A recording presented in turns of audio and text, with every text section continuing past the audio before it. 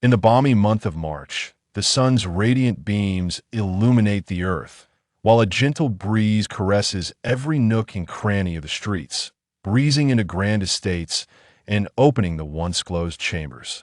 As the grass flourishes and the orioles sing, the willows sway with the softest of fluffs.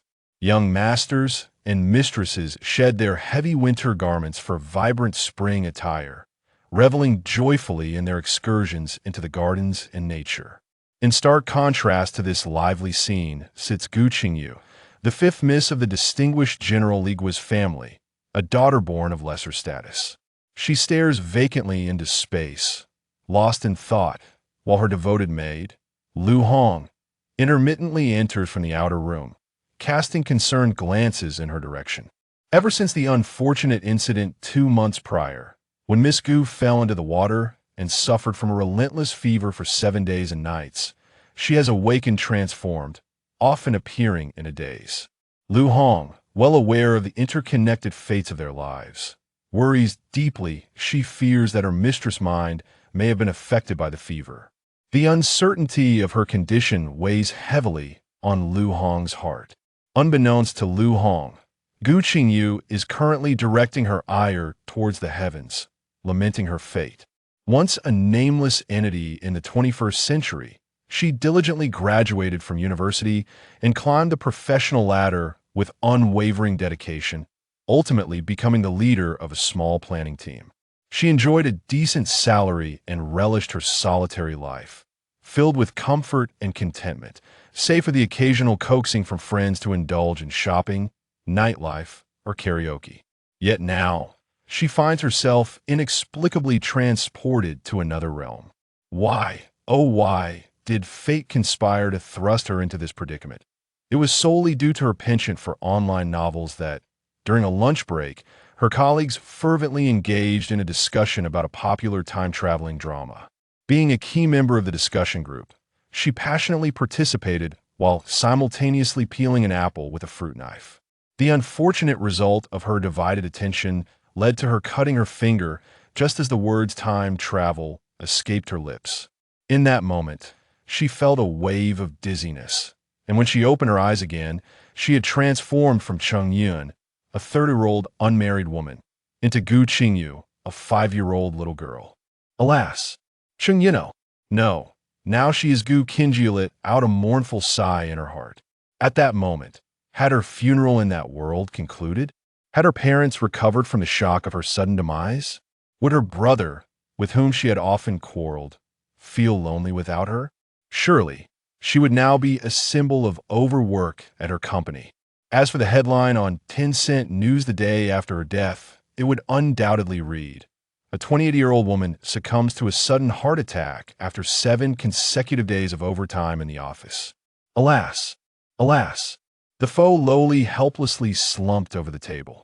Merging the memories of little Gu Qingyu with her 2 months of understanding of this world, she came to realize that she had crossed over into a novel she had been avidly following, titled Reborn Return.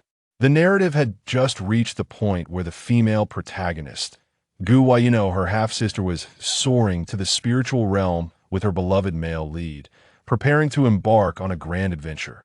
The depiction of the cultivation world in the book is truly enchanting.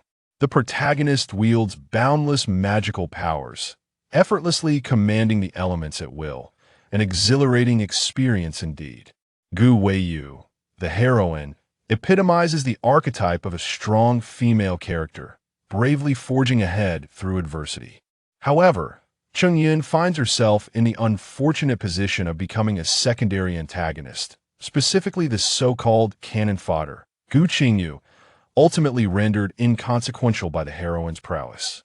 Cheng Yun feels utterly betrayed by fate, yearning to vent her frustrations. If only a fervent outcry could rectify her plight, she believes she would easily outshine Ma Jingqiao. It is worth noting that Cheng Yun holds a deep admiration for the heroine, Gu Qingyu. Hence, Rebirth and Return is the first book after years of indulging in pirated versions, for which she willingly invests in the official release. Within the narrative, the heroine is Gu Qingyu's half-sister, Gu Qingyu, also a daughter of a concubine. She is portrayed as exceptionally beautiful, composed, wise, and resolute, a reborn figure with a fierce determination. The Gu sisters hail from the mundane realm of Tianyuan continent, being half-sisters born of the esteemed general's household. The secondary character, Gu Qingyu, possesses a water-type singular spiritual root, while the heroine, Gu Qingyu, boasts a mixed elemental spiritual root.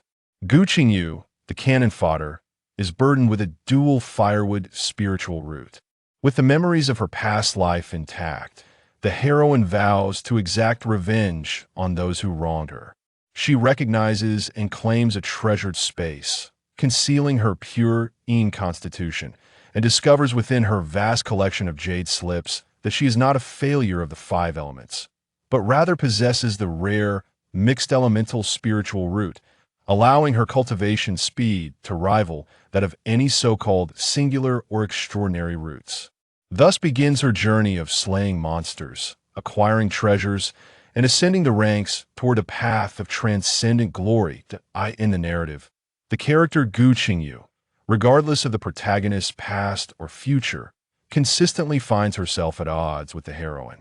Particularly in the second life of the protagonist, Gu Qingyu is manipulated by her White Lotus sister, who seems to derive discomfort from not provoking the heroine with barbed remarks. Ultimately, in a concealed realm, the long-suffering heroine, unable to endure any longer, delivers a decisive blow that sends Gu Qingyu into the fiery depths of molten rock, resulting in her demise and shattered spirit. Cheng Yin has repeatedly commented in the discussion forum, denouncing her as a foolish and deserving of her fate. Just 2 months prior, in an act of folly, Gu Qingyu was led astray by the White Lotus instigation to orchestrate a scheme against the heroine in the garden. However, not only was the plan foiled by the perceptive heroine, but Gu Qingyu also found herself outmaneuvered and pushed into a pond by the very White Lotus she sought to conspire with. The water, still frigid from late winter and early spring, left her unconscious when household servants finally retrieved her. She remained in a feverish stupor for 7 days and nights, and upon awakening on the 8th day, she discovered her essence had transformed into that of the older, single Cheng Yin. The seemingly innocent Gu Qingyu sighed and stretched, rising from her chair to loosen her limbs. She recognized her lack of virtues if one were to be found. It would be her carefree disposition, adhering to the principle of accepting circumstances as they come. After 2 months of contemplation within her confines, she had come to a resolution. Since she had arrived in this realm of cultivation, she would undoubtedly pursue the path of immortality, determining the manner in which she would do so. As for the unfolding events, she would adhere to a principle of resourcefulness, utilizing them to her advantage while disregarding the foolishness surrounding her. The heroine and supporting characters could engage in their pursuits as they wished, while she remained distant, confident that the narrative could do little to impede her. Having come to a realization, she felt a surge of joy. Gazing at the bright sunlight outside, she resolved to venture out to the general's mansion, a picturesque sight reminiscent of ancient China, which in the 21st century is seldom available for free admiration. As she opened the door, Lu Hong greeted her with delight. "Miss, where are you off to?" Her tone barely concealed her joy, thankfully. The miss was finally willing to step outside. According to the memories of Gu Qingyu's young companion, this was Chunhua, the sole second tier made in Qingyuan. Due to her lack of eloquence, she had often fallen out of favor and faced reprimands. Nevertheless, like Lu Hong, she had been chosen by the late fifth madam to serve Gu Qingyu's young friend, and she remained loyal to her. The elderly maid, known as Granny Lu, was ostensibly tasked with looking after Gu Qingyu's young friend, but in reality, she was sent by the matriarch, Madame Su, to monitor and subtly indoctrinate her. Choosing to disregard Granny Liu's nonchalance, Gu Qingyu, having emerged from an era of information overload, was not inclined to engage in petty disputes with a woman confined to a secluded courtyard. She beckoned the 2 young maids, stating, "Let us go for a stroll." Her words left the 3 momentarily stunned. Lu Hong was the first to react. She stepped forward and grasped the still-dazed Chunhua, hastening to keep pace with Gu Qingyu.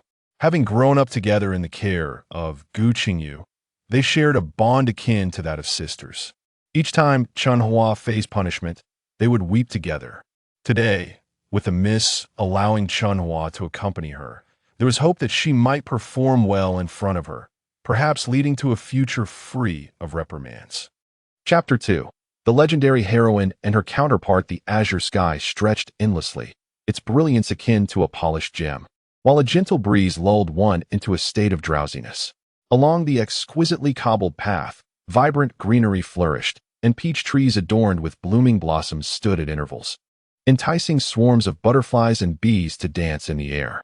In the distance, forsythias lined up in orderly rows, swaying gracefully in the wind, drawing the gaze towards the hidden, ornate pavilions nestled deep within the verdant landscape. The general's residence sprawled across an extensive area, its layout reminiscent of the gardens of Suzhou, featuring quaint bridges and meandering streams that whispered secrets of serenity. For Gu Qingyu, accustomed to towering skyscrapers and bustling traffic, this tranquil setting offered a soothing balm to her restless spirit.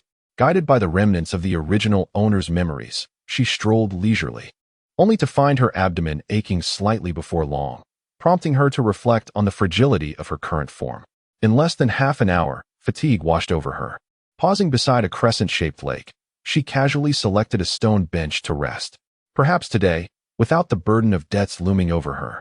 The two maidservants accompanying her were equally at ease, laughing and chatting as they walked.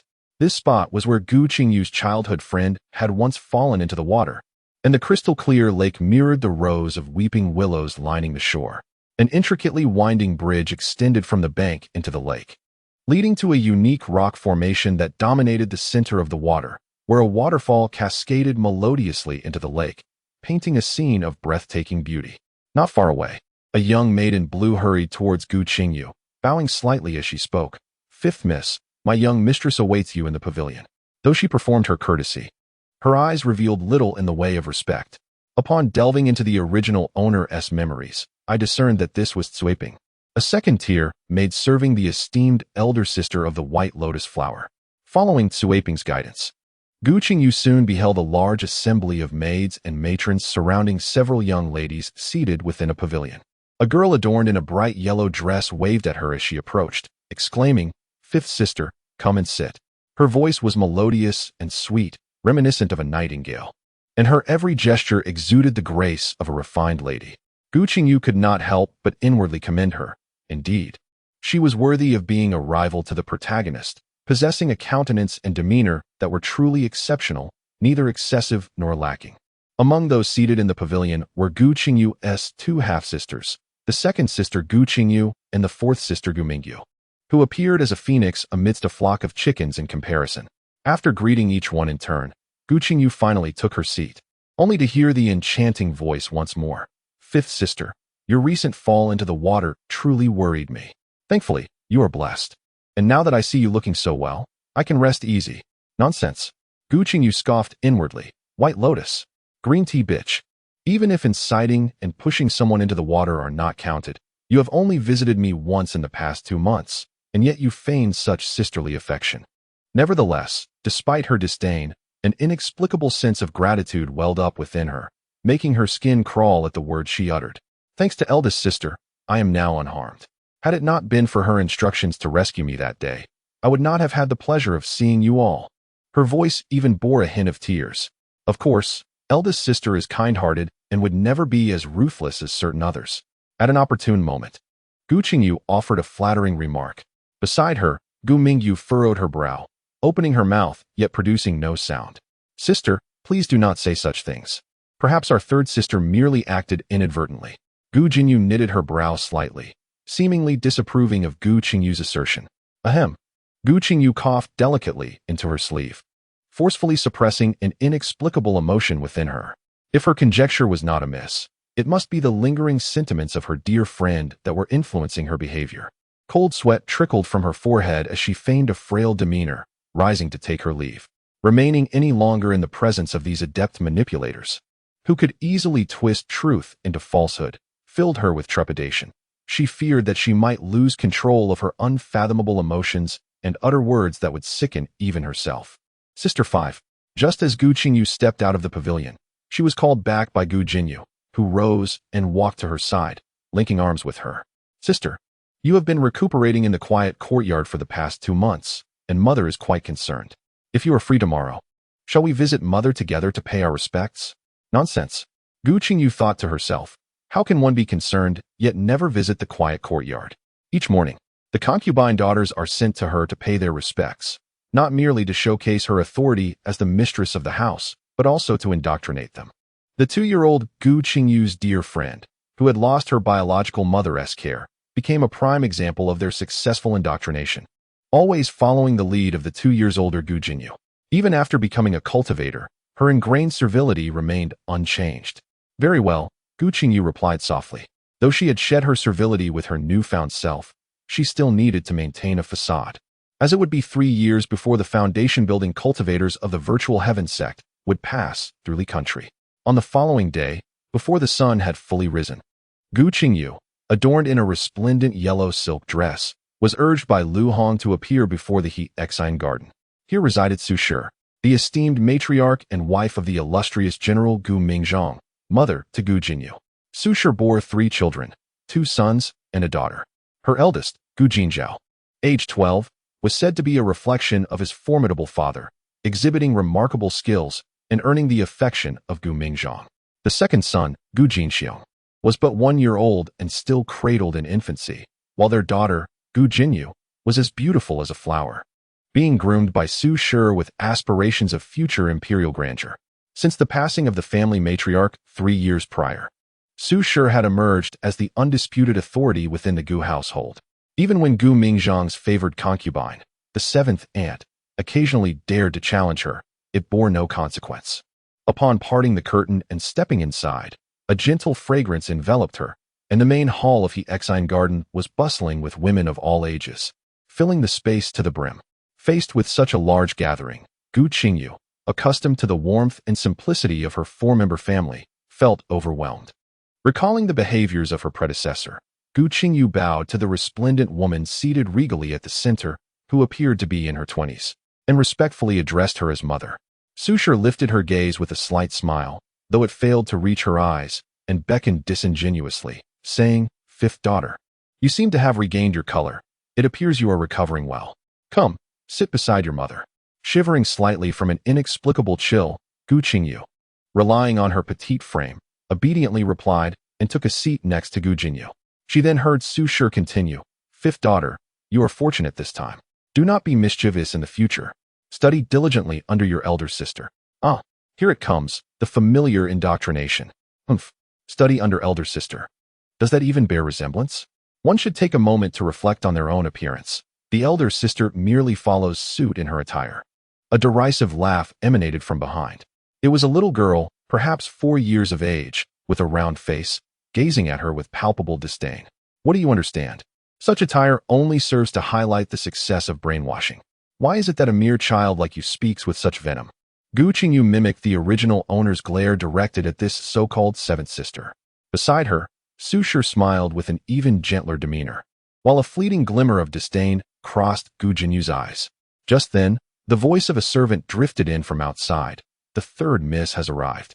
The door curtain was lifted, revealing a girl clad in a lilac muslin dress, stepping gracefully into the room. The simplicity of her garment, combined with her unadorned visage, accentuated her skin's translucence, her features resembling a painting. Beneath long, elegant lashes lay dark, expressive eyes, a petite and delicate nose, and a hint of cherry-red lips. Chapter 3.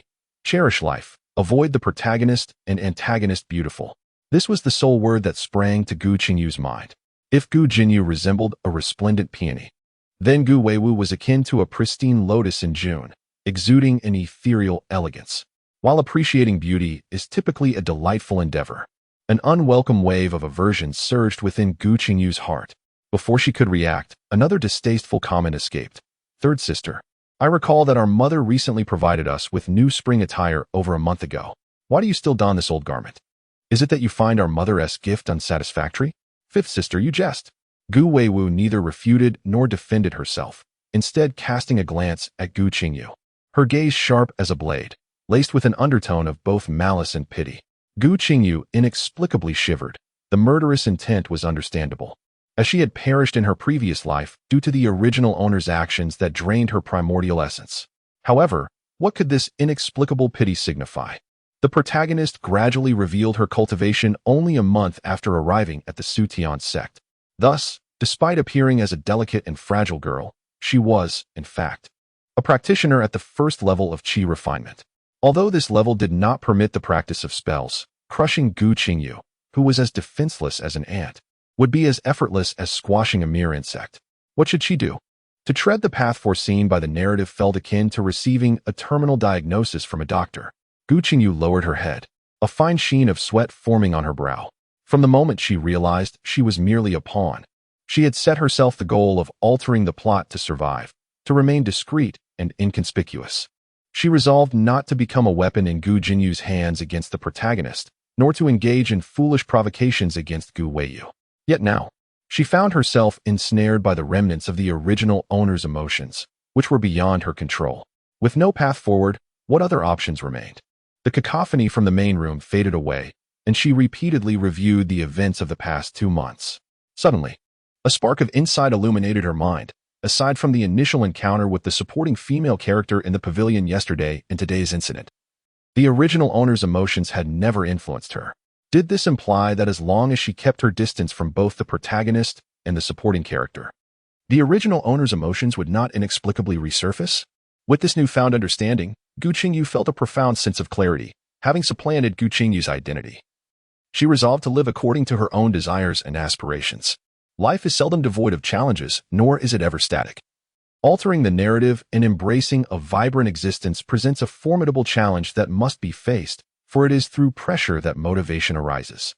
In that fleeting moment, Gu Qingyu experienced a refreshing liberation as the gloom of the past 2 months dissipated entirely. She was unaware that her current state might be what practitioners refer to as a rare moment of enlightenment. Although she had yet to embark on genuine cultivation and could not perceive immediate results, this epiphany had elevated her state of mind, laying a solid foundation for her future endeavors in cultivation. Though the conversations in the main hall continued unabated, they held little significance for Gu Qingyu. She was acutely aware of Gu Weiyu's condition. A fleeting glimmer of insight crossed her eyes as she furrowed her brow, thoughtfully regarding Gu Qingyu before slowly lowering her gaze. Time passed, and as the mystical sensation faded, Gu Qingyu looked up to find that only Gu Jinyu and her mother remained in the main hall. With Gu Jinyu now observing her with keen interest, the youngest daughter lingered. Did she have something to discuss with her mother? Su's gentle voice stirred the dormant emotions within Gu Qingyu, remnants of the original owner's sentiments awakening. Taking a few deep breaths to quell her unwarranted excitement, she bowed gracefully and spoke softly. I am well, dear mother. I have merely been somewhat distracted of late, causing concern for you and elder sister. Upon hearing this, Gu Jinyu cast a mildly surprised glance at Su, pondering what had come over Gu Qingyu today. In the past, she would always linger until the end, sharing the sordid tales among the sisters and revealing a few of their indiscretions, before departing with a contented heart under Su's gentle counsel. Today, however, she claimed there was nothing to discuss, which struck as peculiar.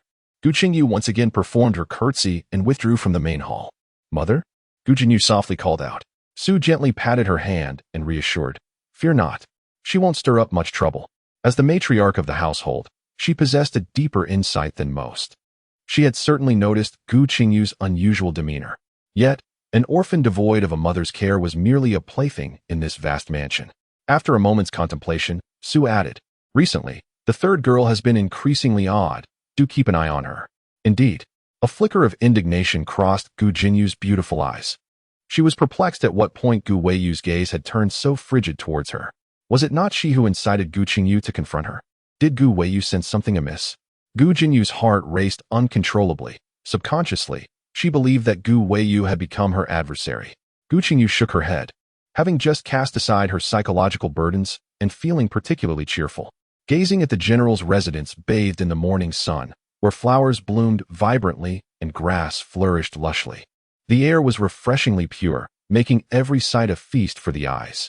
She resolved to revisit the places she had not thoroughly explored the day before.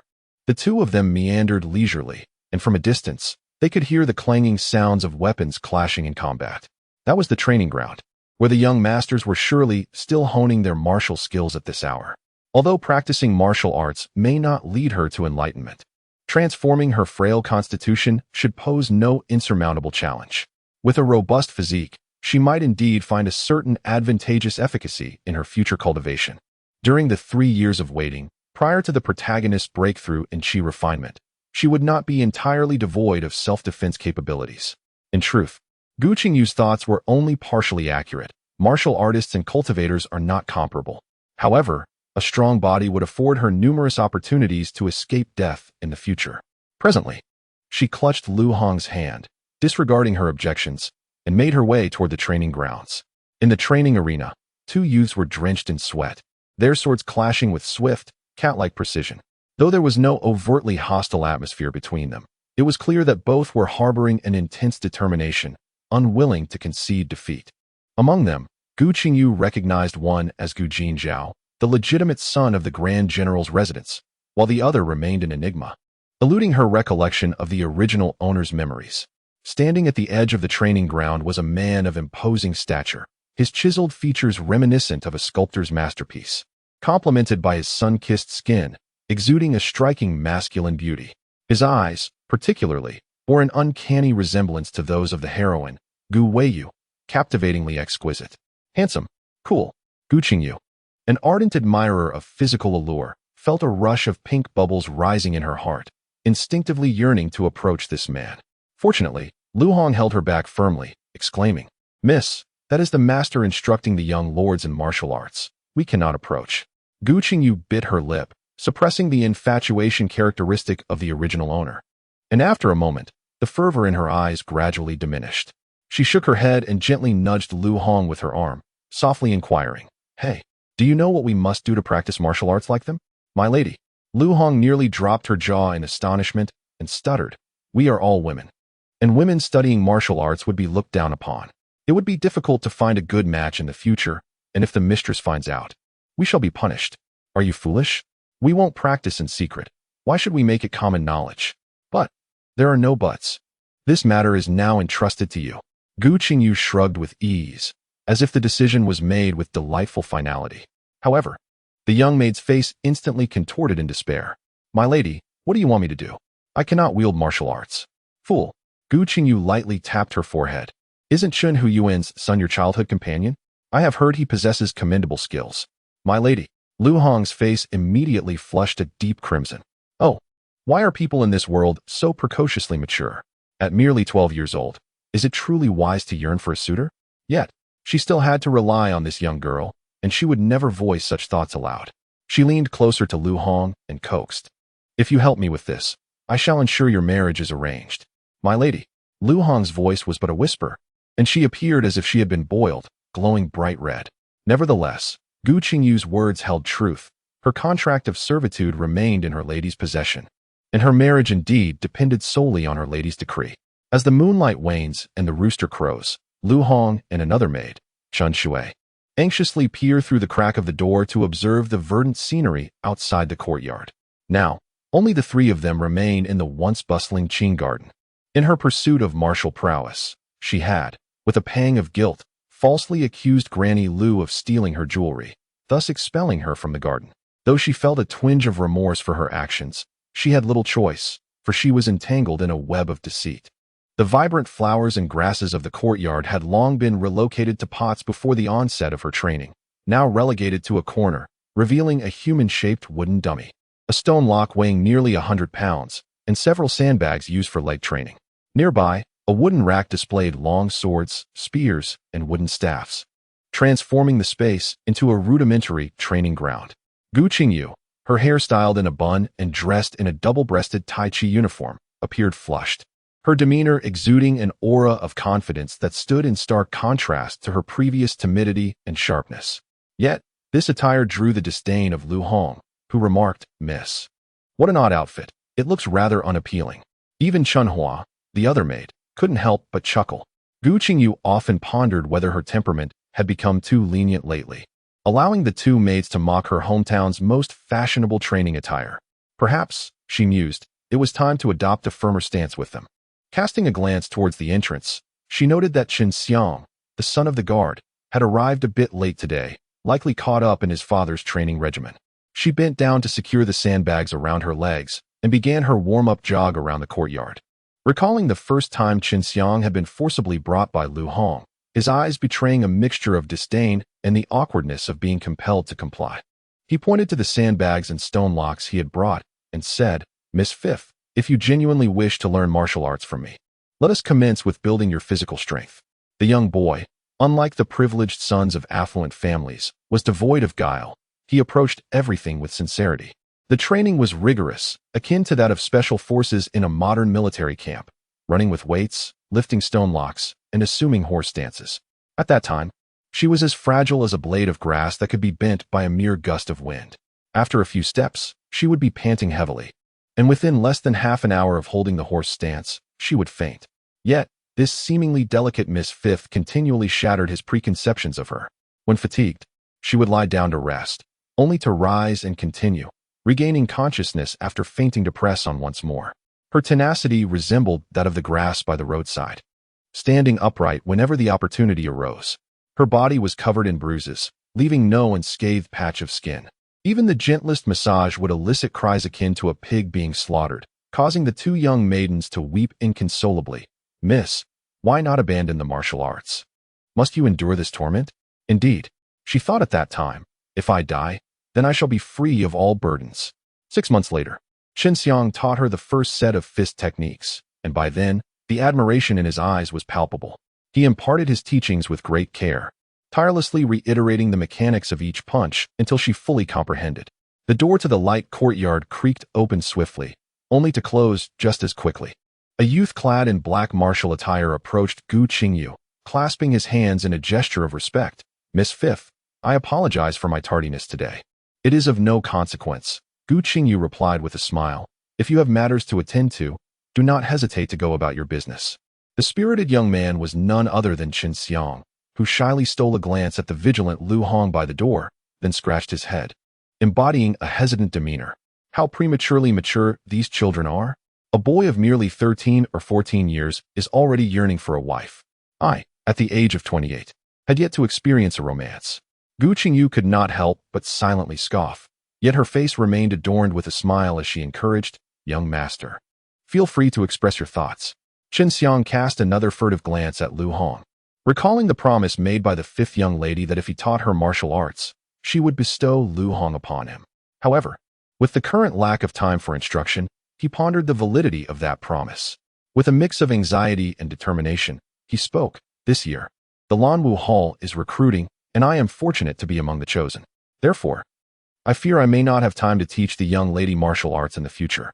"Congratulations, young master," Gu Qingyu responded, finding amusement in xianxia's awkward expression. Nevertheless, she felt genuinely pleased for him being accepted into the Lanwu Hall. As the offspring of martial generals, she was well aware of the hall's renown as the most prestigious martial arts academy in the Li Kingdom, staffed by the nation's finest masters. Every spring, it accepted the most gifted martial arts talents from across the land. Graduates of the Lanwu Hall, while not all becoming generals, easily secured respectable positions within the military. Naturally, Gu Qingyu felt delighted for Lu Hong to garner the affection of such a promising young man. When xianxia glanced at Lu Hong once more, Gu Qingyu proposed, "Let us engage in a sparring match." xianxia was taken aback, but Gu Qingyu continued, "If this match is truly exhilarating, I shall ensure that Lu Hong is wed to you in grand style." "Very well." xianxia's spirit soared, but before he could finish his words, Gu Qingyu's fist came crashing towards his face. Startled, xianxia momentarily froze, his left hand suspended in midair, while his face was struck by Gu Qingyu in a flash. With a successful sneak attack, Gu Qingyu felt invigorated and lunged forward. Rising from the ground, she spat on the floor without any semblance of decorum and boldly declared, "Bring it on." The two young girls nearby looked on with tearful eyes, feeling a pang of sympathy, yet they were accustomed to the scene and refrained from offering assistance. After being sent sprawling once more with a resounding thud, Gu Qingyu finally raised the white flag of surrender. "Enough? I promise to give Lu Hong to you." Instantly, xianxia's face flushed crimson. The way Fifth Miss phrased it made it sound as though he was there to abduct a bride. Embarrassed, He clasped his hands in a polite gesture and stammered, "Fifth miss, I shall take my leave." With that, he hurriedly took his leave. Hee. Gu Qingyu, suppressing her pain, couldn't help but grin. "You think you can throw me around like that and not face a little retribution? That would be too easy on you." Mississippi. Lu Hong looked at her with reproachful eyes. "Enough of the chatter, help me up. Let us go to the bath, and then to Xin Yuan." Chapter 5. The male supporting role makes a dazzling entrance seated in the ornate throne. Su looked at Gu Qingyu, who was bowing in greeting, her brows slightly furrowing in inadvertent concern. This girl had changed so much over the past year. She no longer came to her with tales of her sister's misdeeds. Every morning, her greetings were meticulously timed, arriving fashionably late. Yet, Su could not scold her for her tardiness, as it would portray her as harsh, tarnishing her image as a kind mother. She maintained a respectful demeanor towards herself and referred to Jeaner as elder sister, never defying or contradicting her. Each day, aside from perusing books in the study, she secluded herself in the courtyard, rarely stepping beyond its confines, rendering it nearly impossible to find fault with her. Since old Madame Lu had been ousted, she remained oblivious to everything concerning the courtyard. Yet, each time she attempted to send someone there, this young girl deftly thwarted her with a myriad of excuses. Although a mere maid could not stir any significant commotion, she harbored a disdain for matters and individuals beyond her control. As Su observed Gu Qingyu with a composed demeanor, someone audaciously broke the silence, greeting Gu Qingyu first. "Oh, the fifth young lady has become even more beautiful." The sultry voice tingled to the bone. Without needing to glance up, Gu Qingyu recognized it was the most favored concubine of the general's residence, the seventh concubine. A concubine is a secondary wife, while a young lady is the primary. Thus, adhering to the original's demeanor, Gu Qingyu scoffed lightly and sat beside Gu Qingyu, simultaneously earning disdainful glances from a group of illegitimate daughters. The seventh concubine's expression shifted. Yet Su's brows relaxed, indicating that this young girl had not changed. Her arrogance and thoughtlessness were evidently her defining traits. With her signature gentle smile, she remarked, "Fifth young lady, your timing is impeccable. In just half a month, it will be your father's 30th birthday." She paused, pride evident in her voice. "Your father, in his youth, led troops into battle, achieving remarkable feats. Now, as he reaches the milestone of 30, the emperor will send envoys to convey congratulations. At that time, officials, both civil and military, will bring their wives to celebrate. As daughters of the general, you must not tarnish your father's esteemed reputation." Indeed, Gu Mingzhang has 16 daughters, and apart from the two youngest, the 13th and 14th, who are still in their infancy, the others have risen to heed their mother's words. Su Shi, rubbing her weary brow, gently reminded them, "Time is of the essence. We have but half a month. Each of you must prepare a talent to entertain the general at the banquet." The daughters bowed once more, aware that Su Shi had issued her summons. One by one, the women departed from Hexian Garden. Once outside, Gu Qingyu naturally became the focal point among the group of girls, who chattered excitedly, cautiously probing her, fearful that they might inadvertently overshadow their elder sister. Gu Qingyu, standing on the periphery, noticed the flicker of ruthlessness in Gu Jinyu's gaze as she watched Gu Weiyu's departing figure. A twinge of envy stirred within her. She wished to turn away as well. Engaging in superficial pleasantries with these individuals was utterly exhausting, yet she lacked the confidence that the protagonist possessed. 2 years. She must endure in silence for another 2 years. Time flows like water, and before they knew it, half a month had slipped away. The general's residence began bustling 3 days in advance, with crimson lanterns hanging high and a massive character for longevity suspended in the central hall. Various items were being delivered to the estate, while Su Shi busied herself directing the servants in preparing the banquet hall, thus granting the daughters 3 days free from the customary greetings. The concubines urged their maids to showcase their talents at the banquet, hoping to catch the eye of a noble young man and ascend to a higher status. Yet, within the entire general's residence, only 2 remained indifferent to the commotion. Gu Weiyu was preoccupied in her room, diligently honing her skills. Gu Qingyu leisurely nestled within the cave of the ornamental hill in the lake, savoring the apples she had stealthily procured from the kitchen, delightfully crunching away. A few pineapples and oranges lay upon her skirt. "Miss, you cannot continue like this. If you do, no gentleman will wish to marry you, and even the madam will disapprove. You ought to converse with the young ladies from the other residence. Perhaps due to the past year, Where Gu Qingyu had ceased to scold them as she once did, Liu Hong's courage had grown bolder, and she occasionally lectured her with earnest words. Do it this way, not that. Gu Qingyu rolled her eyes at Liu Hong, thinking the girl still too young and naive. In such a setting, the less she presented herself before the nobility, the more it aligned with the wishes of the Su family. She had no time to concern herself with such matters. Instead, she relished her solitude, observing the bustling figures coming and going. Casting a sidelong glance at the boy beside her, he appeared to be around 10 years of age, possessing rosy lips and white teeth. When he smiled, 2 dimples emerged, hinting that he would grow into a strikingly handsome figure, potentially captivating the hearts of many. Had she seen him somewhere before? After a moment's contemplation, she recognized him as the boy who had sparred with Gu Qingyu at the martial arts arena. She tossed an orange to Liu Hong, commanding, "Eat." These fruits had been painstakingly acquired while no one was watching, had it not been for Liu Hong's stubbornness in refusing to eat. Such a large pineapple would never have found its way into a stranger's hands. Gu Qingyu shot the boy a disgruntled glare.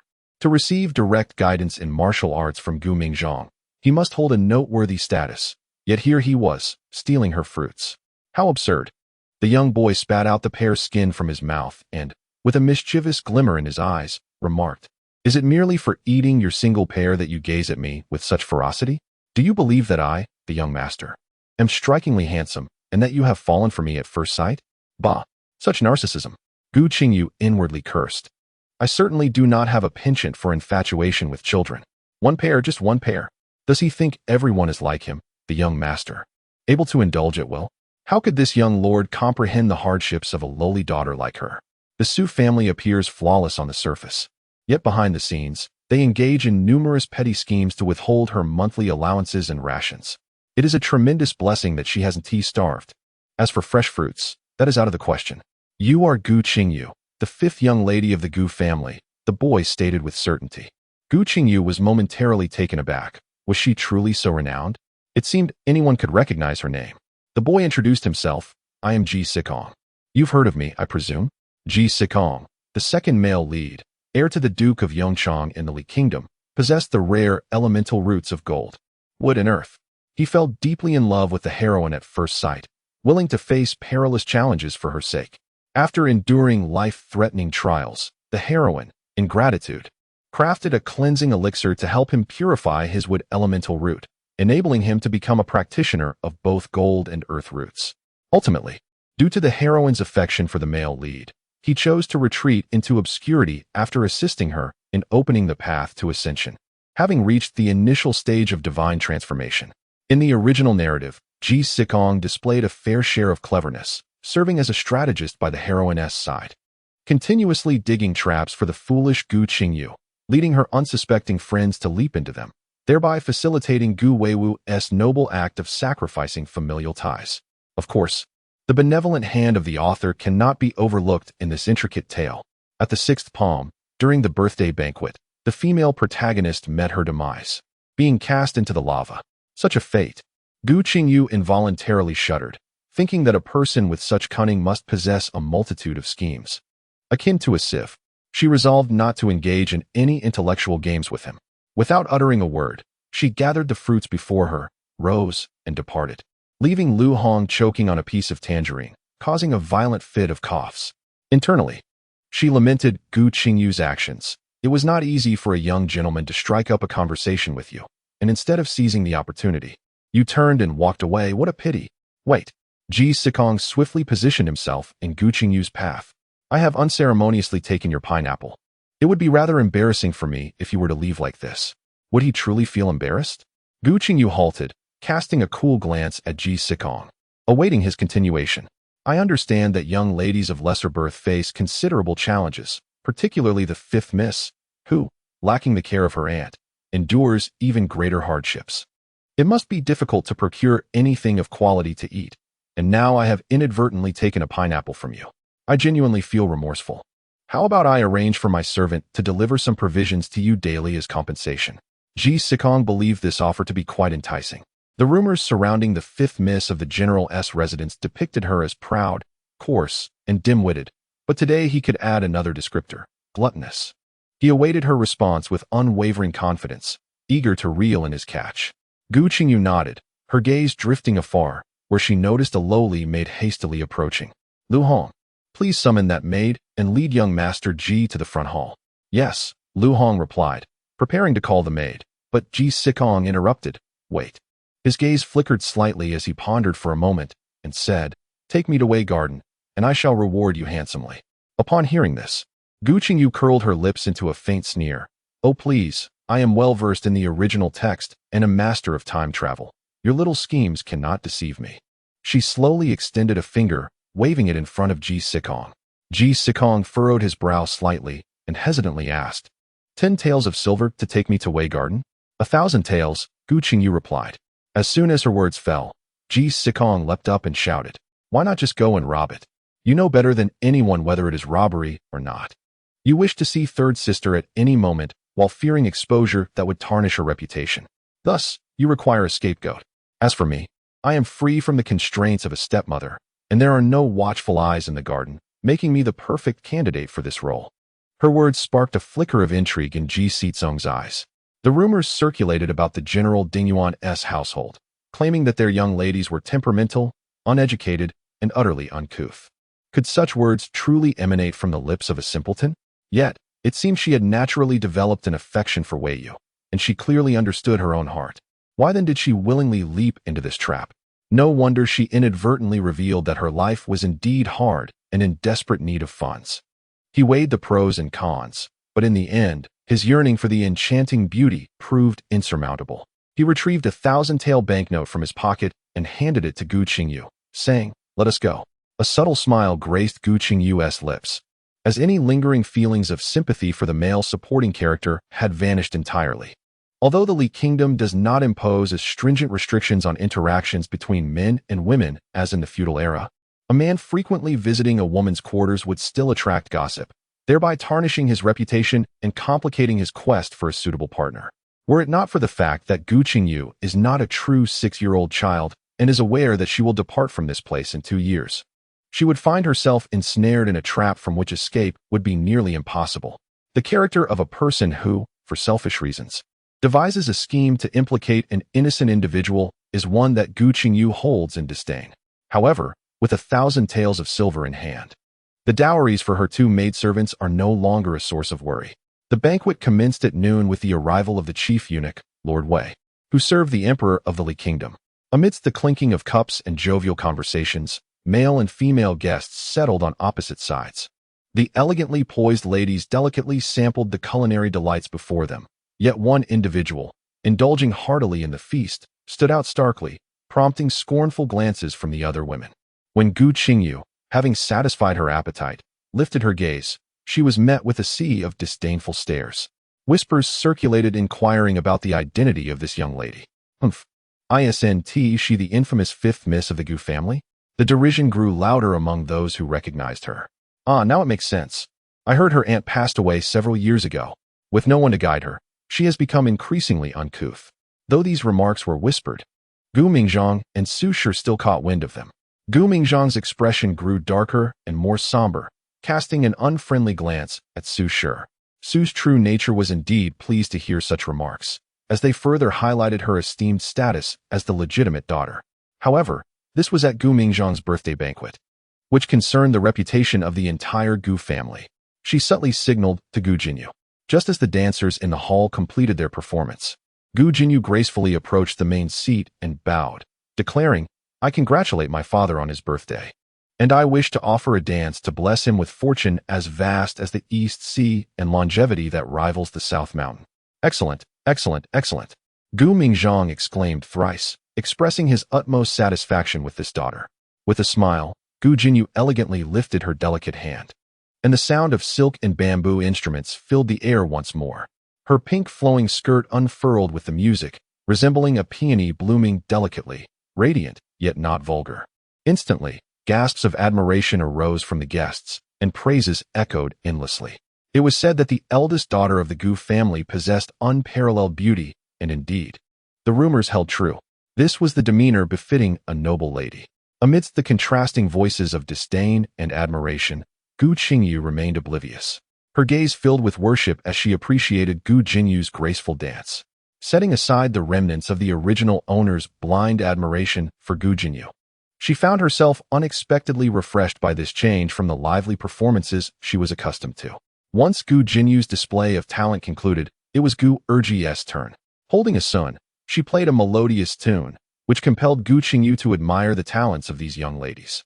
In her past life, each of them would have been considered a gifted individual, yet in the presence of Gu Jinyu's brilliance, her performance garnered only a smattering of applause. When it was Gu Weiyu's turn, she exuded an air of confidence as she presented her gift, bowing gracefully and saying, "Father, your daughter, though lacking in talent, has brought forth a beautiful jade. According to the esteemed monk of Baoxiang Temple, this jade possesses the ability to ward off evil and can withstand the full force of 3 strikes from a martial general. I offer it to you for your protection, wishing you all the best and a life filled with peace." The jade was a flawless white pendant, with a subtle luminescence that captivated the eyes of the esteemed guests present, who, despite their familiarity with treasures, could not help but be entranced. Though decorum in the general's residence restrained their expressions, in the eyes of mortals, this exquisite jade was priceless. However, for Gu Weiyu, it was merely an inferior defensive artifact unearthed from the corner of her spatial treasure. In the original narrative, Gu Weiyu had similarly gifted a pendant, capable of activating its defensive properties without the need for spiritual energy, to Gu Mingzhang. At that moment, the ever-complimentary Cheng Yun praised her, calling her daughter a warm embrace. Yet it was evident that the female protagonist was simply preoccupied. It is worth noting that this very pendant had saved Gu Mingzhang from peril. During an incursion from a rival nation, as Gu Mingzhang led his troops into battle, he found himself facing a remarkably valiant adversary. Overcome by the opponent's prowess, he faced imminent demise, but it was the jade that emitted a protective glow, shielding him from the lethal strike of the martial general. The author, however, merely glossed over this event, choosing instead to elaborate extensively on the classification of magical artifacts in the original work. These artifacts are divided into treasures, spiritual tools, and magical implements, with magical implements further categorized into celestial artifacts, and beyond them lies the legendary divine artifacts, akin to the spatial treasures possessed by Gu Weiyu. In the original text, treasures and spiritual artifacts are classified into 3 grades: upper, middle, and lower. The potency of spells, when wielded at the same level of cultivation, varies with the grade of the artifact. The higher the grade, the greater the power unleashed. Furthermore, treasures are divided into ordinary treasures and growth-type treasures. The innate treasures forged after reaching the golden core stage are considered growth-type treasures, which evolve alongside the cultivator's prowess. Should one attain a certain level of cultivation, these treasures may develop into celestial instruments or even legendary artifacts. Gu Mingzhang carefully tucked the jade pendant into his sleeve, reflecting on the practicality of the third daughter. He resolved to reward his second concubine after the banquet for giving him such a clever daughter. Lost in his cheerful thoughts, he paid little attention to which eminent monk Gu Weiyu had mentioned. Consequently, when the portrait, a masterful piece crafted by the 4th Miss Gu, was presented, showcasing Gu Mingzhang in a spirited and gallant posture, it only elicited a slight lift of his gaze. The 4th Miss Gu's disappointment was starkly evident to Gu Qingyu. Every child yearns for their parents' affirmation and love, but in a setting where polygamy and numerous offspring are the norm, the plight of a concubine's daughter is particularly daunting, especially for young Gu Qingyu, who had lost her mother's affection. In her desperate quest for Gu Mingzhang's attention, she distorted herself and ingratiated herself with the Su family, ultimately succumbing to a shallow mindset. With a gentle sigh, she approached Gu Mingzhang, cradling her zither, and bowed respectfully, saying, "Happy birthday, Father. May each year bring us to this day, and every moment be as cherished." Following his gesture, she settled cross-legged and began to softly pluck the strings. Although it may seem somewhat incongruous to play contemporary songs from a past life on the guqin, the melodies effortlessly flowed from her nimble fingers like a gentle stream. As the music enveloped her, she gradually parted her lips, and an ethereal voice, as precious as pearls and jade, resonated throughout the hall. "Life has always been waiting, with empty pockets.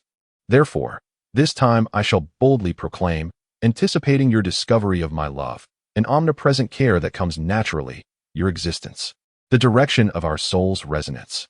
I can see clearly that it is love. I suspect you have long recognized my affection, navigating through twists and turns, drawing closer with greater understanding. Do not turn away. The beginning of happiness lies in the courage to love. In that moment, Gu Qingyu surrendered to the unrestrained emotions of the original owner, allowing them to spread unabashedly within her. The prowess of a past life's singing prowess, combined with the sincerity of her current feelings, rendered her deep anticipation vividly. She subtly altered a couple of English words, ensuring her extraterrestrial identity remained concealed. As she sang the chorus, Gu Qingyu slightly lifted her gaze towards Gu Mingzhang, who wore a faint smile and a touch of softness upon his sharply defined features. At that instant, she sensed the original owner's lingering emotions shift from exhilaration to a gradual tranquility as the obsession with Gu Mingzhang dissipated, having found its fulfillment.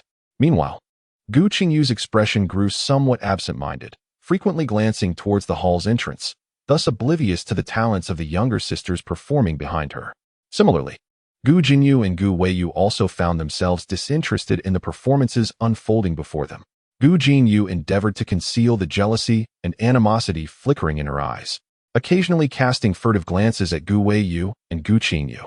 Today, she had anticipated outshining everyone, yet unexpectedly, Gu Weiyu's jade pendant captivated their father's entire attention.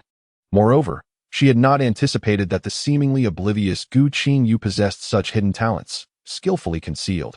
It appeared she had underestimated her. Gu Weiyu's gaze was peculiar as she lowered her head. Indeed, in her previous life, Gu Qingyu had performed a song. Yet Gu Mingzhang had not even raised an eyelid. However, in this life, Gu Weiyu distinctly sensed that Gu Qingyu was deliberately avoiding her. What could have prompted such a transformation? Could it be that she too had been reborn? What is the girl pondering? A weathered voice resonated within her consciousness. Yuan Shu, have you awakened? Gu Weiyu exclaimed with unrestrained joy. It seems your fortune has favored you, my dear, for you have procured a piece of purple cloudstone, allowing me to regain consciousness for half an hour. Yuan Shu, this is what I ought to do. If it were not a rebirth, then what could be the profound reason behind such a complete transformation in a person? Gu Weiyu mused for a moment, and suddenly her eyes sparkled. Possession.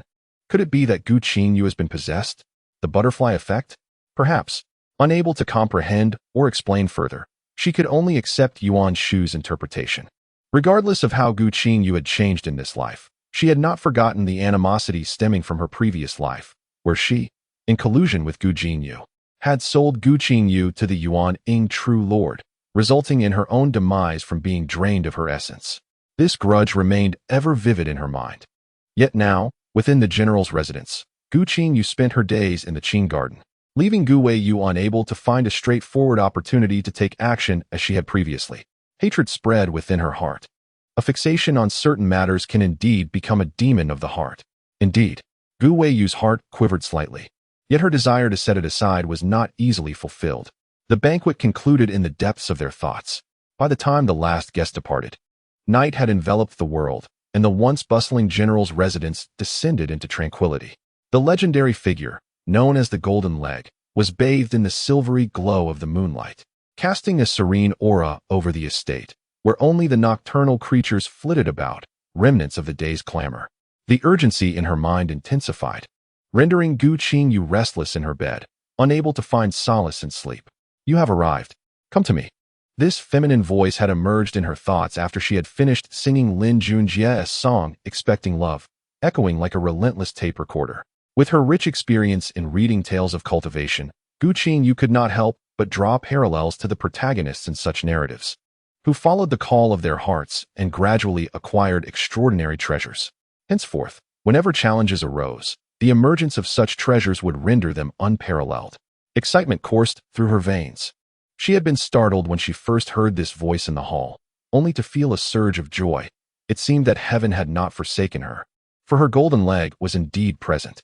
At that moment, she had painstakingly crafted her expression into one of stoic indifference. However, dear sister, might you not urge me onward? Surely, it is only proper to wait until Lu Hong and the others have fallen into slumber before I can quietly seek you out.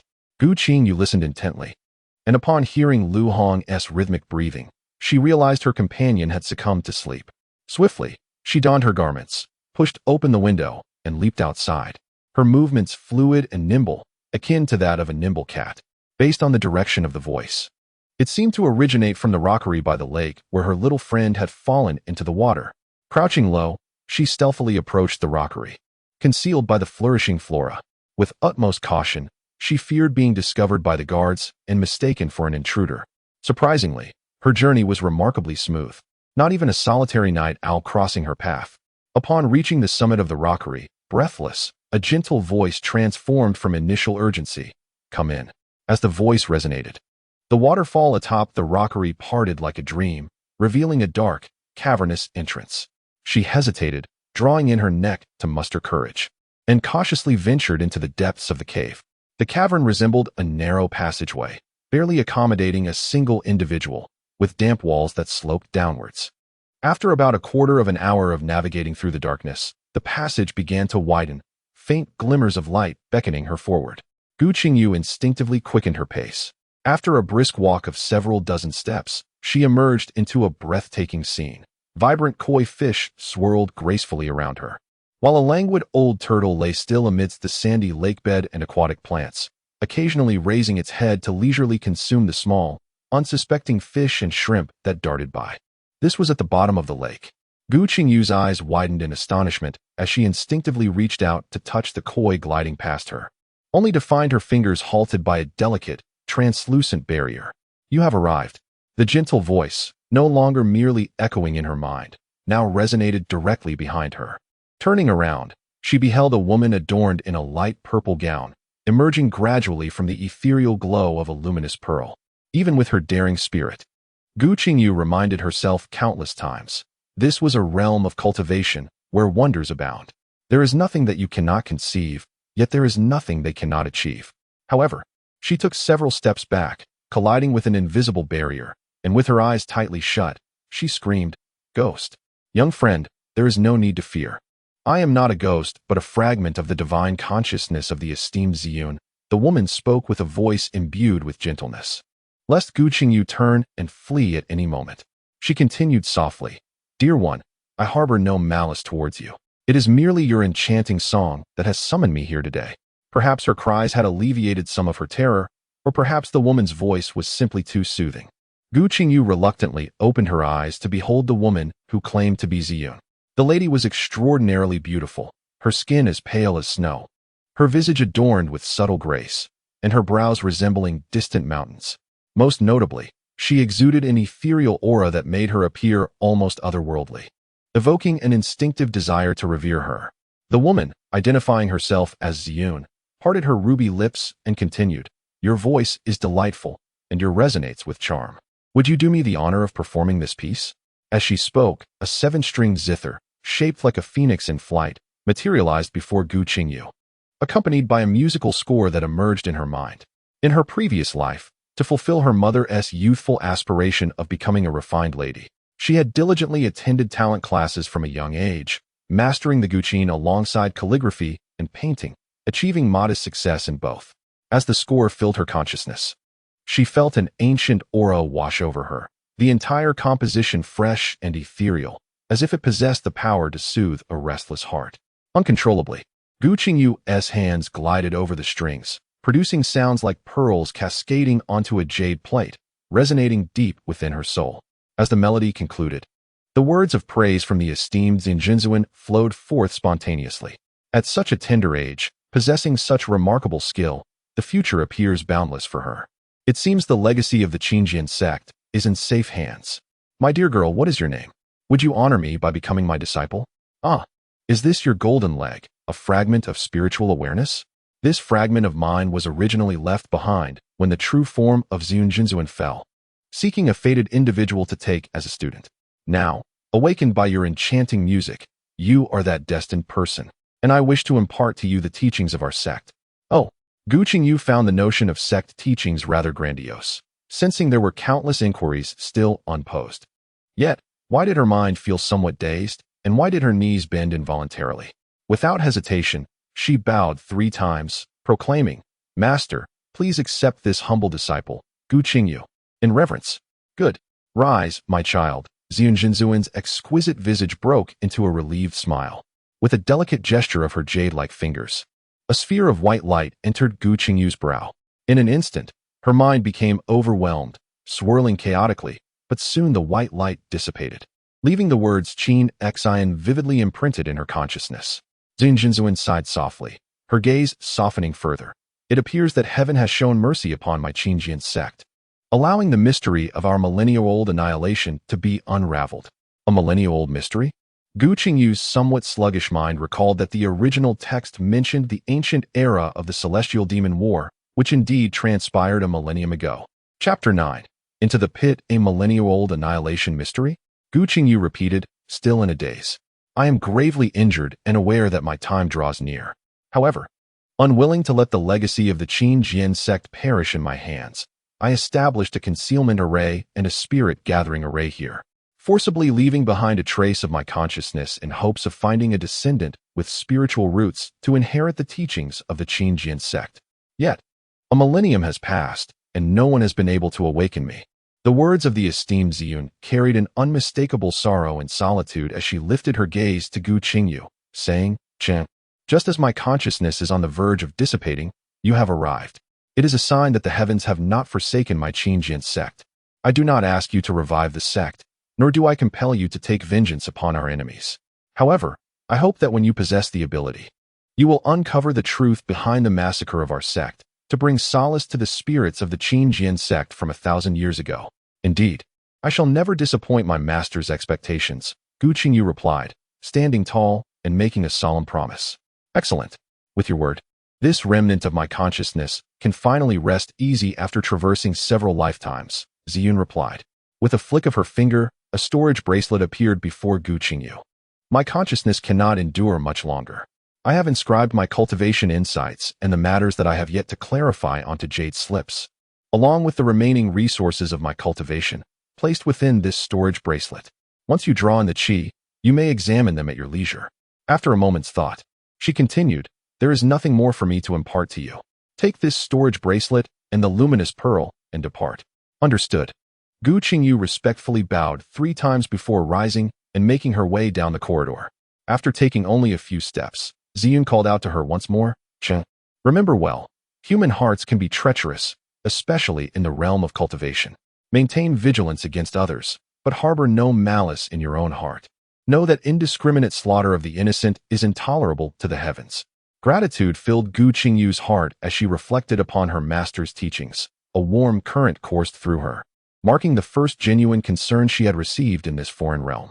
The sheer terror of an adversary capable of effortlessly annihilating the sect possessing the highest cultivation in this world was unfathomable, and the strength of the unseen antagonist was alarmingly formidable.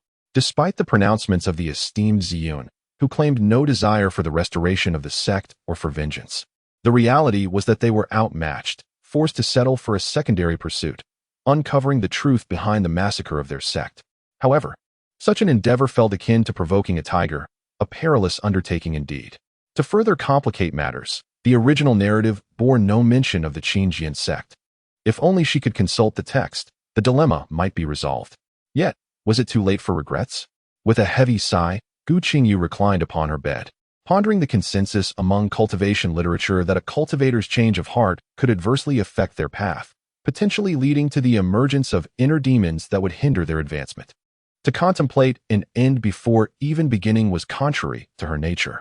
How foolish she had been to agree so readily without due consideration while submerged in the lake. Just as Gu Qingyu lay lost in her musings, a thunderous crash echoed from the direction of the garden, reverberating through the stillness of the night and shaking the entire general's residence. Startled, she sprang from her bed, and Lu Hong rushed in, exclaiming, Mississippi. Come, let us investigate. Gu Qingyu swiftly donned her attire and dashed outside. The maid Chunfeng awaited at the garden gate, and upon spotting Gu Qingyu, she opened the door and followed her out.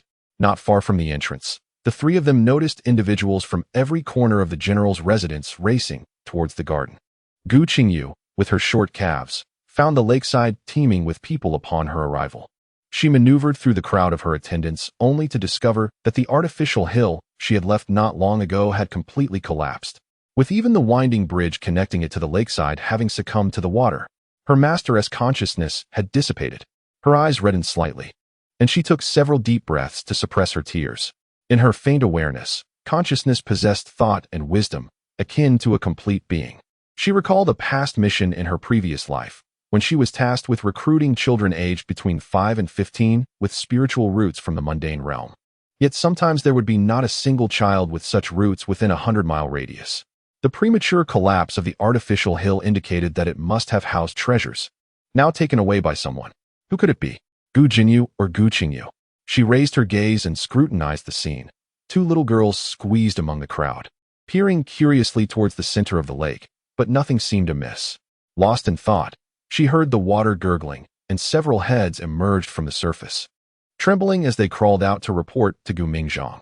General, the foundation of this artificial hill has been eroded over the years by the lake, hollowed out by the water.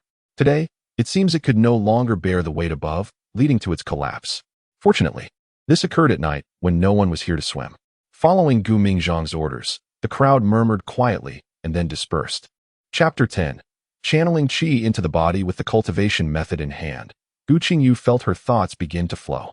In the original narrative, Gu Qingyu commenced her training only after reaching Shutian sect, where she was taken as a disciple by the esteemed master Mu Chun of the Little Dan Peak. Having changed her core, she also exchanged her master, obtaining advanced cultivation techniques that surpassed the fourth tier of the earthly realms.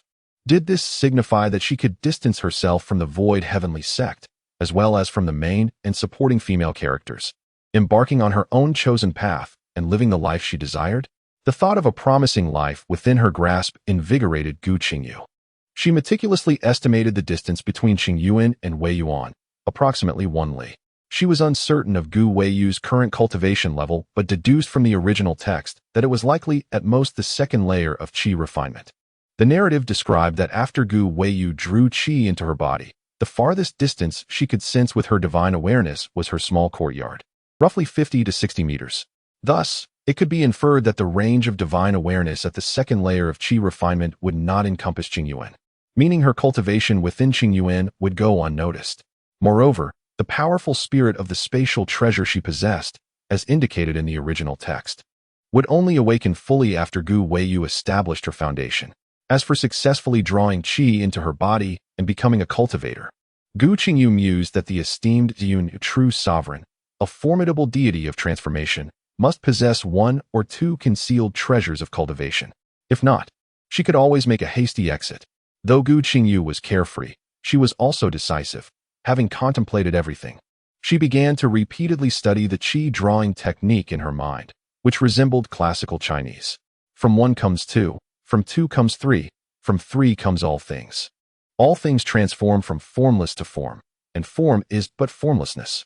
Gu Qingyu shook her head, embodying the spirit of an old scholar. Fortunately, her studies in university were in the humanities, and despite the technique's obscurity, she managed to comprehend it in 3 days. Subsequently, she began to put her understanding into practice. The difficulty of practical operations far exceeded her expectations. The first step to becoming a true practitioner is to sense the spiritual energy. Every evening, Gu Qingyu would hastily send the 2 young maids out of her inner chamber, sitting cross-legged on her bed to cultivate the qi induction technique. Initially, within less than half an hour, she found herself aching all over, collapsing onto the bed in exhaustion. Gradually, she managed to sustain her practice for longer periods, sitting upright on the bed, enthusiastically engaging in a game of chickens pecking at rice. However, once she grew weary of that game, all she could perceive in the surrounding darkness was an expanse of black. Day after day, 3 months slipped away in the blink of an eye, and in her frustration, she repeatedly reassured herself, this is the mundane world, where the spiritual energy is so sparse it can be overlooked. There's no rush, take it slow.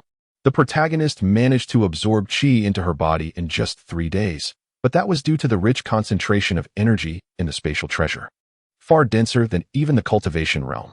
You are not the protagonist. Remain calm and composed. Enduring through repeated self-induced numbness, she pressed on. By the end of June, after a torrential rain, the sky was sprinkled with stars, and the air was fragrant with the scent of earth and blooming flowers. Just when Gu Qingyu thought this night would yield nothing, she noticed amidst the profound darkness, scattered points of multicolored light floating around. They danced around her like mischievous children, occasionally brushing against her cheek, exuding a sense of intimacy. Spiritual energy.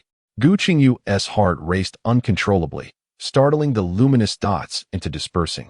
Retreating to the corners of the room to observe her in secret, holding back a laugh that nearly escaped her lips. She steadied her mind and slowly began to circulate the chi induction technique once more, attempting to connect with those radiant points. Perhaps sensing no danger from Gu Qingyu, or perhaps drawn by the aura she exuded, the ethereal beings once again drifted from the corners, slowly drawing closer to her. Closer still, Gu Qingyu endeavored to maintain her composure, steadily channeling her energy. Suddenly, the red and green orbs among the multicolored lights surged towards her, circling her twice before swiftly merging into her brow. In an instant, warmth enveloped her entire being, reminiscent of a winter day long shrouded in gloom. When a ray of sunlight pierces through thick clouds to grace the earth, she was utterly immersed in a sensation of profound bliss. So much so that she failed to notice the radiant light flickering incessantly at her right wrist, as a rich essence of spiritual energy emanated from it, cocooning her securely. After one cycle, 2 cycles, and finally 3 cycles, Gu Qingyu's consciousness gradually expanded. She beheld the flowers and grasses surrounding the light garden swaying gently in the morning light. Observed the spring blossoms bustling in the small kitchen, boiling water and preparing breakfast, and saw Lu Hong pushing open her door, ready to urge her to rise. Then, a violent retching sound reached her ears, followed by the little maid rushing to her bedside, exclaiming, "Mississippi, what are you doing?" Gu Qingyu responded irritably, aware that the girl was commenting on her odor. Indeed, the smell was quite unbearable. Fortunately, her ladyship was unharmed. Lu Hong breathed a sigh of relief, though she recalled that her mistress had been fragrant and clean when she entered her room to sleep the night before. "What are you dawdling for? Quickly prepare the bath water." The young girl was retching when she heard Gu Qingyu's command and dashed out of the room like the wind. The speed startled Gu Qingyu, who lay on the bed. Had she not known the girl since childhood, she might have suspected her to be a hidden martial arts expert.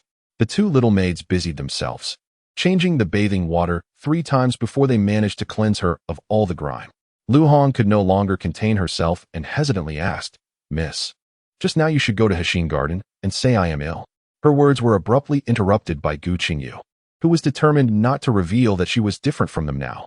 Oh, Lu Hong did not comprehend Gu Qingyu's meaning, but whatever the young lady said was to be followed. She quickly turned and exited Qing Garden. Beside her, the reticent Chunhua gazed at Gu Qingyu and, after a long pause, finally uttered, "Miss, you seem to have become even more beautiful. Is that so?"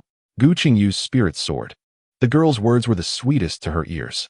The benefits of cultivating immortality were indeed remarkable. She extended her hands to scrutinize them closely. Her fingers were slender and delicate, her skin luminous and pristine. However, her smile faltered as her gaze fixed upon a green birthmark on her right wrist, shaped eerily like a door. When had this birthmark appeared? She distinctly remembered examining her body upon her arrival and finding no such mark. Moreover, the shape was strikingly familiar, resembling the jade pendant she had worn in her previous life. She recalled how, in her past existence, her close friend had dragged her to an antique market to sift through treasures. There, at a stall, she had spotted a green, door-shaped jade pendant, no larger than a fingernail and lacking any luster, which had gone unnoticed by others due to its size and dullness. At that time, she was captivated by the intricate patterns on the jade pendant, spending 50 yuan to acquire it, which she subsequently used as an ornament, adorning her wrist with a delicate bracelet. She jested with her close friend, playfully referring to it as the anywhere door from Doraemon, claiming it would take her anywhere with just a single step. She vividly recalled the moment when a fruit knife accidentally sliced her finger as she reached for a tissue. The pendant brushed against her bloodied fingertip, and the words time travel slipped from her lips. Gu Qingyu could only feel thunderstruck, bewildered that such a cliché narrative had unfolded in her own life. Aside from berating herself for her ill-fated words, what else could she possibly lament? Chapter 11. Are they wealthy or just common folk? Gu Qingyu scolded herself thoroughly before instructing 2 maidservants to guard the Qinyuan, retreating to her chamber to activate her storage bracelet with a drop of blood. Once her essence was fully absorbed by the bracelet, it vanished from sight. Yet, Gu Qingyu could distinctly sense it had become an integral part of her being. With a mere thought, the contents of the storage bracelet cascaded forth, revealing an array of jade bottles and boxes of varying sizes. Unable to contain her excitement, she whispered in delight, "I've struck it rich." The adage that hope is proportional to disappointment had been proven true countless times. Among the items were a magnificent 7-string zither resembling a phoenix in flight, 100 swords exuding ethereal energy, 3 vividly colored papers, over 100 gleaming stones, a dozen jade slips, and a hodgepodge of miscellaneous objects. The first jade slip she casually picked up and pressed to her forehead detailed the origins of the Qingyu sect, its historical development, the tragic fate of its members, and its location in the distant Tianyuan continent. It is evident from the nuances of the text that the Qingyu sect, a formidable powerhouse on the distant Tianyuan continent, boasted a staggering number of disciples, reaching as many as 50 to 60,000. However, the pinnacle of its glory coincided with its eventual demise.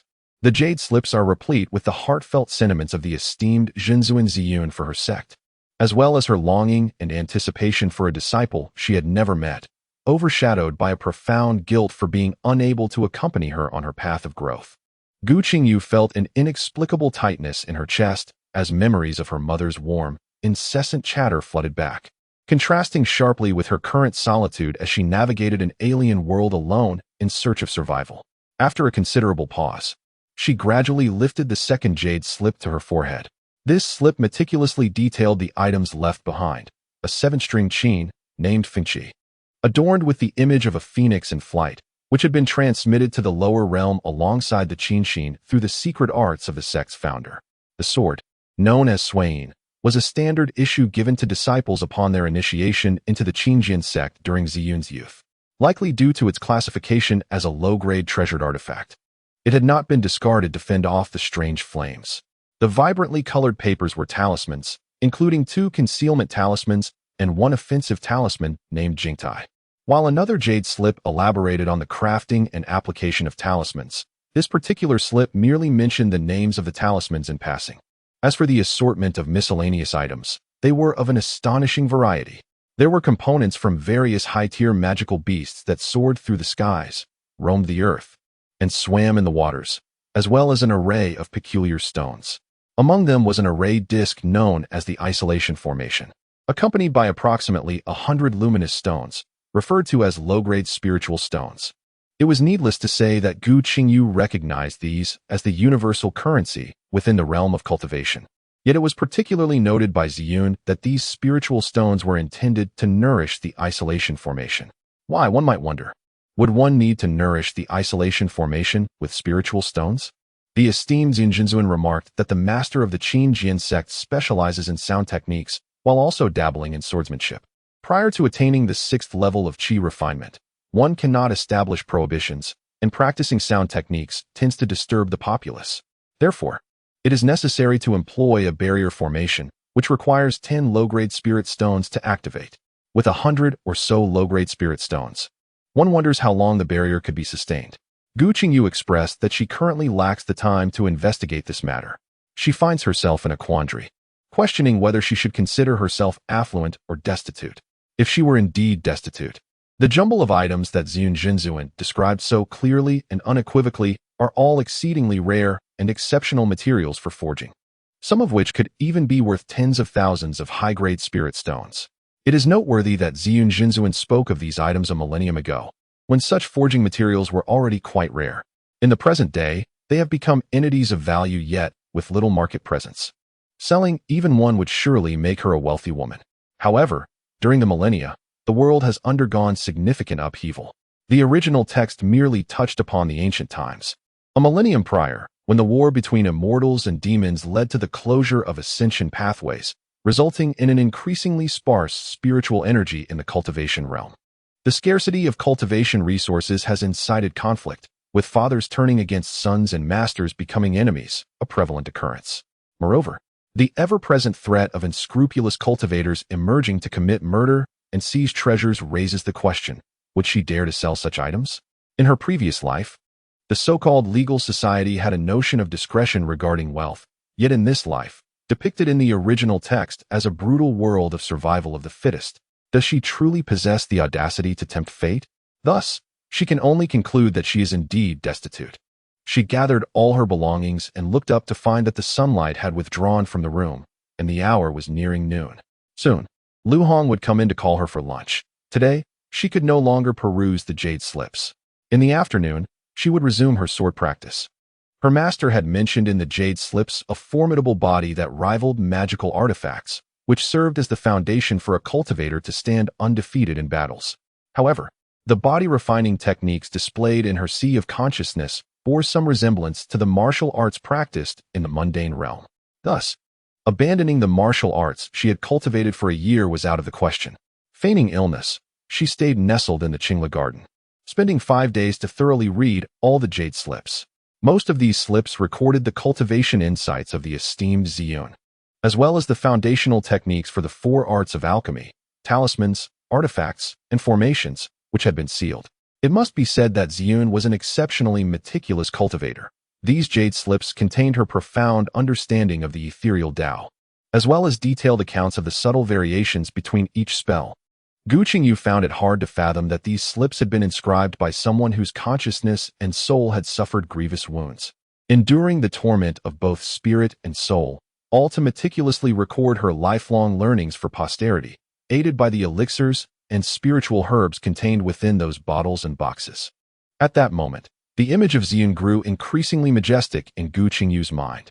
She whispered softly, "Master, no matter how many lifetimes you may traverse, you will always be my master. I will devote myself wholeheartedly to uncovering the mysteries surrounding your demise." In the cabinet of the dressing table, a fist-sized luminous pearl flickered with radiant light, and a violet phantom appeared, the corners of its lips curling into a satisfied smile before gradually dissipating. From the records of the jade tablet, it is evident that these talismans were meticulously crafted by the esteemed Ziyun Jinzuan. In her brief self-introduction, Gu Qingyu discerned that even during the flourishing era of cultivation, Ziyun Jinzuan was a prodigious figure. The 4 arts of pill-making, talisman crafting, weapon forging, and array formation have historically been classified into 9 tiers. Among these disciplines, even Ziyun Jinzuan, with her least aptitude in weapon forging, achieved the 6th tier, which is commensurate with the pinnacle of contemporary cultivation standards. Furthermore, her mastery of talisman crafting transcended the 9th tier, elevating her to the status of a legendary talisman master, believed to exist solely within the spirit realm. The hidden talismans possess the remarkable ability to conceal one's form and alter the outward display of one's cultivation level, allowing for convenient usage at the discretion of the wielder. A single hidden talisman can remain effective for up to 3 years, and its formidable capabilities render it indistinguishable to even a divine transformation practitioner standing before you, unless one has cultivated a unique technique or possesses a treasure capable of piercing through illusions. However, such techniques and treasures are not easily attainable. For Gu Qingyu, who was desperately contemplating how to evade Gu Weiyu or escape from the general's mansion, the hidden talisman offered a timely reprieve. She need not deliberately avoid Gu Weiyu nor hastily enter the realm of cultivation before she had the means to protect herself. Chapter 12. Preparations for departure. In just a month, this body will reach the age of 8. It has been a full 3 years since she arrived in this foreign world. On the 5th day of the Lunar New Year, the foundation-building practitioners from Shutian sect will arrive in the Li Kingdom, and a month hence, they will usher her into the realm of cultivation. The book elucidates that this day marks the occasion when the mortal realm welcomes the god of wealth. The news of General Ding Yuan's 3 daughters and the heir of the Yongchang Marquis being chosen as celestial children spread like wildfire throughout the Li Kingdom, instantly transforming the general's residence into a bustling hub, with nobles and dignitaries flocking to bask in the celestial aura. It is time to depart, thought Gu Qingyu. Her current cultivation had reached the pinnacle of the 2nd level of qi refinement, a result of her deliberate restraint. Her master had mentioned in the jade slip that the qi refinement stage is a crucial period for cultivators to hone their foundations. Thus, one should not rush to advance, but rather refine their meridians and dantian, allowing them to expand and accommodate a greater influx of spiritual energy, thereby gaining the ability to challenge higher levels. However, she could sense that her meridians and dantian were nearing their limits. She was determined to break through to the 3rd level of qi refinement before the year's end, at which point she could practice some minor spells and refine her musical skills. Apart from the gentle melody of Huffing Ming, which she first played in front of Ziyun Jinzuan, there was also the 7-string kill displayed in the xianxia at the 1st level of qi refinement. Huffing Ming calms the heart and dispels inner demons, while 7-string kill directly impacts one's consciousness. When applied to oneself, it enhances one's mental acuity, and when directed at others, it can obliterate their consciousness. Yet, initially practicing musical skills would lead to a faster consumption of spirit stones. and she was left with only a little over 60 lower-grade spirit stones, which would not last long. She needed to swiftly enter the realm of cultivation to earn more spirit stones. However, until her young friend's obsession with the main and supporting female characters dissipated, she was reluctant to accompany them to Shutian's sect. This young girl's perspective was confined to the depths of this residence. She must venture out to broaden her horizons and attain a sense of liberation. In the original narrative, the protagonist Gu Qingyu is a person of decisive character, who has never let go of the tormentors from her past life. Until her obsession is resolved, she must maintain distance from them. Miss. The clear voice of Chunhua interrupted Gu Qinyu's thoughts as it floated in from outside the courtyard. Bundled up like a little bear, Chunhua hurried through the snow to stand before her. Miss, they have arrived. From outside the courtyard, a robust man and a handsome youth strode in. Upon seeing Gu Qingyu, they halted at a distance, clasped their fists in greeting, and said, "Fifth Mississippi." The youth cast a furtive glance at Lu Hong, who was standing behind Gu Qingyu. Lu Hong's face flushed instantly, and she lowered her head, gently tugging at Gu Qinyu's sleeve. Gu Qingyu smiled charmingly. This girl had pined for her beloved for so many years, yet now found herself shy in this moment. Chen Huiyuan once again clasped his fists and followed Gu Qingyu into the outer room, where they took their seats as host and guest. The nimble Chunhua promptly served tea, standing behind Gu Qingyu with sparkling eyes, excitedly observing the three individuals in the room. Chen Huiyuan took a sip of tea and remarked, "Fifth Miss, my son has been recklessly teaching you martial arts. He does not deserve to be called your master. Once a teacher, forever a father. The young master has indeed taught with great dedication, and thus deserves the title." Gu Qingyu smiled at the handsome youth, who had transformed from a bashful boy into a radiant young man. With a smile, she continued, "I had promised the young master that I would marry Lu Hong to him. Now that Lu Hong has reached the age of marriage, she is ready." At once, the excitement in Chun Xiang's eyes was unmistakable. He had thought Lu Hong would have to wait until the fifth miss came of age to marry him, but was astonished that the moment had arrived so swiftly. In Chun Huiyuan's eyes, there was a blend of excitement and astonishment. Lu Hong was the daughter of his close friend. Had it not been for her father's grave illness and the need for substantial silver, she would not have sold herself to the general's mansion. He had cherished this girl since childhood, and their families had long harbored intentions of betrothing them. However, this plan had been set aside when Lu Hong became a maidservant to the 5th Mississippi. The mention of the 5th Miss stirred a slight agitation within Chun Huiyuan, who was about to voice his thoughts, but was interrupted by Gu Qingyu. Surely, Chun Huiyuan would not oppose this union? How could he? He was overjoyed at the prospect. Rising swiftly, he clasped his fists in salute and declared, "This is splendid. I have consulted the almanac, and 5 days hence shall be an auspicious day. After I report this to my mother, you shall welcome Lu Hong into your home." "Thank you, 5th Mississippi." Although Chun Huiyuan felt it was somewhat hasty, he could hardly contain his excitement, pulling the flustered Chun Xiang along to bow respectfully to Gu Qingyu. "Yes." With another bow, Chun Huiyuan and Chun Xiang withdrew from Qingyuan. The little maid, Chunhua, dashed off to Lu Hong's room to share the joyful news. The marriages of the maids in each household were determined by their respective mistresses, with a report to Su Shi merely serving to underscore the matriarch's authority. Su Shi expressed no objections, but did reassign another maidservant to Lu Hong, which Gu Qingyu accepted with a smile. Yet, Gu Weiyu's gaze upon her was somewhat peculiar, causing Gu Qingyu's heart to tighten involuntarily. Qingyuan and Wei Yuan were situated about a mile apart. Given Gu Weiyu's cultivation at the 4th level of qi refining, she must have already enveloped the area. Every night, she would invariably activate the isolation array during her cultivation, rendering Gu Weiyu's divine sense incapable of perceiving Qingyuan's every move. It was likely that suspicions had already taken root in her mind. Moreover, in the original narrative, Gu Qingyu had not pledged Lu Hong to anyone upon her departure. Given Gu Weiyu's character, she must have sensed something amiss, though it remained uncertain whether she would take any action.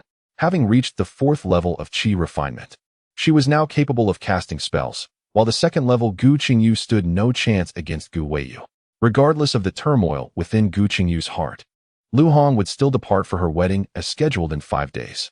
Clad in red, Lu Hong stood gracefully at the entrance of Qingyuan, calling out "Miss" with a sob, tears cascading down her cheeks. As she left, aside from the clumsy Chunhua, there was no one trustworthy by the Miss's side. She had initially thought her engagement was merely being settled, Yet she had not anticipated such a hasty marriage. Her heart ached at the thought of parting from her Mississippi. "Silly girl," Gu Qingyu exclaimed, taking her hand and wiping away her tears. "Come now. Xianxia's bridal sedan has already arrived at the back gate of the general's residence. Do remember to seek happiness. Mississippi." "Sister Hong, do not worry. I shall treat the miss well," Shanhua assured with a tearful expression, supporting Lu Hong and standing firm. A new maid named Wan, observing this scene, couldn't help but curl her lip in disdain. Chapter 13. Taking action at this hour. Gu Mingzhang would typically be in his study attending to various affairs, which was the only time and place where Gu Qingyu could hope to find him.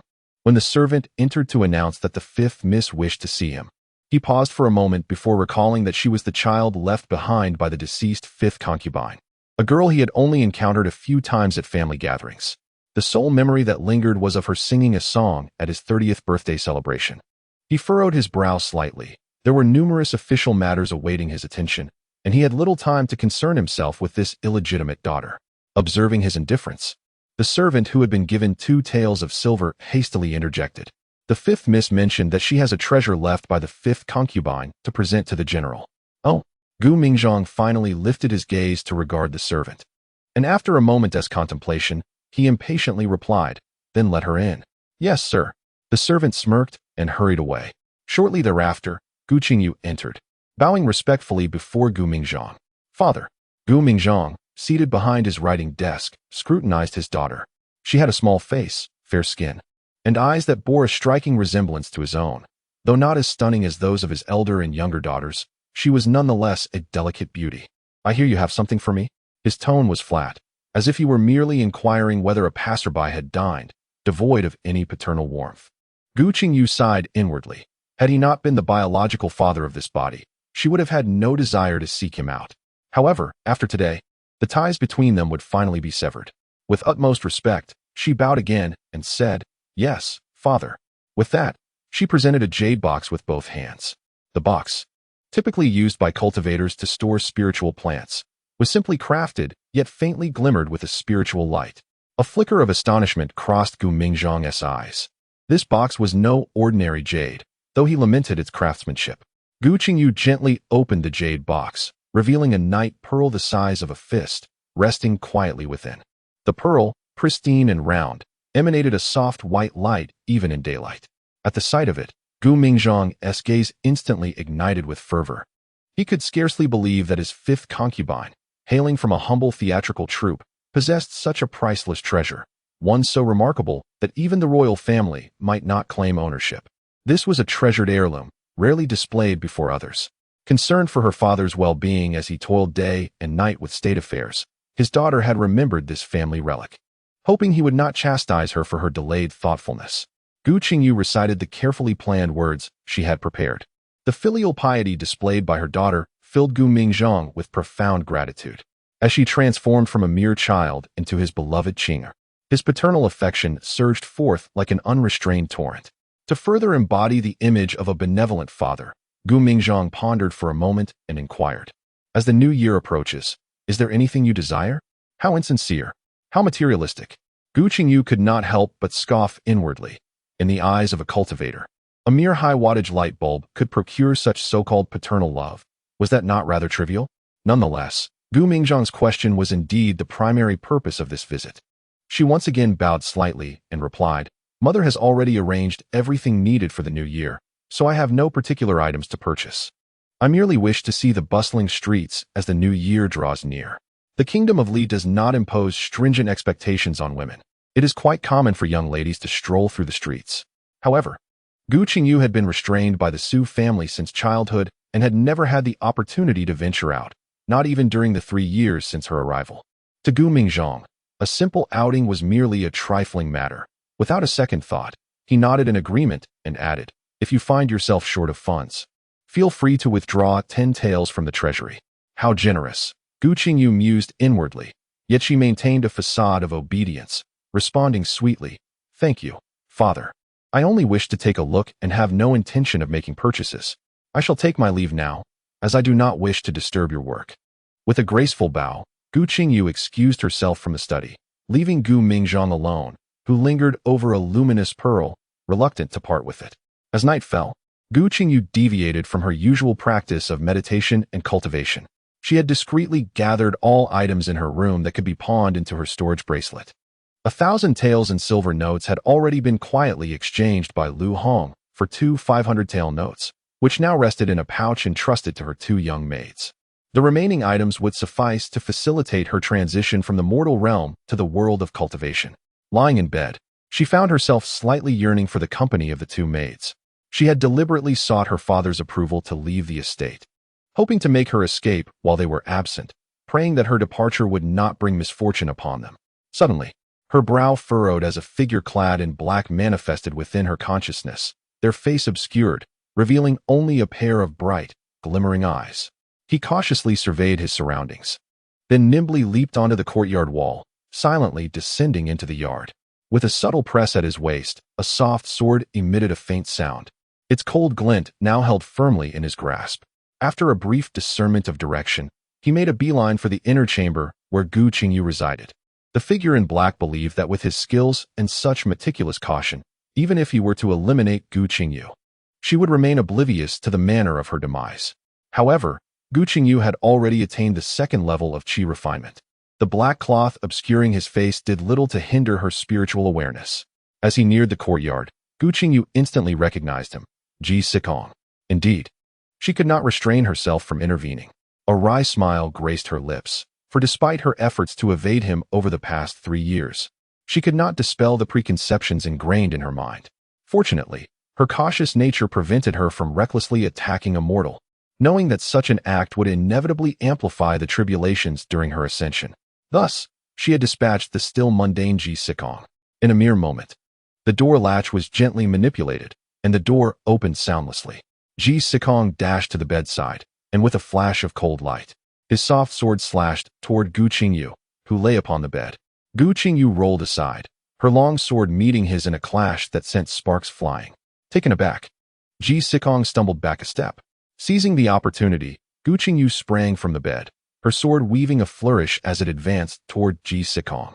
In the brief moment of his surprise, the sword flower drew near, prompting him to retreat hastily several steps until he found himself at the door, revealing the window before the bed. Gu Qingyu, with a swift motion of her foot, broke through the window. Now that the heroine had provided her with the perfect excuse to leave the general's residence, she had no reason to linger. In the serene courtyard, Gu Weiyu suddenly opened her eyes.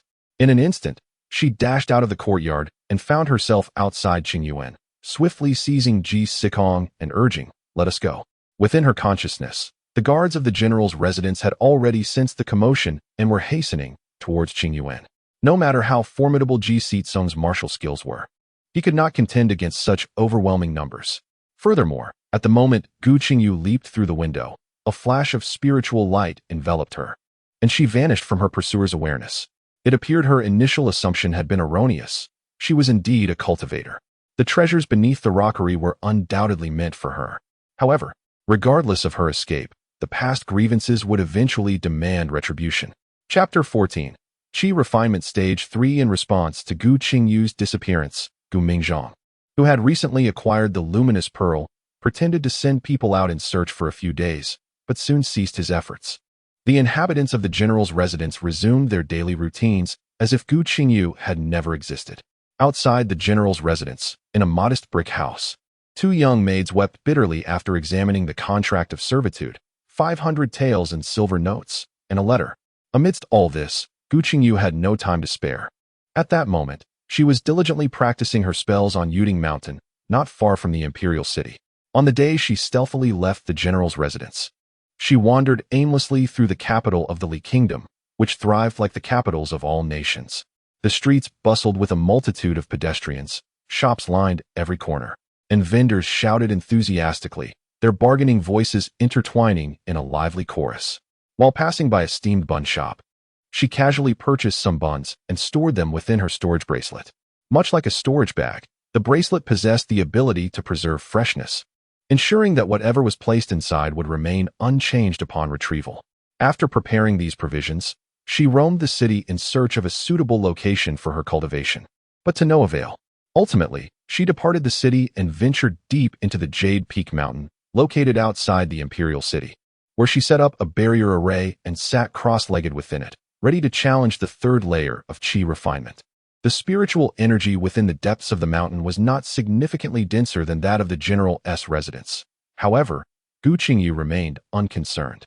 Though she had yet to decipher the origin of the mysterious birthmark on her wrist, she had gleaned some understanding over the past 2 years. Each time she cultivated, the birthmark would emit a rich spiritual energy to aid her practice. With a solid foundation, her breakthrough was inevitable, as intense pain coursed through her meridians and dantians. The barrier of the third layer of qi refinement shattered with a resounding pop, and Gu Qingyu successfully ascended to the third layer of qi refinement. Within her sea of consciousness, the xianxia flickered with a golden light, slowly turning a page, revealing the heart method for the qi refinement stage clearly imprinted in her mind.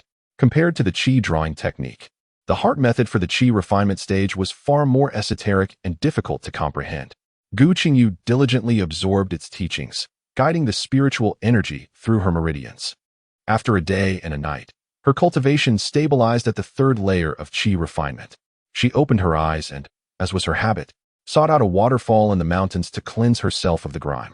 Having reached the third layer of qi refinement, she was now able to cultivate spells. The xianxia heart method for the qi refinement stage simultaneously revealed the most fundamental spells of the 5 elements: golden arrow technique, greenwood technique, water dragon technique, fireball technique, earth escape technique, gale technique, and the most practical dust cleansing technique.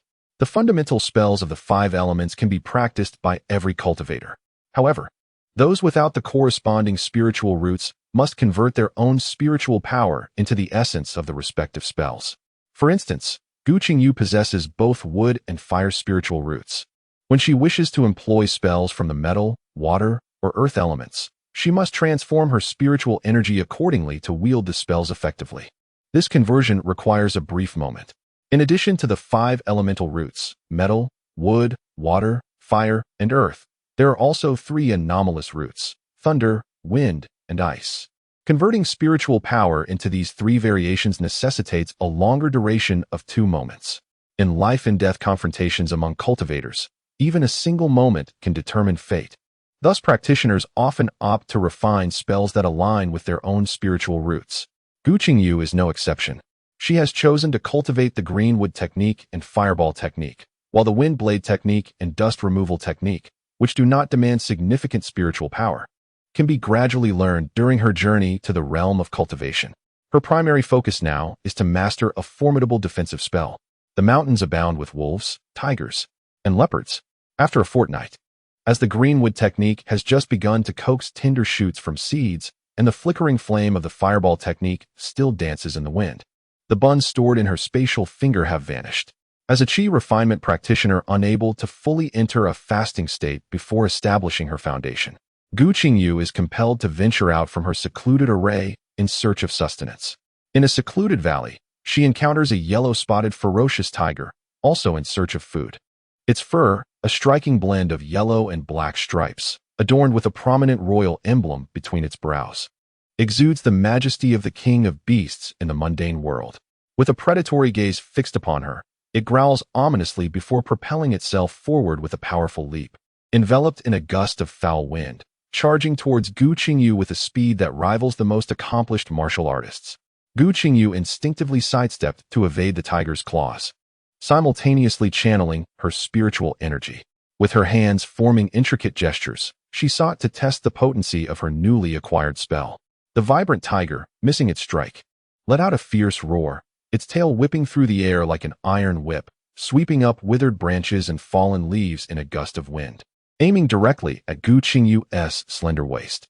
Before her hand gestures could fully solidify into a seal, the tender green shoots that had just begun to sprout were abruptly silenced as the tiger's tail struck her with a resounding crack.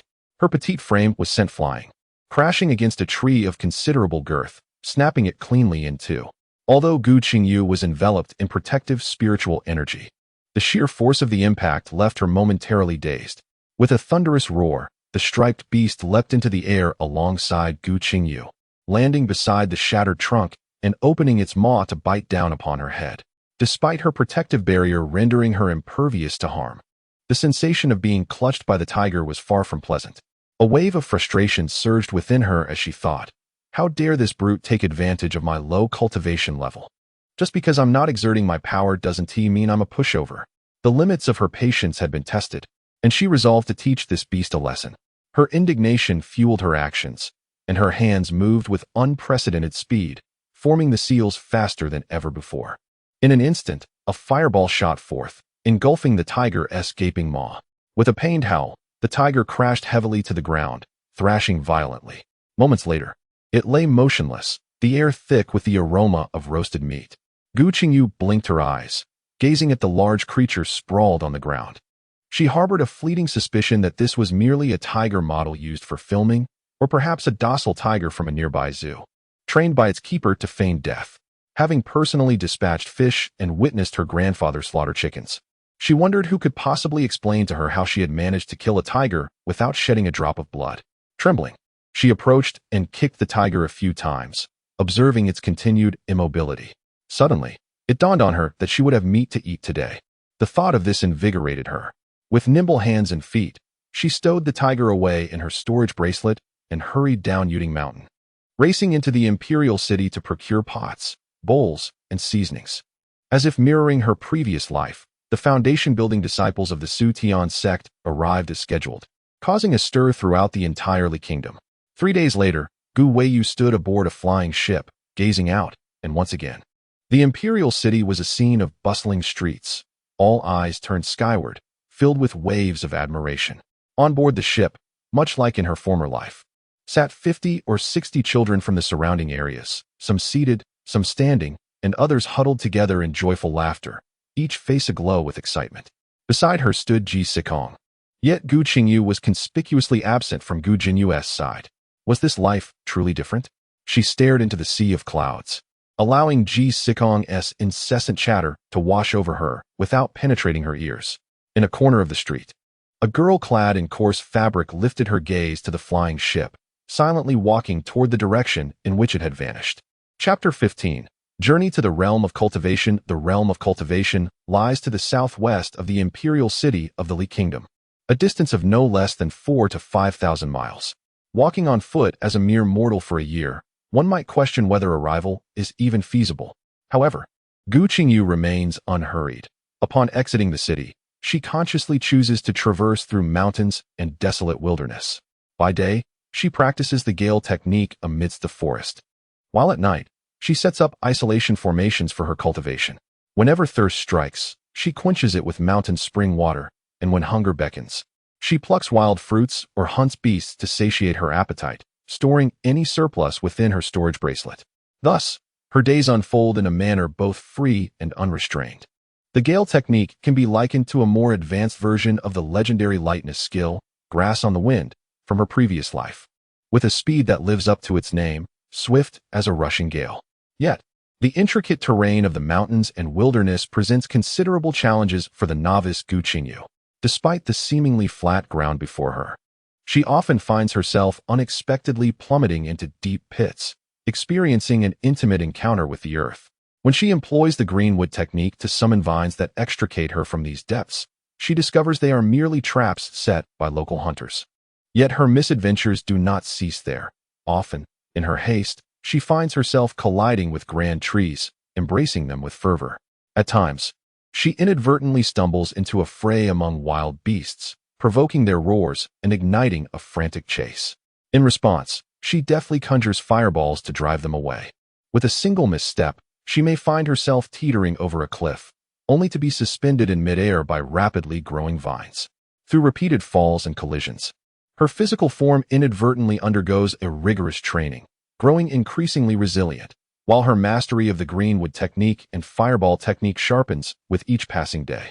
After numerous falls, she finally realized that as a cultivator, she could project her spiritual consciousness. For the first time after drawing energy into her body, she extended her consciousness outward, clearly perceiving every flower and blade of grass in the entire Qingyuan. This privilege was typically reserved solely for the protagonist in the original narrative. Gu Qingyu couldn't help but feel exhilarated, eagerly unleashing her spiritual awareness, instantly surveying a radius of 1 mile, discerning even the intricate veins of the weeds beneath the towering trees. With a nimble leap, she soared forth, effortlessly evading all troubles in accordance with the scenes revealed by her consciousness. An hour later, she stood triumphantly several hundred meters away, feeling a slight hunger in her belly. She acknowledged that although her appetite had notably diminished since drawing energy into her body, she could not truly fast before establishing her foundation. She gazed up at the sky, where the setting sun hung gracefully on the gnarled branches, bathing the entire forest in a golden hue, reminiscent of a beautiful painting. On the hillside, a mountain chicken foraged, oblivious to the breeze ruffling its feathers and the chill at its neck. The act of plucking and cleaning the bird was done seamlessly.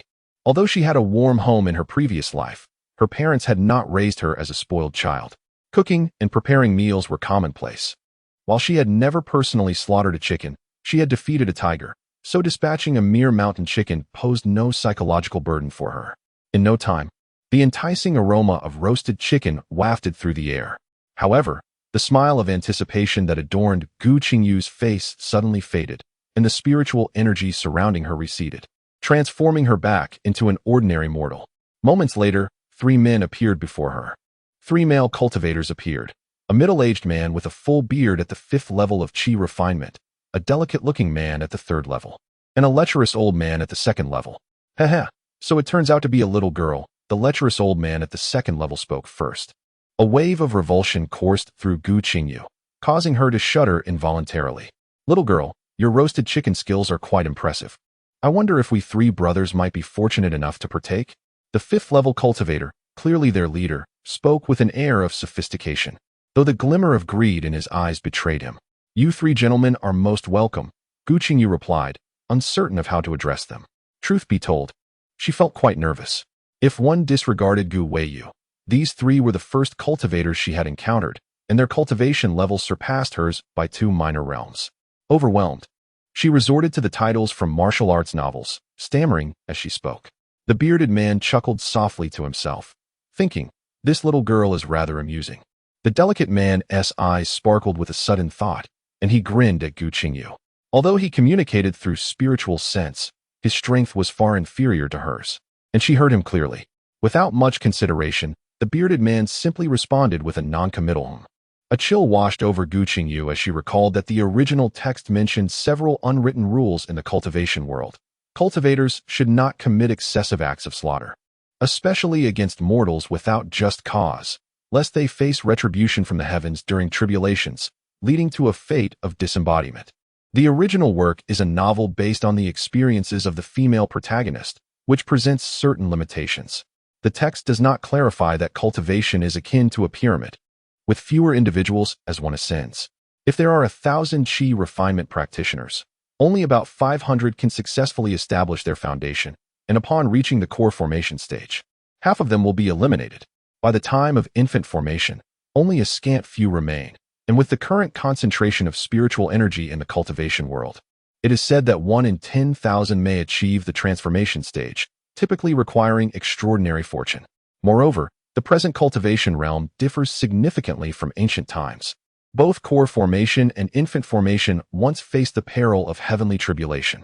In contemporary times, the heavenly laws retain only the tribulation for transformation, while all others have been abolished. Consequently, aside from ambitious cultivators like the female protagonist, who adhere to the rules, others have long since cast them aside, resorting to any means necessary, including violence and theft, in pursuit of opportunity. Additionally, a cultivator's age is intrinsically linked to their level of cultivation. The higher the cultivation, the greater the remaining lifespan, resulting in a more youthful appearance. Observing the 3 individuals before her, Gu Qingyu noted that although they did not display signs of aging, they appeared to be in their middle years, likely having surpassed half of their lifespan. This is particularly true for the elderly chi refinement practitioner at the 2nd level, who would find it increasingly difficult to establish their foundation in this lifetime without exceptional fortune. It is a widely held belief within the cultivation community that chi refinement practitioners typically live around 150 years. If they succeed in establishing their foundation before the age of 50, their chances of achieving core formation significantly increase. Foundation establishment practitioners have an approximate lifespan of 300 years, and if they attain core formation before reaching 200, they may hope to achieve infant formation. The lifespan of a golden core cultivator is around 600 years, while that of an infant form cultivator dramatically extends to approximately 1,800 years. Transformation practitioners are said to possess a lifespan of 6,000 years. As for the timing of infant formation and its correlation to increasing the likelihood of transformation, no one knows for certain. However, cultivators firmly believe that the more lifespan they have remaining at the time of advancement, the greater their chances of success. The youngest among these three individuals is at least 70 or 80 years old, with no hope for advancement. He has already begun to indulge in pleasure without restraint. Gu Qingyu lowered her gaze, flipping the roasted chicken in her hands, while analyzing the situation before her. Among the trio, her only concern was the bearded man at the 5th level of qi refinement. To avoid being taken away, she must first deal with him, and it must be done with a single, decisive strike. Quietly, she continued to turn the roasted chicken, contemplating the best approach to confront the bearded man.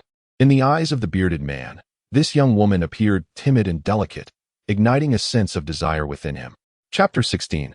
Who is seeking whose life? The lecherous old man, at the 2nd level of qi refinement, took advantage of the distraction posed by the bearded man and the effeminate figure. Stealthily moving to Gu Qingyu's side. "My dear," he remarked, "this chicken seems to be a bit burnt." As he spoke, he reached out his grubby hand, intending to grab her delicate fingers that held the wooden stick.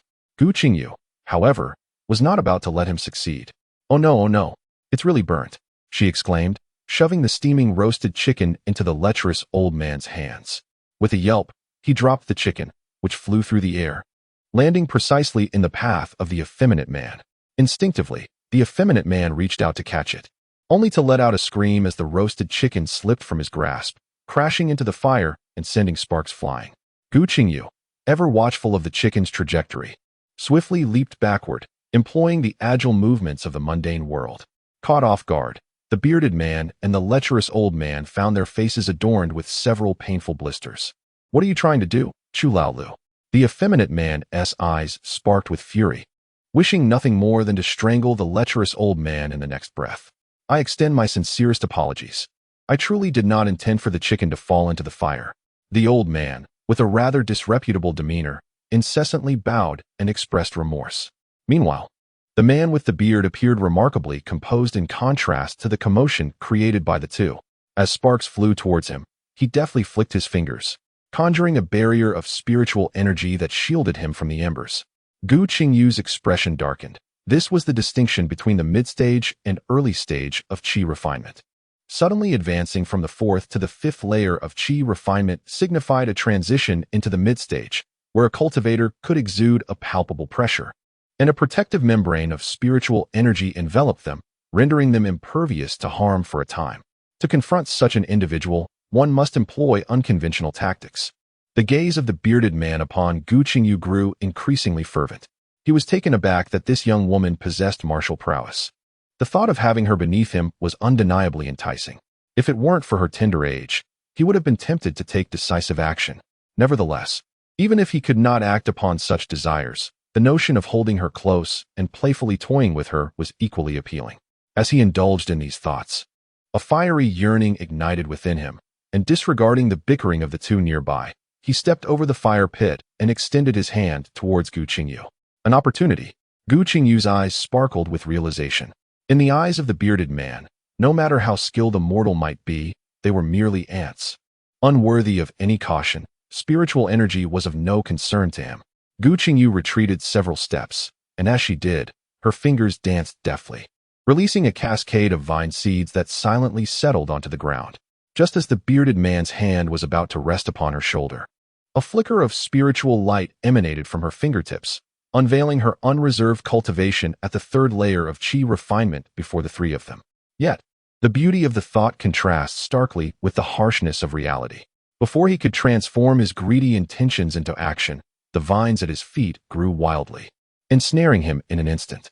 A protective aura of spiritual energy enveloped the bearded man as he struggled to extricate himself from the encroaching vines. Simultaneously, a golden blade of spiritual energy coalesced in his grasp, slashing fiercely at the vines. However, while the blade struck swiftly, the vines grew even more rapidly. His reasoning was not entirely flawed. In the realm of the 5 elements, metal can indeed overcome wood.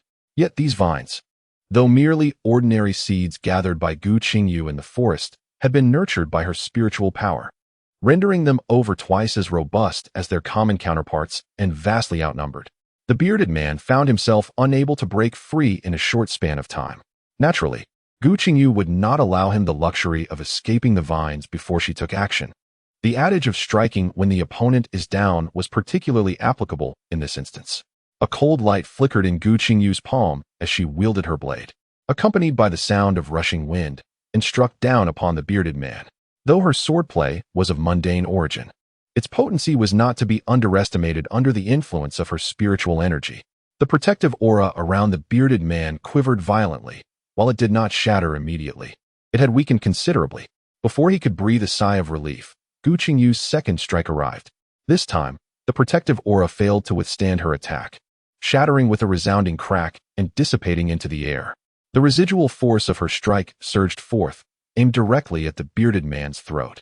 Panic-stricken, he began to summon the golden blade to intercept the attack, only to realize that several emerald vines had ensnared the blade, rendering him incapable of moving it. Upon hearing a soft pop, he felt a chilling sensation in his throat, and then, with eyes wide and vacant like a dead fish, he lost all awareness, his body collapsing to the ground as the vines receded.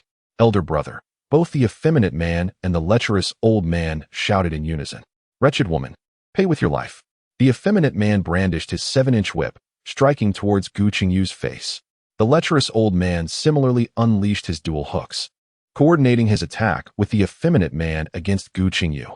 Gu Qingyu's complexion paled as she swiftly activated the wind speed technique, gliding just above the ground in a hasty retreat. It wasn't that she feared these two, but rather that her recent confrontation with the bearded man had depleted most of her spiritual energy. Engaging them directly would leave her with little assurance of victory. As she soared away, Fengqi emerged from her storage bracelet, hovering before her. With her fingers dancing over the strings, the 7-stringed instrument resonated with a tempestuous sound, akin to a torrential downpour, infiltrating the consciousness of the two pursuers.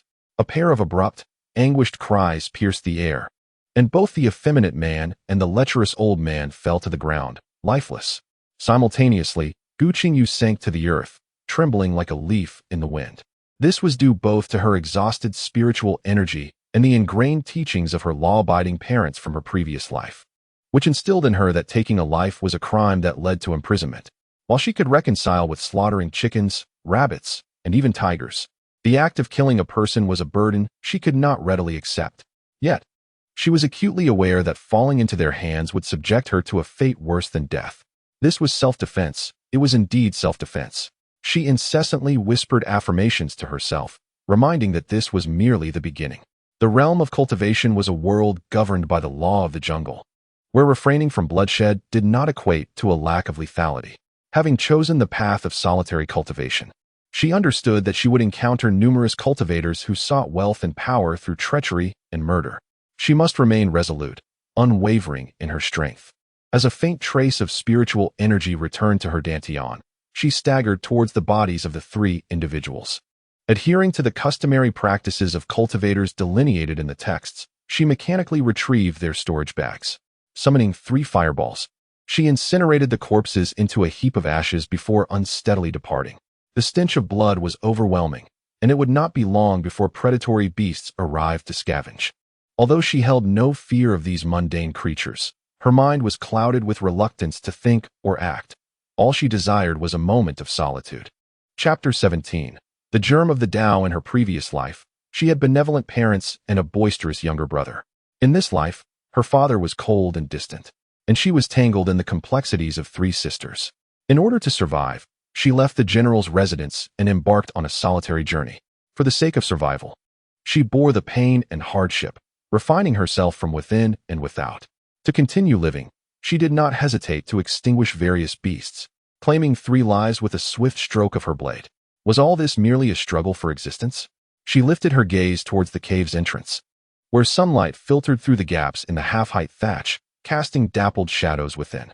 Outside, the sky must be resplendent, unclouded and radiant, with birds soaring freely beneath the azure expanse. The sky here is a brilliant blue, the waters are crystal clear, and the mountains are exquisite. If she were to choose to remain in the mundane world, With her current abilities, she would undoubtedly lead a life of splendor. However, if she opts for the realm of cultivation, she must not only contend with the relentless gears of fate, but also struggle from the very bottom, clawing her way up. The perils of this journey could claim her life at any moment, perhaps rendering her existence worse than death. Yet, does she truly wish to confine herself to the mundane world? She yearns for the vibrant lives of protagonists in novels, to follow in their footsteps and traverse every wondrous realm. Now, fate has bestowed upon her such an opportunity, allowing brilliance to slip through her fingers, which is not in her nature. The vastness of the heavens and earth beckons her to roam freely, for that aligns with her spirit. In this moment, her heart is profoundly tranquil. The birthmark on her wrist gradually unlocks a door, releasing a pure and rich spiritual energy that rushes into Gu Qingyu's body. The Qin heart automatically activates, repeatedly cleansing her meridians before compressing the energy into her dantian, until both her dantian and meridians are stretched to their limits. Yet the spiritual energy from the small door continues to flow into Gu Qingyu's meridians, surging and swirling as if it were the tide of the Qiantang River on the 15th day of the 8th month, striving to break through the barriers that confine it. Time passed unheeded, and with a resounding pop in her mind, the barrier of the third layer of Qi refinement was successfully breached, elevating her cultivation to the fourth layer. Her meridians and dantian expanded instantaneously, transforming the once tumultuous spiritual energy into a gently flowing river. After circulating her energy for a complete cycle, Gu Qingyu slowly opened her eyes and skillfully performed a cleansing technique, ridding herself of all impurities. She gazed at her delicate, pale hands in bewilderment, utterly perplexed. What had just transpired? It was only a short while ago that she had ascended from the second level of Qi refinement to the third, and the spiritual energy accumulated in her dantian was hardly substantial. So how had she managed such a smooth breakthrough? Suddenly, an idea struck her. She recalled that when Gu Weiyu had recently entered the Shutian sect, she had passed by the Sword Peak, feeling a profound connection to the jagged cliffs above. Standing at the foot of the peak for an entire day and night, her cultivation had soared from the fourth level of Qi refinement directly to the sixth, entering the mid-stage of Qi refinement. The text referred to this phenomenon as an epiphany, and her experience mirrored it closely. Yet the female protagonist had advanced 2 levels in her moment of enlightenment, while she herself had merely progressed 1. Reflecting on her plight as a mere cannon fodder, she remained unaware that deep within her heart, a nascent seed of Dao was forming, destined to lay the groundwork for her future path. She retrieved 3 storage bags, and since their previous owner had perished, the spiritual imprints on the bags had dissipated, allowing her to effortlessly empty their contents. The storage space was rather limited, indicating that these bags belonged to the lowest tier. Within, she found a plethora of mundane gold, silver, and jewels, alongside a mere dozen low-grade spirit stones, and 3 rather lackluster low-grade magical artifacts, a 7-inch whip, a pair of twin hooks, and a sword.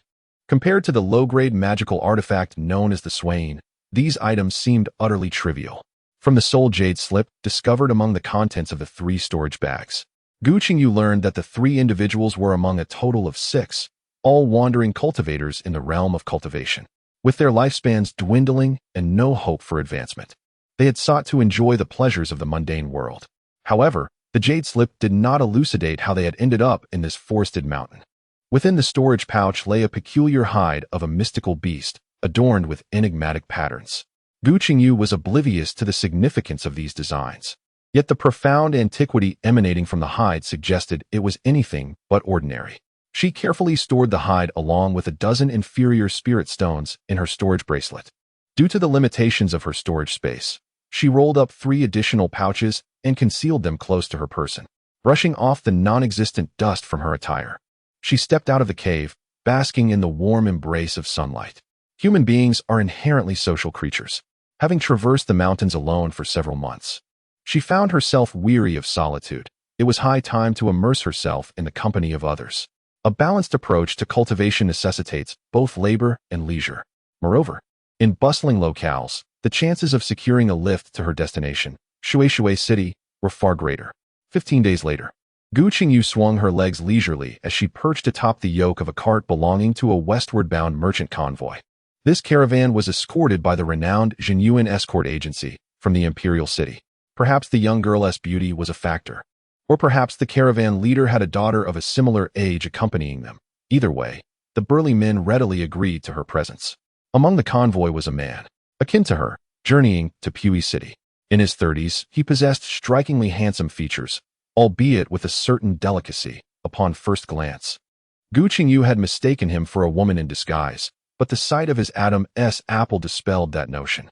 He was generous, often sharing fruits with Gu Qingyu and the caravan leader's daughter, regaling them with tales of celestial beings. These fruits, whose names Gu Qingyu could not discern, were both sweet and tangy, delightfully palatable.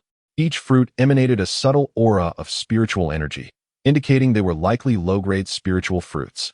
Although the individual before her exhibited no discernible fluctuations of spiritual energy, Gu Qingyu, despite her limited understanding, deduced from his tale that he must be a cultivator concealing his true abilities. Thus, she fully embraced her 8-year-old, innocent and carefree persona, wandering around him with the merchant's daughter, Xiaoyi. On a particular day, the merchant halted his steps before a majestic mountain range, instructing his subordinates to resecure the cargo from 12 carts. Nearby, the bodyguard rallied his 17 companions, urging them to remain vigilant. Brothers, stay alert. This vast expanse of Mang Mountain is a den of robbers. In previous years, our esteemed bodyguard would always bring gifts to pay respects to their leader, Bloodslaughter. Thus, our genuine escort agency's caravans passed through here without incident. However, just over half a month ago, word arrived by pigeon that Bloodslaughter had perished. And now the new leader is their second-in-command, Earthslaughter.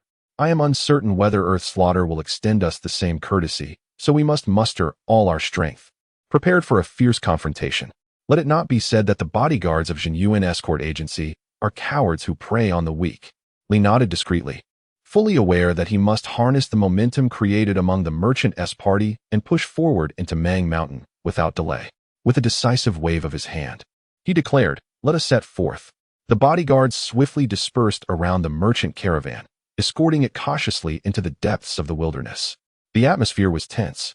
Not a soul dared to breathe, each individual acutely aware of their surroundings, every blade of grass and every tree. The only sound resonating through the mountain path was the rhythmic creaking of the wheels. Uncertain of the cultivation level of the monk aboard the cart, Gu Qingyu refrained from extending her consciousness outward. Noticing Xiaoyi tightly clutching the caravan owner's garment, she feigned fear and hid behind the man. After 2 hours, the caravan arrived at the mouth of a canyon. Master Li gestured for the caravan to halt while he and 3 others ventured into the gorge for reconnaissance. The canyon was long and narrow, flanked by towering cliffs that reached towards the heavens. Under the midday sun, the peculiar, exposed rocks of various sizes scattered throughout the gorge became apparent. Some of these rocks soared to dozens of meters, while others stood more than twice the height of an average adult. With such rocky cover, even a hidden army of thousands would be difficult to detect by any passerby. Regardless of their caution, Gu Qingyu, though an outsider, recognized that this locale was an ideal spot for an ambush. Due to the obstruction of the cliffs, sunlight could only penetrate the canyon at noon, resulting in a temperature considerably lower than that outside, by over 10 degrees. Even the robust bodyguards shivered upon entering the gorge. Gu Qingyu, feeling the chill, instinctively shuddered, yet from the corner of her eye, she observed the man clad in a thin, azure garment standing motionless, a faint smile playing upon his lips. A dozen carriages gradually entered the canyon, and before they could venture far, a thunderous roar erupted from the pile of rocks. Kill! From behind the rocky outcrop, over 30 assailants emerged, brandishing an array of weapons, and without discernment, they descended upon the merchant caravan in a frenzied assault. The bodyguards reacted swiftly. Master Li directed his men to engage the attackers while simultaneously commanding, "Retreat."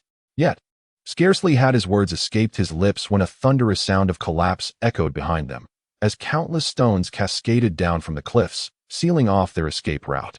Moments later, a handful of bandits descended from the mountainside, joining the fray. The adage, "2 fists cannot contend with 4 hands," rang true. Despite the valiant efforts of the bodyguards, they found themselves forced to retreat step by step, with no path left to withdraw. The caravan's attendants, compelled by necessity, seized their implements to join the fray. Gu Qingyu observed the chaos, feeling that something was amiss. Crouching behind the figure in a green robe, she pondered until it dawned upon her that the bandits had neglected to utter the classic proclamation, This road is mine. This tree is my burden. If you wish to pass, leave behind your toll. Instead, they charged forth in silence, engaging in slaughter as though it were a battle between two armies, where only one party would emerge alive. The number of bodyguards and attendants was already inferior to that of the bandits, and the attendants, lacking the ferocity of seasoned brigands, soon began to suffer casualties. In a fleeting moment, the clash of blades and the cries of agony intertwined, as lifeless bodies fell one after another, staining the canyon with blood. Gu Qingyu shut her eyes, fully retreating behind the green-robed figure. The scene was too brutal, too sanguinary. Gu Qingyu found it exceedingly difficult to maintain the composure one might exhibit while watching a television drama. She had spent 5 days coming to terms with the grim reality of having taken 3 lives, yet when confronted with the prospect of mass slaughter, her heart remained turbulent. It was evident that she still needed to adapt further. In stark contrast, the man in the azure attire before her sat immobile in the carriage, not even furrowing his brow. Instead, the smile at the corners of his lips deepened with each passing moment. As they remained stationary, the robbers swiftly approached, their gleaming steel blades slicing through the air towards them. However, just as the weapons drew near, a resounding clang echoed as both the men and their knives were sent flying away. The once timid merchant, who had cowered behind the bodyguards, now seized the opportunity, pulling Xiaoyi with him as they hastily maneuvered towards the 2 men, sheltered by the protectors. With a sudden thud, he knelt before the man in azure, repeatedly bowing his head in desperation, exclaiming, "Hero! Hero! Please save us! Please save us!" The man in azure cast a fleeting glance at Xiaoyi, remaining silent until the merchant was on the brink of despair. At last, he parted his lips, uttering, "Let your daughter come with me, and I shall save you." The merchant's face quivered as he processed the demand. Xiaoyi was the sole offspring left to him by his late wife, a treasure he had carried with him through countless journeys. The thought of sending her away for the sake of the caravan was unbearable, yet he could not bear to witness the loss of so many lives, a consequence of his hard work in establishing the caravan. Gritting his teeth, he finally relented. Very well. He pushed Xiaoyi forward towards the man. So be it. As the conversation progressed, the ordinary mortals remained oblivious to the rapid dispersal of spiritual energy. In the blink of an eye, the bandits met their demise, their bodies exploding in a gruesome spectacle. The survivors stood there, dumbfounded, resembling mere sculptures frozen in time. The first to regain composure was the leader of the merchant caravan, who promptly fell to his knees, repeatedly bowing his head in reverence, exclaiming, "Immortal, immortal." At that moment, the turmoil in his heart dissipated, replaced by secret delight for his daughter, Xiaoyi, for she had the fortune to serve an immortal. Little did he know that the being before him was an elder of the Hehuan sect, a nascent soul who had taken a fancy to his daughter's innate charm. Although she did not possess the pure constitution of a female cultivator, she was still a remarkable alchemical vessel, one that could potentially aid him in transcending to the divine transformation stage. However, he feared that forcibly abducting Xiaoyi might lead to her failure in overcoming the tribulations of divine transformation. Thus, he had followed them, waiting for the merchant leader to willingly offer Xiaoyi to him. Now that she was in his grasp, he had a valid reason to eliminate the bandits. Upon the merchant leader's act of submission, those behind him awakened from their stupor, falling to their knees in unison, chanting praises to the immortal. The man in the azure robe, without allowing them a moment to rise, seized Gu Qingyu with one hand and Xiaoyi with the other, stepping forward with the swiftness of an eagle snatching a chick. In the midst of their astonishment, he vanished without a trace. The fierce winds at high altitude battered against the spiritual barrier he had conjured, while cotton-like clouds rushed past him in a blur. The scenery below morphed into a vibrant tapestry of colors, the speed rivaling that of a rocket. He soared through the air without relying on any flying artifacts, a feat achievable only by true nascent soul beings in the original narrative. All of Gu Qingyu's tension was instantly replaced by exhilaration.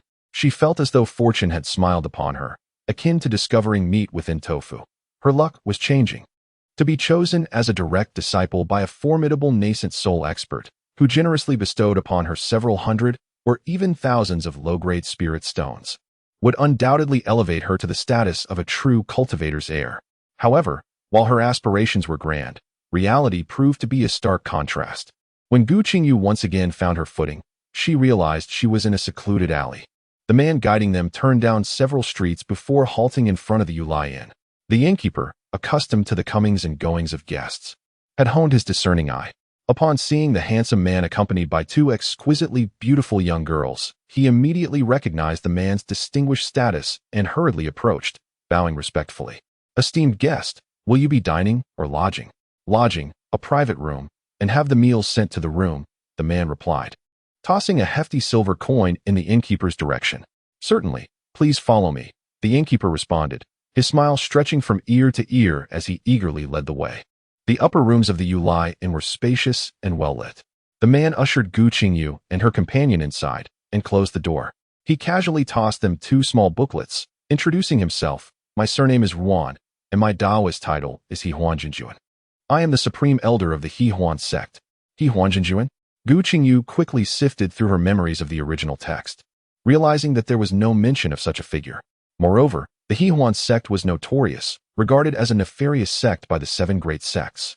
A chill ran through Gu Qingyu's heart as she listened to the words of Hehuanjinjuan. "Because I saved you from the robbers. It is a grave transgression for a cultivator to incur karmic debts. As future cultivators, you must adhere to this principle as well. Henceforth, you too shall serve as my attendants at Yinshi Peak and address me as your master." "What? You saved me? Please. I cannot accept such an excuse." As the inner voice of Gu Qingyu vehemently protested. "A master-servant contract." Gu Qingyu was utterly bewildered. This contract was no trifling matter. Both the original text and Master Ziyun had emphasized its oppressive nature. Once a cultivator or demon beast enters into such a contract, they are bound in servitude for life, devoid of freedom, with even their dignity trampled underfoot. The fate of the servant lies entirely in the hands of the master. Should the servant perish, the master remains unscathed, while the servant must accompany the master in death. This is akin to a humiliating indenture, and the shame surged within Gu Qingyu. On what grounds? Merely because you are a nascent soul cultivator, crushing a mere chi refining stage cultivator is as effortless as squashing an ant. What should she do? She had to leave. Despite her inner reluctance, Gu Qingyu dared not express any dissatisfaction in the face of overwhelming strength and feigned innocence, obediently following behind Xiaoyi, cheerfully affirming her compliance. Lord Huan's face revealed satisfaction as he waved his hand, producing a pair of bracelets. He distributed the bracelets to the two, saying, "Wear these on your wrists. They will protect you in my absence. However, you would do well to remain at the inn and diligently cultivate, refraining from venturing out. Though I may not be here, it would be a simple matter to eliminate you." His words carried a distinct undertone of intimidation. The 8-year-old girl leaned slightly forward while speaking, her large, glistening eyes tinged with a hint of shyness. Though not fully matured, she exuded a certain delicate charm. "Yes, master," Xiaoyi replied with a sense of grievance, her big eyes quickly clouding with tears, a sight that evoked deep sympathy in me. However, Hehuanjinjuan seemed oblivious to it all, her graceful visage shrouded in an icy demeanor, barely restraining the pressure of her yuaning. This was a lesson in discipline for them. Gu Qingyu understood this all too well, yet she felt compelled to remain blissfully ignorant of the situation. She caressed the bracelet, exclaiming, "Wow, how beautiful, truly exquisite." She repeatedly traced the intricate patterns on the bracelet, unable to part with it, yet hesitating to adorn her wrist. The bracelet radiated a mystical aura. Although Gu Qingyu was a novice in cultivation, she could discern its exceptional quality as a treasure of high rank. Nevertheless, regardless of its magnificence, she dared not wear it, fearing it might be ensorcelled, making it impossible to remove once donned. Hehuanjinjuan, visibly displeased, furrowed her brows once more, yet upon observing Gu Qingyu's humble attire, she ultimately refrained from further comment, hastily instructing them to diligently practice their cultivation within the inn before departing. Once she was certain that Hehuanjinjuan had gone far, Gu Qingyu could no longer contain herself and plopped down onto the ground, casting the bracelet onto the table. "What's wrong?" Xiaoyi inquired, puzzled. Gu Qingyu was uncertain whether to confide in her, yet the thought of watching a naive girl leap into danger tugged at her conscience. She remained unaware that this compassion would ultimately lead to her demise. At this moment, the deeply ingrained beliefs from her previous life took precedence. She organized her thoughts and remarked, "The Hehuan sect does not enjoy a favorable reputation in the cultivation world. They enhance their own abilities by siphoning the powers of others. Moreover, once a master-servant contract is forged, our lives and deaths are at their discretion. Isn't that a good thing?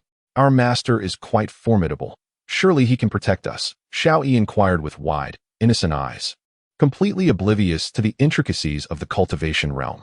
Indeed, he is extraordinarily powerful, a nascent soul, true monarch, Gu Qingyu replied with a wry smile. Nevertheless, she endeavored to explain in terms Xiao Yi could comprehend. He would seize the very essence of your hard-earned cultivation, and even your body would be subjected to his whims. Xiao Yi blinked and pondered. If my master desires it, I would willingly give it. Gu Qingyu found herself momentarily speechless, her words caught in her throat, unable to escape. She sighed, resigning herself to the whims of fate, pondering why she troubled herself with such concerns. Chapter 20. Confinement. Gu Qingyu felt that Xiao Yi was beyond saving. It was astonishing that there were individuals who willingly chose to be subservient in this world. She shook her head in disbelief. Am I wrong? Xiao Yi exclaimed, her eyes wide with innocence. Aren't there many maidservants and servants in the mortal realm? Several of my friends aspire to serve in affluent households, enjoying a life of luxury without worries. The merchant caravans traversed vast distances, bearing immense risks, constantly facing the threat of death. The earnings were meager, and Xiao Yi's mother had perished during a robbery, which was why the caravan leader held a special affection for Xiao Yi. Conversely, a favored first-class maid in a wealthy household enjoys a stable life and possesses wealth that far surpasses theirs. Thus, Gu Qingyu felt that her 28 years of existence had been in vain. For a moment, she found herself at a loss for words to counter Xiao Yi.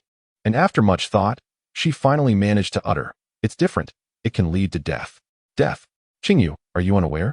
Upon signing the contract of servitude, a maid's life and death are determined by her master. Moreover, our master is an immortal. To serve such a being as a servant is incomparably superior. At the very least, I am also a celestial being. Such fortune takes several lifetimes to attain. Alas, this topic could not be pursued any further. If continued, rather than successfully persuading Xiao Yi, she would find herself being influenced instead. She waved her hand dismissively and said, "We are on different paths and cannot collaborate. Since you, Xiao Yi, have chosen to stay, then farewell." Having spoken, Gu Qingyu turned to leave. "You cannot depart," Xiao Yi insisted, her delicate hands gripping Gu Qingyu tightly. "The master instructed me to watch over you." Gu Qingyu narrowed her eyes, her gaze turning icy. What did that imply? Xiao Yi shivered slightly but did not release her grasp. "The master said you are not to be trusted, that you are merely pretending, hence I must watch you. Furthermore, you cannot leave this room." Pretending? Gu Qingyu had thought her acting skills were superb, sufficient to earn an award for Best Actress, yet here she was, outperformed by even a mere extra. Feeling dejected, she scratched her head and said, "Xiao Yi, you cannot stop me. Is that so? Qingyu, you may attempt to prove it." Upon releasing her grip on Gu Qingyu, Xiao Yi took a step back, her delicate index finger brushing against the bracelet left by the Lord of Joy. Instantly, Gu Qingyu sensed a surge of spiritual energy within the room. "Qingyu, do not struggle," came the admonition. "The master has decreed that as long as you obediently wear the bracelet, you may go wherever you wish." The bracelet, indeed, posed a problem. Gu Qingyu sprang to her feet, delivering a swift chop aimed at Xiao Yi's neck, only to crash heavily onto the floor moments later. "Silence!" With a sharp command, her cultivation at the 4th level of Qi refinement surged forth, transforming her aura dramatically. Xiao Yi stood momentarily stunned. Gu Qingyu seemed to embody a different persona, radiating an ethereal glow, akin to a celestial being descending from the heavens, evoking a profound reverence. This sensation, she had previously felt in the presence of the Lord of Joy, was now amplified, compelling her to bow in submission. Unbeknownst to her, this was the result of spiritual energy entering her body. Frozen in awe, she gaped as Gu Qingyu, like a magician, conjured a gleaming long sword, unleashing a frenzied barrage of strikes against the door, the sound resonating like a cacophony of metal clashing. Gu Qingyu relentlessly hacked away, sweat pouring down her face. Yet her efforts proved futile against the established barrier. She understood that her attempts were akin to an ant attempting to shake a tree. The restrictions set by a nascent soul cultivator were far beyond the reach of her mere Qi refinement stage. However, the thought of sitting idly by was intolerable. Casting a glance at Xiao Yi, she commanded, "Open it." Xiao Yi shook her head like a rattle drum. "No, I don't know how to open it either. And the master has said that only when we both wear the bracelet can we leave." Indeed, there was an issue with the bracelet, and Gu Qingyu felt an urge to eliminate Xiao Yi. As she swiftly contemplated their predicament, she realized that they could not exit, and with someone nearby overseeing their cultivation. The mark of the small door must remain concealed from outsiders, even if that individual was an ordinary mortal. However, the spiritual energy within her dantian needed to be restored promptly to devise a way to deal with the restrictions.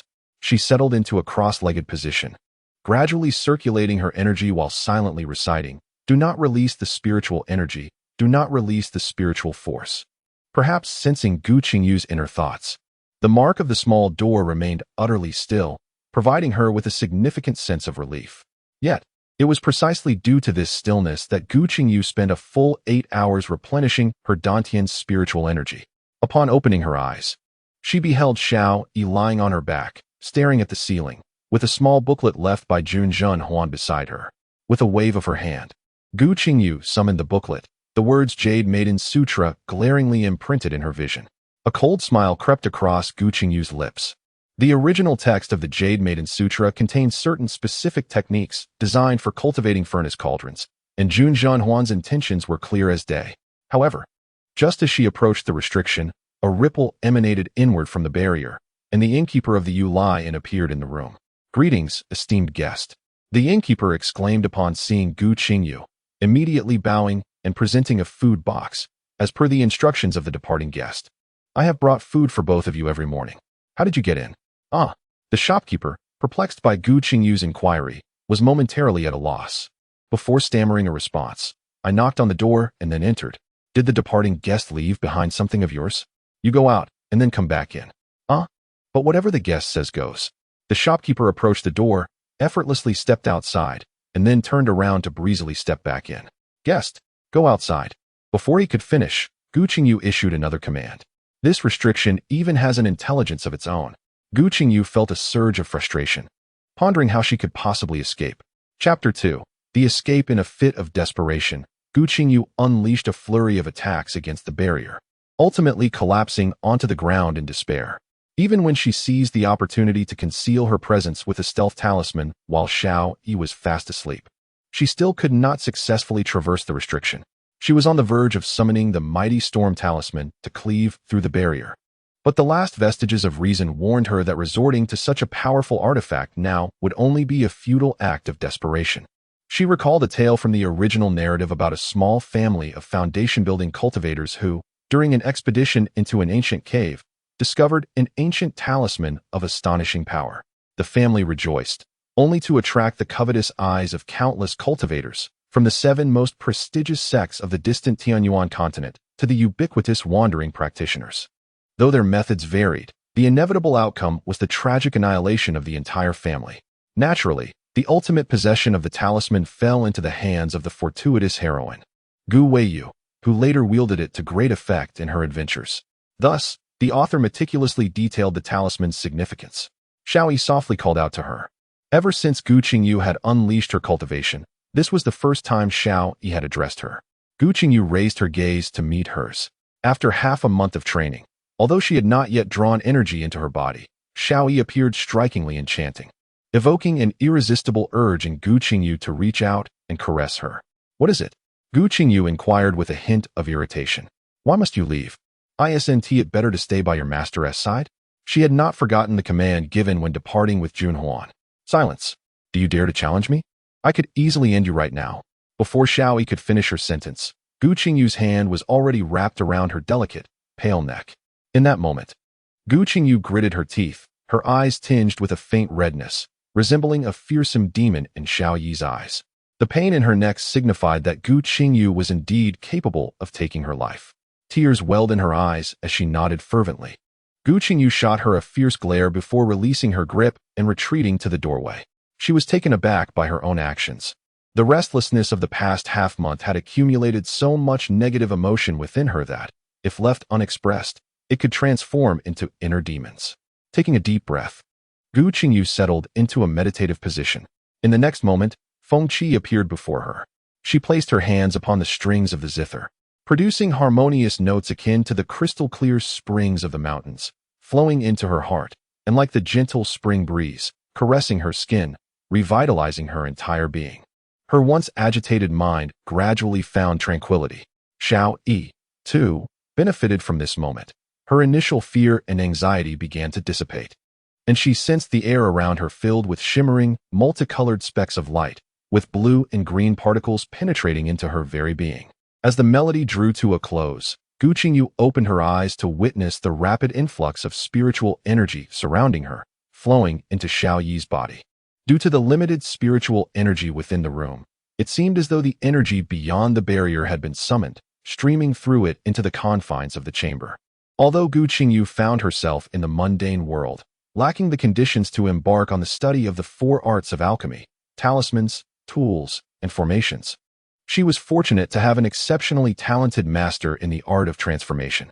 The foundational knowledge of these four arts had been meticulously imparted to her, and in her quest to acquire a skill that would sustain her in the realm of cultivation, she had committed this essential knowledge to memory. At this moment, it proved invaluable. This is the place. Gu Qingyu paused before the window, sensing that to its left, the fluctuations of spiritual energy were more intense than anywhere else. This door appeared somewhat familiar. Lowering her gaze to her wrist, she confirmed that the birthmark was indeed absent. No, just then, the newly awakened Xiao Yi caught sight of this scene and dashed towards Gu Qingyu's back, attempting to grasp her. However, a ripple traversed the barrier, causing the door to vanish without a trace. A sharp pain shot through her wrist, compelling her to collapse to the ground, rolling in agony. Upon stepping through the door, Gu Qingyu was overwhelmed by a dizzying sensation, akin to the thrill of a roller coaster, reminiscent of the experiences depicted in books regarding teleportation. The feeling of vertigo arrived swiftly and departed just as quickly, leaving her with the impression that she was being seared on a grill, every inch of her skin ablaze with excruciating pain. Before her lay a scene of bubbling magma, crimson and vibrant, as she stood precariously on the edge of a cliff. Instinctively, she recalled the fateful moment in the original narrative when Gu Qingyu had perished in that secret volcanic realm. An uncontainable fear surged within her, prompting her to instinctively retreat several steps until she distanced herself from the molten flow, allowing her heart to settle slightly. As she raised her gaze to survey her surroundings, she found herself enveloped in a cavern of red, a world dominated by the hue of magma, rocks, and even two diminutive red grasses. There was also a nest constructed from shimmering crimson crystals, creating an entirely scarlet universe. The concentration of spiritual energy here was evidently far richer than that of the mundane realm. Could it be that the portal had transported her directly into the world of cultivation? Observing the flow of spiritual energy around the grasses and the crystalline nest, she noted their striking resemblance to the spiritual herbs and materials her master had described. Gu Qingyu felt utterly bewildered. What was happening? Who was that voice? And how had it entered her consciousness? Sometimes, instinctive reactions outpace rational thought. Without a moment's hesitation, she activated the invisibility feature of her concealed talisman and cautiously made her way towards the cave's mouth, leaving the two spiritual grasses behind, gazing longingly at their rooted presence. Chapter 22. The infant's realm. The toad, having inexplicably lost its nest built from fire spirit crystals, was far from willing to accept this misfortune. It scoured the cavern in search of the culprit, but upon finding no trace, it erupted from the cave, setting the mountains ablaze with its furious rampage. Strangely enough, the trees on this mountain were highly flammable. A mere spark was sufficient to ignite them with a crackling blaze. In her frantic escape, Gu Qingyu remained oblivious to the fact that nearly half of the trees on the mountain were already dead, and the variety of wild beasts here was remarkably scarce. Day and night, she had been racing up the mountain, her spiritual energy utterly depleted, relying solely on sheer physical strength. After 3 grueling days and nights, she finally escaped the mountain's confines. Upon encountering the smooth, flat road, she could no longer restrain herself and collapsed to the ground. "Child, are you thirsty? Come. I have a little water here." An aged voice resonated beside her. Gu Qingyu forced her eyes open and managed to glimpse an elderly man. His white hair trembled as he brought a water pouch to her lips. Thirst consumed her, indeed. After 3 relentless days and nights of flight, without a single drop to drink, she felt utterly exhausted and famished.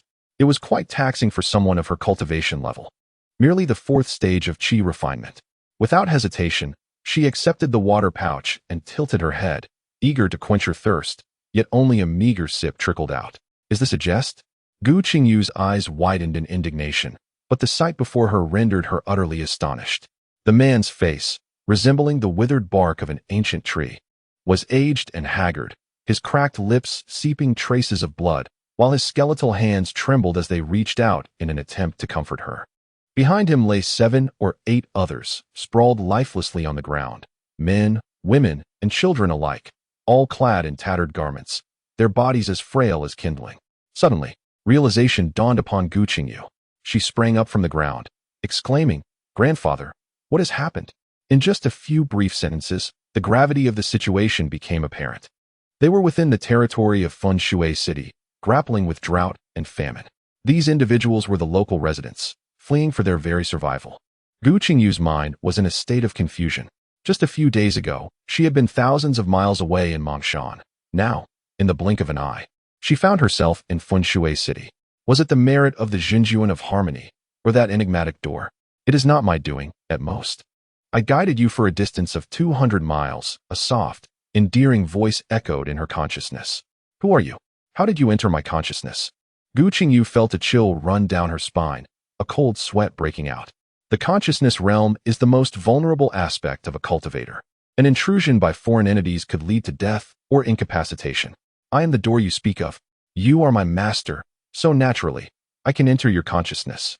The voice sounded somewhat aggrieved, adding, "I am not merely a door, I am called xianxia. Furthermore, please refrain from vocalizing. You can communicate with me through your spiritual awareness, lest others deem you foolish." Gu Qingyu felt a wave of embarrassment wash over her as she noticed an elderly man, accompanied by a young boy, shaking his head and sighing as they settled beneath a tree that still bore a few green leaves. "Why didn't you mention this sooner? Now others think I am a fool. Are you satisfied?" Gu Qingyu directed all her ire towards xianxia. "No, I am not," came the voice of xianxia, now tinged with a hint of tears. "Tell me, what exactly are you? Why do you claim I am your master? Did you have a hand in my traversing here? Why did you not speak before? What abilities do you possess? Explain everything." Before xianxia could genuinely begin to cry, Gu Qingyu bombarded it with a barrage of questions, akin to an interrogation.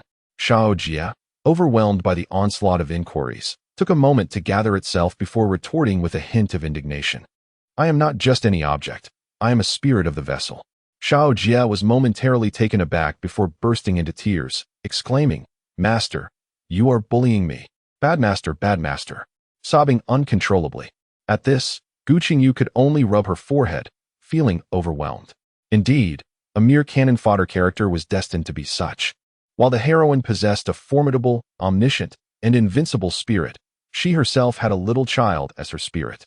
Truly a fate far from ideal. After considerable effort and a plethora of kind words, xianxia gradually ceased her crying, hiccuping as she recounted the events. Upon hearing xianxia's fragmented narrative, Gu Qingyu could hardly refrain from slapping herself in frustration. It turned out that after her finger was sliced by a fruit knife, the blood that dripped onto xianxia led her to accept Cheng-Yun as her master. Coincidentally, Cheng-Yun had uttered the words time travel at that moment, causing xianxia to mistakenly believe that her master had commanded her to take them through time. Due to Cheng-Yun's frail condition, xianxia transported her soul to the distant Tianyuan continent, placing it within the recently deceased body of Gu Qingyu. During the journey, xianxia had expended a considerable amount of her cultivation, resulting in her prolonged slumber.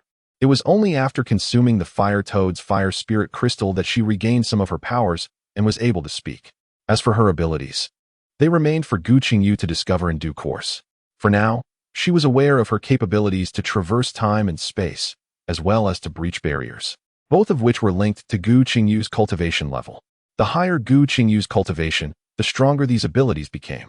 Currently, as Gu Qingyu was only at the 4th level of Qi refinement, her ability to traverse time and space was limited to short-distance teleportation, capable of covering a maximum of 200 miles at a time. Similarly, for crossing barriers, unless a weakness in the restrictions or formations could be found, she could only breach those set by late-stage Foundation establishment cultivators at best. Nevertheless, he remains a being whose capabilities are not stifled by Gu Qingyu's cultivation level, for he channels the rich spiritual energy of his realm to aid her in her training. Well, at the very least, you prove to be quite useful, assisting me in my cultivation, and your skills in evasion are commendable. Gu Qingyu genuinely fears that he might once again wail endlessly within her consciousness. Hence she refrains from uttering anything unpleasant. Indeed, Little Realm, true to the nature of a child, instantly brightens at the prospect of being helpful to his master, his voice transforming into one of joy. If one were to ascribe an expression to him, Gu Qingyu need not guess. It would undoubtedly be one of exuberance. But do not rejoice too soon. My dantian is currently devoid of spiritual energy. The atmosphere of the mundane world is so thin that it is nearly non-existent. And this place is fraught with danger. While I require you to condense energy for my cultivation, I fear that it might leak out and be discovered. It will not happen. It will not. Little Realm, anxious to defend his usefulness, hastily interjects. In the past, when I was asleep, I was unaware. But now that I am awake, I can directly condense spiritual energy within your meridians. Truly, then let us commence. Gu Qingyu's heart swelled with delight as she promptly settled into a meditative posture to restore her energy. In Chapter 23, Cradled in Arms, with Little Realm's assistance, she managed to replenish her dantian's energy within a mere hour. Upon opening her eyes, she found the sun blazing fiercely upon the earth. A dozen mortals appeared to have succumbed to the heat, taking refuge in the shadows cast by the trees, silent as the grave. Grandfather! Suddenly, a tender yet terrified cry shattered the profound stillness. Gu Qingyu turned towards the sound, witnessing the elderly man who had provided her with water earlier in the day, his body gently convulsing, his mouth opening and closing like a fish gasping for air. Mortals may be oblivious, yet the senses of cultivators are astutely attuned. She heard the elderly man's lips part to utter a singular word: water, water, water. Gu Qingyu felt a profound stirring within her. In the morning, he had sacrificed a sip of water to save her. Now, in the afternoon, he faced the grim specter of dehydration. It was unbearable for her to witness his demise unfold before her eyes. She hastened to the old man's side, infusing a trace of wood spirit energy into his frail body. While this energy could not replenish his bodily fluids, it could certainly stave off his decline for a short while, perhaps an hour. Lifting her gaze towards the few who had managed to shuffle near the old man, she said, "I recall there is a small pond over that way. I shall seek it out." With that, she grasped 3 water pouches and strode towards the direction she indicated. "I will accompany you," a young boy exclaimed, grabbing a few pouches in a bid to follow her. An hour later, as she handed the 3 filled water pouches to the group, their eyes regarded her as if she were the compassionate Guanyin, the savior of the suffering, almost ready to incense her and bow in reverence. Yet, as they quenched their thirst and regained some strength, her expression shifted. Within her perceptive range, she discerned the fiery toad bounding towards them with alarming swiftness. Although it no longer set the surroundings ablaze, its elongated tongue lashed out like a whip, severing even trees that were stout enough to be embraced by several individuals. "Run!" she cried, seizing the hands of the elder and his grandchild, urging them to flee. The remaining mortals, confused by the sudden turn of events, perhaps sensing Gu Qingyu's urgency, or perhaps feeling gratitude for their recent salvation, scrambled after her in desperate haste. As the fiery toad drew ever closer during their frantic flight, Gu Qingyu realized that their efforts were utterly futile. The cultivation level of the toad far surpassed her understanding. Perhaps she could evade capture by concealing her form, but guilt weighed heavily on her. The fiery toad was summoned by her own actions, and it was unjust to let these innocents pay the price for her mistakes. This was not the path she wished to tread.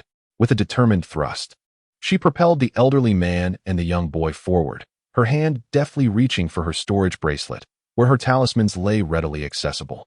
She understood that neither Yin nor Fengqi could contend with the vast disparity in their abilities. As for the potential repercussions of employing her talismans, she would cross that bridge when she came to it. She gazed at the fiery toad, which was now bounding closer with each passing moment, her talisman firmly grasped in her hand. Should the toad take another step forward, she would unleash its power.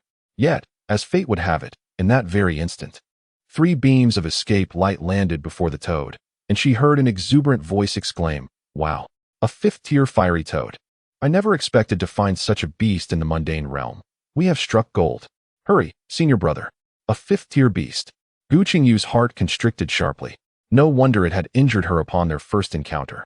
According to the original text, beasts were classified into 10 tiers. Tiers 1 to 3 corresponded to the chi refining level of human cultivators. Tiers 4 to 6 aligned with the foundation establishment stage, and tiers 7 to 9 matched the golden core practitioners. When a beast reached the 10th tier, It awakened its intelligence and faced the tribulation of transformation. Those who succeeded would become human-like, while those who failed would meet the same fate as human cultivators: dissolution of body and spirit, scattered souls. Once transformed into a human form, these beasts were no longer referred to as beasts, but rather as demon cultivators, their cultivation levels paralleling those of human practitioners. Thus, the fifth-tier fire toad is equivalent to the cultivation level of a human practitioner in the late Foundation establishment stage, nearing the pinnacle of that realm. Gu Qingyu couldn't help but feel a sense of relief for her swift reaction that day, allowing her to narrowly escape calamity. 3 streaks of escaping light, belonging to 2 men and 1 woman, landed gracefully. One of them exclaimed, "Meng Shimi, step aside, I shall confront it." "All right, Zhao Shixiang, I desire its inner core." A fire attribute inner core would be just perfect for Mu Shixiang. The 2 male cultivators, having just touched down, stumbled in unison. Zhao Shixiang couldn't help but lament, "Shimi, we are all senior brothers. Such favoritism is unwarranted."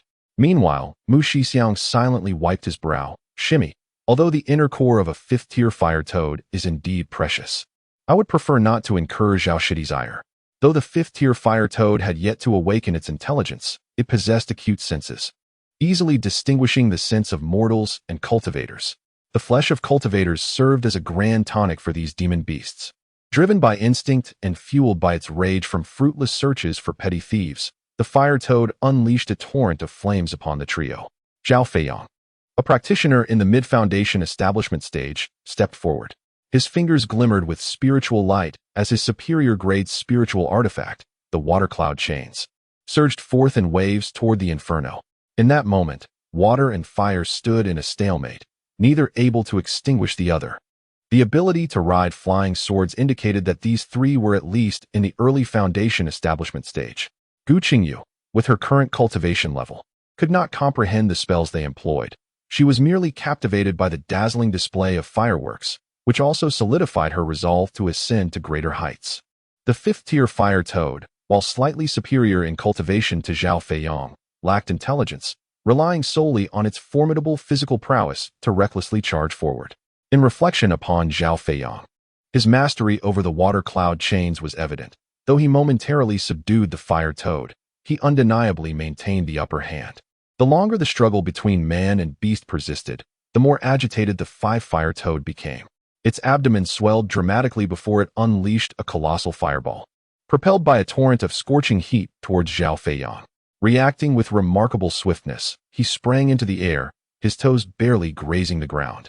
As a flurry of intricate hand seals merged with the chains, which instantly transformed into a dazzling array of cold light to confront the fireball. With a resounding boom, the fireball shattered into countless fire dragons of varying sizes, scattering in all directions and igniting the parched trees and underbrush in their wake. Among them, a cluster of fire dragons surged towards Gu Qingyu, their speed so formidable that she, still enraptured by the profound spells, remained oblivious to the impending danger.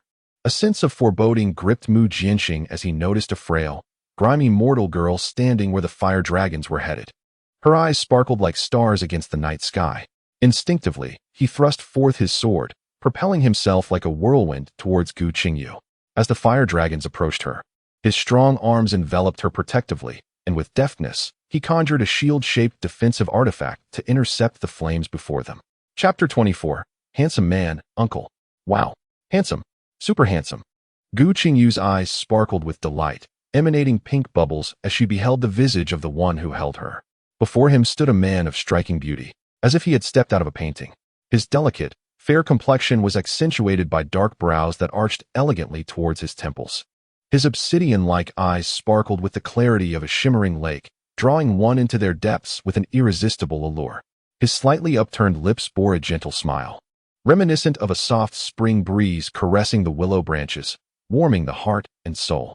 Indeed, it echoed the adage, a person on the road is as exquisite as jade, and a young master is unparalleled in the world. Mu Jianxing found himself bewildered as to why he did not immediately set the little girl down. Her lively eyes shone like stars, etching themselves deep into his heart. Mu Shixiang, why are you holding on to that girl? Meng Ruxing pouted as she briskly approached Mu Jianxing, casting an annoyed glare at Gu Qingyu. Who do you think you are? How filthy. Get down quickly. Oh, how sour. This taste is more acerbic than a century-old jar of vinegar from Zhenjiang. Gu Qingyu turned her gaze and beheld a beautiful young girl clad in a pale yellow dress.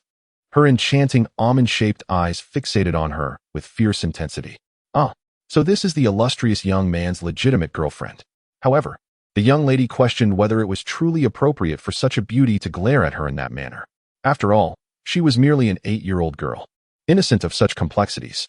At 8 years old, a little girl need not comprehend the intricacies of male-female dynamics. The embrace of a stunning young man was not a privilege to be enjoyed at any time, and if she did not seize the opportunity to linger a while longer, she would not be a staunch member of the Aesthetic Appreciation Society.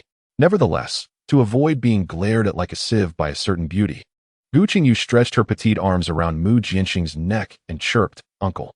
The sweet, clear voice of the 8-year-old girl instantly brightened Meng Ruxin's spirits, causing all her defenses to vanish without a trace.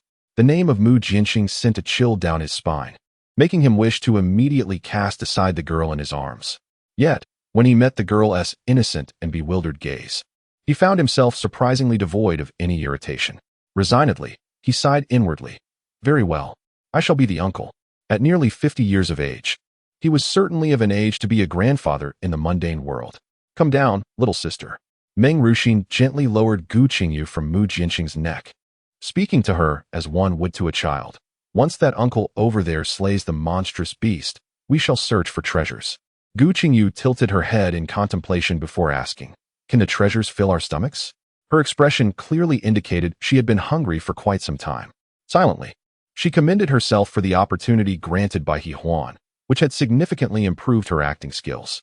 Yet, Mu Jianxing felt an inexplicable pang in his heart, a subtle ache. He cast a cleansing spell over Gu Qingyu and then crouched down to meet her gaze directly, saying, "Though treasures cannot be consumed, retrieving them will restore the harmony of the seasons, allowing everyone to have their fill." Really? The question did not come from Gu Qingyu, but rather from the group of mortals who had returned, now gazing at them with hopeful eyes. "Would we deceive you, mere ants?" Meng Ruxin retorted, raising her chin in a manner reminiscent of a proud peacock from a primary school textbook. The crowd, undeterred by her demeanor, knelt in unison, exclaiming, "Thank you, immortal. Thank you for saving us."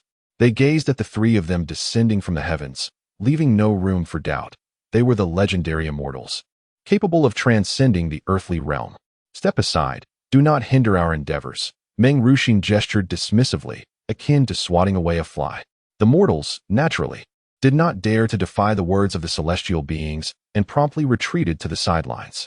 However, a young boy among the crowd regarded Mu Jianxing and his companions with bright, sparkling eyes, his gaze brimming with uncontainable fervor. Meanwhile, the battle drew to a close. The fire toad, having unleashed its ultimate attack, was clearly in disarray. It thrashed about, desperately attempting to break free from the restraints of the water cloud chains. But Zhao Feiyang would not allow such a fate. The water cloud chains formed a series of water walls, encircling the toad completely. Within the confines of the water walls, a water dragon swayed its head and tail, emitting a series of resonant roars. Seizing the moment when the fire toad momentarily faltered after colliding with the water wall, the water dragon roared and pierced through the toad's bell-like eyes, entering its head. With a sharp, fleeting scream, the fire toad was flung onto its back, its stout legs twitching for a brief spell before falling still. Zhao Feiyang then sat cross-legged, retrieving a spirit-replenishing pill from his storage bag, while simultaneously clutching 2 inferior spirit stones to expedite his recovery of spiritual energy. Gu Qingyu's gaze lingered on the spirit stones in Zhao Feiyang's hands with a hint of fervor, her mind racing with thoughts of disdain. What a waste! Though the mundane realm possesses a meager trace of spiritual energy, it still exists. Moreover, the pill he just consumed is undoubtedly the spirit-replenishing elixir mentioned in the Jade Slip by our master, meant for swiftly restoring spiritual energy. To consume a spirit-replenishing pill and then employ spirit stones to hasten the recovery, how extravagantly indulgent. Fortunately, Meng Ruxin fervently dashed to the side of the fire toad's corpse, excavating the inner den intended for Brother Mu. Mu Jianxing, accustomed to releasing his spiritual sense as a precaution, paid no heed to Gu Qingyu's blatant disdain. In no time, a fist-sized crimson inner dan was unearthed by Meng Ruxin, which she tossed to Mu Jianxing from a distance, exclaiming, "Brother Mu, catch." Junior sister Meng Mu Jinxing began, intending to say something, but was interrupted by Zhao Feiyang, who had just completed his recuperation. Brother Mu, if you had intervened today, this battle would have concluded much sooner. As long as she is satisfied, you should keep it. Besides, the inner Dan of a fire attribute beast holds no utility for me. The inner Dan is the most valuable asset of a beast, and after a moment's contemplation, Mu Jinxing accepted it, stating, since the three of us ventured out together for training, the treasures we acquire should be distributed according to the conventions of the cultivation world. I shall compensate you both with spirit stones for any discrepancies. Very well. After a brief pause, Zhao Feiyang let out a soft sigh. He understood Mu Jinxing's intentions, just as Mu Jinxing comprehended his. The only one left in the dark was Meng Ruxin. Soon enough, the useful materials from the fire toad were meticulously divided, with Zhao Feiyang receiving the lion's share. Mu Jinxing supplemented the value of the inner Dan with spirit stones for them. Despite her reluctance, Meng Ruxin could not resist Mu Jinxing's insistence and reluctantly accepted it, pouting slightly. Mu Jinxing then produced a jade plate and placed it before Gu Qingyu, instructing, little girl, place your hand upon it. He felt that her calling him uncle and him referring to her as little girl struck a fair balance. Gu Qingyu understood that the jade plate was used for testing spiritual roots, and without hesitation, she placed her hand on the plate. The jade plate emitted a dazzling radiance, which ultimately manifested in hues of red and green. A smile involuntarily graced Meng Ruxin's lips. Chapter 25. A Heart Shattered to Pieces. Hello, what is your name? Little girl, would you care to accompany us to our sect for cultivation? Meng Ruxin, in a splendid mood, bombarded her with several questions. Cultivation involves the continuous expulsion of impurities from the body. However, as you have yet to truly become a cultivator, such concepts may elude your understanding. Just know that upon reaching the pinnacle of cultivation, one possesses the extraordinary ability to command the elements at will. Yet, not everyone is destined to ascend to such heights. Oh, Gu Qingyu appeared somewhat disheartened. The term sect refers to a sanctuary where cultivators can devote themselves to their practice, akin to martial arts academies in the mundane world. Just as martial arts schools vary in size and prestige, so too do the sects in the realm of cultivation. Our Sutian sect ranks among the top 7 sects, holding the esteemed 3rd position on the grand road of celestial endeavors. Sutian sect. Gu Qingyu felt as if her head had been struck by a thunderous clap. She could no longer hear what Meng Ruxin was saying. Was it truly the case that destiny was insurmountable, that the narrative could not be altered? Regardless of one's efforts or the convoluted journey taken, certain truths remained immutable. Gu Qingyu was on the brink of despair, her gaze clouded with confusion as she stared blankly at Meng Ruxin. Fortunately, the latter assumed that Gu Qingyu was merely astonished by the revelations of the cultivation world and did not delve deeper into her thoughts. Fear not. Your spiritual root is exceptional. With diligent practice, you too can wield the power to command the elements like those esteemed predecessors, Mu Jinxing reassured her, gently tousling her hair. Now, let us venture forth and seek the fire toad cave. Zhao Feiyang urged the first to present his flying sword. Mu Jinxing, pulling Gu Qingyu, was about to step onto the sword when a timid voice called out, Immortal, could you also accept my grandson as a celestial child? Following the sound, they saw an elderly man holding a similarly frail little boy, whose eyes sparkled with anticipation. Perhaps feeling particularly pleased by being addressed as beautiful sister, Meng Ruxin took out a jade plate and said, Very well. All of you under the age of 15, come forth to test. If you possess spiritual roots, we shall take you with us. Chinner, hurry over, the old man urged, patting the little boy's hand. The boy glanced at the elder with a hint of reluctance, but soon seemed to resolve himself and walked toward Meng Ruxin, followed by 3 other children. Having witnessed Gu Qingyu testing her spiritual roots, the boy naturally placed his hand upon the jade plate as well. Once again, vibrant hues flashed, ultimately revealing golden, green, and yellow colors. Astonishingly, he possessed 3 spiritual roots. This outing for training had proven fortuitous. Initially, they believed the mundane world held little of value. Yet they unexpectedly encountered a 5th-tier fire toad and recruited 2 disciples of commendable aptitude for the sect. With the bounty from their training combined with the rewards from the sect, their gains this time were indeed bountiful. Meng Ruxin laughed joyfully, beckoning the other 3, Come quickly. There might be more surprises. What is your name? She inquired, as she retrieved several taels of silver from her storage pouch to hand to the boy. The boy accepted the silver and replied, My name is Lu Wenqian. Give the silver to your family. We shall depart shortly. Zhao Feiyong advised that they had delayed for some time here. Fortunately, this place was not the realm of cultivation, where cultivators were scarce. Had they been in the realm of cultivation, the lair of the fire toad would have long been seized by other cultivators. Lu Wenqian hastened to the elder, kneeling before him and respectfully bowing several times before reluctantly making his way towards Meng Ruxin. Go. Serve the immortal well, and do not worry about your grandfather. Once the weather returns to a favorable state, I shall fare well, the elder insisted, repeatedly waving his hand. He felt aged and weary, unable to care for his little grandson any longer. If he could witness his grandson finding a good path before he departed this world, he could rest in peace. Following the scent of the fire toad, Mu Jianxing and the others swiftly located the cave. Mu Jianxing gently lowered Gu Qingyu from his sword, casting a concerned glance her way. The once spirited girl now appeared somewhat disheartened, likely affected by recent events. However, this was a hurdle she needed to overcome herself. He advised her to stay close to Lu Wenqian and not to wander off. After a moment's thought, he produced a jade pendant and handed it to her, reiterating his warning against straying too far. He felt an inexplicable worry that she might vanish once they emerged from the fire toad's lair. Unbeknownst to him, at the very moment he entered the cave, Gu Qingyu looked up, her gaze inscrutable as she watched his figure disappear into the darkness. If her memory served her right, this Mu Shixiang was indeed the male supporting character from the original narrative, Mu Jianxing. In the original story, Mu Jianxing was the third direct disciple of the esteemed Minghua Zhenjuan from the Shutian sect, possessing dual elemental roots of gold and fire. His exceptional talent allowed him to successfully establish his foundation by the age of 22, earning him the title of the new generation's genius within the Shutian sect. Yet he is humble and treats others with grace and courtesy, coupled with his ethereal beauty. He has won the admiration of the overwhelming majority of female disciples in the entire sect. However, this remarkably talented individual encounters his nemesis at the pinnacle of his life, the female protagonist, leading him down an irreversible path.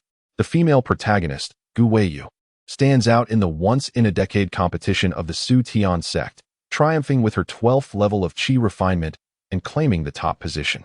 She is recognized by the insightful Ming Hua Zhenjun, who takes her as his direct disciple, thus making Gu Qingyu the cherished little junior sister of Mu Jianxing.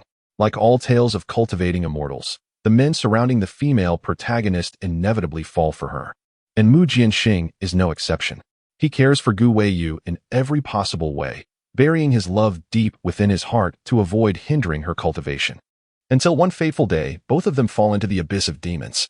In a bid to protect her, Mu Jianxing is forcibly infused with demonic energy. Upon discovering that the one Gu Qingyu truly loves is not him, he succumbs to inner demons, ultimately descending into the path of darkness and becoming a relentless killer. After forgiving him time and time again, Gu Qingyu finally, in a moment of unbearable despair, joins forces with the male protagonist to bring about his demise, earning widespread acclaim for her act of righteous justice. Now, faced with the living embodiment of her torment, she feels her fragile heart shatter into countless pieces. Chapter 26. I have arrived in the immortal realm. Gu Qingyu caresses the jade pendant in her hand, a protective talisman that requires no spiritual energy to activate, causing her heart to flutter with a tinge of sorrow. After a moment, she softly murmurs, I hope you will never fall in love with Gu Qingyu again. Senior sister, what are you saying? A voice echoed in her ears, and she looked up to see Lu Wenqian gazing at her with wide, puzzled eyes. During their journey to the Fire Toad Cave, Zhao Feiyong had already acquainted him with the titles used among cultivators, and thus he now obediently referred to Gu Qingyu as senior sister. It's nothing, Gu Qingyu replied, shaking her head, a hint of shyness evident as she pointed to the charred remains of the forest behind them. I wish to go there. Lu Wenqian was momentarily taken aback, but soon grasped her intention. His cheeks flushed slightly as he said, Senior sister, please feel free. This little boy is so easily deceived, Gu Qingyu sighed softly. She intended to seize the opportunity to slip away, unaware of the imaginative conclusions he had drawn. Rising swiftly, she vanished into the charcoal-blackened woods, ensuring that Lu Wenqian could no longer see her. Once hidden, she crouched down for a moment before activating her concealment talisman to obscure her form. In the distance, Lu Wenqian, bored, squatted beneath a withered tree, counting the similarly charred stones. Suddenly, a scream pierced the air, prompting him to freeze momentarily before leaping up and racing toward the source of the sound. Anxiety coursed through him, yet he was at a loss for how to handle the situation. The small boy could not help but shrug his shoulders in frustration before bursting into helpless tears. "I'm sorry," Gu Qingyu silently whispered in her heart.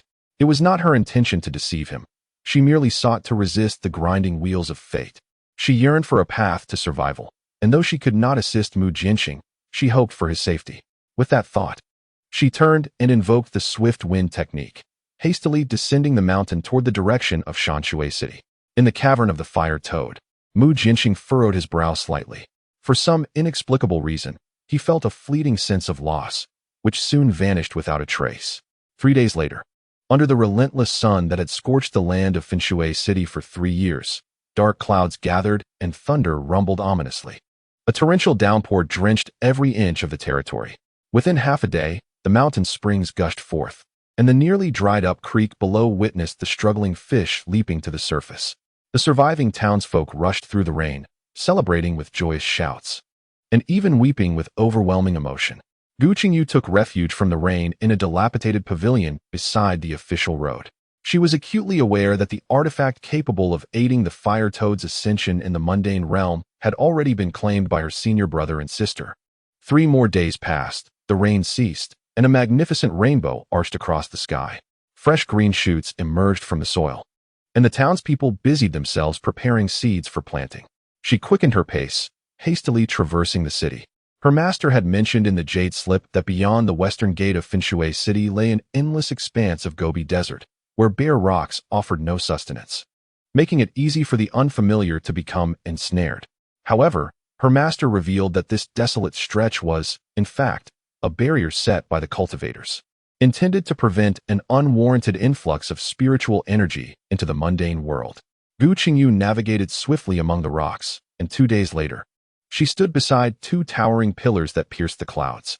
This was indeed the gateway to the realm of cultivation, precisely as her master had described, unchanged even after the passage of countless millennia. Utilizing the hand seals inscribed in the Jade Slip left by the esteemed Zhenzuan, she swiftly executed the formation, striking the air between the stone pillars. The atmosphere around the pillars quivered subtly, rippling outward in concentric waves, from which a passage gradually emerged at the center. The influx of spiritual energy enveloped her, albeit less concentrated than what she experienced during her cultivation in the minor realm. Yet the sensation of being surrounded by this energy brought her immense comfort. "Xiaoxia, we have arrived in the realm of cultivation," she uttered with excitement. Dashing into the passage, Gu Qingyu echoed her enthusiasm, exclaiming, "I have arrived in the realm of cultivation." However, in the next instant, Gu Qingyu was taken aback by the scene that unfolded before her. Comparing it to the Jade Slip left by her master, she nearly questioned whether she had taken a wrong turn, were it not for the overwhelming spiritual energy that was several times denser than that of the mundane world. Though a narrow path stretched straight ahead, the ground on either side was barren, covered in endless yellow sand, devoid of any vegetation. Most alarming was the complete absence of living creatures, save for a few skeletal remains of animals standing forlornly amidst the sand. Her master's Jade Slip had described a vibrant landscape teeming with low-tier spiritual plants, where various spiritual flowers bloomed in abundance, attracting low-tier spiritual butterflies that danced around them. The stark contrast left her on high alert. Not far along the path, she heard a rustling sound that sent chills down her spine, causing her hair to stand on end. Clenching her fists tightly, she summoned her full strength and activated the swift wind technique, propelling herself forward, only to have the rustling grow increasingly intense. Suddenly, a cloud of yellow sand erupted, revealing countless yellow-brown scorpions crawling forth from beneath the surface. These scorpions were not merely twice the size of ordinary ones.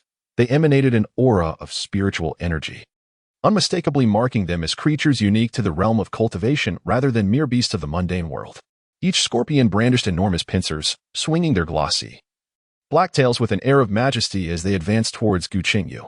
A tingling sensation coursed through her scalp.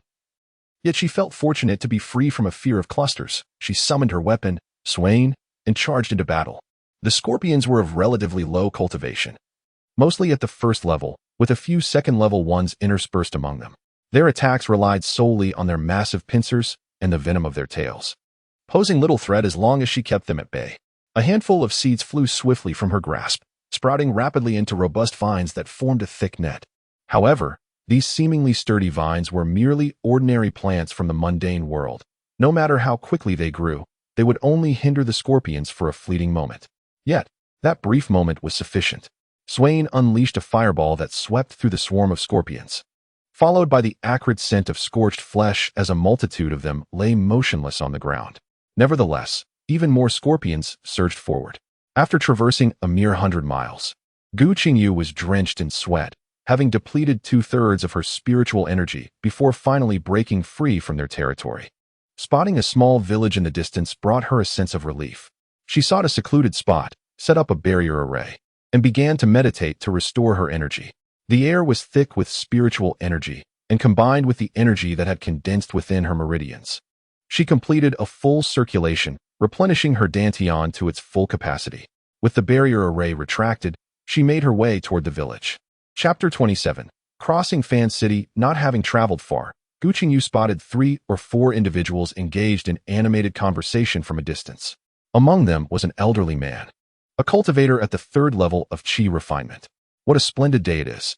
We have stumbled upon great fortune, one exclaimed. Look at all these yellow-tailed scorpions we've gathered. There are even a few second-tier ones among them. They must be worth quite a few spirit stones. Whoever that fool is, he just abandoned such a treasure trove of spirit stones and ran off. What a stroke of luck for us. Another chimed in. Gu Qingyu felt a chill run down her spine, her mind racing with the desire to rush over and declare, "Good sirs, that fool is actually me. Might you, out of pity for my foolishness, return those yellow-tailed scorpions? I am truly impoverished." However, the next comment from one of the bystanders shattered her hopes. Who knows if it was a disciple from a prominent family or sect who sneaked out to the mundane world for training, discarding these inconspicuous scorpions here?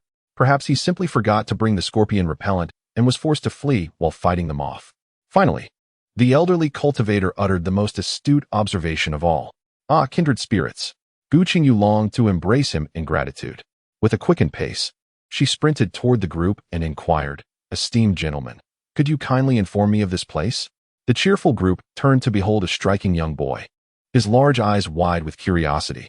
Though he appeared no older than 7 or 8, he exuded an air of vitality and spirit. The inhabitants of this village are those who have been forsaken by their families due to their lack of spiritual roots, or those cultivators who, unable to break through the 5th layer of Qi refinement before the age of 50, have been relegated to this remote hamlet. Having grown accustomed to the presence of cultivators, they quickly recognized that this young boy was indeed one of them.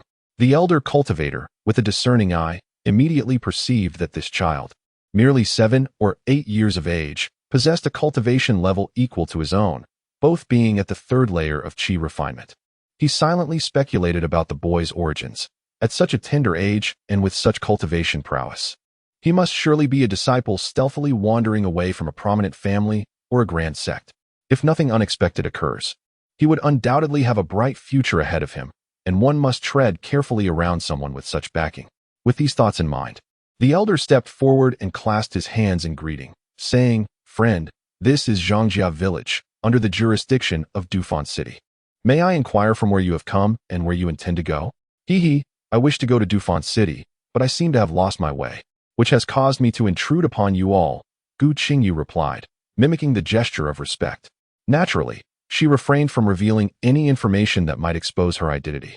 As for her destination, she was uncertain and merely inquired out of curiosity, willing to go anywhere. "Oh, so you are lost," a straightforward villager chimed in. "Isn't that lad from the Zhang family heading to Defy City today? He could accompany you." The elder cultivator furrowed his brow and shot the villager a disapproving glance. The realm of cultivators was fraught with peril, and one could never be too cautious against the threats of greed and malice. How could they allow a family disciple to travel with a stranger? However, he soon reconsidered. After all, it was unlikely that a disciple from a prominent family or grand sect would covet anything from their impoverished mountain village. Perhaps it is indeed a fortuitous encounter for that young man, especially since he possesses the cultivation level of the 4th layer of Qi refinement. What is there to fear? Little does he know that the youth before him is also at the 4th layer of Qi refinement. With this thought in mind, he spoke. "If you were truly lost, esteemed friend, you might consider accompanying our clan's disciples to Defanching. For this, I express my gratitude." Gu Qingyu once again performed a respectful bow. Upon returning to the village, the crowd dispersed, and the elder led Gu Qingyu directly to Zhang Lu's courtyard. Perhaps due to the emergence of a person with spiritual roots in the family, Zhang Lu's blue-tiled house appeared particularly spacious and radiant among the row of earthen houses. The elder called out from outside the courtyard, "Lu, is your young lad at home?" "Oh, it is Uncle 15. Boer is home, still having breakfast. Would you like to come in for a visit?" The courtyard door swung open, revealing a stout middle-aged man before Gu Qingyu, devoid of any fluctuations of spiritual energy, clearly an ordinary mortal. He noticed Gu Qingyu beside the elder, momentarily taken aback before saying, "Uncle 15, this." The middle-aged man displayed a hint of hesitation. "Rest assured." The elder patted Zhang Lu's shoulder in reassurance.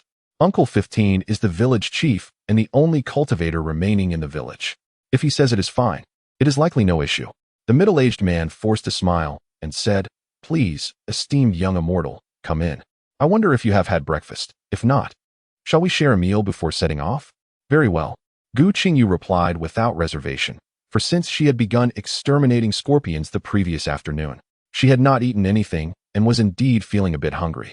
Although the breakfast at Zhang Lu's home consisted of mundane fare, its flavor was significantly enhanced by the richer spiritual aura of the cultivation realm, making it far more delectable than that of the ordinary world. Gu Qingyu could not help but indulge in 2 large bowls, licking them clean before expressing her gratitude to Zhang Lu. A young boy, around 12 or 13 years old, burst into laughter beside Zhang Lu, exclaiming, "You seem to have been starving for quite some time. Would you like another bowl?" No, thank you," Gu Qingyu replied, her cheeks slightly flushed, feeling rather embarrassed. Observing her flustered demeanor, the boy laughed heartily, remarking, "You're quite amusing. You blush just like a girl." His words caused Gu Qingyu's expression to change, and with her hands on her hips, she retorted fiercely, "You're the one who acts like a girl. You're adorable." The boy, far from intimidated, only laughed more joyfully. "Hey," Gu Qingyu said, slapping the table and standing up, adopting a stance reminiscent of an irate woman. All right, I won't laugh anymore," the boy said, finally restraining his laughter upon seeing her genuine anger. "My name is Zhang Weibao. What's yours?" Gu Qingyu. Without a moment's hesitation, she divulged her true name. "Light as a feather. No wonder you resemble a girl," Zhang Weibao remarked disdainfully. Zhang Weibao. The great waves of the Zhang family. How mundane. Gu Qingyu retorted, her eyes wide with defiance. This exchange relieved both the elder 15 and Zhang Lu, who recognized that Gu Qingyu's demeanor was far removed from that of the scheming cultivators. Chapter 28. From passerby to friend. As the two stepped out of the courtyard, Zhang Weibao held a paper crane, waiting for Gu Qingyu. Noticing her hesitation, he curiously inquired, "Gu Daoist, you wouldn't happen to lack a paper crane, would you?" Zhang Weibao was momentarily taken aback, his face turning an unsightly shade of purplish red before he managed to utter, "You can't possibly be unaware of what this is." After silently chiding Gu Qingyu, he reluctantly infused a spell into the paper crane. Instantly, the crane expanded to the size of a real bird, shook its wings, and let out a resonant call, obediently lowering its neck in anticipation of Zhang Weibao mounting its back. Swiftly, he climbed onto the crane's back and shot Gu Qingyu a glare, saying, "Get on." "Oh." Gu Qingyu cheerfully scrambled up with her short legs. In the original narrative, this entity was depicted as the most rudimentary of talismans, possessing only enduring stamina, and its flight speed was even inferior to that of the wind-swift technique. Consequently, it was a rather overlooked aspect in the story. However, for Gu Qingyu, the notion that a mere piece of paper could be transformed into a crane capable of soaring through the skies was nothing short of miraculous, even surpassing the wonder of flying on a sword. The paper crane wobbled as it carried the 2 youngsters southwestward, though they were merely 2 adolescents. Their combined weight surpassed that of an average adult, resulting in a slower flight speed. Throughout the journey, Zhang Weibao's curiosity shone through. Having been nurtured within a family rife with conflict, yet sheltered from the harsh realities of the outside world, his innocence remained largely intact. Initially, he questioned why Gu Qingyu, as a cultivator, lacked even the most fundamental paper crane, and what had brought her to the mortal gathering in Zhangjia village. In order to satisfy the inquisitive child, Gu Qingyu found herself compelled to fabricate a tale, claiming she had been accosted by robbers who had stolen her storage bag, leading her to flee in a panic and consequently lose her way. The curious child, greatly moved by this narrative, condemned the robbers vehemently before transitioning into a storyteller, recounting the tales of Dufan City in exhaustive detail, from the origins of its 3 prominent families to the myriad of gossips circulating in its streets and alleys. Gu Qingyu felt as though a swarm of flies buzzed incessantly around her ears, causing her considerable distress. Even the small realm within her sea of consciousness beseeched her, exclaiming, "I cannot bear it any longer. Please sever our connection." At this juncture, Gu Qingyu concluded that Zhang Weibao was indeed a loquacious individual. Nevertheless, it was through these garrulous exchanges that she gleaned some insights about Dufan City. Established 3 centuries ago, Dufan City was once a desolate expanse.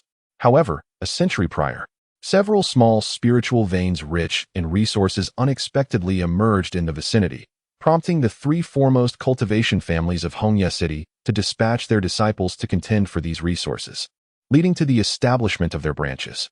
Thus, this barren land evolved into a small town, named Dufan City for its proximity to the mundane realm. Today, the city remains under the dominion of the 3 families, the Zhang, Yi, and Du clans. In the city of Dufan, the level of cultivation is not particularly elevated. Practitioners in the Qi refinement stage are ubiquitous, while those in the foundation establishment stage are venerated as seniors. The highest cultivation level is possessed only by the heads and elders of the 3 prominent families, who have attained the golden core stage. However, each of these families boasts formidable backing, leading to a steady increase in their offspring over the past 3 centuries, transforming the town into a city. With this expansion, conflicts over territory have also become more frequent. Nevertheless, none of the families can dominate the others, maintaining an outward semblance of camaraderie. To further balance their power, the 3 families have even engaged in intermarriages. As a favored descendant of my family, I naturally do not forget to extol our lineage. Recounting tales of how the Zhang family is immensely wealthy, possessing an overwhelming number of shops, and how the scion of the Zhang family manages these establishments with remarkable efficiency. You mentioned that a worker at the Duobao Tower resigned due to family matters? Resigned? While the term may be novel, Zhang Weibao blinked a couple of times, quickly grasping its implication. What of it? Oh, nothing much. I was merely curious if the Duobao Tower has recruited any new staff. If so, once we enter the city, could you perhaps escort me there? Zhang Weibao glanced at the sky. It was just past midday, and the city gates of Dufan were already in sight. A visit to the Duobao Tower should not consume much time, especially since this young man displayed such patience. Listening to him without a hint of irritation, it is worth noting that within the Zhang family estate, anyone would avoid him as soon as he spoke. Having finally found a kindred spirit, he felt compelled to assist his friend, especially after his storage bag had been seized. Upon contemplating this, he nodded without hesitation, saying, "All right. Thank you."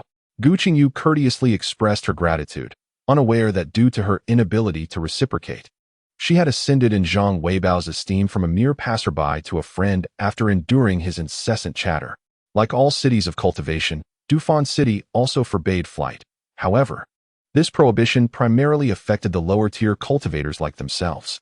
They released their paper crane at the city gate. And perhaps due to Dufan City's modest stature within the realm of cultivation, the entrance did not impose the fees described in the original narrative.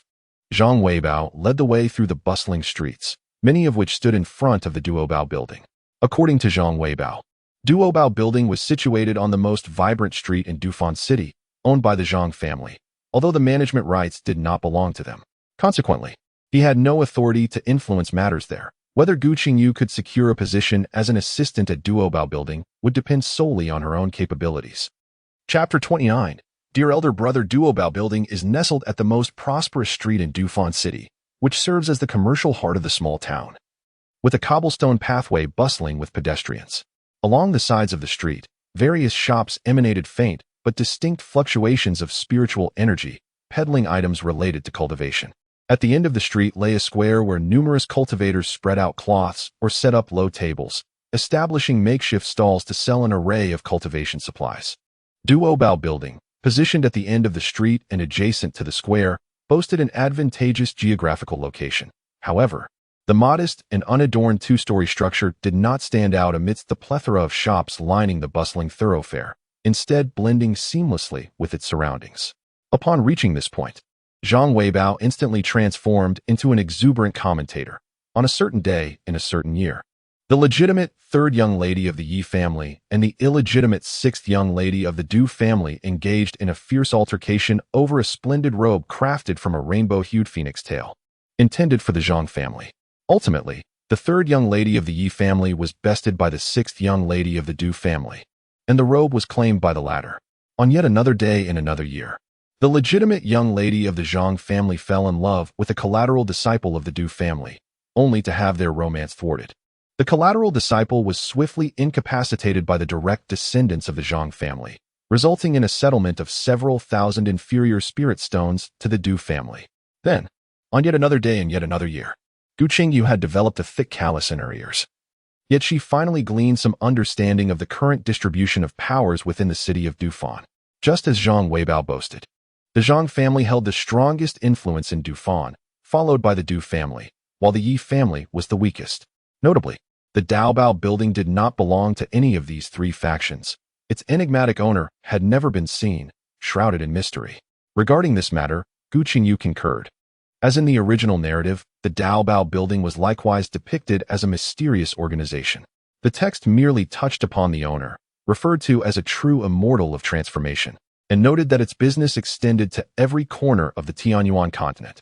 In simple terms, wherever cultivators congregated, there the Daobao building would be found. The management of the Daobao building was entrusted to three nascent, true monarchs. Gu Qingyu did not recall their names, but she vividly remembered several auctions organized by the Daobao building, where the protagonist, Gu Weiyu, had seized numerous significant opportunities.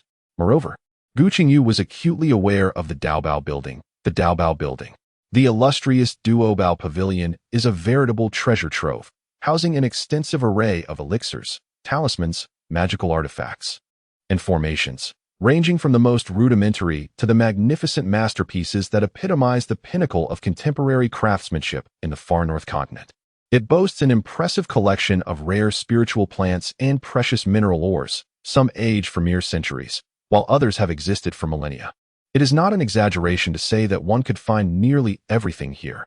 If something is not available in Duobao Pavilion, it is unlikely to be found elsewhere unless one possesses extraordinary fortune akin to the protagonist. Thus, upon hearing of the need for staff at Duobao Pavilion, Gu Qingyu hastily urged Zhang Weibao to accompany her. Lacking knowledge in spiritual plants and ores, which Master Ziyun had not imparted to her, she felt entirely at a loss. Her earlier decision to refrain from joining the Shutian sect had left her with reservations. Yet securing a position at Duobao Pavilion would allow her to rectify her ignorance in this domain. Therefore, as Gu Qingyu stood before the pavilion's manager, she was resolute in her desire to obtain this job. The manager appeared to be a plump middle-aged man in his 30s or 40s, whose cultivation level was beyond her discernment, indicating that he was at least 3 minor levels above her. Consequently, she remained uncertain whether his true age corresponded with his appearance. But such matters were of no concern to her. All she desired was to secure the position. Ah, it is the 17th young master of the Zhang family. What brings you here today? Due to a shortage of staff and the absence of another attendant. The manager had no choice but to personally attend to Gu Qingyu and her companion, although she could not help but notice the manager's jiggling smile, formed by layers of flesh, as he spoke. Master Feng, I am not here to purchase anything today. I have heard that one of your esteemed employees has left Duobao Tower, and my young companion has just arrived in Dufan City. He wishes to seek employment under your esteemed establishment. What do you think? Before Gu Qingyu could utter a word, Zhang Weibao rambled on, introducing her and even declaring her as his brother. Master Feng, take a look at my brother here. Though still young, he has already reached the 3rd level of qi refinement and possesses remarkable intelligence. If it weren't for an unfortunate encounter with bandits that led him astray, he would have surely become a direct disciple of Shutian sect during their recent recruitment. Nevertheless, thanks to his wits, he managed to evade 2 qi refinement 6th level cultivators who were after him. He played a game of hide and seek with them for 3 days and nights, eluding capture until he fortuitously found me. Gu Qingyu felt a bead of sweat forming on her forehead. This fellow was quite the chatterbox. It was as though he had personally experienced the ordeal, claiming to have played hide and seek with the bandits. Meanwhile, Master Feng's face quivered with mirth, and a fine sheen of sweat appeared on his brow. Yet the tale was far from over. In his enthusiastic fervor, Zhang Weibao pulled Gu Qingyu closer and continued. Master Feng, Look at my brother's appearance, his eyes, his nose. He is the very epitome of a handsome lad. Just think of how many young men and women would be captivated if he stood at the entrance of Duobao Tower. The spirit stones you would collect would be beyond counting. However, Gu Qingyu could no longer endure this relentless chatter. If he continued, she might as well become a figure of androgynous allure. However, someone spoke faster than her. The lad from my Daobao building is indeed your little brother. The 17th young master. The flesh on Manager Feng's face quivered, his smile more grotesque than a cry. Well, Manager Feng is quite straightforward. I entrust my little brother to no one but you. You, Manager Feng, I hold in the highest regard. With your presence in this establishment, prosperity and wealth will surely flourish. There it was again. She had become a veritable talisman of fortune. Gu Qingyu wished fervently for a large roll of packing tape to seal his mouth, layer upon layer. Zhang Weibao glanced at the sky, noting that the hour was nearly past, indeed late. He turned and patted Gu Qingyu's shoulder for a final farewell speech. Brother, with you calling me big brother, I shall protect you in Dufan City from now on. Should anyone dare to bully you, invoke my name. I am the 17th of the Zhang family, a name known to all in Dufan City. Yes, yes, big brother, travel well. Gu Qingyu nodded repeatedly, thinking that with such a chatterbox, it would be difficult for anyone to forget him. However, after only a few steps, Zhang Weibao quickly turned back and embraced Gu Qingyu in a grand hug. Brother, it is truly wonderful to know you. Do you realize today is the happiest day of my life? Finally, someone has listened to me. Gu Qingyu's lips twitched incessantly. Dear big brother, I would prefer not to hear you speak, if you please. Amidst Gu Qingyu's inner musings, Zhang Weibao finally released her and turned toward the direction of the Zhang family. Gu Qingyu let out a long sigh of relief, feeling that peace had returned to the world, and then turned to meet Manager Feng's sympathetic gaze. Chapter 30. The life of an assistant. Heaving a sigh, Gu Qingyu managed to force a smile at Manager Feng. Shaking his head, Manager Feng inwardly assessed the new recruit with diminished regard. Anyone who could befriend the loquacious Zhang Shiqi must surely possess some deficiency in intellect. Just look at that foolish grin. His heart sank, and his demeanor darkened. In terms of cultivation, as a solid foundation establishment practitioner, he certainly had no fear of a mere fourth-layer qi refinement novice. Yet, to claim he was unperturbed would be a fallacy. In the entire Dufan City, who was not apprehensive of the incessant chatter of Zhang Shiqi, he had contemplated not employing this lad, but Zhang Shiqi would undoubtedly pester him relentlessly, chattering away for an entire day without tiring. Moreover, the lad enjoyed the favor of the Zhang family, ranking just below a few direct descendants. He was untouchable. Manager Feng silently prayed that this young man was not truly as dim-witted as he appeared. With that thought, he pointed to the most ordinary and commonly seen low-tier starry grass on the counter and inquired, "What is this spiritual herb?" "I do not know," Gu Qingyu replied succinctly. Manager Feng's heart plummeted to the depths of the Atlantic Ocean. It was indeed true, the lad was utterly clueless. The starry grass was one of the primary materials for concocting qi-nourishing pills, ubiquitous in the cultivation world of Tianyuan continent. How could he not recognize such a basic herb? To what extent had this young man's foolishness reached? The unfortunate Manager Feng felt not only the fat on his face quiver but also his heart tremble. What sin had he committed to be burdened with these two dimwits? His treasured Baolu was already under immense pressure from fierce commercial competition, and now he faced an unwarranted monthly expenditure of 10 inferior spirit stones. Alas for his spirit stones. Manager Feng longed to cry out to the heavens in despair. Gu Qingyu, being seasoned in the realm of commerce, could discern the evolution of Manager Feng's expressions from pity to disappointment and then to utter despair. She could likely fathom the tumult of emotions swirling within him. With a gentle smile directed at Manager Feng, she reassured, "Although I am currently unfamiliar with these spiritual plants, it does not signify that I shall remain so indefinitely. Grant me some time, and I am confident I shall be able to distinguish them with ease." Manager Feng scrutinized Gu Qingyu with his small eyes, akin to X-ray beams, scanning her with a mixture of skepticism and curiosity. Yet, upon observing the young boy's air of self-assurance, he found himself blinking in surprise, awaiting further elaboration. Confusion enveloped him. He shook his head as if it were a rattledrum. He had never encountered the concept of psychological warfare before, but his curiosity compelled him to inquire. How should one go about asking? Indeed, Manager Feng exclaimed, slapping his thigh in astonishment. Little did he know that Gu Qingyu, with her previous experience in strategic planning, had a grasp of such matters. Each time she ventured out to shop, particularly in boutiques, the initial phrase uttered was often akin to this one, making it applicable in this context as well. Do you see any other areas that require improvement? Manager Feng eagerly inquired. Gu Qingyu elongated her response, feigning deep contemplation as she surveyed her surroundings once more. Master Feng, having lived for over a century, undoubtedly possesses shrewdness to be appointed as the manager of Duobao Tower. Upon glancing at Gu Qingyu, whose small eyes twinkled with cunning, he resolutely declared, "The monthly salary for our staff is typically 10 low-grade spirit stones. However, considering your suggestion, I shall grant you an increase, making it 11 low-grade spirit stones." Gu Qingyu nodded, calmly calculating in his mind that 11 low-grade spirit stones were roughly equivalent to the monthly allowance of an outer disciple of the Zikishan sect, sufficient to sustain the operation of the isolation array for 2 months. While 12 low-grade spirit stones over 2 months may not be substantial, it would suffice for his cultivation needs. Yet, he pondered whether he could negotiate for a bit more, even if it were just 1 additional stone. Seeing his contemplative demeanor, Master Feng stamped his foot and asserted, "I can add 1 more stone, but this is the maximum. No further increases are possible." Very well. However, if my proposal significantly benefits Duobao Tower economically, would there be any additional rewards? With his objective achieved, Gu Qingyu readily agreed. Yet he felt it necessary to pursue the benefits he deserved. Rewards? Master Feng mused, it would not be so simple. Expecting rewards without tangible results was out of the question. Nevertheless, not wanting to dampen the enthusiasm of this young man, he devised a plan. If the monthly gross profit exceeds 10,000, you shall receive a mid-grade nourishing pill as a reward. Should you surpass 20,000, you will receive 2, and so forth. The greater the income, the more substantial the reward. Agreed. Gu Qingyu exclaimed, leaping up to finalize the deal with Master Feng, fearful that the latter might reconsider his offer. To understand, the Qi nourishing pill is indeed a remarkable elixir, serving as an auxiliary aid during the Qi refinement stage of cultivation.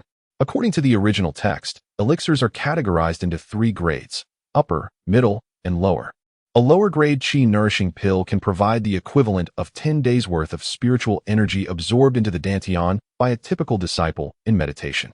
In contrast, a middle-grade Qi nourishing pill contains a more abundant supply of spiritual energy, equating to 15 days of cultivation.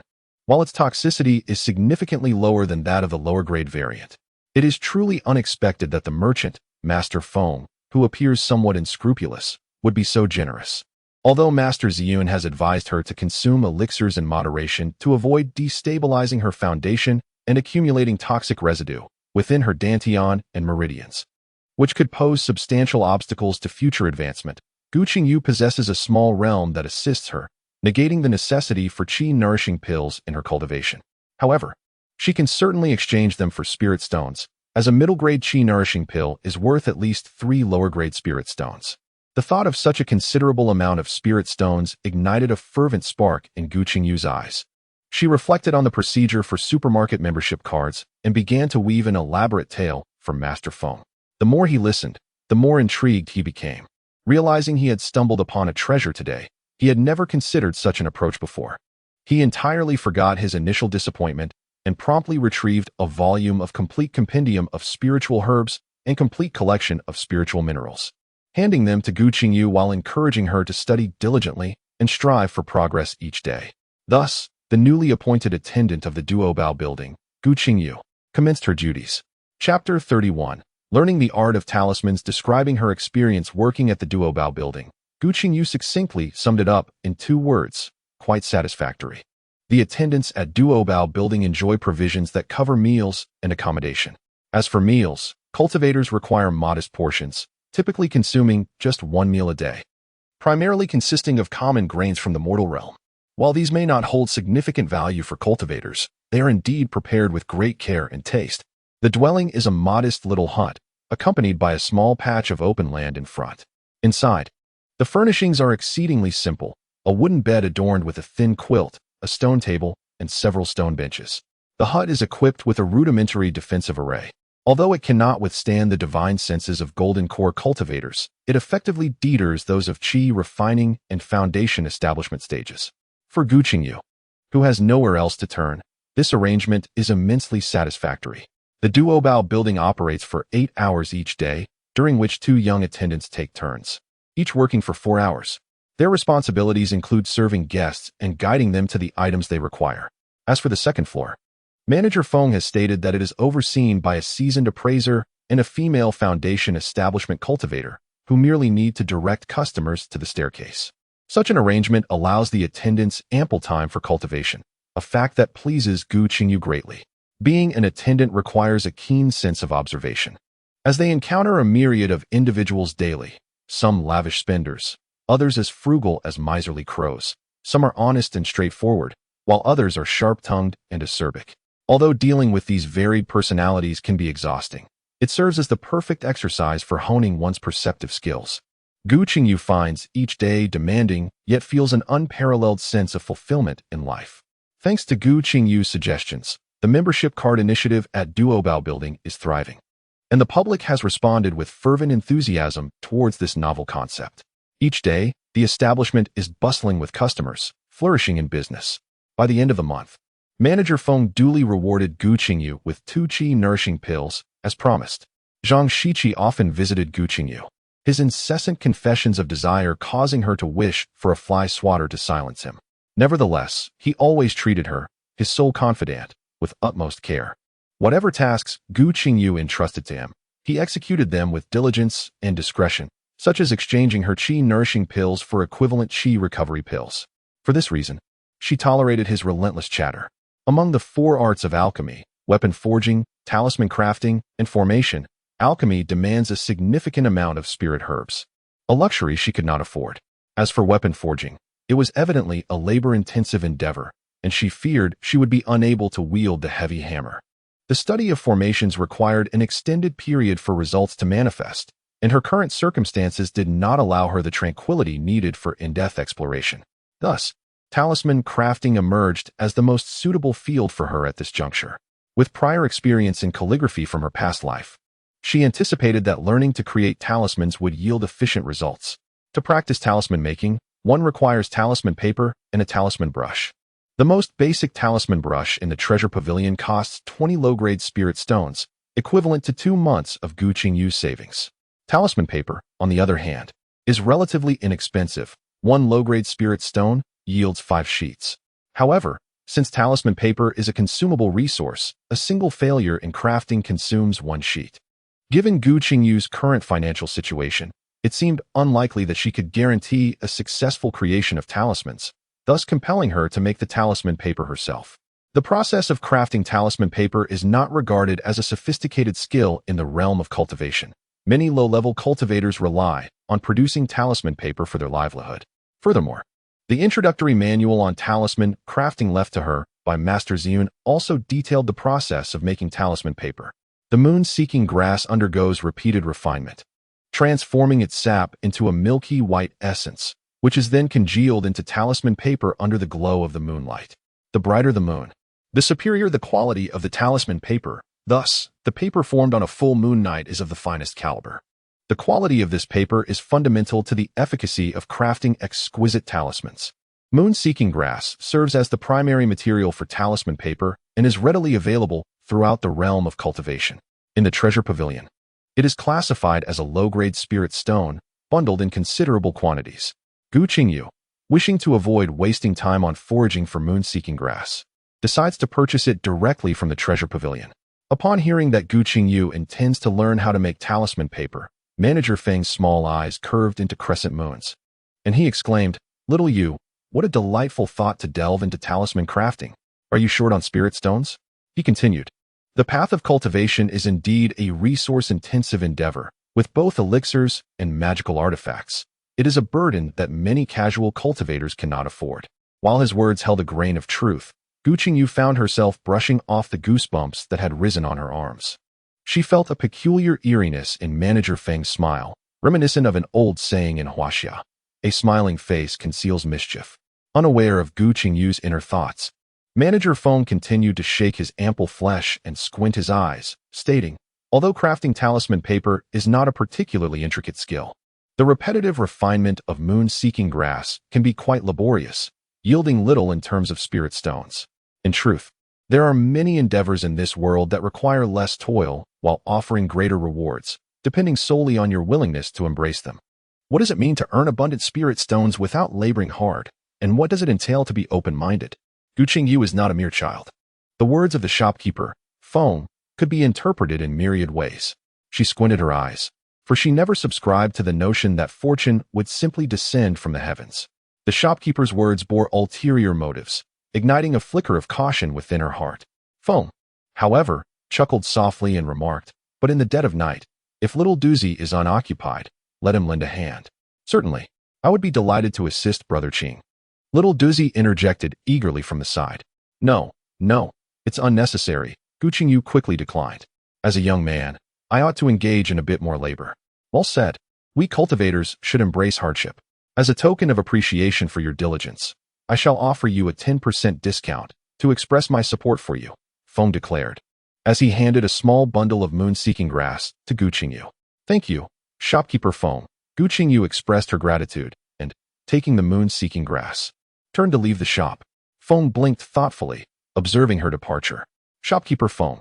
Little Duzi sensed something amiss, opening his mouth to inquire, but hesitating. Unsure of what to ask, Feng patted his shoulder and advised, "Treat her well. Assist little you. It is not easy for one to be alone in the outside world." "Ah," Little Duzi responded promptly. He already held Gu Qingyu in high regard. His cultivation was superior, yet he was not arrogant, making their interactions quite effortless. Chapter 32. Treasure Pavilion. The silvery moonlight bathed the clearing before the cottage, where sheets of luminous, fragrant talisman paper coalesced into form. "Brother Qing, the quality of these talisman papers is exceptional. You could exchange them for a great many spirit stones," Little Duzi exclaimed, bouncing around as he helped Gu Qingyu gather the talisman papers. "Indeed, tonight is the night of the full moon," Gu Qingyu replied with a smile. "I must express my gratitude for your assistance, as well as for the generous gift of a bundle of moon-seeking grass from Manager Feng. Otherwise, I would not have procured such an abundance of high-quality talisman paper. Indeed, Manager Feng is truly kind to you, but he is rather stingy with me," Xiao Duzi remarked, a hint of envy lacing her tone. "Is that so? I did not perceive Manager Feng's kindness towards me. I believe he treats us both equally," Gu Qingyu casually remarked while collecting the talisman paper. "Not at all," Xiao Duzi retorted, unconvinced. "Manager Feng is quite stingy with me. He never offers me discounts whenever I purchase items in the building. Thus, I always scour the square for my cultivation supplies, never buying from the shop. Yet, during your first purchase, he granted you a 10% discount. I noticed that small bundle of moon-seeking grass should have been offered at a 20% discount, and you even receive 2 chi-nourishing pills monthly for your cultivation. Most importantly, just a few days ago, he advised me to lend you more assistance, stating that it is not easy for you to be alone out there." Upon hearing this, Gu Qingyu couldn't help but raise an eyebrow. Although Xiao Duzi was typically astute and guarded, she was still a child, and in the presence of familiar peers, her defenses would naturally wane, revealing more of her true self. However, the implications behind these words cast a shadow over Gu Qingyu's heart, especially when recalling Manager Feng's previous comments. What could possibly have prompted Manager Feng to regard her with such favor? Was it merely because she had offered him a few ideas that led to the prosperity of his shop, thereby earning his esteem? It seems insufficient. Her suggestion was merely a transaction, already settled with the spirit energy pills. What else could it be? 2 spirit energy pills were a commendable contribution to the store's profits, which warranted my reward. Despite a multitude of doubts, Gu Qingyu still sought to justify herself. What nonsense! The business at Duobao Tower has always thrived. The variety of goods available here is extensive. Whatever other shops offer, we have. And even those rare and aged spiritual herbs that are hard to come by elsewhere, as long as you can afford the price. Duobao Tower will endeavor to procure them for you. Could such a business possibly falter? It is entirely due to Manager Feng's favoritism. Xiao Duzi pouted, appearing somewhat aggrieved. Her words struck Gu Qingyu like a refreshing bucket of ice-cold soda on a sweltering summer day, leaving her feeling invigorated yet chilled to the core. Was she too naive? She had thought that after a few years in the workplace, she could come here and deceive people. She had forgotten that this was a realm of cultivation, where even a chance encounter could involve someone who had lived for centuries, possessing far more experience than she.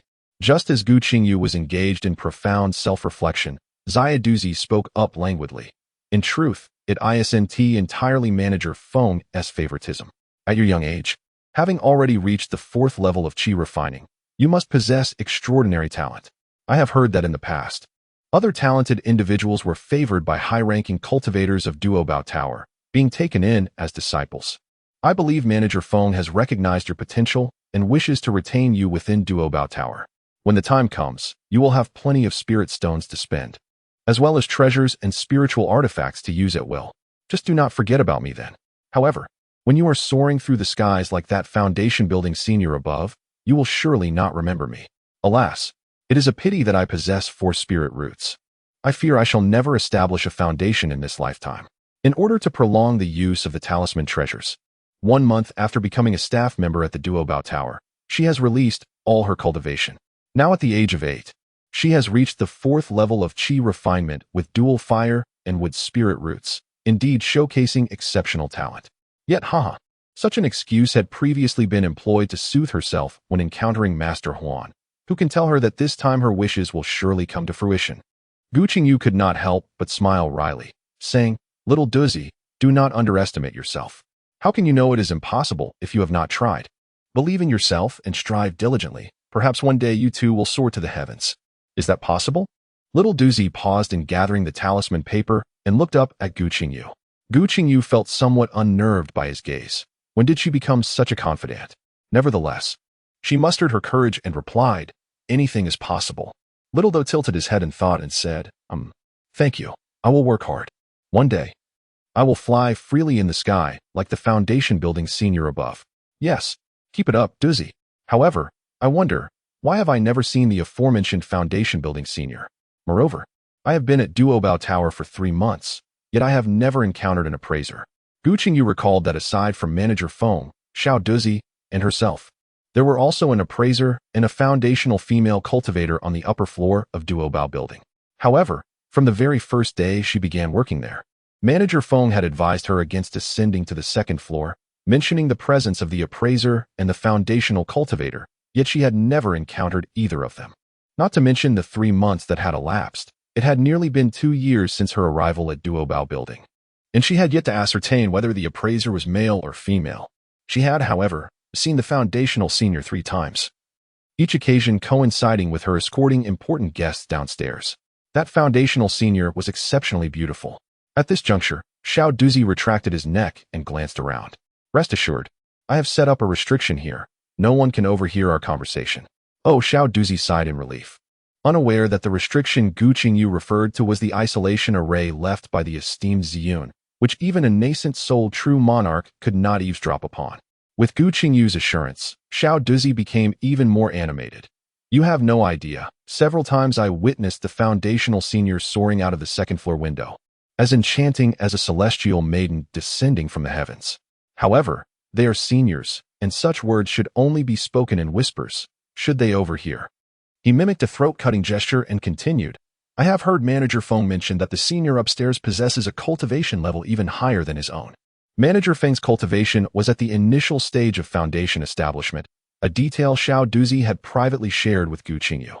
If the senior's cultivation surpassed that of Manager Feng, it must be at least mid-foundation establishment.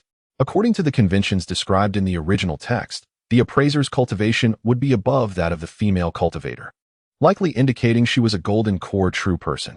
In such a remote little town, the presence of a golden core cultivator signifies the extraordinary nature of the treasure pavilion. It is no wonder that it is portrayed as a mysterious organization in the original narrative. Clearly, this place is not meant for prolonged stays. Once I advance to the 5th layer of Qi refinement and enter the mid-Qi refinement stage, I must depart. It is imperative to keep my studies in talisman crafting discreet.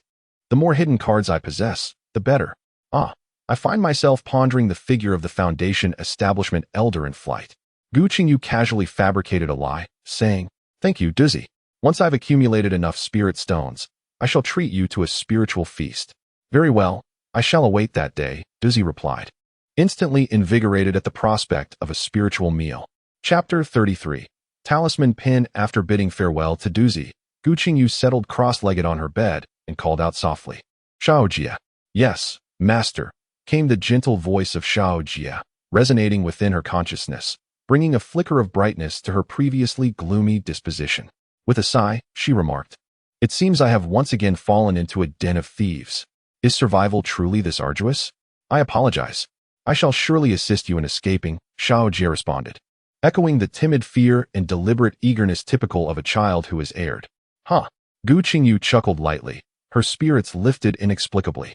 This mischievous child had frequently expressed remorse ever since realizing she had been cast into the role of cannon fodder, vowing to help her break free from the shackles of fate. Listening to this little rascal, no matter how unruly, was endearing. After all, it was her own spirited companion. Thoughtful indeed. As the two engaged in their casual banter, Gu Qingyu's melancholic mood gradually dissipated, leading her into a state of tranquil meditation. As the first rays of morning sunlight streamed through the window, Gu Qingyu opened her eyes. Despite having conversed late into the night with Xiaojie and subsequently entering a meditative state without any semblance of sleep, she felt no trace of fatigue. For cultivators could substitute their rest with cultivation. This morning, with Xiao Duzi on duty for 4 hours, she was in no rush to report to the shop. After a light breakfast, she set off, intending to sell half of the talisman paper. Having resolved to keep her talisman crafting techniques a secret, she naturally aimed for perfection in her craft. Upon seeing the talisman papers Gu Qingyu had brought out, Manager Feng immediately broke into his signature smile and remarked, Xiaoyu, you are truly talented. Producing such high-quality talisman paper on your first attempt is remarkable. Thank you for your kind words, Manager. I owe much to Xiao Duzi's assistance last night and the enchanting moonlight, Gu Qingyu humbly replied. With a chuckle, Manager Feng glanced at the neatly stacked talisman papers and inquired, why have you kept half of them, Xiaoyu? Do you wish to learn the art of talisman crafting? Gu Qingyu was taken aback. The quantity of talisman papers that could be produced from a bundle of moon-seeking grass was not fixed, relying entirely on the patience and fortune of the talisman maker. Last night, both she and Xiao Duzi had diligently pounded the moon-seeking grass, resulting in a significant yield. She had assumed that selling half to the treasure pavilion would quell any suspicions, yet Manager Feng's concern for her was unexpectedly profound. Though a tempest of emotions surged within her, she managed a wry smile and said, I would indeed like to learn the art of talisman crafting. Once I master it, I could create hundreds of explosive talismans in one go. The next time I encounter bandits, I could unleash a flurry of them and see if they dare to be so arrogant. Manager Feng's mouth twitched involuntarily, hidden beneath layers of flesh, as dozens of explosive talismans detonated around him. The sensation caused his body to tremble slightly. He heard Gu Qingyu continue, unfortunately, making talismans is not like crafting talisman paper. With patience, anyone can produce talisman paper. Crafting talismans requires heritage and guidance, yet I possess neither. Nor do I have spirit stones to purchase the foundational talisman crafting techniques. At this point, Gu Qingyu pouted, appearing increasingly aggrieved. However, a glimmer of amusement shone in Manager Feng's eyes. In truth, the aptitude of us wandering cultivators is not necessarily inferior to that of sect disciples. Take you, for instance.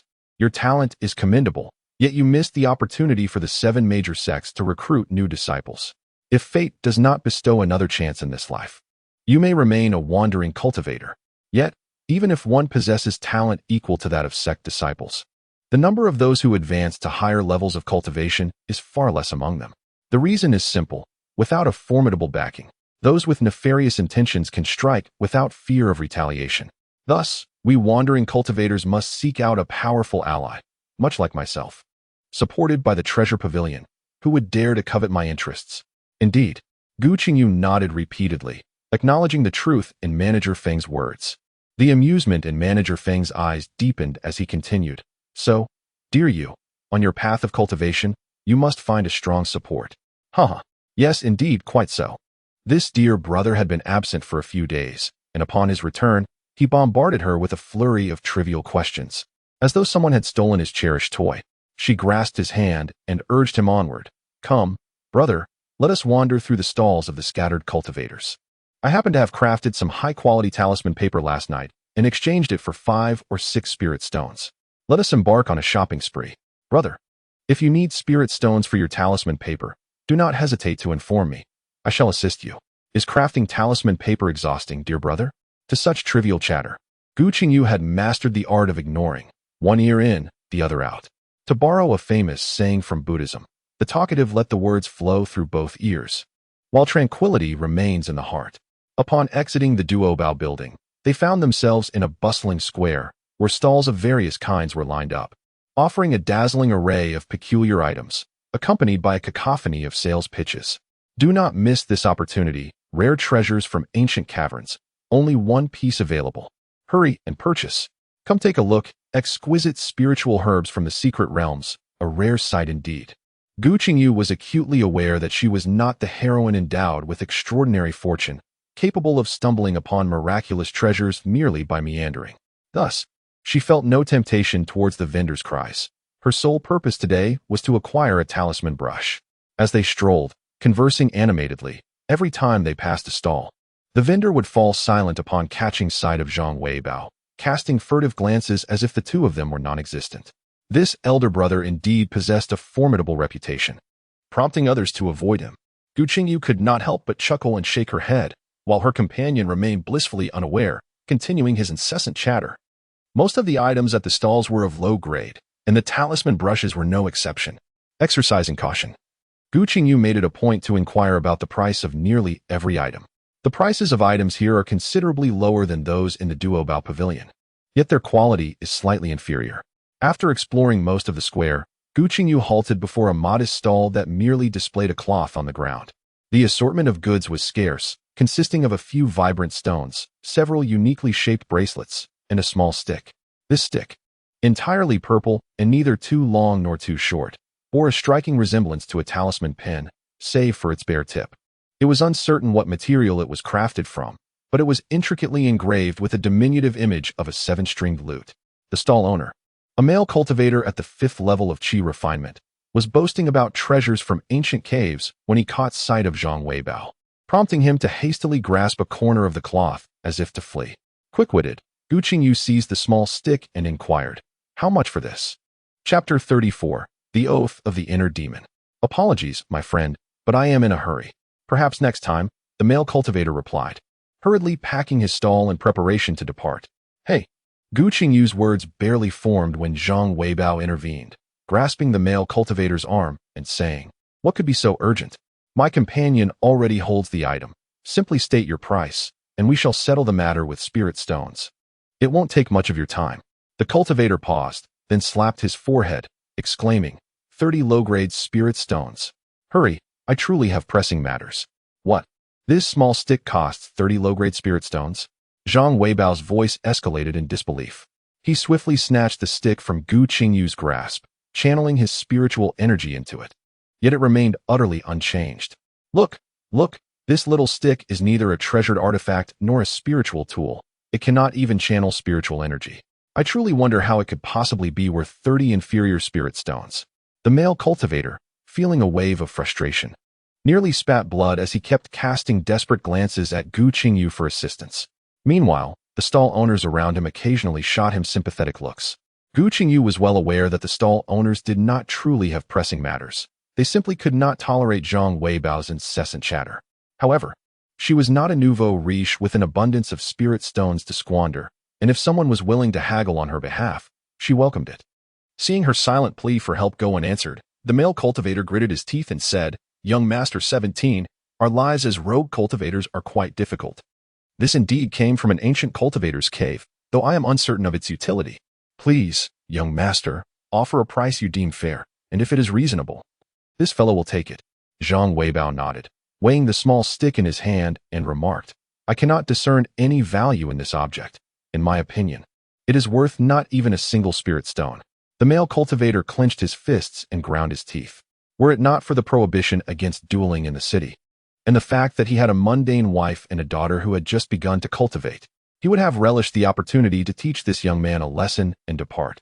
Nevertheless, since this item had captured his brother's interest, it must possess some value. Otherwise, how could it be worth even 10 inferior spirit stones?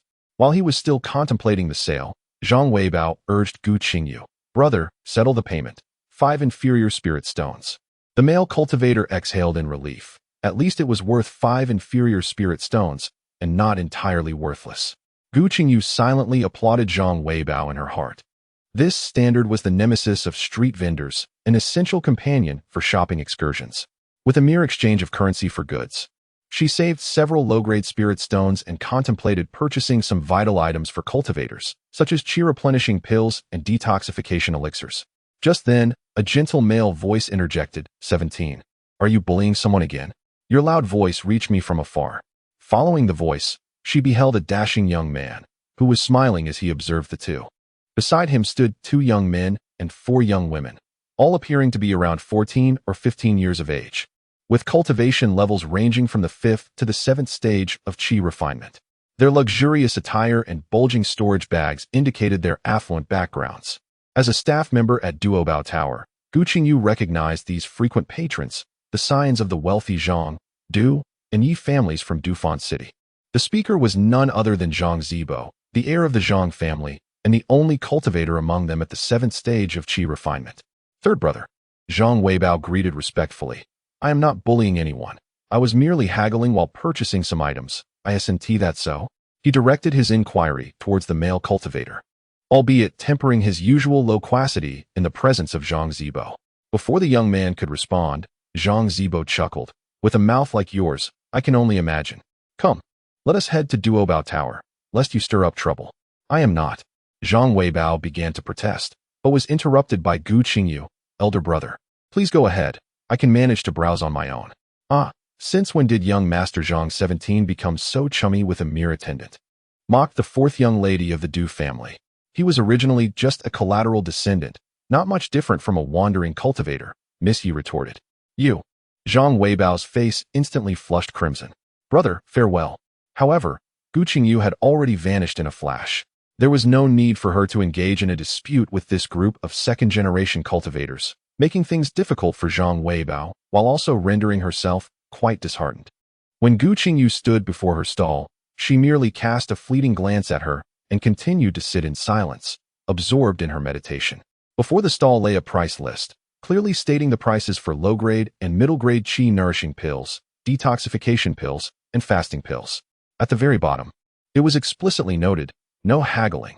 Each jade bottle containing the pills was marked to indicate whether it contained a low-grade or middle-grade pill, along with the quantity, making it quite straightforward for customers. However, there were no high-grade pills available at this stall. Gu Qingyu picked up a bottle of low-grade chi-nourishing pills and poured out a glossy, round pill. She raised an eyebrow at the cloaked female cultivator, noting her complete lack of reaction. Gu Qingyu then inhaled the scent of the pill in her hand before reaching for the bottle of middle-grade chi-nourishing pills, pouring out another pill and bringing it to her nose for a whiff. At this moment, she confirmed her initial impression. The low-grade chi-nourishing pills here surpassed those from the Duobao Tower, being slightly inferior to the middle-grade pills, while the middle-grade pills were also superior to those from Duobao Tower, though still a notch below the high-grade ones. Furrowing her brow, Gu Qingyu pondered while caressing the jade bottle, and then suddenly looked up, her eyes gleaming with fervor akin to a high-stakes gamble. She conveyed with deliberate clarity, "You are a pill master." The cloaked female cultivator's body trembled as she abruptly opened her eyes, the cold glint within them piercing like 1,000 arrows, accompanied by the oppressive aura of her 6th layer of chi refinement, which shot towards Gu Qingyu. Gu Qingyu felt as if she had plunged into an icy abyss, a chilling sensation creeping up from her feet and penetrating her very being. Fortunately, her daily practice with the 7-stringed kill had honed her spiritual awareness, rendering it even stronger than that of the cloaked cultivator. As she circulated her chi, the cold murderous intent was expelled from her body. She steadfastly met the cultivator's gaze and continued to convey through thought, "I have no interest in delving into your secrets. I merely seek a partner for collaboration." Collaboration? The cultivator inquired after a prolonged silence, seemingly taken aback by the unwavering composure of Gu Qingyu's youthful visage amidst her formidable pressure. "Indeed, I wish to learn the art of talisman crafting, and once I have mastered it, I aim to find someone to sell the talismans on my behalf." The black-clad cultivator was momentarily surprised by Gu Qingyu's candor. In a world where cultivation resources were increasingly scarce, the significance of a legacy was well understood. Yet, this girl had effortlessly voiced such a desire.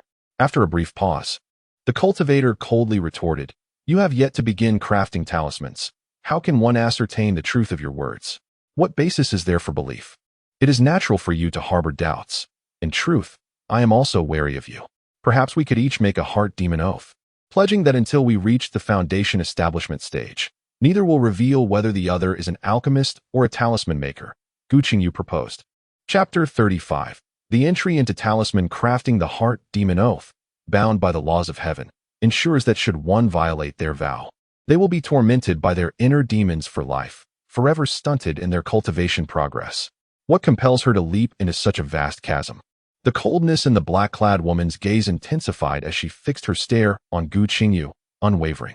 Gu Qingyu offered a slight smile and remarked, "The division of the selling price shall be 3 to 7 in your favor." The black-clad woman remained unmoved, her gaze still locked onto Gu Qingyu.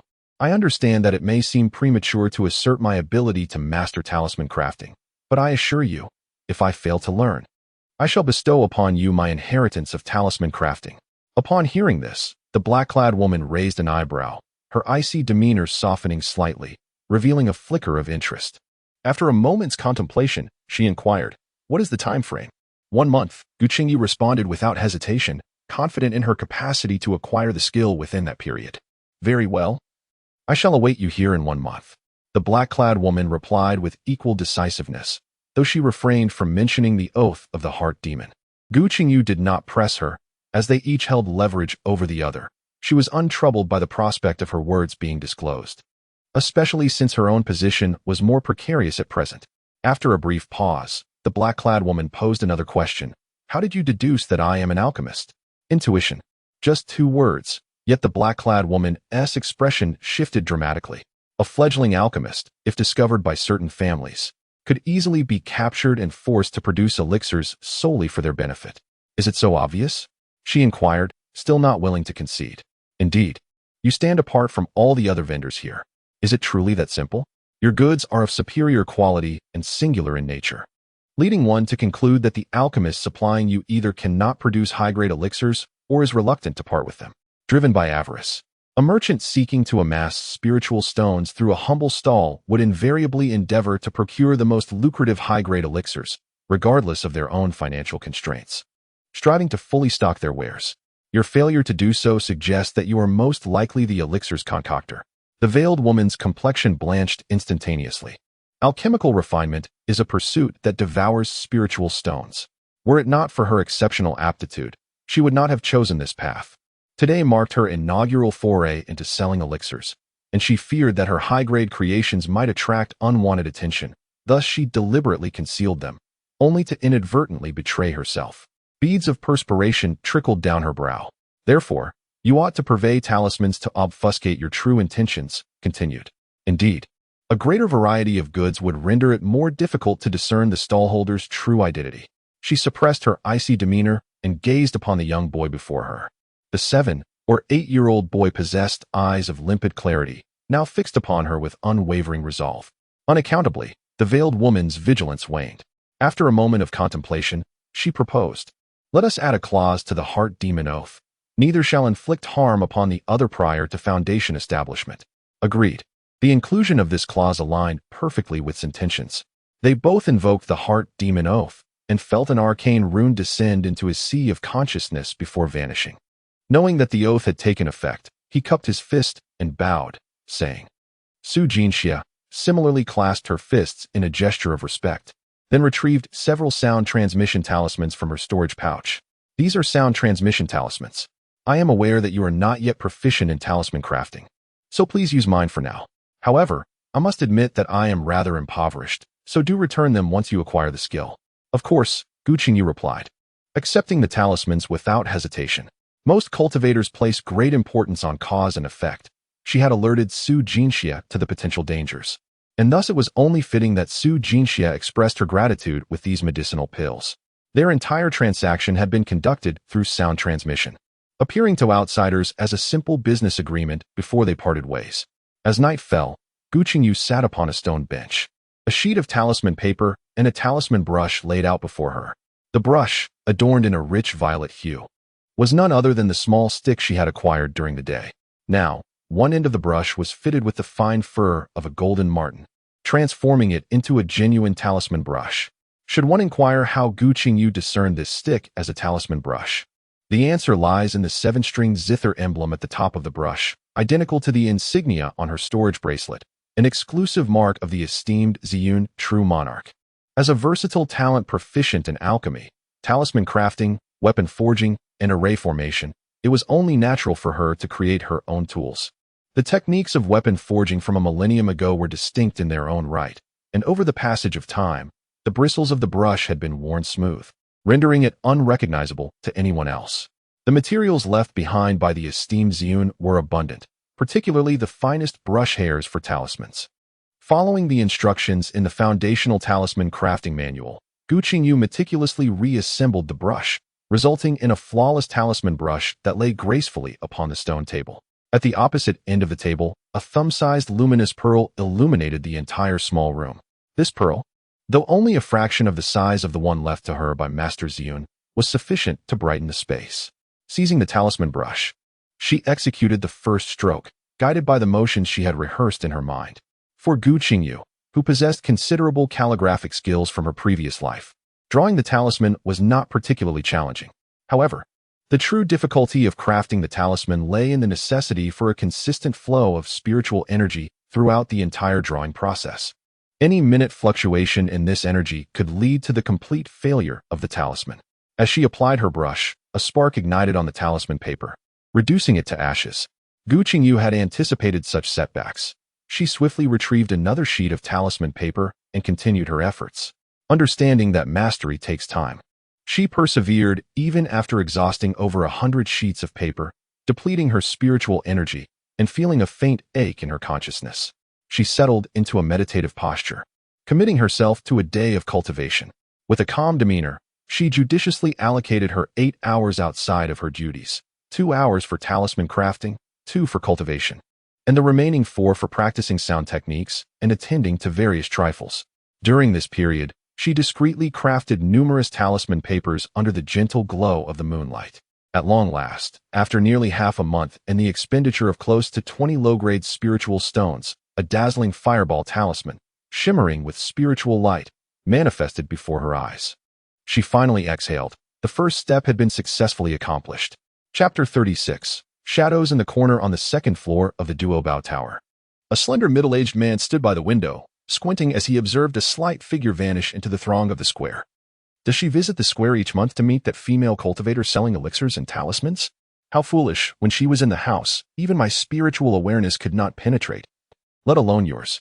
Master Duyuan curled his lip in disdain. Indeed, the Master's admonition is justified. Manager Feng lowered his gaze and replied, thus, I dispatched someone to follow that cloaked female cultivator. Although she is cunning, her cultivation remains limited, leaving her unable to guard against all threats. Consequently, my agents discovered that she is, in fact, an alchemist with considerable talent, as evidenced by the quality of the elixirs purchased from her stall, indicating that she has reached the 8th level of qi refinement and possesses the qualifications of a second-tier alchemist. Oh, Master Duyuan expressed mild interest. I had not anticipated that such a small place as Defanxing would be brimming with talent. And what of that young girl? Surely she possesses extraordinary qualities as well. 3 years, advancing 3 levels in cultivation. Such a rate of progress is comparable to that of a direct disciple of a major sect's Golden Core master. The master indeed possesses foresight. Master Feng timely urged the horses, stating, analyzing the items sold by that female cultivator, she only offers pills and talismans. She sets up her stall at the beginning and middle of each month. Due to the high quality of her pills and talismans, her business thrives. Moreover, the talismans she sells at the beginning of the month exceed those sold in the middle, and their meetings always occur at the start of the month. Hence, I dare to speculate that the talismans may have been crafted by Xiaoyu.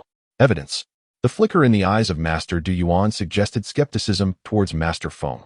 However, his expression clearly indicated a burgeoning belief in Feng's analysis. As he spoke, Master Feng presented several talismans to Master Duyuan. These talismans were purchased from the stall of the cloaked female cultivator. Though they are merely low-grade fireball and binding talismans, they are indeed of superior quality. Master Duyuan examined the talismans closely, then nodded in acknowledgement. That young girl possesses a certain air of mystery, and your analysis holds merit. However, what has been her demeanor of late? Master Feng lowered his head slightly and responded, it has remained consistent. I suggested she seek a reliable backing, and she nodded in agreement like a bobblehead, yet she did not pursue any further inquiries regarding where to find such support. Master Feng glanced up at him, hesitated for a moment, and continued, Master, Xiao Yu's talent is extraordinary. If she were to be taken in as a disciple of the Duobao Pavilion, I believe that in a few years, she could very well become a high-level cultivator. By then, the Duobao Pavilion might gain a loyal high-ranking practitioner. Have you developed a sense of compassion for that young girl? The subtle movements of Manager Feng did not escape the keen perception of the Golden Core Master. Suddenly, the tone of Master Din turned icy. Do not dare to forget your identity. If you fail to accomplish the tasks assigned by the main building, the consequences will be unbearable, not only for you, but for me as well. Master Dian retracted his oppressive aura, yet his voice was frigid enough to freeze a person solid. Yes, Manager Feng stammered, his voice trembling. In 6 months, it will be time for the main building to claim its due. Find a way to persuade that young girl to embark on her journey. Yes, having learned from the earlier reprimand, Manager Feng dared not utter another word. You may leave. Yes. With a shudder, Manager Feng bowed respectfully and withdrew. Master, emerged a beautiful female cultivator from the dim corner of the room, bowing as she spoke. Shall I monitor this old fellow? No need. He lacks the courage. However, I am intrigued by that young girl. Keep an eye on her and see if you can uncover her secrets. Her treasure that isolates her from divine perception is quite formidable. Meanwhile, on the grassy expanse far from the square, Gu Qingyu reclined within the isolation array, gazing at the drifting white clouds above. Her thoughts floated aimlessly alongside them. As time slipped by like a fleeting shadow, 3 years had passed in the blink of an eye, and her 11-year-old body was gradually developing, rendering her unable to remain at Duobao Tower any longer. Xianxia, she softly called. The partnership they had forged over these 3 years had blossomed into friendship. Occasionally, they gathered to pass the time and unwind. Not far away, Su Xianxia responded with a soft murmur, her eyes remaining closed without a flicker. I am leaving, Gu Qingyu said with a hint of melancholy, reflecting on the place she had inhabited for 3 years, yet it was never her home. She felt like a drifting duckweed, without a stable refuge in the vast realm of cultivation. When Su Xianxia exhibited no surprise. For a wandering cultivator, calling the world home was utterly commonplace. Now, Gu Qingyu pondered briefly before adding, imminently. Very well, I shall prepare some elixirs for you. Without further inquiry, Su Xianxia rose from the ground and poured forth an array of medicinal pills from her storage bag. A bittersweet smile graced the corners of Gu Qingyu's lips. Su Xianxia's silence spoke volumes of their tacit understanding, a mutual respect for one another's privacy. Gu Qingyu yearned to share her burdens. Yet aside from her small world, she dared not divulge her secrets to anyone else. Manager Feng increasingly showered her with attentiveness, his oft-repeated advice to find a powerful ally becoming more frequent. At times, Gu Qingyu caught a fleeting glimpse of pity in his eyes, a change that had only recently surfaced. Was it a sign that the moment was approaching? Were they preparing to act? Chapter 37. The pursuit. Upon exiting the city of Dufan, Gu Qingyu dared not exhibit even a trace of negligence. She hastily affixed 4 or 5 speed-enhancing talismans to her person and activated the speed technique, propelling herself swiftly along the ground. Had her first concealment talisman still been usable, she could have masked her form while racing down the main road without fear of detection. Regrettably, after years of consumption, it had long since exhausted its lifespan. As for the second talisman, she had no intention of deploying it just yet. These were the life-preserving trump cards left by Master Ziyun, and she vowed not to use them unless faced with a life-or-death situation. However, the invisibility talisman she crafted was of a low grade, allowing her to conceal her presence only when utterly still. Thus, as soon as she exited the southern gate of the Mortal Crossing City, she plunged headlong into the undulating mountains beyond its borders. While these mountains were not a haven for demonic beasts akin to the expansive Great Wilderness Forest, the presence of any woodland inevitably attracted its share of such creatures, much like the towns did for cultivators. Gu Qingyu dared not venture deep into the heart of the mountains. Instead, she extended her consciousness outward, swiftly gliding along the periphery of the range. The mundane beasts sensed the arrival of a cultivator and had already scattered in fright, yet the demonic beasts, perceiving the cultivator's flesh as a sumptuous feast, were exceptionally eager. This was exemplified by a second-tier rain arrow pig that blocked Gu Qingyu's path, which charged forth without hesitation upon detecting the presence of an invisible cultivator in its territory. A second-tier demonic beast was roughly equivalent to a human cultivator at the 5th to 9th levels, placing it on par with Gu Qingyu's cultivation. However, the inherent weakness of demonic beasts lay in their lack of intelligence, relying solely on instinct in battle. The creature raised the bristles along its spine, as hard as a mid-grade magical weapon, revealing tusks as sharp as those of a top-grade artifact. With its powerful forelegs, it pawed the ground and let out a low growl, then charged swiftly towards Gu Qingyu.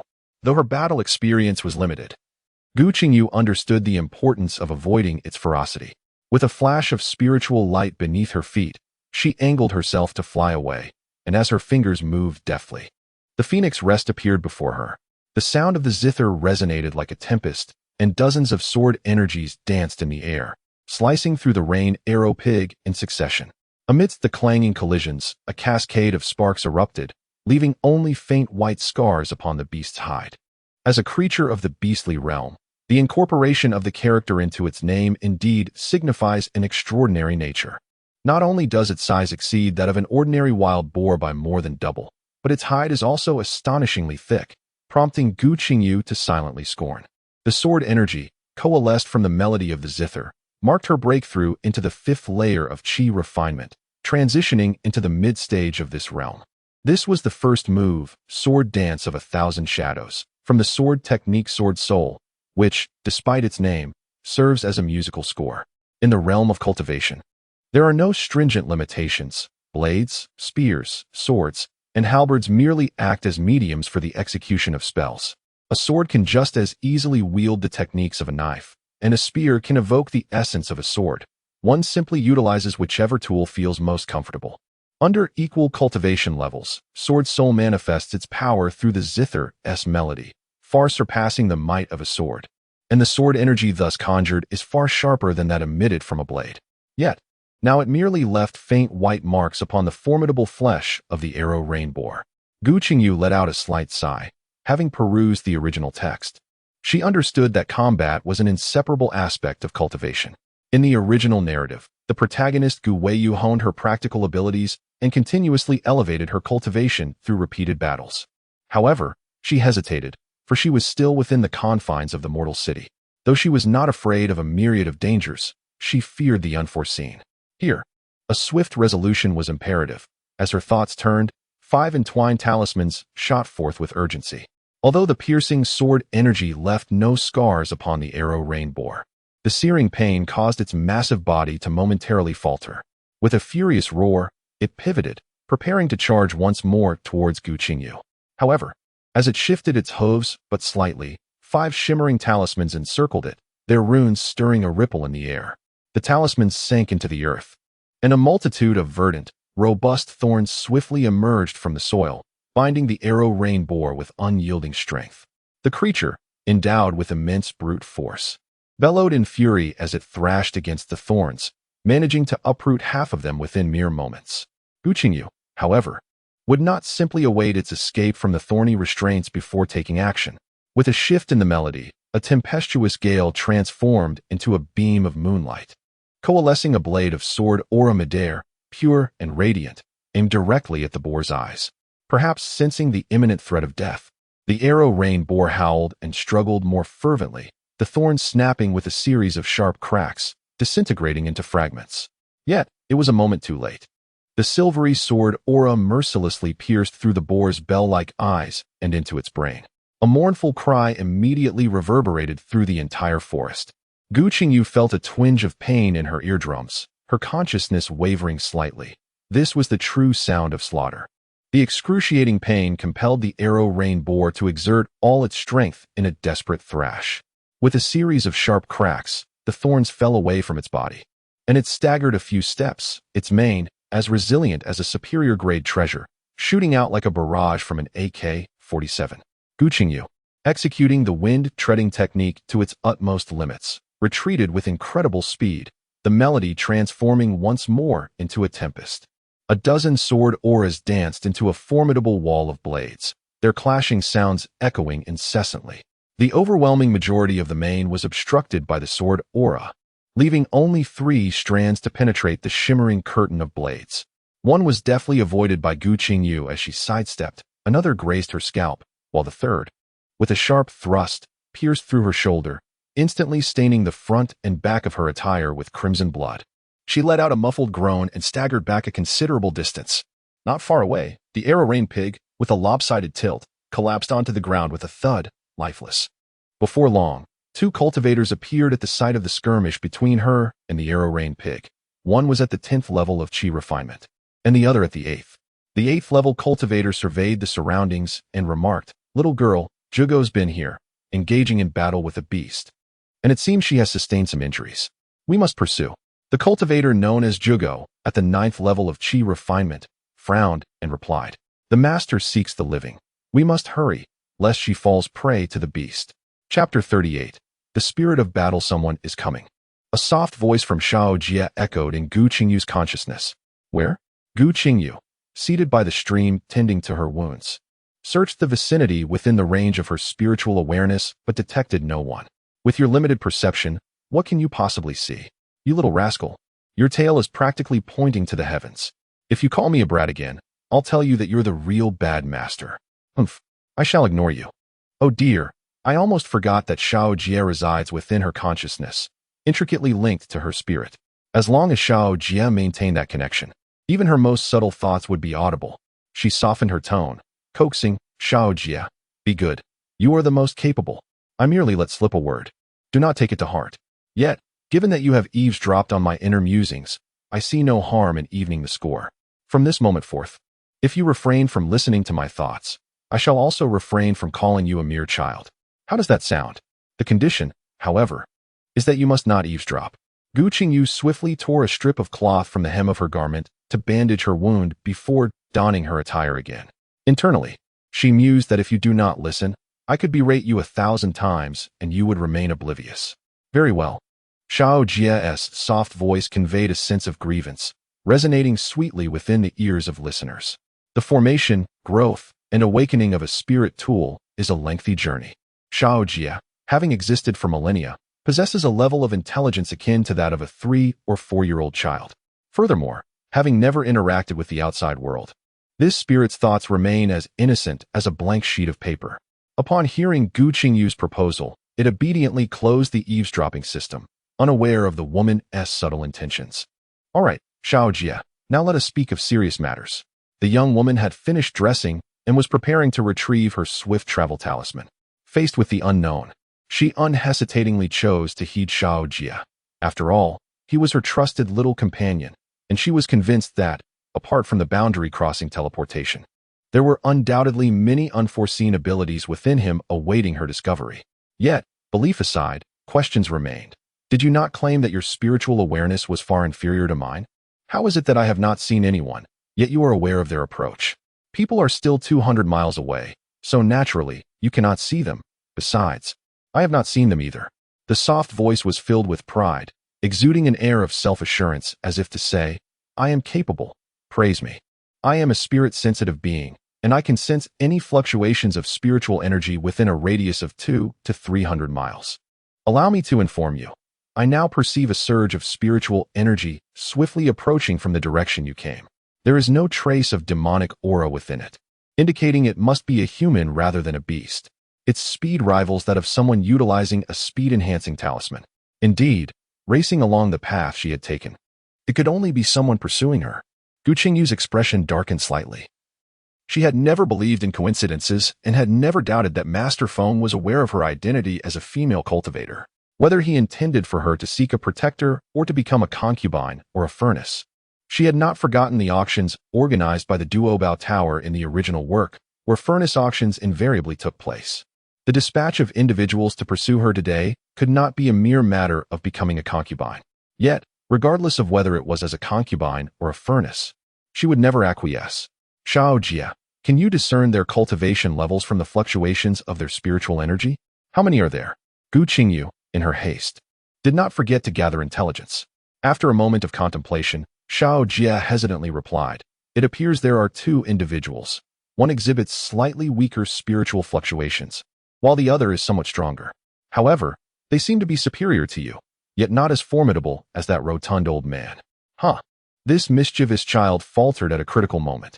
Gu Qingyu couldn't help but smile wryly. There was no remedy for the fact that this little rascal failed to distinguish the ranks of cultivators, no matter how he was taught. The wind howled past her ears, and the trees and rocks on either side rushed away in a blur.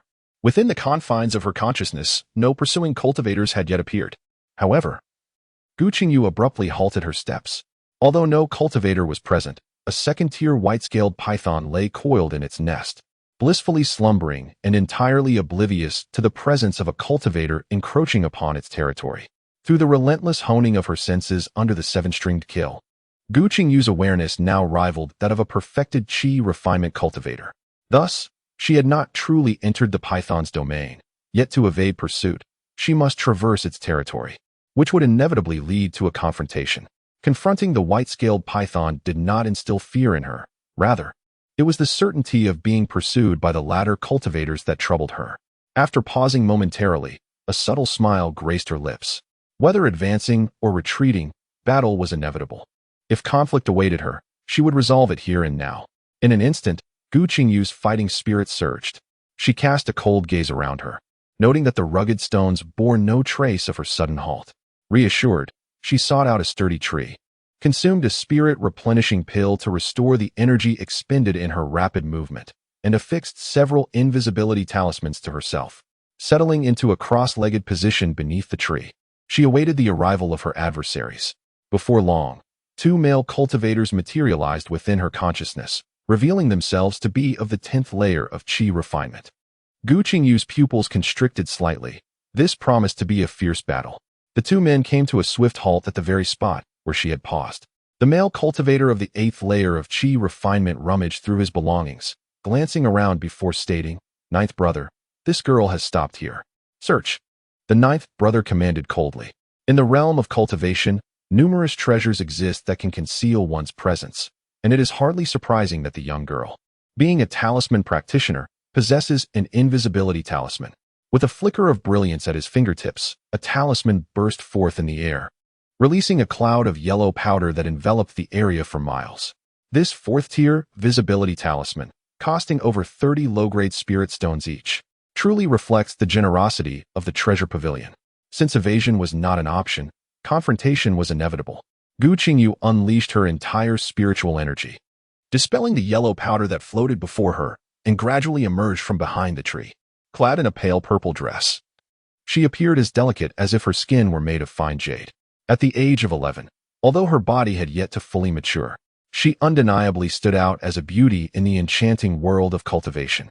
She stepped forward and declared, "Will you surrender willingly, or will you stubbornly resist?" Chapter 39, Sound Cultivator, a weakling sound cultivator. The mere utterance of these two words from Jiuji's lips dripped with disdain. A term synonymous with the specialized vessels of sound cultivators, their combat prowess was so feeble it defied description. Even a 3rd-layer chi practitioner could easily overpower a sound cultivator of the 7th or 8th layer. As a vessel specifically nurtured by the treasure pavilion, this one was akin to a fragile chicken. Daring to resist was utterly absurd. It was truly a waste of talent for Manager Feng to send him to pursue her. Jiugu took a few steps back, a hint of scorn curling his lips into a cold smile. "Ming Wei, capture her." "Yes." Ming Wei, with a sly grin, rubbed his chin. Although the sound cultivators nurtured by the treasure pavilion were not the type he could covet, it wouldn't hurt to seize the opportunity to make a little profit while apprehending her. He chuckled softly, summoning the spirit-binding rope as he leisurely approached Gu Qingyu. Underestimating the situation, indeed. A cold smirk graced Gu Qingyu's lips. One of the most delightful experiences in this world is to feign weakness while overpowering one's adversaries. The female protagonist possesses a treasured space to conceal her true abilities, and she has the title of musician, synonymous with mediocrity, as her cover. "Excellent." Ming Wei approached with a lewd demeanor, exclaiming, "My lady, I have arrived." He brandished the spirit-binding rope, which slithered forth like a venomous serpent, glimmering with ethereal light as it coiled toward Gu Qingyu. Humph. Seeking death, he dared to approach her without even summoning a defensive barrier. Gu Qingyu let out a cold huff, unleashing a thunderous melody that cascaded down like a torrential waterfall. 13 blades of sword energy danced in formation, exuding a chilling aura of lethal intent as they descended upon Ming Wei. "This is bad." Ming Wei's face drained of color in an instant as the murderous intent surged through his limbs and into his heart, icy as ancient frost, capable of completely immobilizing a person. With great difficulty, he formed a hand seal, directing it into the spirit-binding rope, which twisted and turned in an attempt to halt the oncoming torrent of sword energy. He understood that the spirit-binding rope could never withstand such formidable force. He only hoped it could buy him a moment to summon his own magical artifacts and defensive treasures. Alas, the spirit-binding rope was merely a creation of the treasure pavilion, intended to bind fleeing furnace cauldrons, hardly worthy of being classified as even a low-grade treasure. When confronted with sword energy akin to a mid-grade artifact, it was as fragile as tender tofu against a sharp blade, offering no resistance whatsoever. It pierced through the spirit-binding rope and, with a series of soft thuds, penetrated Ming Wei's body before returning to Gu Qingyu's side. All of Ming Wei's frustrations were abruptly halted as he widened his eyes in disbelief, staring at the blood that continually surged from his chest. Before collapsing to the ground with a thud, he fixed his gaze upon the girl before him. Her ethereal beauty, though not breathtaking, was indeed a rare sight to behold. Particularly her pair of eyes, which appeared as if they had been cleansed by the pure waters of a high mountain spring, so clear that they could expose the world's filth. At that moment, those very eyes were gazing back at him, igniting within him a sense of shame. However, this feeling of self-reproach lasted but a fleeting moment, as the greed within his heart swiftly took precedence. He had heard numerous legends from the realm of cultivation, including those surrounding the art of sound cultivation. It was said that in the ancient times of the Tianyuan continent, the mastery of sound was the coveted practice that all aspired to achieve. The practitioners of sound cultivation once reigned supreme over all other sects on the continent, with even the most renowned sword cultivators relegated to a mere second place. Yet, for reasons unknown, the mightiest sect of sound cultivation faced a cataclysmic demise overnight. The remnants of sound practitioners, though they gathered to form new sects, ultimately found their lineage severed, unable to replicate their former glory. The art of sound cultivation gradually devolved into a specialized technique for alchemical purposes, while the once luminous legacy of sound practitioners became merely a tale whispered throughout the annals of the cultivation world. The girl before him was undoubtedly a sound practitioner. With a single stroke, she had vanquished Ming Wei, who was but a tier above her. Although his defeat stemmed from his own carelessness, the manifestation of her sound energy into a corporeal sword was a testament to her combat prowess, far surpassing that of the so-called sound practitioners of the present day. Only one explanation can elucidate this matter. The ancient tale has proven true, and the woman before him has inherited the primordial art of sound cultivation. At the thought of this ancient lineage, a fervor ignited within the heart of the ninth brother. At the age of 30, he stood as a practitioner of the 10th layer of qi refinement. If he were to acquire this ancient sound cultivation, would it not signify that he was one step closer to establishing his foundation? He advanced a step, his spiritual energy surging outward, conjuring a tortoise-shell spiritual shield that enveloped him entirely. A shimmering spear of spiritual light emerged, akin to a dragon rising from the sea, spiraling and tumbling, drawing the surrounding spiritual essence with a howling rush toward Gu Qingyu. With a soft sigh, Gu Qingyu discerned the glint of greed in the ninth brother's eyes. She had initially intended to vanquish her opponent in a single stroke to secure a moment of negotiation, yet it seemed to have the opposite effect, awakening memories of certain circulating tales. Having spent 3 years in the realm of cultivation, she had encountered numerous legends pertaining to such matters and had, during her leisure, perused jade slips containing these narratives.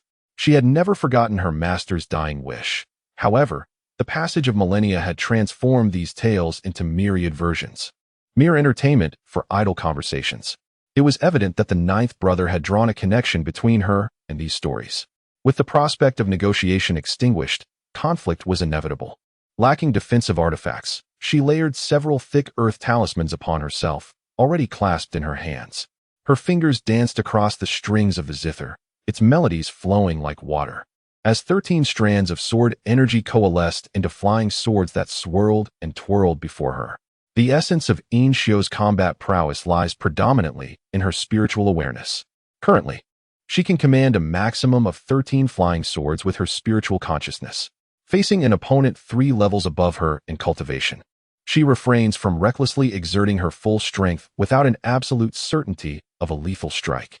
The spear, infused with spiritual energy, transformed into the ethereal figure of a dragon. And upon contact with the flying swords, they became detached. Gu Qingyu staggered, retreating in a series of swift rotations, while Ninth Brother stepped back 3 significant paces. The disparity between their strengths starkly evident. A hint of a smile graced Ninth Brother's lips, a smile of admiration and one that conveyed unwavering determination. Despite the seemingly minor difference of 3 lower levels, a profound chasm separated them. The 10th level of Qi refinement signifies entry into the latter stages of this phase, where the reserves of spiritual energy in the dantian and the application of magical techniques far surpass those of a mid-stage practitioner. Although he had not exerted his full strength earlier, the ease with which he had parried her attack indicated that the female cultivator was no ordinary 7th-level Qi refiner. Her ancient lineage was indeed remarkable. With a deft motion, Ninth Brother invoked the spiritual technique, causing the dragon to rear its head and emit a long howl. Its tail, thrumming against the air, stirred the surrounding spiritual energy into a colossal vortex, sweeping up sand and stones, along with withered branches and fallen leaves. As they surged toward Gu Qingyu, she felt as if an immense mountain pressed upon her chest, rendering her breath labored. Her fingers danced swiftly across the strings of the zither, the melody escalating in urgency. The 13 flying swords, aligned head to tail, formed a silver dragon that soared forth to confront the massive vortex. With a sudden cessation of sound, the zither fell silent. The flying swords, now bereft of the controlling melody, scattered like loose sand, fracturing into disarray, yet the colossal vortex merely diminished by half.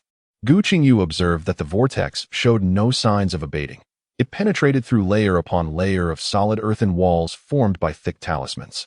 By the time it reached the last wall, it had diminished to the size of a fist, and with a resounding thud, it collided against the wall, dispersing into ethereal energy. Chapter 40.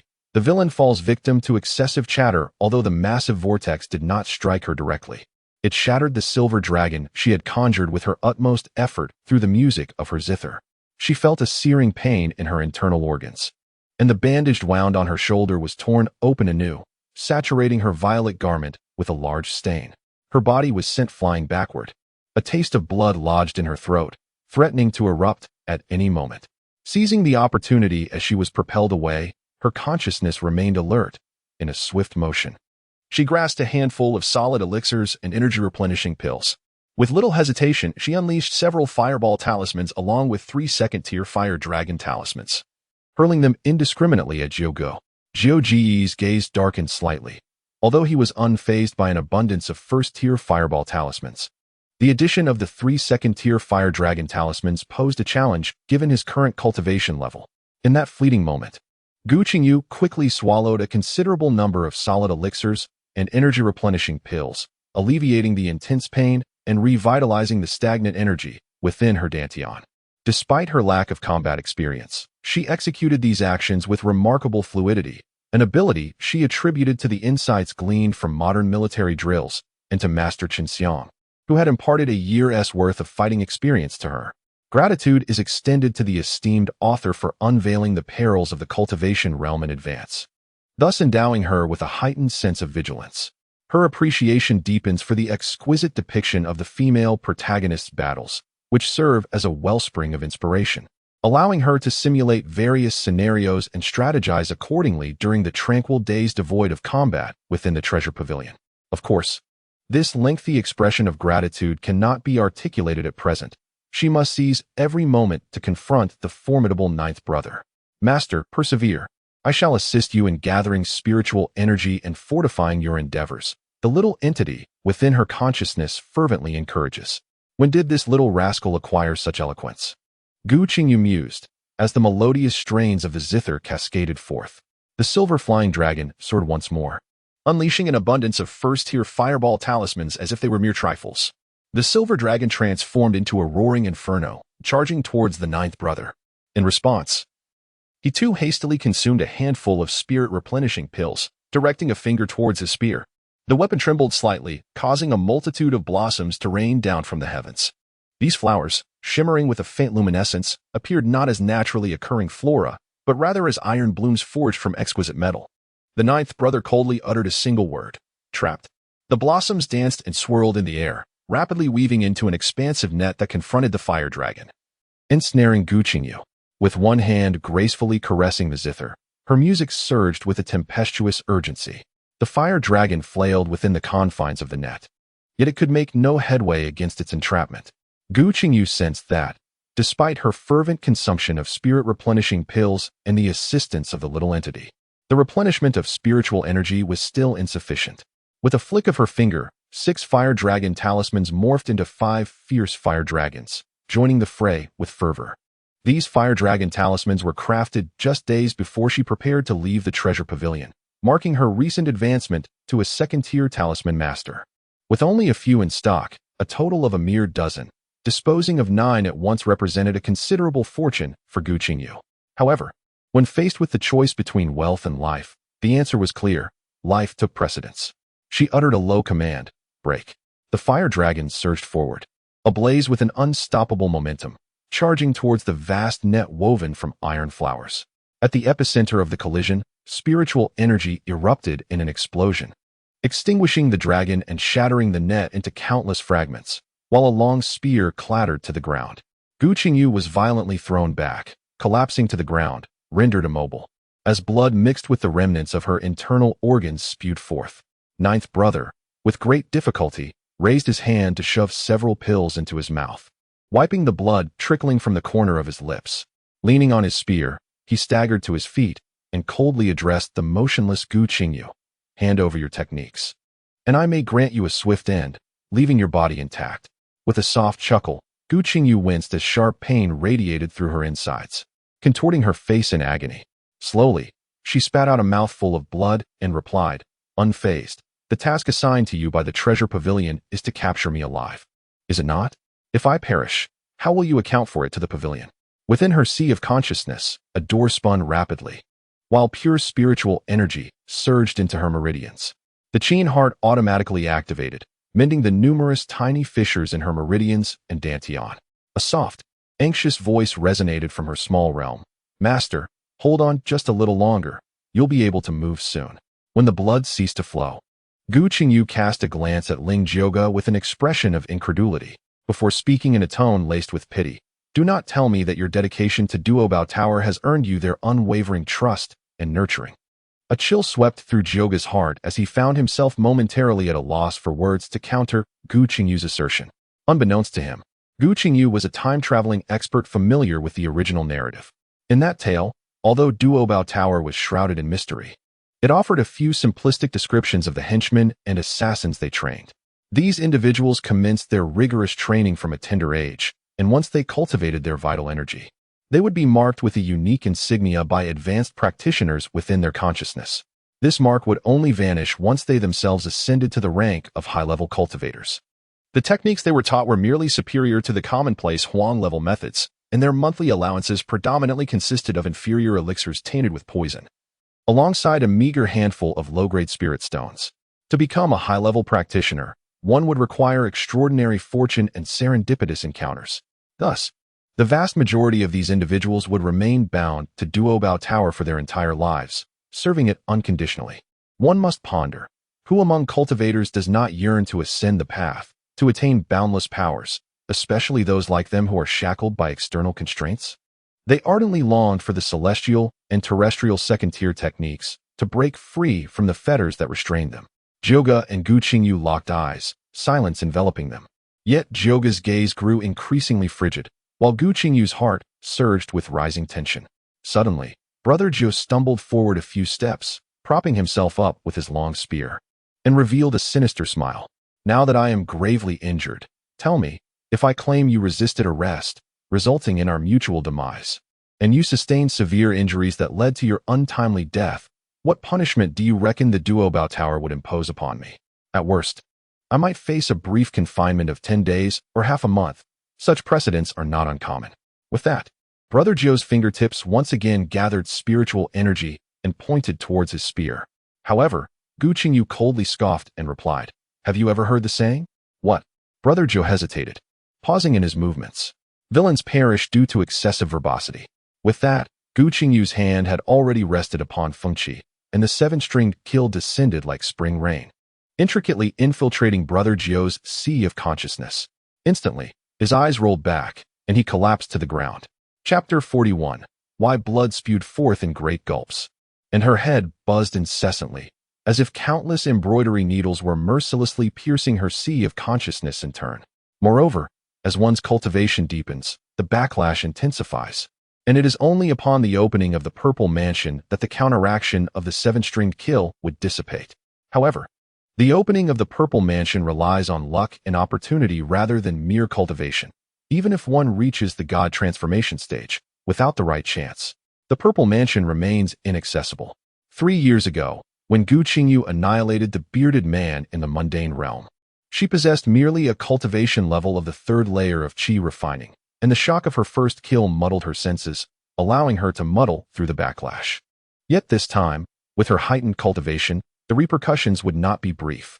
"Little realm," she gently called out, "thank you. If not for your desperate assistance in gathering spiritual energy, I would have perished. Master, are you all right? Can you move? Hurry up. I sense another surge of spiritual energy approaching, likely a monstrous beast. The small realm within my consciousness urges me anxiously. It must be that white-scaled python." Gu Qingyu glanced at the 2 corpses lying not far away, struggling to rise from the ground. She retrieved their storage bags, unable to use spells. She flicked 2 fireball talismans to incinerate their remains. She was aware that her actions might seem hypocritical, but she could not bear to witness them being devoured by the beast.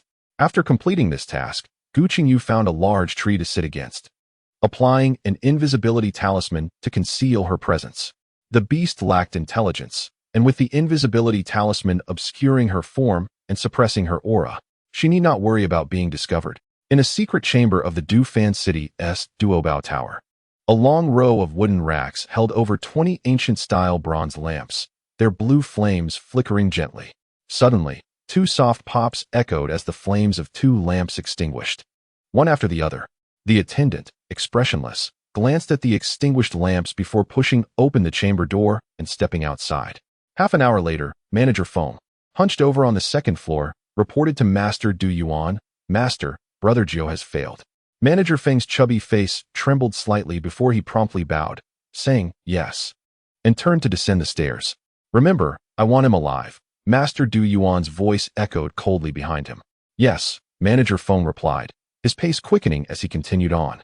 As Gu Qingyu awaited the moment to awaken from the isolation array, she beheld the rotund shopkeeper Feng seated cross-legged outside the formation, engrossed in his cultivation. Before him lay a compass, identical to the one held by Ming Wei, who was searching for her. A wry smile crossed her lips. Following her battle with Ninth Brother, her meridians and dantian had been riddled with cracks, necessitating a pause for healing. With the aid of the superior solid elixir gifted by Su Jinxia, she had diligently gathered pure spiritual energy over the course of half a month, not only mending her injuries, but also unexpectedly expanding her meridians and dantian. During this fortnight, she had never dared to hope that the treasure's pavilion would cease its pursuit of her. She simply never anticipated that it would be shopkeeper Feng himself who would take action. The location she had chosen for her recovery was a secluded cave behind a hillside, with the entrance protected by an isolation array left for her by Master Ziyun. Even a golden core cultivator, if passing by without careful scrutiny, would likely overlook this place. The only explanation for shopkeeper Feng's discovery was the compass. She had retrieved the compass from Ming Wei's storage bag and examined it meticulously, yet found nothing amiss. Outside the isolation array, shopkeeper Feng raised an eyebrow and gazed toward the cave, separated by the formation, before softly inquiring, "I know you are awake. How is your healing progressing?" Gu Qingyu smirked, raising her hand to cast a spell into the isolation array, before replying, "Thank you. I am no longer hindered by my injuries." After a moment of silence, shopkeeper Feng finally asked, "Aren't you curious how I found you?" "Why?" Gu Qingyu responded, her tone surprisingly accommodating. The rotund manager Feng's flesh quivered, yet no amount of excess could conceal the desolate smile upon his face. Duobao Tower possesses a unique substance capable of producing an exquisite fragrance, one that is colorless and odorless, imperceptible to cultivators. However, once tainted by this ethereal scent, it clings to the individual for an entire year, impervious to cleansing. He then slowly lifted the compass before him, stating, "This is the scent-seeking disc. A cultivator marked by this fragrance can be traced by the disc, no matter how far they flee, for a year. Why reveal this to me? Has she become a furnace vessel? Gu Qingyu inquired with certainty. Not quite. The specifics elude me, and even if I knew, I could not articulate them. All I am aware of is that she is no longer among the living, having perished within the confines of Duobao Tower. Gu Qingyu nodded, recognizing that Manager Feng spoke the truth.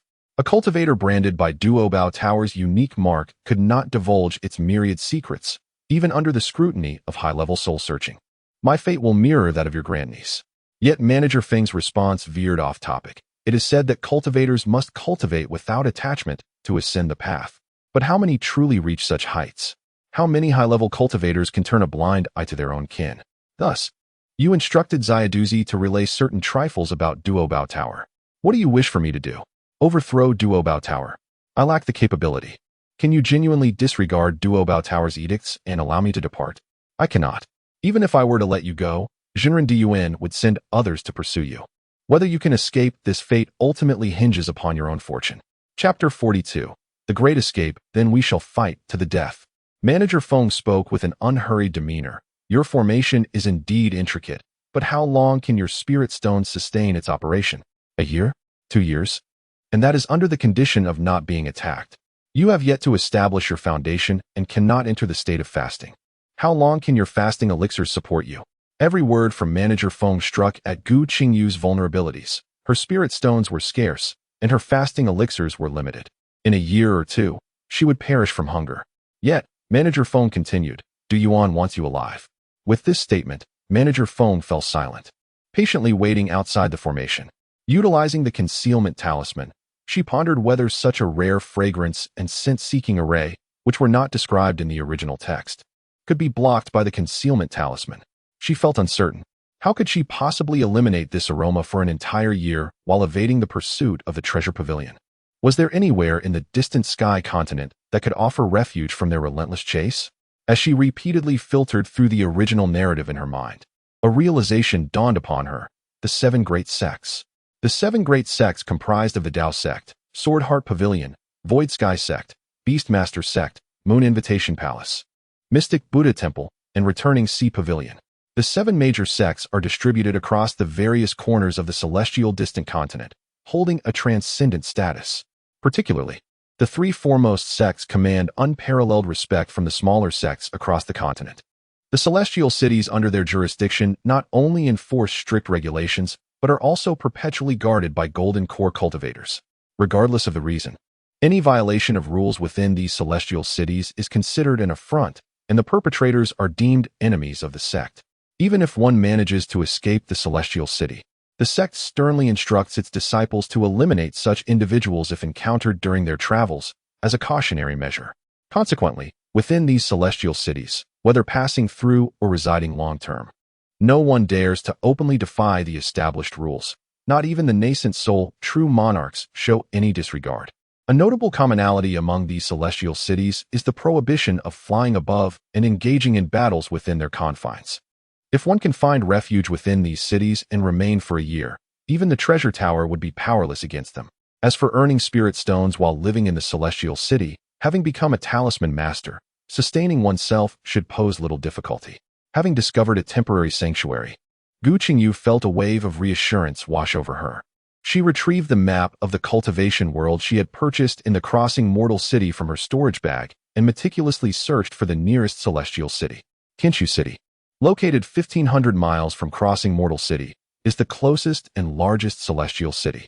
However, Gu Qingyu's finger lingered on the map, hesitating for a prolonged moment. The name Tianshu City is inherently linked to the Shutian sect. According to the brief description below, Tianshu City is situated at the foot of the Wunshu mountain range and is the largest celestial city affiliated with the Shutian sect. Its eastern gate lies a mere 300 miles from the sect's main entrance. Cultivators at the 5th level of Qi refinement can reach it in just over an hour and a half using the wind speed technique, while Foundation establishment practitioners can arrive in less than half an hour with a standard flying sword. Golden Core cultivators can reach it almost instantaneously. Such proximity aligns perfectly with Gu Qingyu's current needs. However, it also places her within close quarters of both the female lead and the supporting character, significantly increasing the chances of encountering them. Nonetheless, Gu Qingyu, without a moment's hesitation, resolved to journey to Tianqiu City. However, traversing the 1,500 miles posed a considerable challenge. Looking at the patient and waiting manager Feng outside the barrier, Gu Qingyu communicated with the small realm in her consciousness, which was pondering where to hide. I need to find a place to conceal myself for a year. Where to? The small realm queried, perplexed. Tianqiu City. Tianqiu City? The small realm paused, then recalled something, quickly asking, isn't that the celestial city closest to the Shutian sect? Aren't you afraid of encountering the female lead or the supporting character?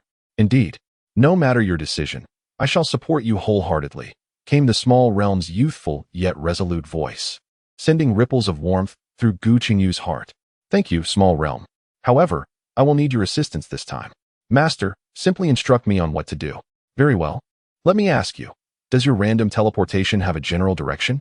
For instance, if we wish to head east, will you ensure that I am not transported to the west? The general direction is undoubtedly correct. After careful calculation, Xianxia estimated that it could transport over 300 miles, but it can only make this journey 3 times before requiring sustenance. Without proper nourishment, I shall succumb to fatigue. The precious fire spirit crystal from last time. Gu Qingyu's lips twitched in an apologetic smile. I'm sorry, Xianxia, for putting you through this. Nonetheless, I shall strive to ensure you receive the best provisions. Indeed, I have faith in my master. As long as you share delightful tales with me whenever you have the chance, I shall be content. Agreed. I promise you that. Gu Qingyu blinked her slightly moist eyes, unfurled a blank talisman paper, and took out talisman sand to begin her craft. She hoped to inscribe a second-tier swift movement talisman this time, while also not neglecting the fire dragon talisman.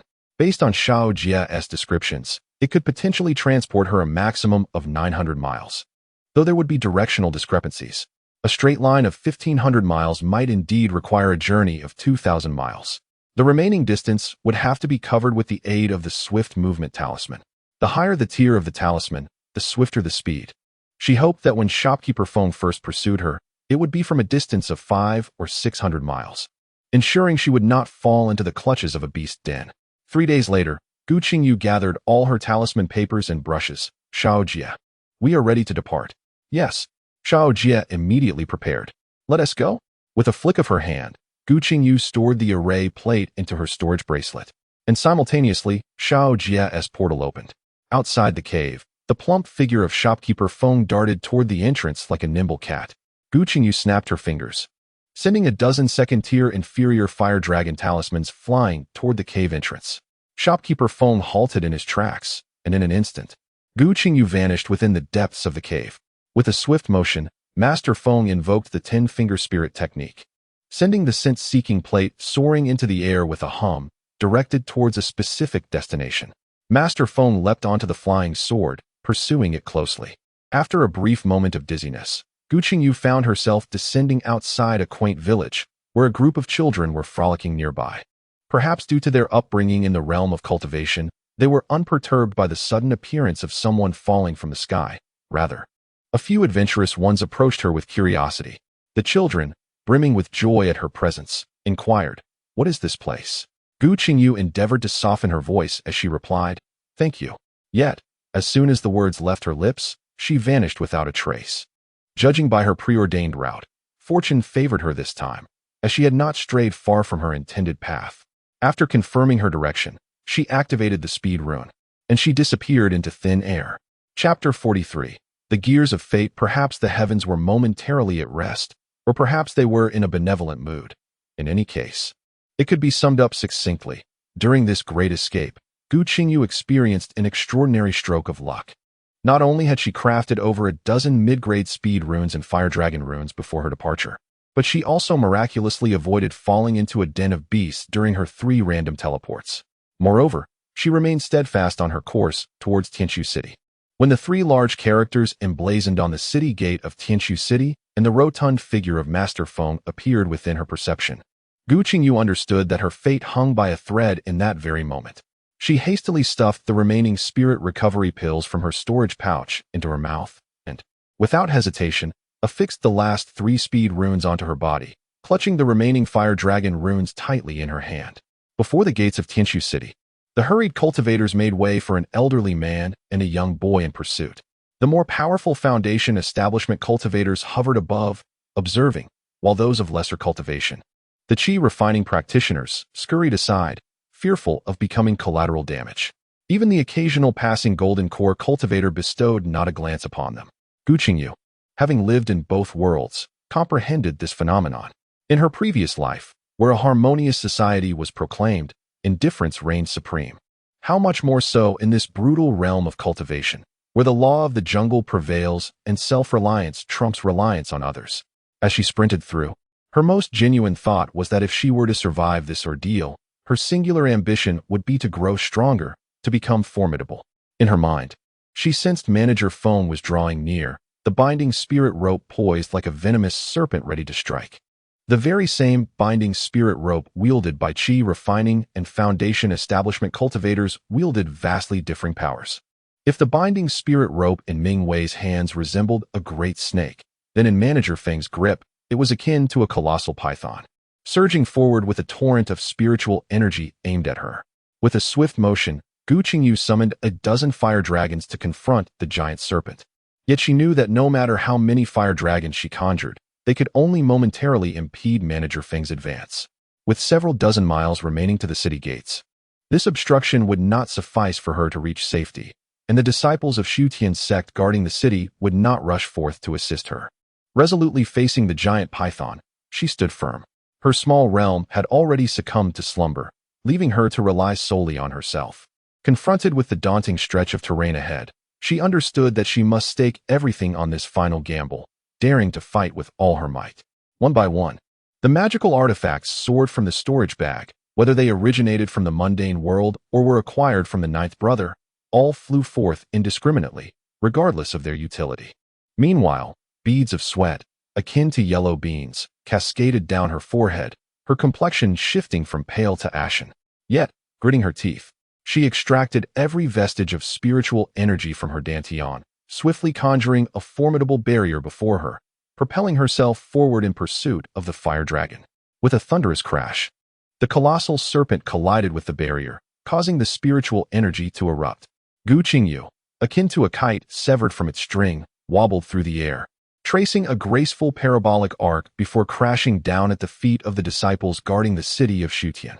Before anyone could fully comprehend the situation, a low-grade spiritual stone materialized before the disciples.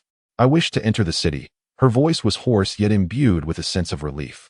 As the crowd collectively directed their gaze downward, they beheld a young female cultivator, no older than 11 or 12, sprawled like a rag doll at their feet, blood trickling from the corners of her mouth.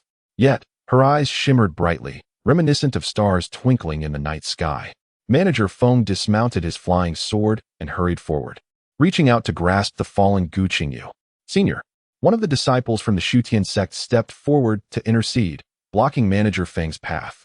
This is Tianshu City, where all forms of combat are strictly prohibited. This fellow cultivator has already paid the entrance fee, thus she is permitted entry. If there are any grievances, I implore you to resolve them outside the city. With that, he gestured towards the stone tablet standing at the city gate, extending an invitation with a courteous motion. Senior, please. Manager Feng cast a glance at Gu Qingyu, who lay on the ground, before turning to leave. The latter managed to muster a difficult smile, gambling that these self-important noble disciples would not allow her to be taken away before their very eyes. Yet, before her smile could fully fade, an elegant and melodious exclamation echoed from the city. Fifth sister. To this, a cold voice from outside the city responded, Gu Qingyu. In an instant, all smiles froze upon her lips, and Gu Qingyu's heart plummeted, akin to enduring the bitter chill of winter in a drafty house. It dawned on her that the so-called benevolence of fate was merely a cruel jest. She was but a pawn in this narrative, a cog in the wheel of destiny. Her life was not meant to end within the walls of the treasure pavilion, and thus, fate, in its twisted mercy, had allowed her a smooth escape. As the two stunning beauties approached, Gu Qingyu forced a smile that was more grotesque than sorrowful. She was not yet destined to die. The protagonist, the supporting character, and a mere pawn. All the roles had converged, and the story would continue unabated. The White Lotus elder sister remained true to her nature, and amidst the gazes of the crowd, she would not miss the opportunity to showcase her gentle and kind demeanor. She hurriedly closed the distance to Gu Qingyu, asking with urgency, Fifth sister, who was that person? How did they injure you? Tell your elder sister, and I shall avenge you. Cough. Elder sister. Perhaps your concern is misdirected. Shouldn't the priority be my injury?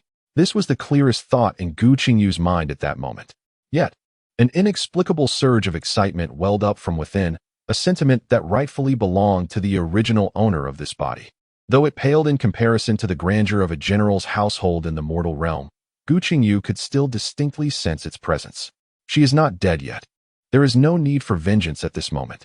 The cold voice belonged to Gu Weiyu, and as she spoke, a pill exuding a faint fragrance floated to Gu Qingyu's lips.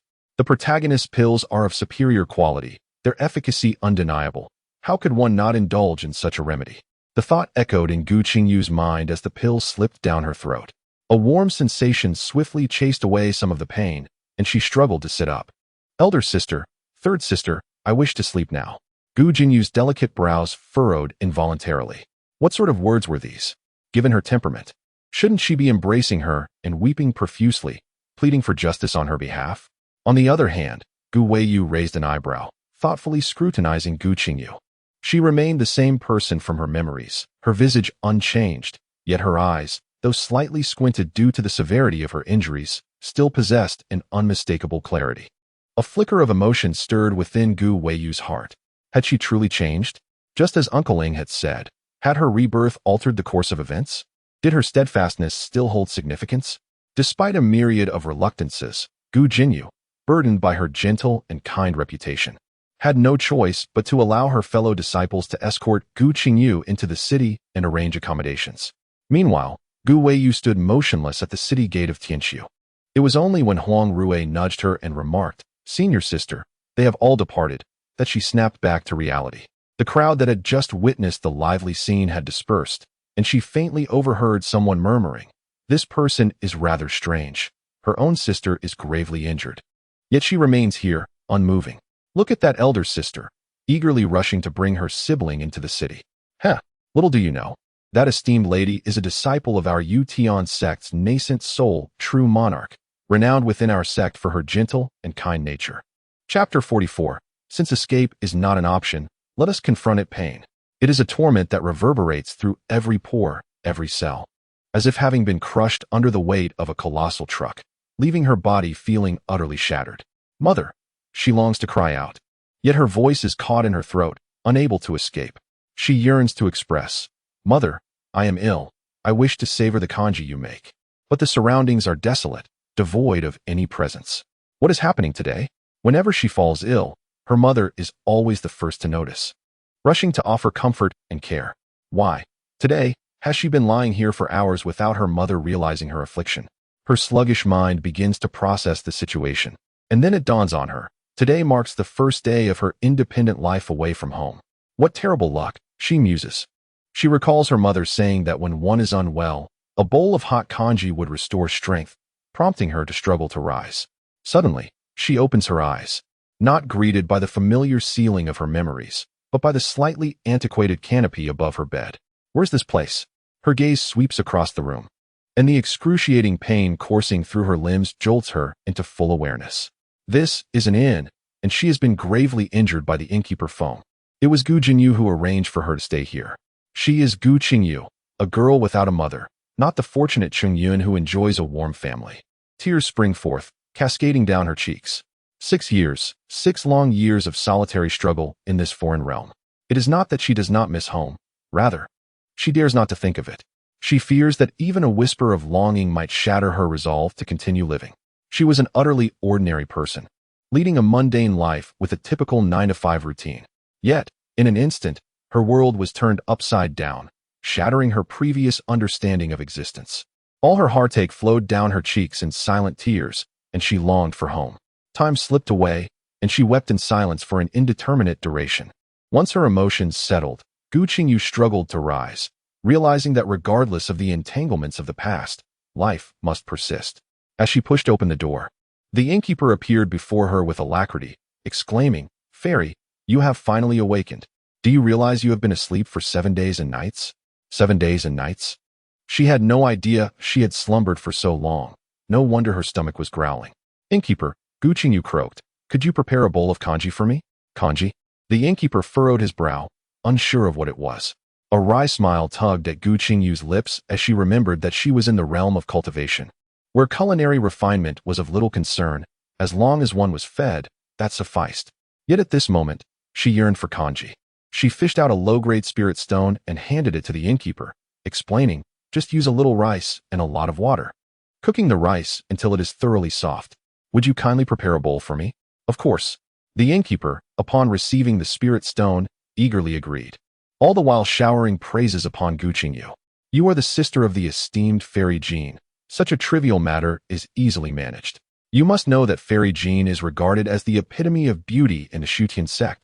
From these superficial compliments, Gu Qingyu discerned that her elder sister held a position akin to that of a saint within the Shutian sect, highly regarded not only for her status, but also for her kind-heartedness.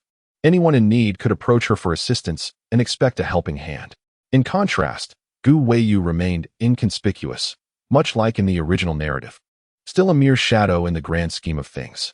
Most notably, throughout these 7 days, neither Gu Qingyu nor Gu Weiyu had come to visit her, a fact that fell well within her expectations.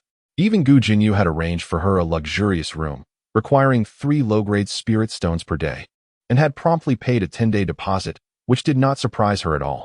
The eager innkeeper, benefiting from this arrangement, soon scurried to deliver a bowl of plain porridge to Gu Qingyu's room, then inquired with a flattering tone, "Fairy, do you have any further requests?" Gu Qingyu, once more producing a low-grade spirit stone, handed it to him and asked, "Are there any houses available for rent nearby?" A house. The innkeeper's eyes gleamed with the sight of the spirit stone, pondering to himself, "This younger sister of the esteemed fairy seems rather peculiar. She wishes to find a cave dwelling but refers to it as a house. Nevertheless, she appears quite generous, indicating she must be of considerable wealth. I seek a residence where the aura is not of paramount importance." Gu Qingyu smiled as she provided her answer. Ah, the innkeeper could hardly believe his ears. Could this truly be the utterance of a cultivator? Would a cultivator not desire to reside in a place rich with spiritual energy? Even someone as lacking in talent as himself would yearn for such an environment, hoping that one day, through its abundant essence, they might manage to break through to a higher level. This younger sister of the esteemed fairy is truly enigmatic. However, as a diligent innkeeper, he prioritized the wishes of his guests. He blinked and said, "If the fairy wishes to find a residence, it is indeed quite easy. My uncle has a small courtyard that is currently unoccupied, although the spiritual energy there is rather sparse." With that, he felt compelled to offer a gentle reminder. "That will suffice," she replied. Gu Qingyu managed a faint smile. Although the injuries to her meridians and dantian had not worsened thanks to Gu Weiyu's superior healing elixir, it was imperative that she find a place to recuperate. Thus, she inquired with urgency, "Can we settle in now?" "Indeed, you can come with me right away." An hour later, Gu Qingyu found herself standing beneath the eaves of a modest dwelling. This small courtyard comprised 3 tiled houses, enclosing a patch of land where wild grasses swayed gently in the breeze. The entire compound was fortified by a barrier array, creating a secluded sanctuary. Located in the northern part of Tianshu City, this area was indeed, as the innkeeper had mentioned, characterized by a relatively sparse concentration of spiritual energy, even inferior to that of the Mortal Crossing city. Consequently, the residents of the northern district were predominantly common folk along with a few nascent cultivators of limited aptitude. The accommodation was remarkably affordable, a small courtyard costing merely 3 inferior spirit stones per year. Gu Qingyu found this arrangement quite satisfactory. Her injuries would not heal overnight, and every bit of savings counted. As for the density of spiritual energy, although the dormant minor realm within her could not communicate with her, it possessed the inherent ability to gather rich spiritual essence. Thus she harbored no concerns regarding her cultivation being hindered. The innkeeper, named Li Duan, was a third-layer qi cultivator who had lived in the northern district all his life, thoroughly familiar with its nuances. Gu Qingyu retrieved 100 inferior spirit stones from her storage bracelet and entrusted him with her meals for the day. Once all matters were settled, she activated the barrier array, standing in the center of the courtyard, tears streaming down her face once more. She understood that, as a cultivator, she had wept excessively today, yet she was willing to indulge in this moment of vulnerability. Having experienced pain and released her sorrow, it was now time to confront her reality. Heaven has granted her an additional 20 years. After 2 decades, the cold abyss will awaken, and she shall perish in the volcanic magma of that realm. In 6 years, she has altered her fate ever so slightly. Thus, in 20 years, she shall undoubtedly rise from the brink of death.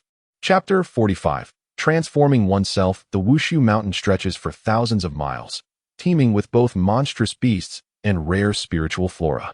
The skin, claws, and teeth of these creatures serve as exquisite materials for cultivators to forge magical artifacts, while the rare spiritual plants have become indispensable resources in the contemporary realm of cultivation. Hence, Wushu Mountain can be regarded as a natural treasure trove. The beasts of the rear mountain, however, remain indifferent to the number of cultivators, be it thousands or tens of thousands. They only perceive cultivators as a sumptuous feast. Devouring their flesh enhances their own cultivation. In the initial millennia, the high-level demon cultivators from the rear mountain frequently launched attacks, dismantling the restrictions and formations set by the Shutian sect, allowing the beasts to invade and feast upon the flesh of the cultivators. Concurrently, a significant number of these beasts were skinned and harvested for their valuable materials. The consequences were evidently disastrous for both sides, leading to a drastic decline in high-level demonic beasts and an alarming reduction in the Shutian sect's size, bringing it to the brink of closure. Ultimately, the leadership of the Shutian sect and the demon cultivators convened to reach a consensus. They designated the outskirts of the rear mountain as a hunting ground, where chi-refining cultivators and lower-tier demonic beasts could engage in mutual predation. Initially, the outer regions of the back mountain were exclusively accessible to the chi-refinement practitioners of the Su-Tian sect. However, as the Su-Tian sect's status in the Tianyuan continent became increasingly transcendent, the scale of Tiansu City expanded correspondingly, attracting a growing number of wandering cultivators.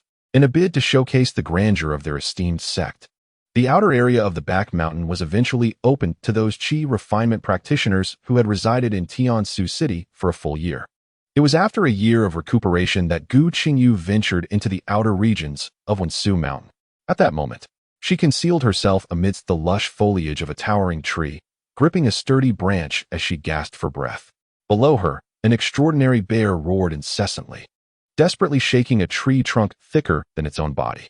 This third-tier extraordinary bear was on the verge of losing its mind, as a certain human cultivator had exhibited despicable cunning, seizing all the honey from the green jade bees while it was preoccupied with battle, leaving it battered and deprived of the sweet nectar. Most infuriating was the fact that this elusive human would appear and vanish at will, causing the bear to miss out on the delectable honey time and again. This time, it vowed not to let this detestable human escape. Gu Qingyu applied an invisibility talisman to herself, patiently waiting for the bear to leave. Each time the clumsy bear, upon losing sight of her, would leave dejectedly. And she anticipated no exception this time. The bear was simply too endearing, and she chuckled to herself while hugging the branch.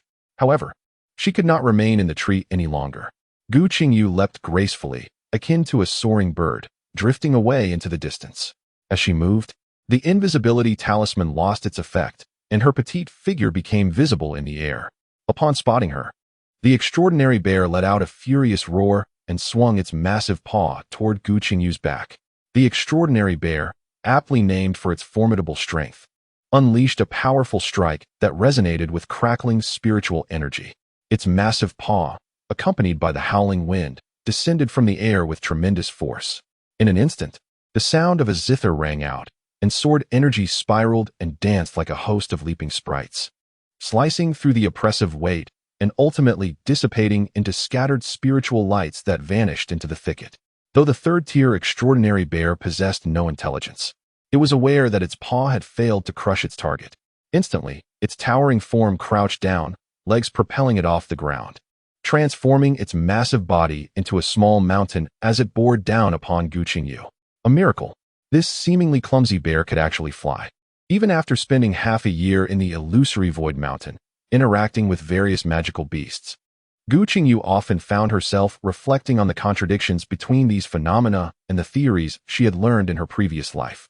Yet, despite her musings, her movements were swift and decisive. With a flicker of the wind flea technique, she retreated rapidly. She had no desire to harm this extraordinary bear, for it had diligently assisted her in locating numerous jars of green jade bee honey over the past 6 months.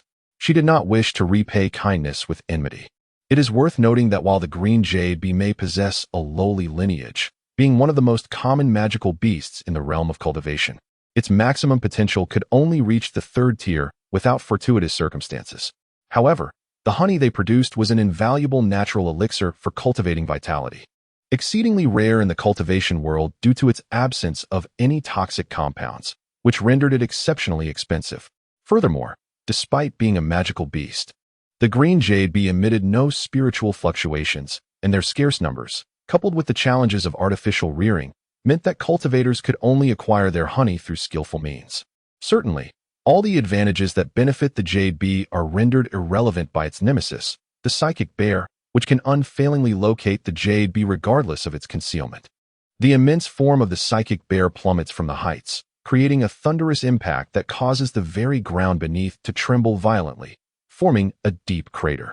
Several towering trees crash to the ground, striking a moss-covered boulder nearby. Surprisingly, the boulder does not shatter under the tremendous force. Instead, it emits a flash of ethereal light and vanishes, revealing a dark, gaping cave. Seeing the cave, Gu Qingyu lets out a sigh of relief. Without hesitation, she slips into the cavern, and the entrance glimmers once more, returning to the appearance of the boulder. Inside, a narrow passage awaits. At the moment Gu Qingyu enters, the luminescent stones embedded along the walls illuminate the once pitch-black corridor, bathing it in a radiant glow.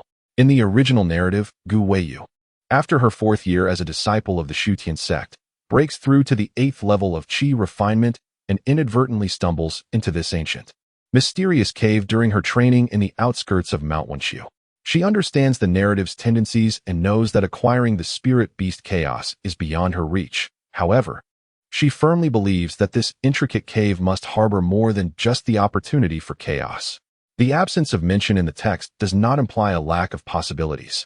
One must ponder, how could spirit beasts, born from the primordial chaos at the dawn of creation, exist in a barren wasteland? Surely, even a few spirit stones must reside within. If she could uncover 5 elemental spirit crystals within this enigmatic cave, it would awaken the lower realms. Thus, after a year of recuperation in Wenqiu City, Gu Qingyu hastens to the outskirts of Mount Wenqiu, remaining there for half a year. In the past 6 months, she has excavated spiritual herbs, gathered ethereal fruits, and battled ferocious beasts, enduring countless falls and rises. With each narrow escape from the clutches of death, her mastery of spells has become increasingly refined, and her experience in combat has significantly advanced. Simultaneously, her resolve has strengthened. If she cannot alter the narrative, she shall transform herself, to grow stronger, ceaselessly. This is the immutable law of the realm of cultivation and the soul path for her survival. Chapter 46. Disparate treatment in the realm of cultivation. Luminous stones are the most commonplace source of illumination, their value even inferior to that of pearls. This corridor, previously mentioned in the original text, was traversed effortlessly by the protagonist, Gu Qingyu. However, Gu Qingyu felt an unsettling prickling, a chill creeping into her heart.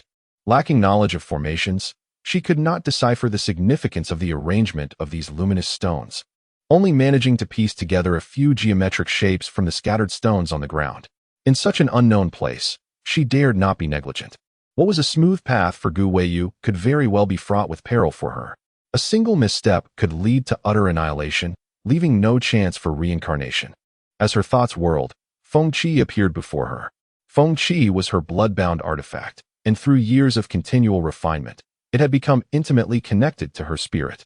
As she summoned it from her storage bracelet, the strings of the instrument began to tremble gently, releasing a soft melody. A faint barrier of spiritual energy enveloped Gu Qingyu, shielding her within.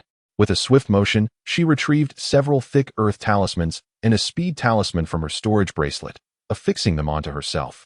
Protection and escape had been her most frequent endeavors during her 6 months in Wushu Mountain, and thus she executed them with practiced ease. With everything in readiness, Gu Qingyu took a tentative step, then another, and yet another. Within her consciousness, geometric patterns rippled slightly, and as her steps deepened, the waves of disturbance intensified, culminating in a thunderous roar that transformed into a colossal wave, bearing an awe-inspiring aura that surged towards Gu Qingyu with overwhelming force. Amidst this tumultuous wave, the sound of a zither resembled a fragile boat, susceptible to capsizing, drifting amidst the turmoil. where the sword energy passed. A multitude of pale white insects fell in droves to the ground. These pale creatures bore a resemblance to the caterpillars of Earth from Gu Qingyu's previous life, matching them in size, yet differing in the ethereal glow that emanated from their bodies. They huddled in small clusters, giving the illusion of glowing stones. Equipped with a pair of translucent wings upon their backs, they were capable of launching attacks mid-flight. Lacking eyes, their heads were adorned solely with disproportionately large mouths, revealing a set of gleaming white teeth that incessantly chewed in a disconcerting manner. As the sound of their gnawing echoed around her, Gu Qingyu felt her scalp tingle and her hair stand on end. Her limited knowledge left her unable to identify these pale insects as a specific type of demon. But like many girls of her previous life, she harbored a deep-seated fear of these soft, squishy creatures. Simply being surrounded by these gelatinous demons sent shivers down her spine. She was unaware of why they refrained from attacking her, yet with each opening and closing of their cavernous mouths, she sensed that the Zither's melody and sword energy were being consumed, while the spiritual energy within her dantian flowed out like a torrent unleashed from a dam. These pale demons possessed a chilling ability to devour spiritual essence. She must promptly escape from this corridor. Gu Qingyu forcefully suppressed the fear within her heart, her fingers gliding over the strings of the instrument, weaving a melody that coalesced into a luminous path amidst the corridor teeming with pale, writhing insects. The thick earth talisman and the swift movement talisman had already been activated. In an instant, Gu Qingyu shot forth like a bullet.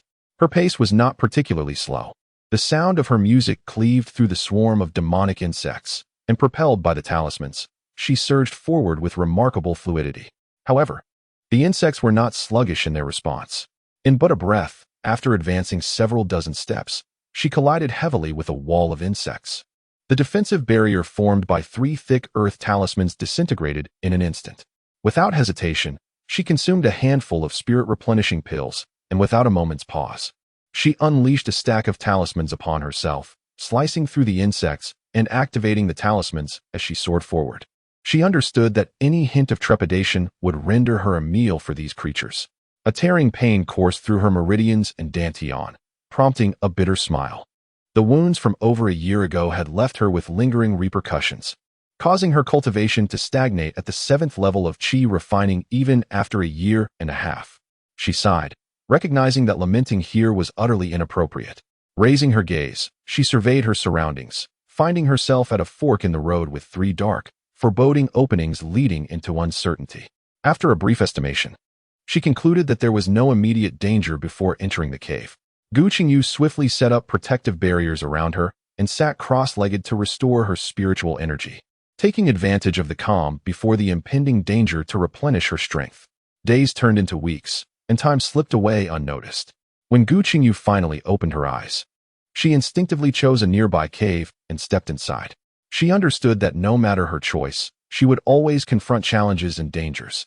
Unbeknownst to Gu Qingyu, as her figure vanished into the cave, 5 individuals stood nearby, gesturing towards a deep pit created by the ability bear, discussing its significance. Senior Sister Gu, this pit must have been made by the ability bear. Look, this appears to be its head, and these are its front paws. Oh, and here is a tuft of bear fur, Ji Sikong exclaimed, excitedly displaying the fur to the others. This ability bear could be worth a considerable amount of spirit stones. Such a deep pit indicates it must be severely injured, and we can effortlessly collect a bounty of spirit stones. Perhaps the ability bear has already been captured, Lin Shixiang suggested. However, among the 5, a female cultivator at the 8th level of qi refinement pouted, disagreeing with him. That is unlikely. Senior Sister Ma, look here, there are footprints from the ability bear. Though somewhat chaotic, they suggest it left on its own after sustaining injuries. Ji Sikong argued back, somewhat perplexed by Senior Sister Ma's persistent criticism of him and Senior Sister Gu throughout their journey from team training to the outskirts of the Wenshu Mountain. His confusion deepened as he noted that while he could understand the criticism directed at himself, given his lower cultivation level of 5, it was incomprehensible why Senior Sister Ma would target Senior Sister Gu. They were both at the 8th level of qi refinement, yet in terms of combat skills, Senior Sister Gu far surpassed her. What warranted this animosity? And what was the look in Lin Shixiang's eyes when he gazed at Senior Sister Gu? Lin Shixiang was utterly oblivious to Ji Sitsung's murmurs. He glanced at Ma Shimi and inquired, Gu Shimi, What is your perspective on this? Huh. Oh, let us search around. Gu Weiyu appeared somewhat distracted, unaware of the reason for her disorientation. Ever since she set foot on the outskirts of the back mountain, a persistent voice within her urged, "Hurry, hurry." Yet she could not discern what exactly she needed to hasten. Especially while standing before this deep pit, her anxiety heightened, as if something precious of hers was on the verge of being snatched away. With a sense of bewilderment, she surveyed her surroundings. This place was familiar to her from a previous life, yet it seemed devoid of any distinctive features. She ambled about, stopping intermittently to inspect the area, and absent-mindedly kicked a moss-covered rock beside her. In the next moment, she was irresistibly drawn into a narrow passageway. Chapter 47. Struck by lightning, the entire passage was illuminated by countless luminous stones embedded in the walls, creating a somewhat dazzling effect. This was Gu Weiyu's initial impression upon being forcefully pulled into the passage. However, for a cultivator, sight was not the sole means of perception. Upon entering the passage, Gu Weiyu extended her consciousness outward. The luminous stones, which appeared to her as mere geometric patterns, transformed in the eyes of Gu Weiyu, who practiced dual cultivation with Dan formations, into exquisite lines, forming a 5 elements balance array. The array was centered around the 5 elements insects. As the spiritual energies of metal, wood, water, fire, and earth within the formation existed in a state of mutual generation and restraint, creating a miniature chaotic world. Any slight anomaly in the spiritual energy could trigger the array, provoking an attack from the 5 elements insects. To successfully navigate this formation, a cultivator has only 2 methods. First, to possess a balanced primordial spirit root like hers, confidently striding through the array. Yet such roots are exceedingly rare. Perhaps only she exists within the entire Tianyuan continent. Second, one may forcefully break through, battling as one advances, relying solely on the endurance of one's spiritual energy. Gu Weiyu's consciousness swept across the ground of the passageway, where a thick layer of corpses of the elemental insects lay, indicating that someone had previously attempted to breach this formation. No wonder these elemental insects were awake, as they gently writhed in anticipation of her arrival. Having thrived in chaos, these insects maintained a second-tier cultivation level throughout their 1,000-year lifespan. Yet their strength lay in their sheer numbers and formidable reproductive capabilities, even if only one remained. The entire colony could swiftly regenerate to its original population within a matter of days. Gu Weiyu captured several elemental insects and placed them within her spatial treasure. While they were not particularly effective in combat, they would serve well as guardians of her lair. Having completed her task, she did not linger. With a light push of her toes, she glided past the passageway, stopping before 3 cave entrances. After a moment's hesitation, she chose to delve into the middle cave, sensing a more urgent call emanating from within. Gu Qingyu leaned against the rocky wall, exhaling deeply as she awaited the ripening of 3 crimson fruits growing on the stone. She performed a cleansing spell on her bloodied self, attempting to present a less disheveled appearance. Her garments, mere ordinary attire of mortals, had been torn into strips during her entanglement with a nest of scarlet fire pythons, and now hung in tatters upon her. This tattered garment she wore was the 3rd outfit since her entry into the cave. The previous 2 had been torn to shreds in her battles against the demonic beasts and subsequently discarded. Within her storage pouch, she still possessed 2 additional sets of clothing. Yet the uncertainty of how many more beasts awaited her compelled her to delay changing until this attire completely lost its modesty. She collected the remains of a nest of crimson fire python corpses into her storage pouch. Among them, 2 were of the 3rd tier, with one subtly showing signs of breaking through to the next level. 3 were 2nd tier, while the rest were 1st tier pythons. Gu Qingyu speculated that they might be a family unit. Upon entering the den, this entire brood had been coiling around a spiritual plant bearing 3 ruby fruits, either near or far from it. Throughout her 3 years of companionship, Gu Qingyu had learned primarily to identify spiritual herbs and fruits, and thus immediately recognized this as the horned winter fruit, one of the essential spiritual materials for the healing elixir, pulse-forming pill. Consuming the horned winter fruit directly, whether by human cultivators or demonic beasts, would significantly enhance their physical strength, making it an invaluable rarity in the contemporary realm of cultivation. When Gu Qingyu entered the python's lair, the horned winter fruit was on the cusp of ripeness. Upon noticing the arrival of a cultivator, the entire family of pythons went into a frenzy, charging at her in a relentless wave. The adage 2 fists cannot contend with 4 hands, or even a strong dragon cannot suppress a local snake, aptly described the chaos of the moment, leaving Gu Qingyu in a flurry of activity amidst perilous circumstances. Fortunately, Gu Qingyu possessed an abundance of talismans, each variety exquisite in quality: fire dragon talismans, thorn talismans, giant wave talismans. He cast them recklessly toward the area where the horned winter fruit was inaccessible. Following the cascade of talismans, the crimson fire python perished in droves. The victor in this contest of life and death remained uncertain. Before long, a rich fragrance wafted from the horned winter fruit, which had transformed from a subtle green to a vibrant crimson in an instant. Gu Qingyu did not linger in the snake's den. He swiftly emerged, only to be greeted not by the usual trio of identical openings, but by a sprawling array of stone pillars of varying sizes. These pillars were not particularly tall, just slightly taller than Gu Qingyu's head, yet their shapes were not the typical circular or rare square. They were multifaceted diamonds, each side polished to a mirror-like sheen. As he stepped forward, the pillars reflected his image like funhouse mirrors, distorting him into a rotund figure, then a gaunt silhouette, at times a dwarf, and at others a stunning beauty. Observing his bizarre reflections, Gu Qingyu, who had been on high alert, couldn't help but chuckle softly. However, before his laughter could fade, a sudden crack of lightning descended from the heavens, striking him directly. With a sizzling sound, after a plume of blue smoke dissipated, Gu Qingyu grimaced in pain, exhaling a smoke ring. In the funhouse mirrors, regardless of whether he appeared tall, short, plump, thin, ugly, or beautiful, he had transformed into a charred figure, one with a flamboyant, eccentric hairstyle.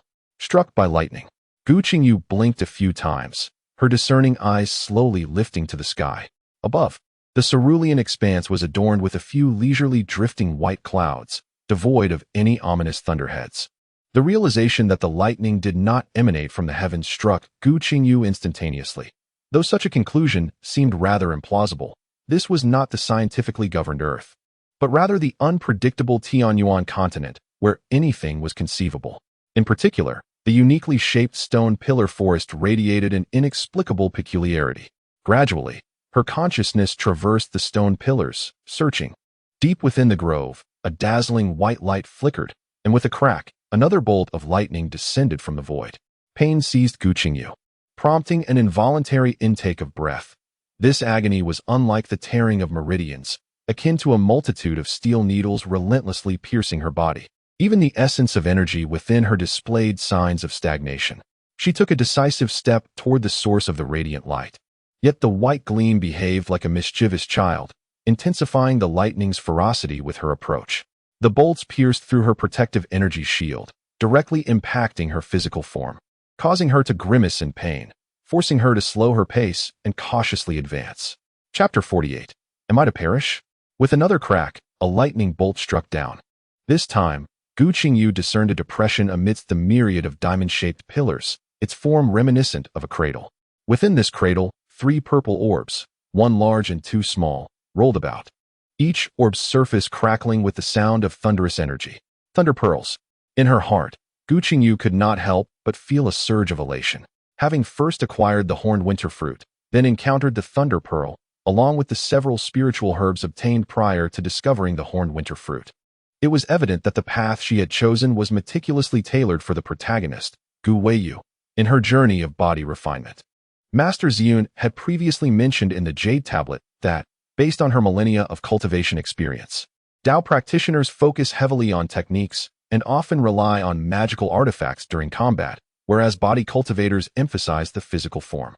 However, an exclusive focus on either aspect leads to specific imbalances. Dao practitioners often possess a frail physique, with their defenses relying solely on portable protective artifacts. Should these artifacts be breached by an opponent, their physical bodies would be at grave risk. Thus, Master Ziyun emphasized in the Jade Tablet that cultivating both Dao and body simultaneously represents the ideal training model. Sword cultivators have made attempts in this regard, though their efforts remain insufficiently comprehensive. Consequently, she advised her unseen disciple to engage in dual cultivation of Dao and body. Yet, this method of body refinement is notoriously resource-intensive. Although the body refinement technique she practiced was among the most esteemed celestial-grade techniques of the Tianyuan continent, The expenses for the medicinal baths required for such cultivation were beyond the means of her disciple, who lacked the protection of their sect.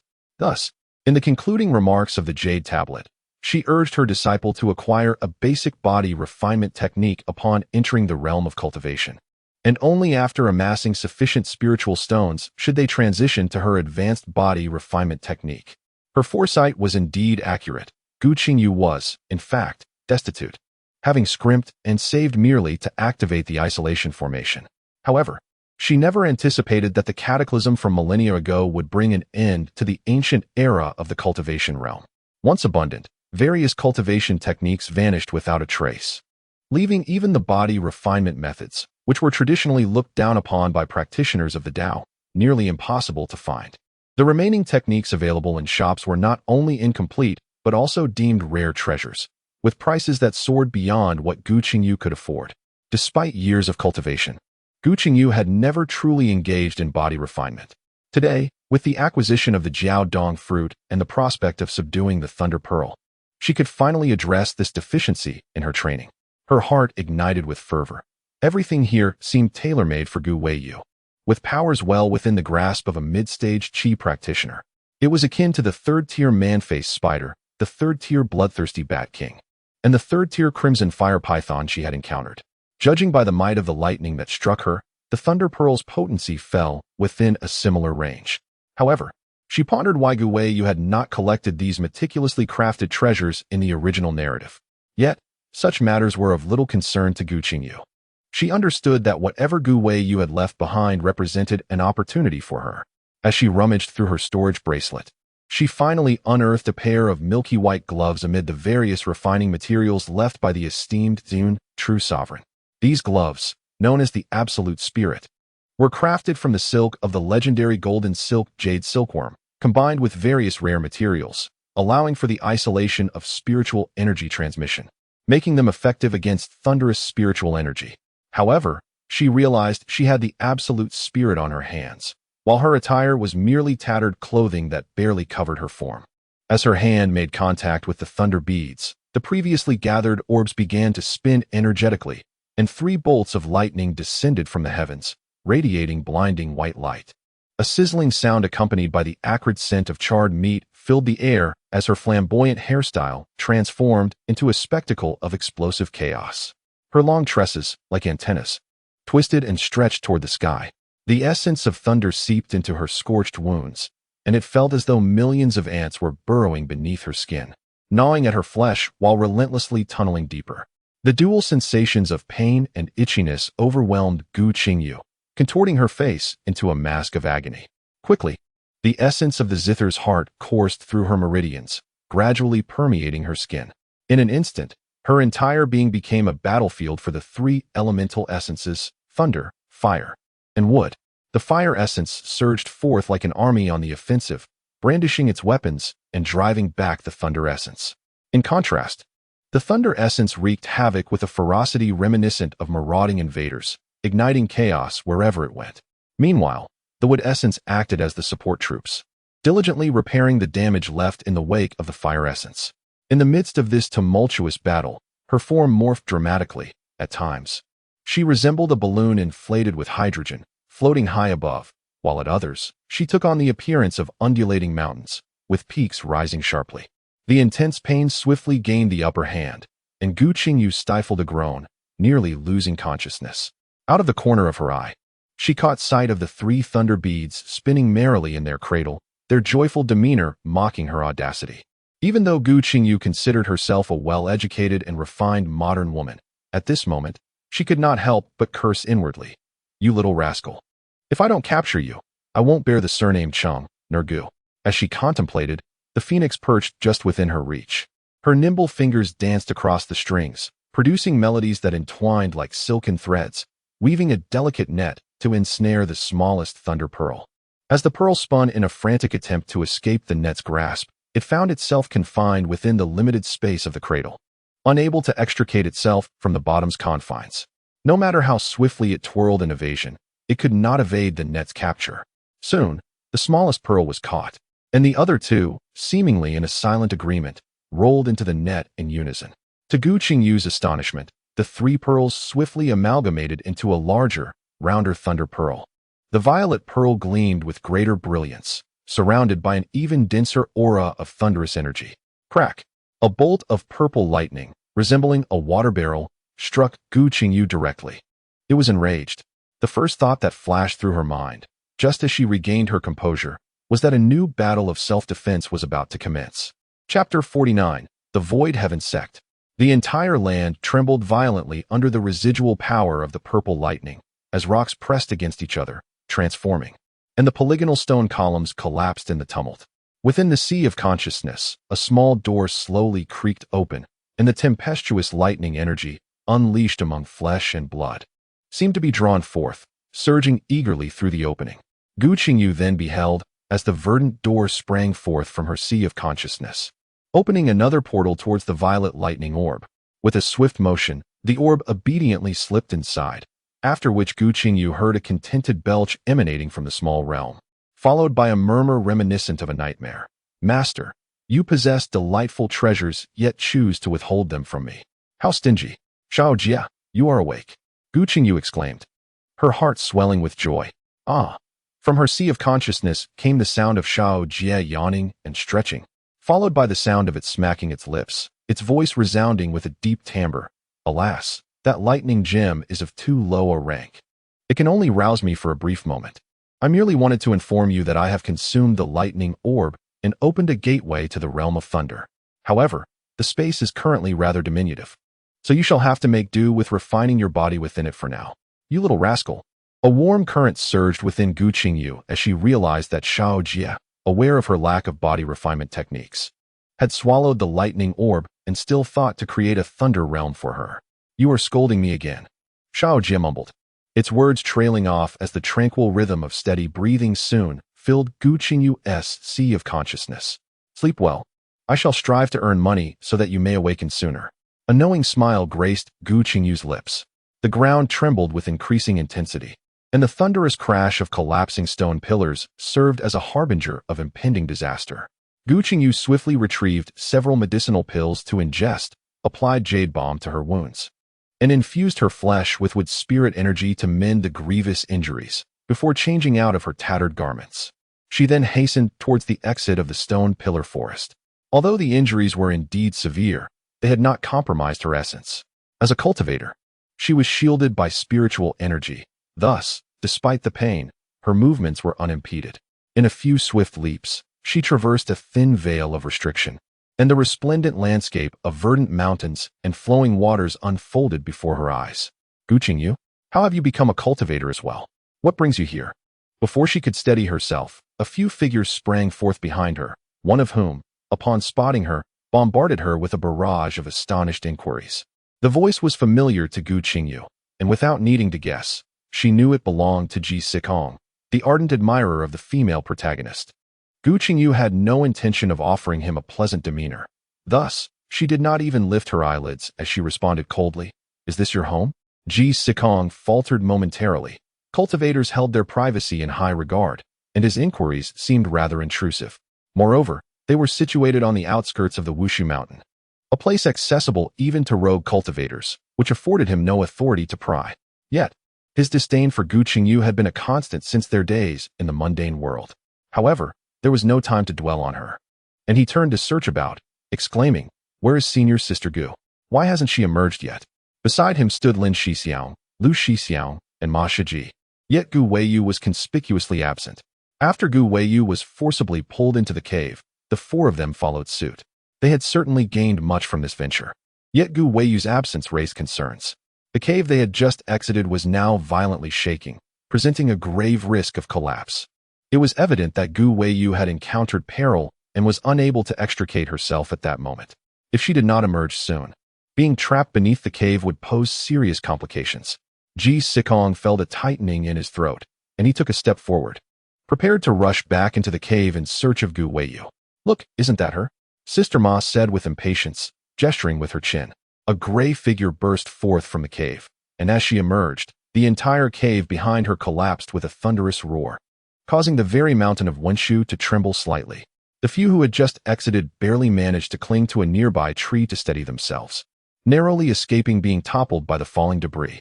In the blink of an eye, what was once a cave had transformed into a bottomless abyss. What transpired here? A commanding voice resonated as a golden core cultivator from the Shutian sect appeared before them. Greetings, Ancestor. Gu Qingyu and the others respectfully bowed in reverence. Esteemed Elder. Gu Qingyu also offered her respects as a junior. The golden core cultivator surveyed the group and the chasm behind them, deducing that they had likely encountered some fortuitous opportunity. However, matters of fortune were delicate, and even as a senior member of the sect, it was unwise to pry. It was clear that these individuals should not linger in the back mountain any longer. In response to the command of the golden elixir true man, Gu Qingyu harbored not a shred of rebellious thought. To these high-ranking cultivators, extinguishing her life was as effortless as squashing an ant. The wisdom of recognizing the times is indeed a hallmark of true talent. This lesson had been deeply ingrained in her through years of navigating the merciless business world. Thus, she swiftly climbed aboard the Feiyun alongside Gu Qingyu and the others. Seeing her join them, Ji Sikong emitted a cold huff and positioned himself beside Gu Qingyu, who was intently scrutinizing Gu Qingyu. Meanwhile, Sister Ma, with a cheerful demeanor, coaxed Brother Lin to stand next to Gu Qingyu, although Brother Lin wore an expression of reluctance. As for Brother Lu, he remained an inconspicuous presence, having not uttered a word since their arrival at the back mountain of the Wunshu Mountain. Despite the subtle tension among the six on the golden elixir true man's Feiyun, none seemed inclined to break the silence. The flying artifact truly lived up to its reputation. In the blink of an eye, the verdant mountains and flowing waters faded into the distance, and the imposing gates of the Shutian sect loomed ahead. The Feiyun showed no signs of halting, swiftly soaring past the mountain gates toward the highest peak of the Shutian sect. Lingyun Peak, the loftiest summit of the Shutian sect, is where the main hall, Wunshu Hall, resides, serving as the administrative heart for the sect's affairs overseen by the sect leader, the esteemed Gu Qingyu. The golden elixir true man's Feiyun descended directly before Wunshu Hall, where he exchanged a few words with the gatekeeper disciple of the Foundation establishment stage. The disciple hurried inside to report, and shortly thereafter, emerged in haste to invite the golden elixir true man and Gu Qingyu's group inside. Chapter 50. Returning to the origin, the Hall of Inquisition stands as the epicenter of authority within the Shutian sect, a grand edifice that showcases the profound heritage of this millennia-old sect. The hall is constructed with magnificent grandeur, featuring warm jade steps, obsidian columns, and spirit wood beams. Not to mention the other spiritual woods and mineral stones within. The mere presence of the spirit wood exemplifies the might of the Shutian sect. Recognized as one of the 10 sacred woods by practitioners, the spirit wood possesses the ability to nourish one's spiritual consciousness. When crafted into fragrant pouches and worn regularly, it can subtly enhance one's awareness, although its effects may not be as pronounced as those of the seven-stringed sword. In a realm where most practitioners believe that spiritual consciousness is innate and cannot be cultivated postnatally, even a slight increase in awareness is considered a priceless treasure. Moreover, since the ancient cataclysm, spirit wood has long been extinct on the Tianyuan continent. Had it not been for the Shutian sect's profound foundation, this entire chamber would have been stripped bare. In the very center of the grand hall, a strikingly handsome man, appearing to be in his 30s, sits poised on an armchair crafted in the shape of a sword. Though he bears a smile, an undeniable aura of authority emanates from him, instilling a sense of pressure that is characteristic of the natural hierarchy between high-ranking and low-ranking practitioners. Gu Qingyu lowers her head, adopting a docile demeanor. From the man's commanding presence and his esteemed position, she deduces that he is likely the sect's leader, the esteemed Gu Qingyu. Indeed, she soon hears the Golden Core Realm's practitioner who escorted them bow respectfully and address him, Master Uncle. Following suit, the remaining 5 individuals collectively exclaim, "We pay our respects to the Master Ancestor. We have honored the Xinjuan." Observing this scene, Gu Qingyu naturally follows their lead and bows in reverence. To everyone's surprise, there was indeed a solitary cultivator present. With a gentle smile, the esteemed Gu Qingyu inquired, "What transpired in the back mountain? Please, do share." Stepping forward, Senior Brother Lin recounted the events surrounding the periphery of Wunshu Mountain in great detail, naturally omitting the treasures they had acquired. The Shutian sect does not impose a strict regulation requiring disciples to submit their fortunes to the sect. Rather, for over a millennium since its founding, it has embraced a more liberated approach to cultivation. The sect prohibits private disputes among its members, yet allows for friendly competitions in the martial arts arena. Should any grievances arise, they may be amicably resolved there as well. Every decade, the sect holds a minor competition, rewarding participants based on their achievements. Notably, exceptional outer disciples may even be taken under the wing of Golden Elixir Realms or Nascent Soul True Monarchs as personal disciples, a spectacle that occurs to varying degrees. Every 10 years, the sect encourages its disciples to embark on journeys for training, allowing them to retain the fortunes they acquire. However, those who voluntarily contribute to the sect may receive corresponding merit points based on the magnitude of their offerings. These merit points are invaluable, as they grant access to the sect's scripture repository for the selection of cultivation techniques. They can also be exchanged for rare heavenly and earthly treasures that are otherwise difficult to procure in the markets, as well as for pills, talismans, and spiritual artifacts. Thus, merit points are highly coveted, albeit scarce, with most disciples earning them through the completion of sect tasks. This nurturing environment has fostered a culture of diligence and ambition among the thousands of disciples, establishing the Shutian sect as a formidable force that has endured for millennia. If one could cultivate in such an environment, though the presence of many may inevitably lead to some stumbling, it ultimately spares one from numerous unnecessary troubles, such as those posed by the treasure pavilion. Unfortunately, this place is inhabited by both the heroine and the supporting female character. Gu Qingyu, lost in her thoughts with her head lowered, failed to notice the growing amusement in the eyes of the Honorable Yukuin. This young girl is quite intriguing. Standing in the Hall of Inquiry for the first time, she not only shows no fear but also dares to indulge in her musings in front of a true monarch of the nascent soul, displaying remarkable audacity. The Grandmaster and the Patriarch, this is how the matter unfolded. Brother Lin's report was nearing its conclusion. This matter need not be mentioned to anyone. The Honorable Yukuin instructed, I shall send someone to investigate that location. It is best that the fewer who know before the results are revealed, the better. Understood. The five responded in unison. After offering them a few encouraging words, the Honorable Yukuin allowed them to exit the Hall of Inquiry. Turning to the remaining girl in the hall, the Honorable Yukuin smiled gently and remarked, with a dual elemental root of fire and wood, 13 years of age, and at the 7th layer of chi refinement, your aptitude is commendable. Unfortunately, your dantian and meridians have sustained significant injuries. If you forcibly wield spiritual power without proper healing, your previous injuries will worsen, and should such recklessness occur again, both your meridians and dantian will be rendered useless. The Honorable Yukuin spoke with measured calmness. But Gu Qingyu felt a chill of cold sweat trickle down her back. Rendered useless? What does that mean? It signifies that if you recklessly employ spiritual energy to confront an adversary within a year, your cultivation will stagnate at the 7th layer of chi refinement, with no hope for further advancement. The Honorable Yukuin, seemingly aware of Gu Qingyu's thoughts, kindly elaborated. Gu Qingyu's face turned ashen, being a casual cultivator. The inability to utilize spiritual energy for defense would be akin to a death sentence for her. Senior June, aside from refraining from recklessly engaging in spiritual energy combat, what else should I be cautious about regarding my injuries? Coughing, Jun Yukuin nearly choked on his own saliva. Why did this young girl deviate from the expected norms? At this moment, she ought to be seeking his assistance for healing and perhaps asking for his shelter. Instead, she regarded him as a healer, glaring at him with her clear, innocent eyes. Beside them, the golden core true person raised an eyebrow. Did this girl not realize she was in the Su Tian sects when Su Hall, in the presence of their nascent soul true monarch? Moreover, she had received a fortuitous opportunity from the back mountain of Wen Su Shan. Was she not afraid of the sect resorting to ruthless measures for treasure? Gu Qingyu had indeed pondered this issue.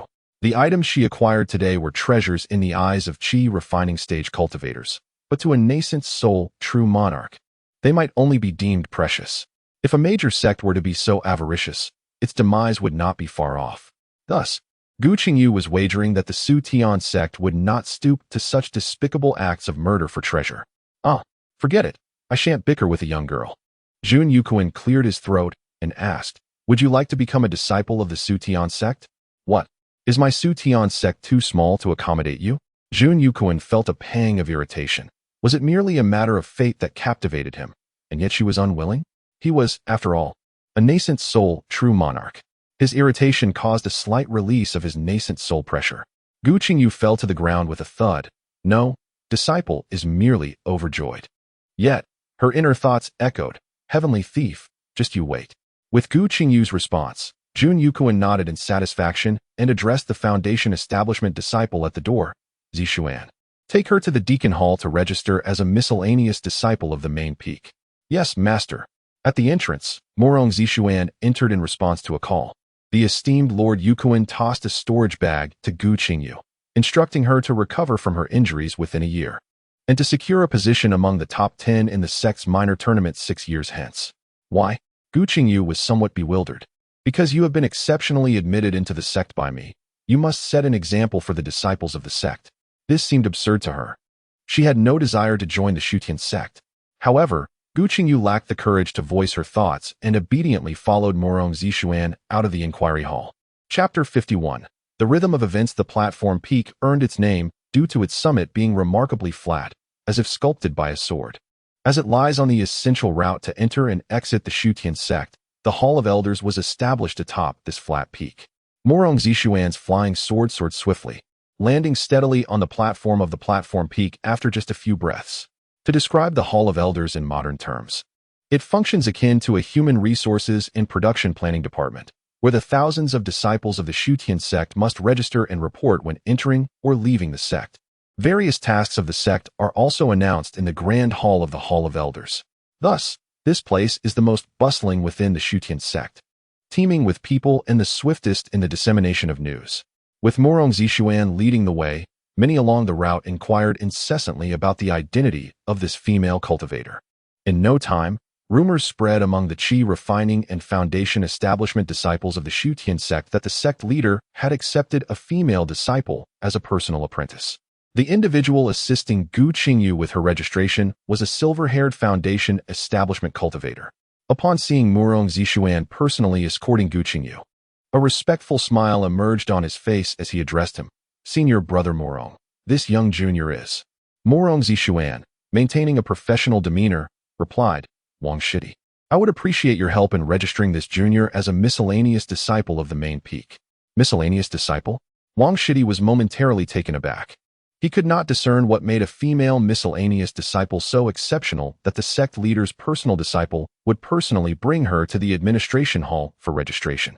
Did he share a unique relationship with the sect leader? Wang Shidi, Morong Zishuan urged, his brow furrowing, sensing something unusual about Wang Shidi today. All right, I shall do it at once. Wang Shidi swiftly produced a jade tablet, instructing Gu Qingyu to infuse it with a trace of her spiritual energy, followed by a specific spell. In a moment, the tablet revealed all of Gu Qingyu's information. Gu Qingyu, female, 13 years old, Qi refining 7th layer, possessing both fire and wood spiritual roots. After completing the process, Wang Shidi handed the jade tablet and a storage bag to Gu Qingyu, saying, Junior, please take this. He then respectfully inquired, Senior Brother Morong, is there anything else you require?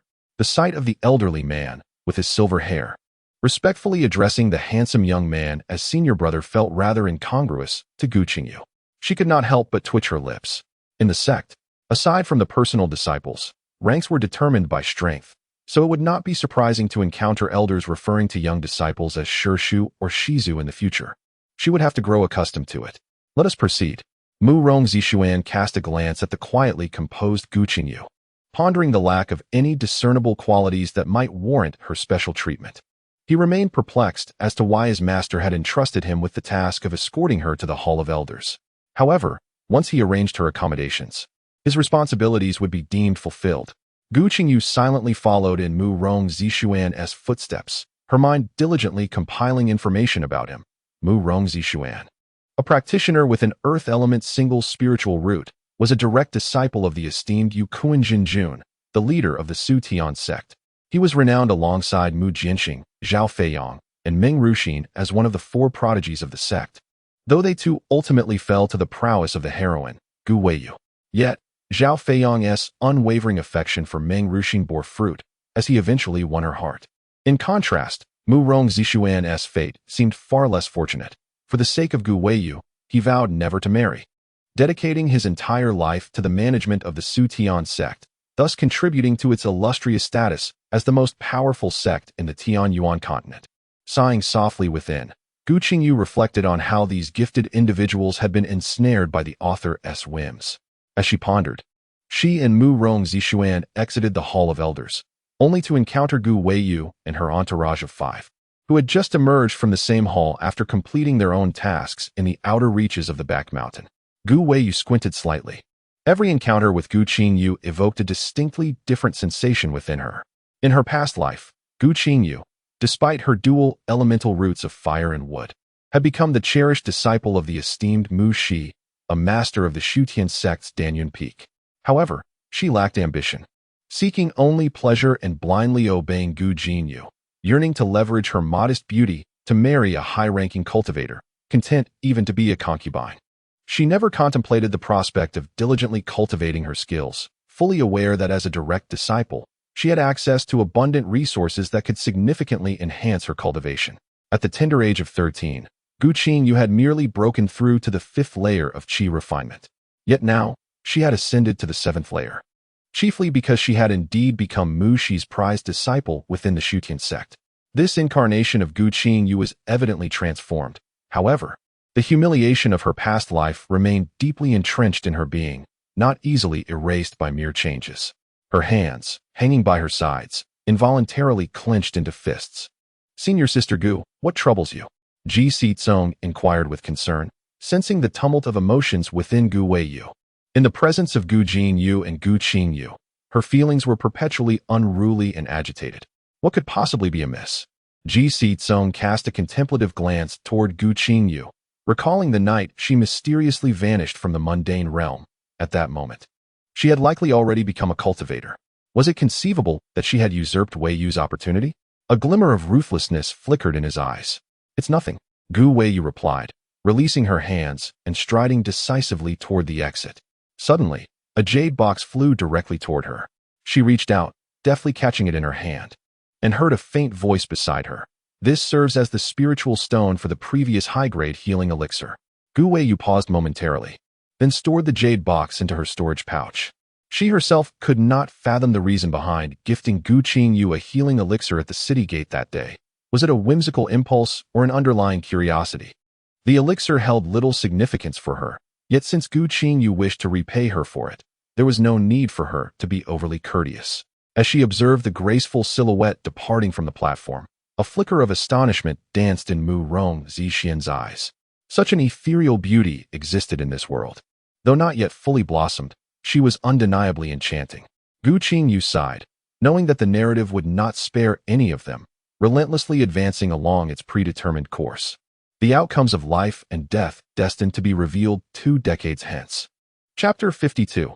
A diverging path. The miscellaneous servants of Lian Peak resided at the foot of the mountain, where rows of stone chambers nestled amid towering verdant trees. Simple, yet imbued with a lively spirit. The Shutian sect, renowned for its millennia-long legacy, boasted a spiritual aura at the mountain's base that was twice as potent as that found in the central district of Tiansu City. In such an environment, every cell in one's body seemed to yearn to absorb the spiritual energy. It was no wonder that everyone was eager to join the grand sects. Though this did not include Gu Qingyu. Although she had reluctantly entered the Shutian sect, her original path had already diverged. This was the culmination of her years of effort, and she firmly believed that opportunities are reserved for those who are prepared.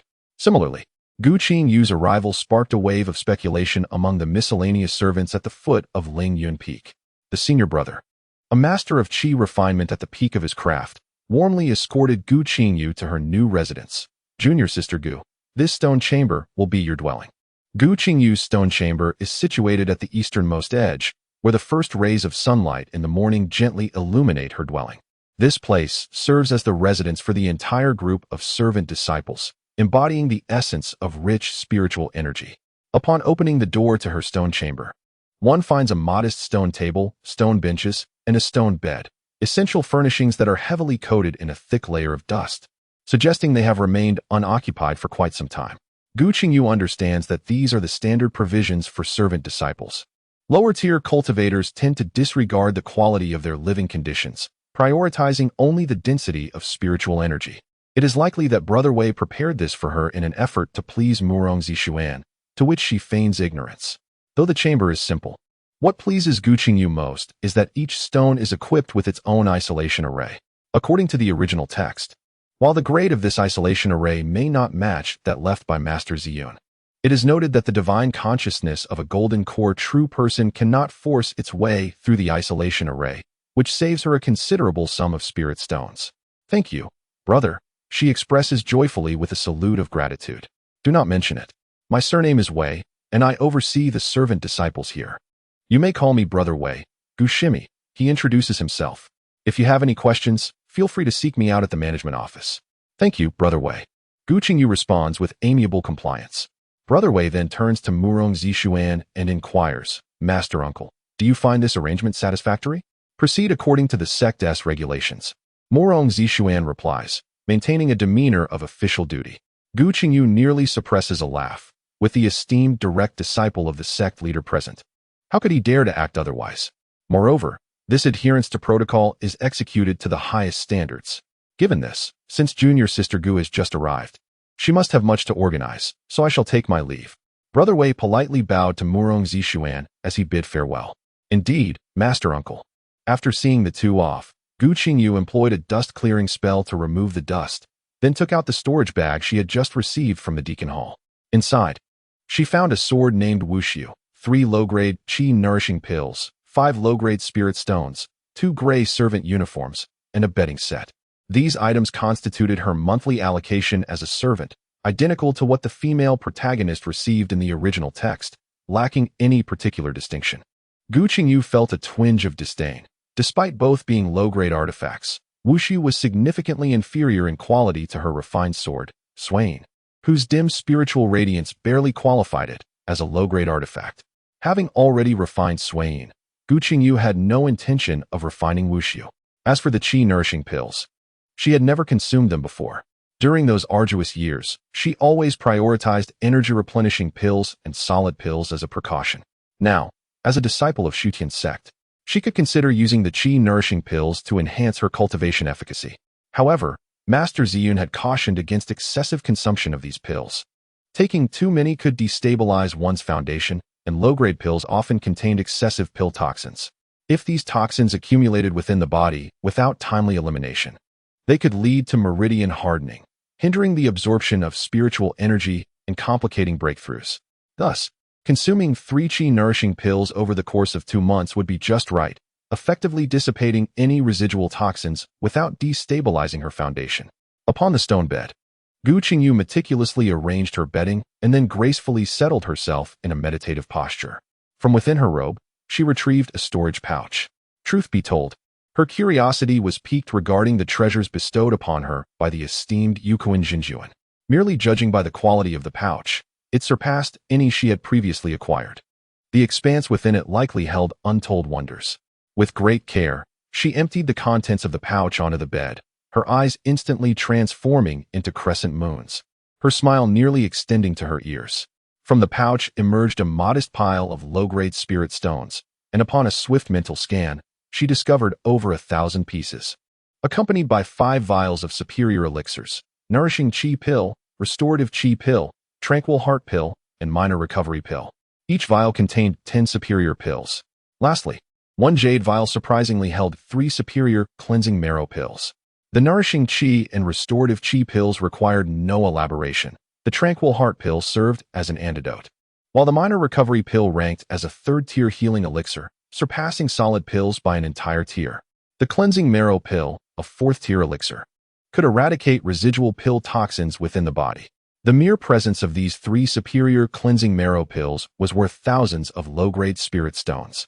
Indeed, the generosity of a Yuanying Xinjuan was extraordinary, and Gu Qingyu felt a surge of exhilaration akin to stepping towards a prosperous future. With a heart brimming with joy, Gu Qingyu swept these treasures into her storage bracelet, leaving behind a handful of low-grade spirit stones and her sex allocation to place in the storage pouch, which she then hung at her waist as a mere pretense. The remaining pouch was carefully rolled and tucked away in her robe, awaiting her visit to the market to exchange these items for spirit stones. Having completed her task, Gu Qingyu consumed a minor recovery pill and activated the Qin Xian technique to commence her healing process. The medicinal essence of the small elixir gradually unfurls, akin to the gentle caress of the winter sun meandering through the meridians and dantian. The once fine lines of the meridians and dantian begin to mend under the influence of this potent remedy. As the sun of the third watch bathes the sea of clouds halfway up the Wenshu mountain, Gu Qingyu stands at the entrance of the Wenshu Hall. The notion of reporting to the Wenshu Hall at this hour entails Gu Qingyu serving as a gatekeeper, attending to guests by serving tea and pouring water, akin to a humble maidservant. The time allocated by the esteemed Yukuin Junren for her duties is quite ample. She merely needs to stand for 3 hours daily in front of the Wenshu Hall, with the remainder of her time at her own discretion. Additionally, she is granted a day off every 5 days, and most importantly, the remuneration is commendable: 10 low-grade spirit stones, 2 high-grade chi-nourishing pills, and 300 contribution points each month. Gu Qingyu calculated that with such compensation, she would be considered a senior white-collar worker, and this thought brought her joy throughout the day. With her newfound leisure and contribution points, Gu Qingyu's foremost desire is to visit the sutra repository of the Shutian sect to peruse various materials. The tales of the Qingjian sect have transformed into legends within the marketplace, and she wonders if the millennia-old Shutian sect possesses any records pertaining to this. Chapter 53. The Sutra Repository. The Sutra Repository is of paramount importance to every sect, as it embodies the past and future of the sect, witnessing its rise and fall amidst the ever-changing tides of time. In the original text, the protagonist Gu Weiyu has never visited the scripture repository due to the abundance of jade slips within her spatial treasure. The narrative does not provide any description of the repository, leading Gu Qingyu to believe that, despite being a significant place guarded by advanced practitioners, it must possess its unique characteristics, perhaps a grand hall or an exquisite pagoda. However, she never anticipated that it would take the form of a 3-story bamboo building, nestled among the verdant mountains and trees, utterly disconnected from the notion of a prestigious sect. Moreover, she could not discern any special qualities in the bamboo used to construct this edifice. Beneath the elegantly inscribed characters of Scripture Repository, a handsome young male cultivator sat at a long table. Gu Qingyu could not perceive his cultivation level, but the subtle aura of authority emanating from him suggested he was a foundational cultivator. "Master Uncle, I wish to enter the Scripture Repository." Perhaps due to her prolonged exposure to the cultivation world and its array of striking individuals, she felt no excitement upon encountering this handsome figure. Rather, she experienced a tinge of disappointment. The narrative frequently mentions that an elderly, disheveled man typically guards the entrance of the repository, a hermit who might possess the discernment to recognize talent and choose her as a disciple, subsequently bestowing upon her boundless spiritual stones. Was the text misleading? Or was the Shutian sect truly unconventional, operating outside the bounds of reason? Gu Qingyu unconsciously shook her head. The young foundational cultivator, feeling the weight of her gaze, sensed immense pressure as he quickly assessed himself, pondering, "Am I not presentable?" The young cultivator felt a surge of inexplicable anger despite his body being entirely normal. He shot a glare at Gu Qingyu and, with irritation, demanded, "Disciple token." "Oh." Gu Qingyu finally grasped the situation and quickly presented her identity jade token. "So, you are Gu Qingyu?" The young foundation establishment cultivator scrutinized her with a disdainful gaze and inquired. Yes. Is there a problem?" Gu Qingyu responded with confusion. She had only been at Shutian sect for a month. Was she truly so renowned? The foundation establishment cultivator was momentarily at a loss for words. He could not reveal the rumors circulating in the sect that she had been accepted as a direct disciple by the sect leader, only to find herself relegated to the role of a mere servant. Such a statement would surely make him appear foolish. Every newly admitted disciple is entitled to a complimentary 2-hour session in the Scripture Pavilion to peruse jade slips and select 2 techniques. Any time exceeding this limit incurs a deduction of 20 contribution points per hour. Techniques cannot be taken away. Only copied jade slips may be retained, with each copy costing 1 low-grade spirit stone. The techniques themselves require the deduction of contribution points based on their rank, with yellow-rank techniques being the most affordable at 50 contribution points each. Chi refinement disciples are restricted to the first floor for reviewing jade slips and selecting techniques, with no access to the second floor. The foundation establishment cultivator recited the rules of the Scripture Pavilion with a blank expression before tossing the disciple's jade token back to Gu Qingyu. "Thank you for the information, Senior Uncle." After expressing her gratitude to the foundation establishment cultivator, Gu Qingyu stepped into the bamboo building. A ripple of water spread outward, and Gu Qingyu found herself in a suddenly expansive space filled with rows of bookshelves. These shelves were meticulously arranged, brimming with an array of jade slips. Each row clearly labeled to indicate the type of slips it contained, resembling an immense library. Numerous disciples were engaged in selecting and reading the jade slips. And Gu Qingyu observed that while there were many people, the majority were gathered around the shelves containing cultivation techniques, leaving those dedicated to travelogues and miscellaneous studies rather desolate. The seemingly ordinary bamboo structure outside belied the vast number of individuals and bookshelves contained within. One could hardly apply the logic of her previous life to this realm of cultivation. With a clear objective in mind, Gu Qingyu made her way directly to the shelves of travelogues and miscellaneous studies. The jade slips on these shelves were as sparse as the few individuals perusing them. Gu Qingyu selected a travelogue slip regarding the Qingjian sect and placed it on her forehead for careful reading. The content of the slip mirrored the tales commonly circulated in society, depicting the Qingjian sect in a mythic light, devoid of any novel insights. This outcome was anticipated by Gu Qingyu upon entering the scripture repository, if clues to events from a millennium ago could be easily found. The Qingjian sect would not have faced annihilation in a single day. She patiently examined each jade slip, and with her current mastery at the pinnacle of qi refinement, she believed she could manage to read continuously for 2 hours. After more than an hour, Gu Qingyu rubbed her temples, feeling a faint, piercing pain in her consciousness. She glanced at the jade slips on the shelf, realizing that she could only read one more slip today at most. She reached into the pile of unread jade slips, searching for something particularly intriguing. As she rummaged, one jade slip fell with a soft thud into the crevice of the bookshelf. Gu Qingyu had no choice but to bend down and probe into the narrow space, retrieving a jade slip along with a tome bound in animal hide. It appeared that the animal hide book had inadvertently slipped into the crevice, and it had accumulated a thick layer of dust over time. Employing a dust-clearing spell, she transformed the dust into a small ball and flicked it into a corner, revealing the slightly yellowed animal hide book, which was evidently quite ancient. Opening the first leaf, she discovered that the author was named Lin Nanzi, a renowned loose cultivator who had achieved the golden core stage at the time of writing.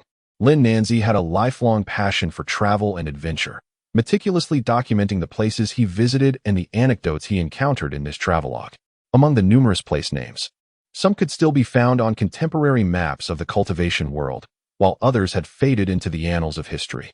Yet, Gu Qingyu could locate these lost names on the map left to her by the esteemed Lian, true monarch. Intrigued, she delved deeper, meticulously examining each page. Upon reaching the final page, Gu Qingyu felt a sudden jolt in her brow, and her heart involuntarily skipped a beat. Lin Nanzi wrote on the final page, "Nestled within the Kunmi Mountains lies the esteemed sect of Qingjianmen on the distant continent of Tianyuan. One day, I found myself wandering near Qingjianmen, which I had long admired. However, as a solitary cultivator, entry into Qingjianmen was beyond my reach. Thus, I sought refuge on the nearest peak, hoping to catch a glimpse of the sect's ethereal elegance. On that day, while meditating in a cave, I was abruptly awakened by a thunderous sound. Upon emerging, I was greeted by a sky ablaze with fire above Qingjianmen. Amidst the flames, a fire phoenix soared, locked in a fierce confrontation with a colossal dragon. The two titans then plummeted, transforming into two blazing infernos as they descended into Qingjianmen. In an instant, the sect was engulfed in a hellish blaze, cries of anguish echoing relentlessly. Within a mere day, Qingjianmen was reduced to ashes, and a chilling aura pervaded the entire Kunmi Mountains. Chapter 54. Do not underestimate the young and poor. The fire phoenix and the dragon.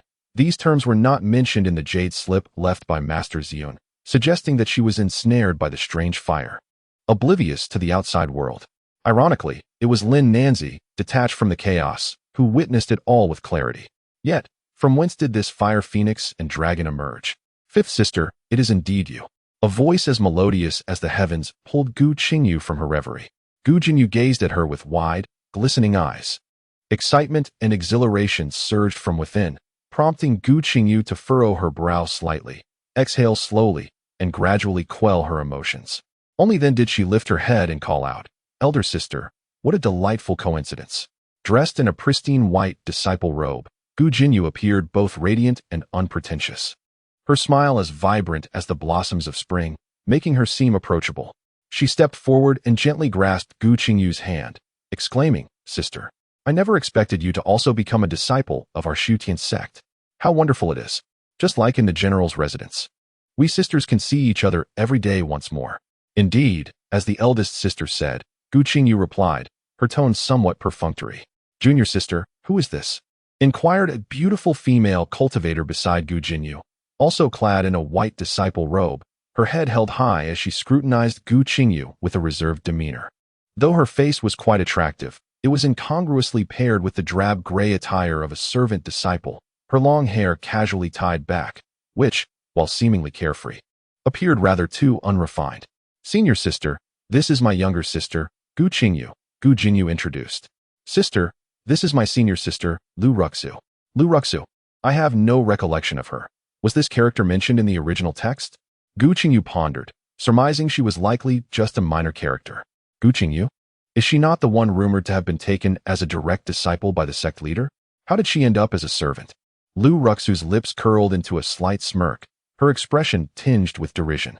Some female cultivators, despite their lack of exceptional talent, fancied themselves capable of soaring to great heights, often fabricating absurd rumors in hopes of attracting the attention of higher-ranking cultivators, thereby achieving their wish to transform from a mere sparrow into a phoenix.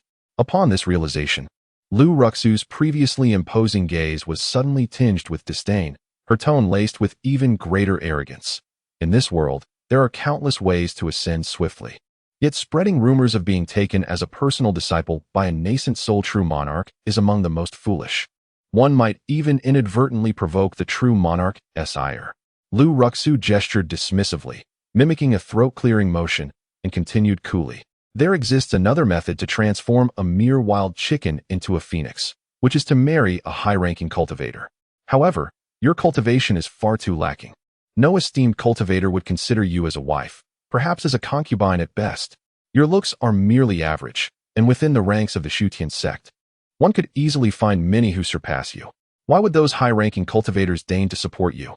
Becoming a furnace cauldron seems most suitable for you, living well and being well cared for, provided you are willing to bestow your cultivation upon others. Alas, the practice of such arts is deemed sinister and unorthodox.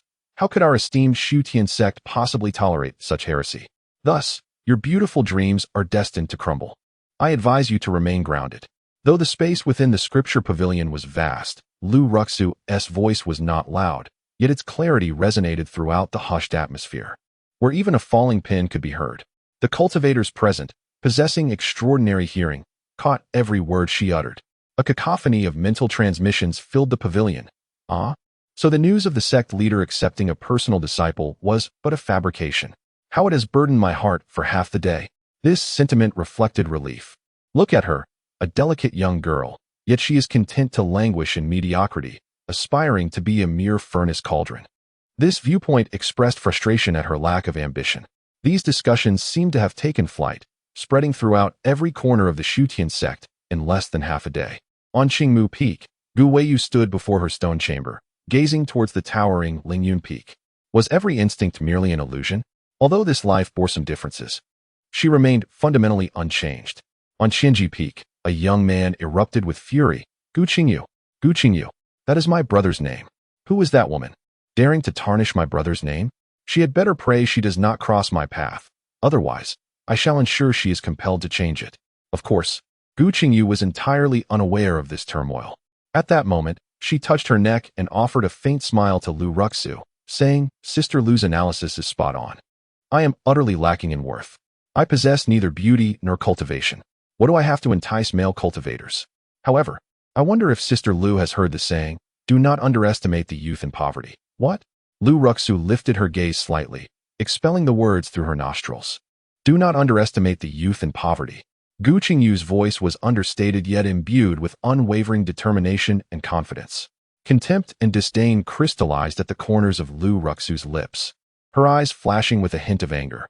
She felt an overwhelming urge to slap Gu Qingyu away, appalled that such a lowly female cultivator dared to lecture her.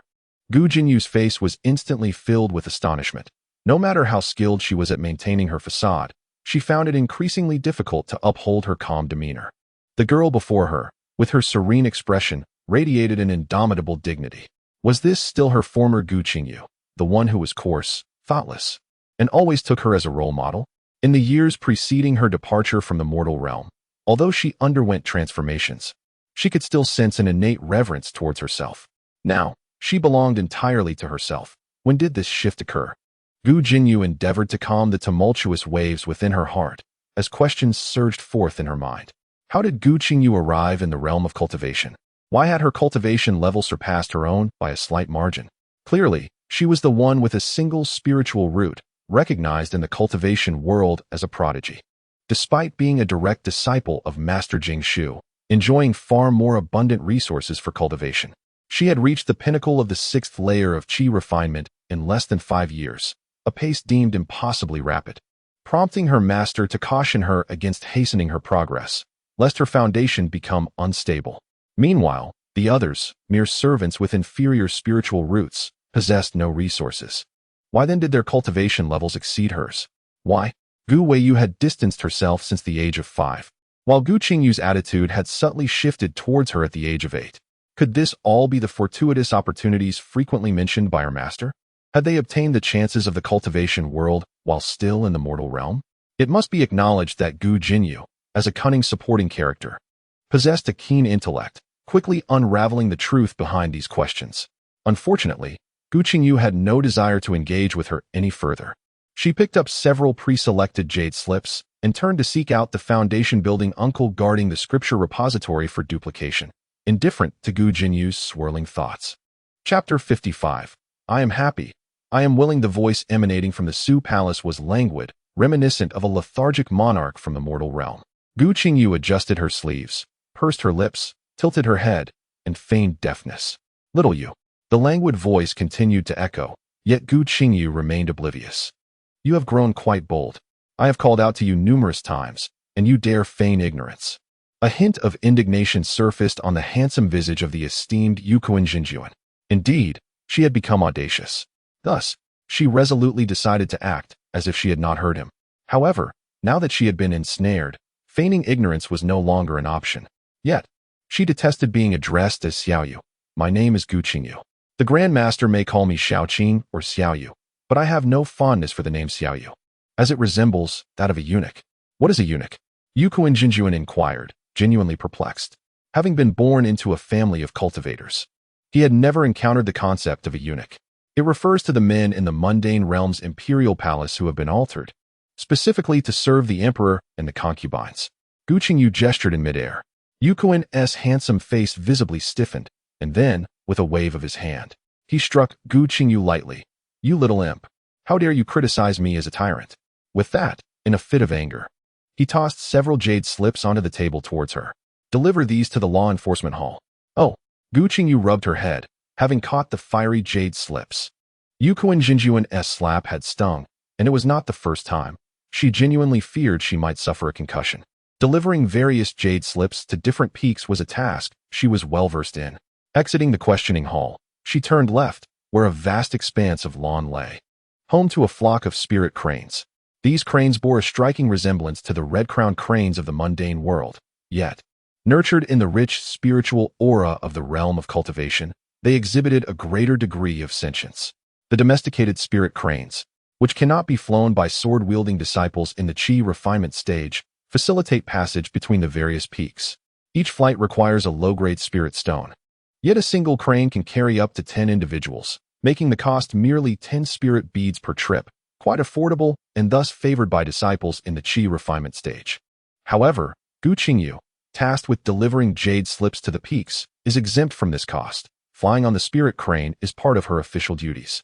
This is one of the most delightful aspects of her service at the Void Sky sect. Reclining on the broad back of the crane, she caresses the drifting white clouds around her, taking in the breathtaking scenery of the various peaks.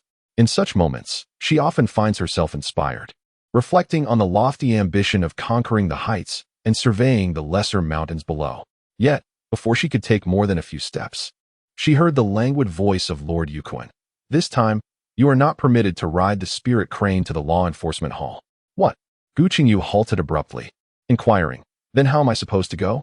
I still cannot fly by sword. Lord Yukuin's words were delivered with a calmness that struck Gu Qingyu like a heavy blow. Nonetheless, Considering the arduous journey of several hundred miles, she knew all too well that using the swift movement technique would deplete her spiritual energy. It is common knowledge among cultivators that the swift movement technique is the most taxing method of travel. Besides the spirit cranes, there are also paper cranes for carrying weight. So why labor ineffectively with the swift movement technique? Traveling between Lingyun Peak and Mingzhou Peak using that technique would surely render her a laughingstock in the headlines of the Void Sky sect tomorrow. Desperately, she attempted to argue. Master, did you not say that within a year, I must refrain from recklessly expending spiritual energy, or else? Gu Qingyu chuckled softly and remarked, you have consumed the premium small huandan bestowed by me. Within 6 months, you should transcend the 7th layer of qi refinement and reach the 8th layer. How can you still claim that your injuries are not healed, or wish to compress 2 hours into an hour and a half? No, Master, I have said nothing, Gu Qingyu replied, turning to leave. Gu Qingyu was a man of his word. Should he decree an hour and a half, she would truly find it unbearable. As she exited the Wenshu Hall, she encountered Xianxia and hastily performed a bow, greeting, Headmaster Ancestor. She then unleashed her full speed, employing the swift movement technique as she raced towards the foot of Lingyun Peak.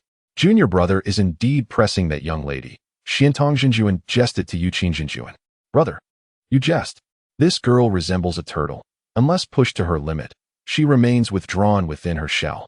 Despite this, it is often said that practitioners who shy away from confrontation risk losing their edge. Hence it is necessary to draw her out for some practice. Moreover, look at her swift movement technique. Its sophistication rivals that of any other method of movement. If she does not train it, how can she hope to progress? Indeed, it is high time she was drawn out for practice. Xianxia responded, his words laden with implication. Indeed, Gu Qingyu concurred.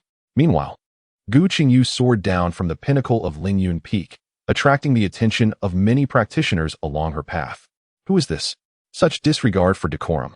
Employing the swift movement technique on Lingyun Peak, unafraid of the sect leader's wrath or potential punishment. This was the opinion of those who lacked the cultivation to recognize Gu Qingyu. Among them, a round-faced female cultivator caught sight of her and pursued, inquiring, Sister Gu, what brings you here? This is He Yuan, a neighbor of Gu Qingyu and one of her friends from the Shutian sect. Delivering a jade slip? Traveling with the swift movement technique? He Yuan felt rather bewildered. As she dashed out of Lingyun Peak, more and more people pointed and stared at her, gazing at her as if she were a fool. True to expectations, she once again became a notable figure within Shutian sect. She rushed up Mingzhou Peak and arrived at the entrance of the law enforcement hall, only to be stopped by a disciple on guard. Who dares to trespass into the law enforcement hall? The sect's regulations shall be enforced. Enforce what? Gu Qingyu silently cursed, raising the jade slip in her hand. On the orders of the master, I am here to deliver this jade slip. Oh, it's junior sister Gu. Why did you not take the spirit crane today and instead opted for the swift movement technique? It must be tiring to walk all this way. The disciples of the law enforcement hall recognized her, having seen her frequently delivering jade slips to various peaks over the past 6 months. They couldn't help but laugh at her apparent foolishness. Gu Qingyu rolled her eyes. I am happy, and I choose to do this. What is wrong with that? No. Please go ahead, junior sister. The disciples of the law enforcement hall suppressed their laughter and gestured for her to proceed. Never lose face. I am simply willing to do this. Gu Qingyu held her head high and entered the law enforcement hall, followed by a chorus of uncontrollable laughter behind her.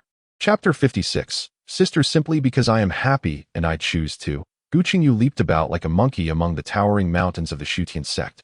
Tomorrow, she would be dispatched to chase after the cloud-weaving lark across the vast hills.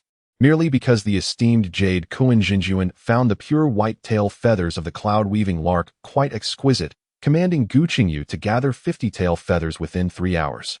The second-tier demon beast, the weaving lark, possesses minimal offensive capabilities, and its presence is ubiquitous throughout the vast expanse of the Wushu mountain range. These creatures congregate in flocks, and at the slightest rustle of the wind, they take to the skies, soaring high into the heavens and circling in the air, often remaining aloft for an entire day. What is most striking is that each weaving lark boasts a single pure white tail feather. Gu Qingyu, with a swift motion, would shoot and change locations, startling a flock to snatch a few tail feathers before moving on to seek out another group. Yet, this was merely a fragment of the ancient creature's peculiar amusements. It also compelled Gu Qingyu to fish in rivers, climb trees for bird eggs, and hunt third-tier demon beasts on the secluded mountainside to satisfy its myriad eccentricities. A melodious voice floated from the crowd. My fifth sister, though she often indulges in petty antics and has a bit of a temper, possesses a commendable character.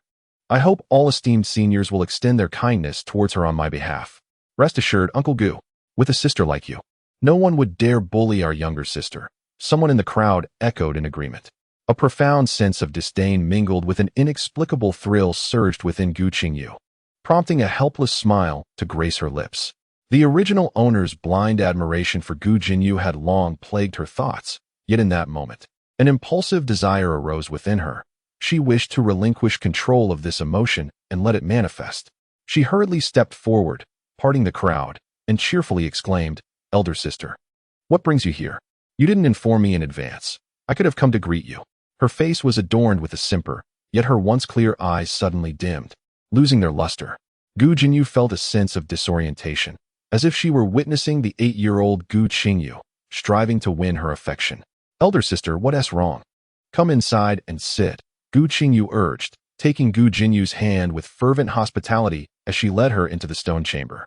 Observing this, Yuan rolled up her sleeves and nudged Su Hui beside her, saying, Today, senior sister Gu is quite peculiar. She seems like a completely different person. That smile is rather unsettling. This disciple elaborated extensively, and others joined in agreement, while a few female disciples merely curled their lips in disdain. Unbeknownst to Gu Qingyu, she exuberantly brewed her finest spiritual tea and presented her cherished spiritual fruits to Gu Qingyu. Of course, the finest tea and fruits were a reflection of the humble circumstances of Gu Qingyu. Gu Qingyu took a sip of the tea, and her lovely brows furrowed slightly. She longed to shake off her sleeves and depart. However, the lingering speculation from the scripture pavilion compelled her to inquire. Fifth sister, how did you go missing from the general's mansion that day? I was so worried about you. How did you end up in the realm of cultivation? Gu Qingyu cautiously broached the subject from the very beginning. Perhaps the original owner's emotions governed this body, as Gu Qingyu felt little aversion to the insincerity in their dialogue. Yet this was merely an emotional facade. The true master of the body was Gu Qingyu herself, and she had no intention of revealing the actual circumstances to Gu Qingyu.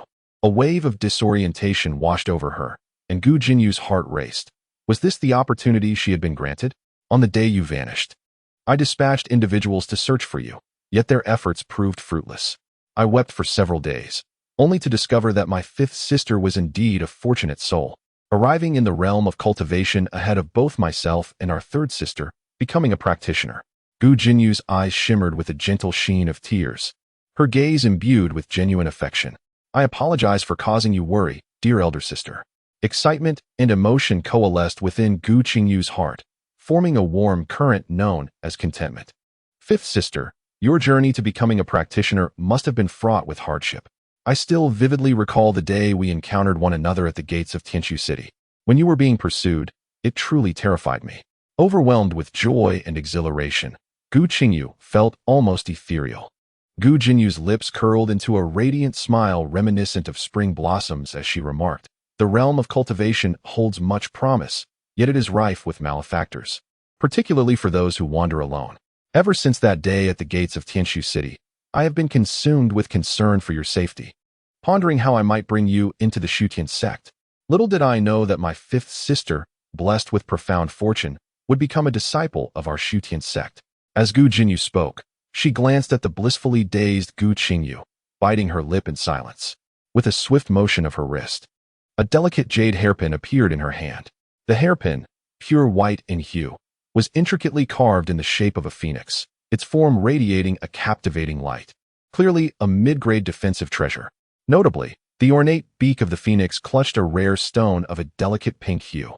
Fifth sister, now that you have become a servant disciple of the Shutian sect, although you need not fear the covetous gazes of ill-intentioned individuals, I have little to offer you.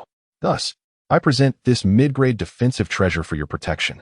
Gu Jinyu smiled gently, serene and graceful, while Gu Qingyu's heart brimmed with joy and excitement, yet gradually cooled as rationality regained control over her body. Had it been over 6 months ago, she might have been moved by Gu Jinyu's words. Her expression and tone revealed undeniable sincerity. However, She had forgotten that she was no longer the self-centered, thoughtless Gu Qingyu of the past.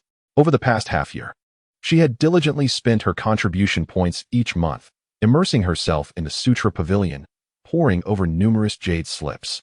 The Sutra Pavilion's chronicles of rare stones clearly documented the controlling Nightmare Stone, a dual stone set with a mother stone and a child stone, where the latter, when worn long-term, would unwittingly obey the commands of the mother stone's possessor. This was what they termed a sister, intent on controlling her every move. Gu Qingyu found it amusing.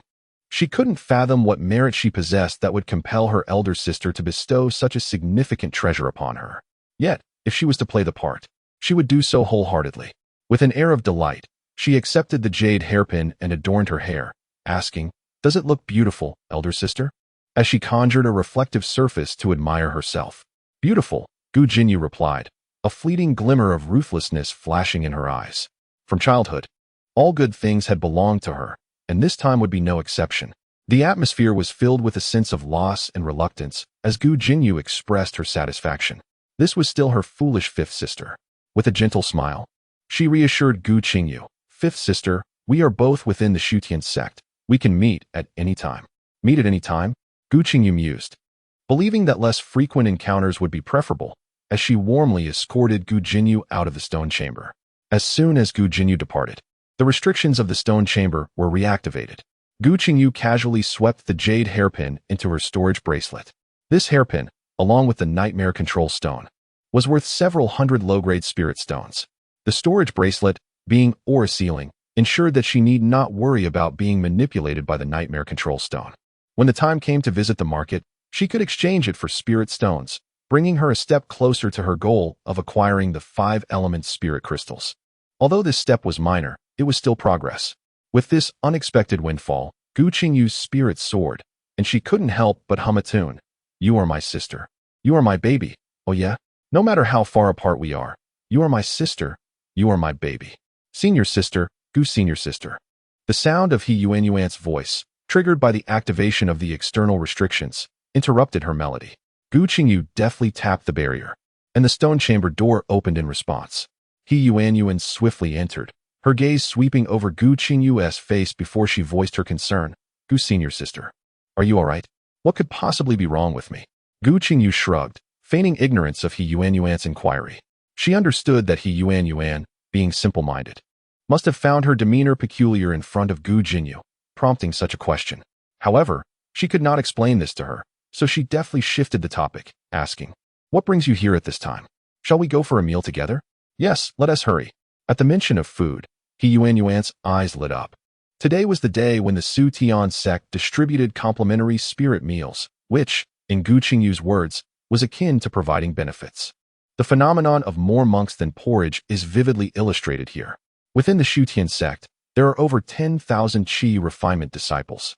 Excluding the direct disciples who disdain the spirit meals, there are still several thousand miscellaneous and ordinary disciples from both the inner and outer sections.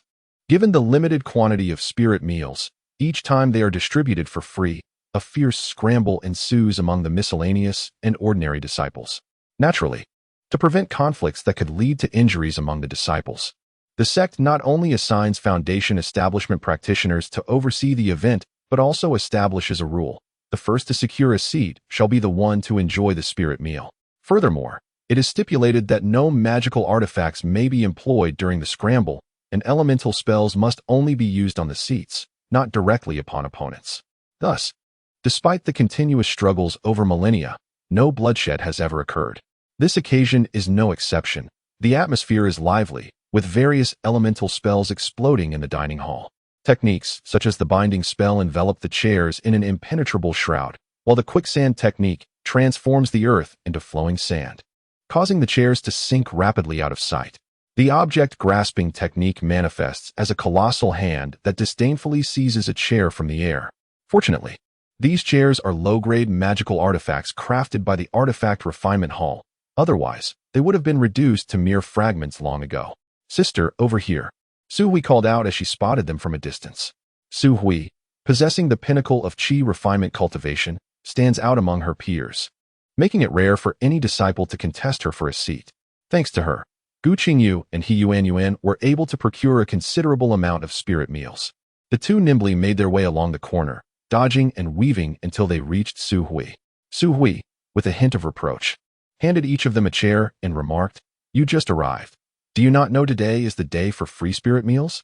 Acknowledged. The two individuals busily nodded and took their seats. In but a moment, the dining hall's fate was sealed. Those who secured chairs sat comfortably, while those who did not departed the hall in dejection. The Station Foundation establishment cultivator waved his hand, and plates of spiritual cuisine soared into the air, gracefully descending before each seated disciple.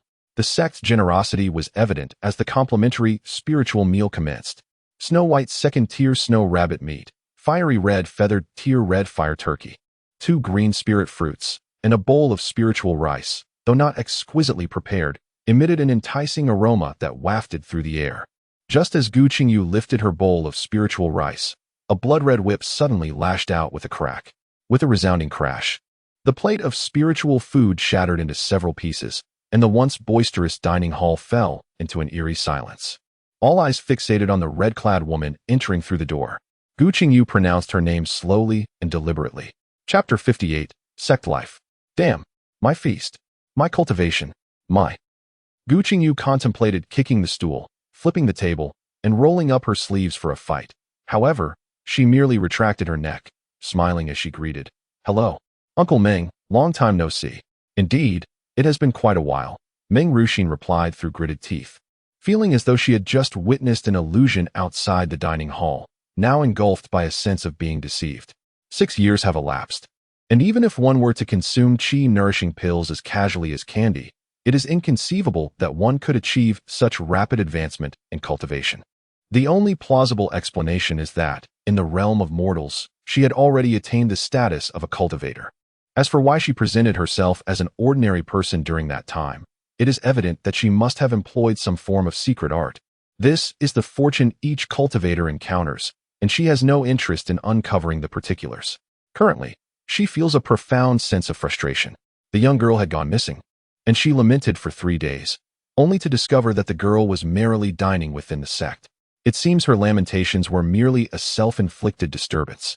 In a fit of anger, she seized Gu Qingyu and dragged her towards the dining hall. "Senior sister, junior sister," He Yuan, and Su Hui exclaimed in unison. They both recognized Meng Ruxin, the direct disciple of the revered Jun Jiang of Yiyan Peak, a prodigious talent of the Shutian sect who had established her foundation by the age of 20. They were bewildered as to how, within a mere span of 6 months, Gu Qingyu had entangled herself with the future of the sect. "Senior sister Meng, this is our affair and does not concern you, so please continue." "What?" Gu Qingyu was taken aback. "What should I say?" Her expression evidently provoked Meng Ruxin's ire. Taking a step closer, Meng fixed her gaze upon Gu Qingyu and asserted, "In the mortal realm, you have already become a cultivator. Why do you persist in deceiving us with your innocent facade? Do you take us for fools?" So it was for this reason. Gu Qingyu secretly exhaled in relief. Could she truly be blamed for this?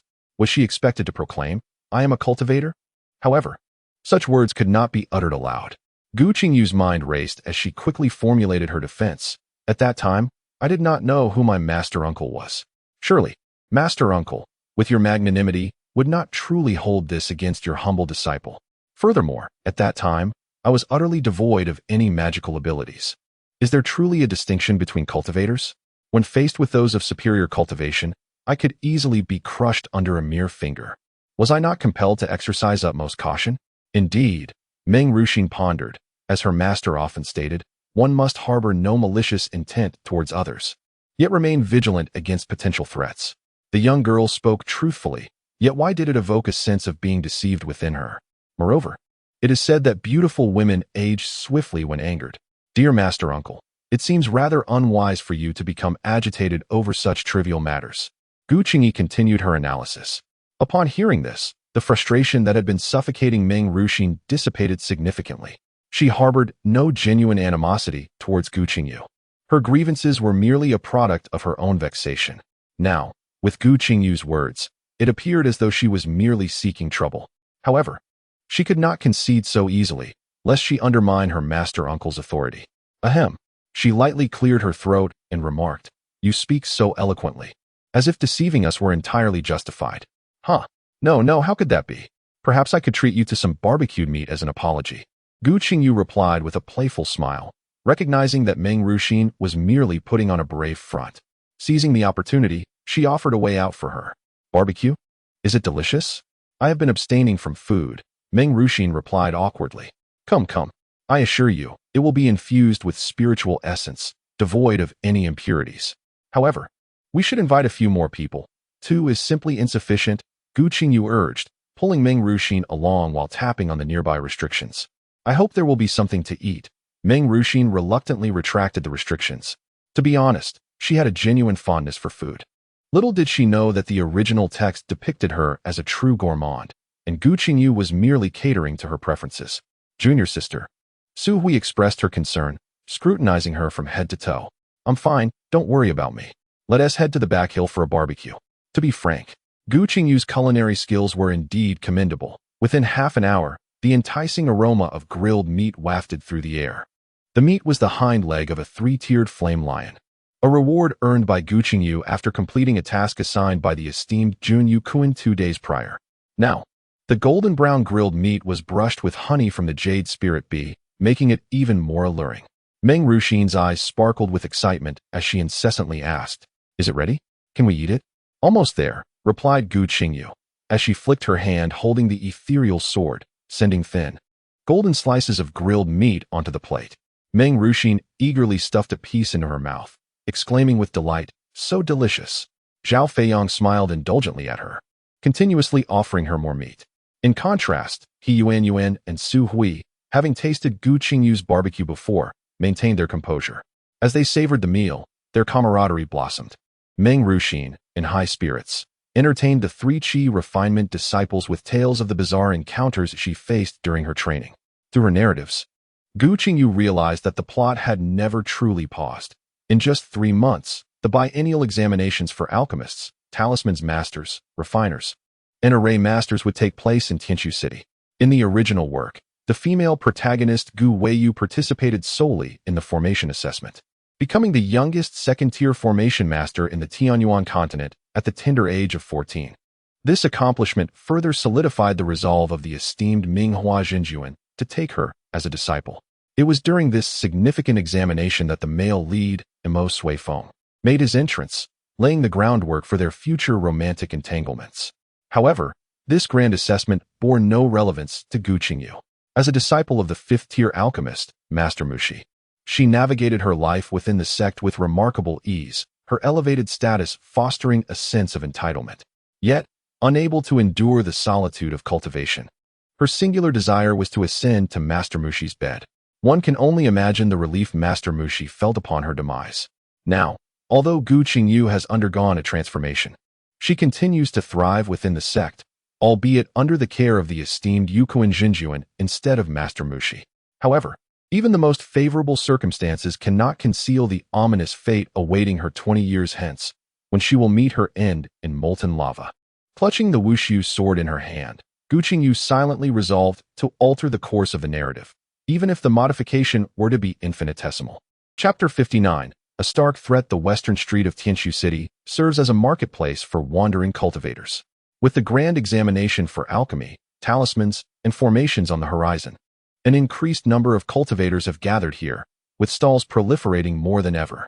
Amidst the bustling throng, Gu Weiyu weaved through the crowd, her little companion Ji Sikong trailing closely behind, his curious gaze darting from one spectacle to another.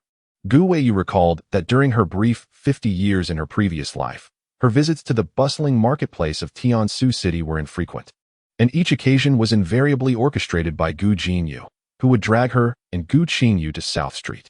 This avenue was lined with grand establishments, where prices soared to exorbitant heights, and she had never once made a purchase there. Her primary role during these outings was merely to accentuate Gu Qinyu's gentle and benevolent persona. Reflecting on her past self, she couldn't help but feel foolish. Yet Gu Qingyu appeared even more naïve. As a direct disciple of a golden core master and a 5th-tier alchemist, she possessed both aptitude and ample resources for cultivation. However, during the recent alchemical examination, she had utterly disgraced herself, failing to concoct even the simplest jade essence pill after 4 years of training, leaving the renowned alchemist Mu Shi Master humiliated in front of an audience. This led Gu Qingyu to ponder about Gu Qingyu's prospects in this lifetime, softly murmuring to herself, will she still participate in the alchemical assessments this time around? Master, hurry, we're almost there, urged the small chaotic beast in her mind, its voice tender and insistent. It sensed that not far ahead, there was an aura it craved and needed. All right. Gu Qingyu severed her wandering thoughts and quickened her pace, prompting Ji Song, who was still haggling with a vendor, to hasten his steps to keep up. Gu Qingyu stood before a stall manned by an elderly cultivator, his hair and beard as white as snow, fiddling with a piece of black stone in her hands. Beneath her calm exterior, tumultuous waves surged within her, a struggle for balance amidst the chaos. The old man, with a cultivation level of the third layer of qi refining, was clad in a tattered gray robe that clung tightly to his emaciated frame. His waxen face bore deep crevices, a clear testament to the ravages of time. Indeed, the elder's destitution was not the true reason for her hesitation. The inevitabilities of life, aging, illness, and death must be comprehended, especially in the realm of cultivation. What genuinely rendered Gu Qingyu ambivalent were the elements of location, time, and character, all of which perfectly mirrored a scene from the original narrative. In the original text, this scene is described as follows.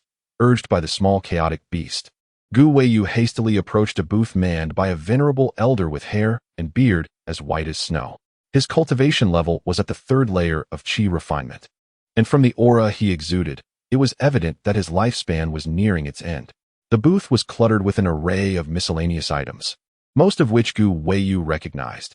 Yet among the few unfamiliar objects, one unremarkable black stone, devoid of luster, captivated her gaze. This stone was roughly the size of an infant's fist, neither metal nor iron, and it emitted not a flicker of spiritual energy. She continually reassured the excited chaotic beast within her consciousness, casually picking up the black stone and inquiring, "How much for this, my friend?"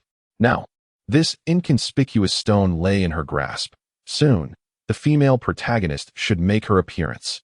She recalled that the original work referred to this stone as the Void Stone, a rare gem believed to originate from the void, possessing the power to shatter the fabric of space. However, given the ever-changing nature of the void, it would take no less than millions of years to coalesce such a sizable void stone. For the chaotic beast, born from the void stone was an elixir for advancement. In the narrative, the chaotic beast, upon acquiring the void stone, fell into a deep slumber and ascended directly from the first to the third tier, becoming the indispensable ally in the protagonist's quest to unlock the Ascension pathway. Gu Qingyu had never contemplated vying for opportunities, for the opening of the Ascension passage benefited every cultivator in the Tianyuan continent. If she could endure the impending calamity 2 decades hence, she too could seize this fortuitous moment to explore the wonders of the spirit realm. Thus, there was no need for her to sow discord. However, as she unwittingly passed by a stall, she sensed the slumbering little realm pulsating with warmth. After years of companionship, Gu Qingyu recognized this as the little realm's excitement, especially when she grasped the void stone, whose scorching heat nearly expelled the essence from her mind. In that fleeting moment, myriad thoughts cascaded through her mind, prompting the elderly vendor, who had merely observed her contemplative silence, to inquire, "Friend, what is the price? How many spirit stones?" "If you fancy it, a mere 10 low-grade spirit stones will suffice," he replied, his enthusiasm waning. This stone had been passed down from his ancestors, rumored to be a rare treasure, yet he remained oblivious to its true nature or purpose. Were it not for his dwindling lifespan and lack of heirs, he would not part with it. Nevertheless, it had languished unsold for several days, seemingly destined for deception. Wait! A melodious cry accompanied a fierce gust of wind aimed directly at the void stone in Gu Qingyu's hand. Just as she reached for spirit stones from her storage pouch, she reacted swiftly, with a downward pressure from her left hand holding the void stone and a forceful push from her toes. She evaded the oncoming assault. As this encounter unfolded in Tianshu City, neither party had employed their spiritual powers, yet it still drew the attention of passers-by on the street. Third sister. Gu Qingyu suppressed her feelings of revulsion and coldly uttered 2 words. The calm and astute heroine she had always admired displayed a desperate side. Today, she was determined to acquire the void stone, not for any other reason but the heroine's earlier act of snatching it away. The guilt she initially felt about deciding to buy the void stone evaporated in an instant. While the Void Stone was indeed crucial for the Chaos Beast's advancement, it was not the only option available. The original text mentioned that although the Millennium's spiritual herb within the Treasure of Space would not yield immediate results, if one was willing to let the Chaos Beast consume it, it could still advance to the third tier, albeit a couple of years later. With only a small realm at her disposal, her primary concern was to secure the Void Stone first. How could the heroine dare to snatch it from her without a word, relying merely on the plot and the so-called Heavenly Path? She was already defying destiny. Why would she be concerned with the so-called Heavenly Way? The tension between the two women thickened, neither willing to make the first move. The old man, filled with suspicion, pondered whether this black stone truly was a treasure of immense value. My friend, I offer 20 low-grade spirit stones for this black stone. Seizing the opportunity, Gu Qingyu approached the old man and presented him with 20 low-grade spirit stones. Huh. Gu Qingyu let out a cold laugh, allowing her disdain to surge within her. Young Master Ji, this is not the mundane world. A threat, a blatant threat. This was the realm of cultivation, where strength reigned supreme. Indeed, a cultivator at the 8th level of Qi refining could pose a threat to Gu Qingyu, who was merely at the 5th level. Chapter 60, a play starring 3 women. Gu Weiwu narrowed her eyes slightly, concealing the killing intent within. How had that foundation-building cultivator not simply struck her down at that moment? Instead, she had inexplicably given him a high-grade solid healing pill, truly a waste. She felt vexed, yet endeavored to maintain a semblance of calm in her voice before speaking. Fifth sister, this stone holds no value for you. If you are willing, I can offer other items in exchange. Humph. Such audacity, truly befitting of the female protagonist. What is this void stone? To call it a treasure of heaven and earth would not be an exaggeration, aside from its ability to rend the void. It is also the most crucial material for refining the mustard seed space. Regardless of how many treasures you possess, what could you possibly offer in return? A treasure of space, perhaps. Alas, apart from the minor realms, I covet nothing. A cold smile graced her lips as the original owner's emotions surged forth, instantly transforming her into a sharp-tongued critic. What if I refuse? Is third sister intent on robbing me? Gu Weiyu found herself at a loss for words. She indeed harbored thoughts of thievery. Did third sister think that I, alone in the cultivation world, am an easy target? Or did she believe that an orphan child ought to be bullied, setting traps for me at every turn? Hey, you shameless woman, how dare you slander senior sister Gu? In response to the humiliation of his beloved goddess, Gu Qingyu sprang forth, pointing an accusatory finger at Gu Qingyu. Huh, I am shameless. Gu Qingyu retorted with a smile that did not reach her eyes. Even if I am shameless, I have not adorned myself in the guise of a bandit, intruding into a woman's chamber under the cover of night with ulterior motives. Upon hearing her words, the onlooking cultivators erupted in a clamor of astonishment. This fellow is actually a flower thief. Alas, with a visage that could be described as charming yet wasted, a chorus of regretful remarks surged into Ji Xizong's ears, causing his face to flush crimson. Without a moment's hesitation, he raised his hand, unleashing a wave of metal magic towards Gu Qingyu. The smirk at the corner of Gu Qingyu's lips deepened as she deftly sidestepped the oncoming energy, utilizing only the martial skills of the mortal realm without tapping into any spiritual energy.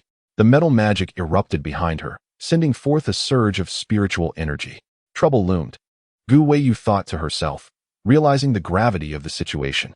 Qinshu City strictly prohibited dueling, especially now that the registration for the grand examination of talismans, artifacts, and formations had commenced.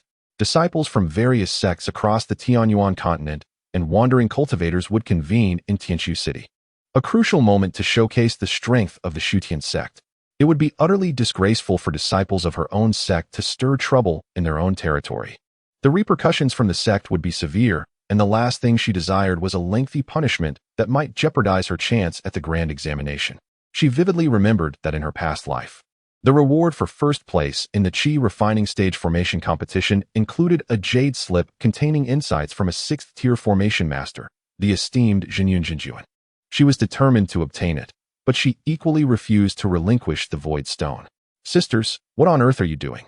The melodious, enchanting voice of Gu Qingyu suddenly diffused the tension in the air as she pushed through the crowd, a serendipitous encounter indeed. Gu Qingyu chuckled inwardly. It is often said that 3 women create a drama. Now, with the leading lady, the supporting actress, the expendable character, and a few minor roles. The scene is set for a lively performance.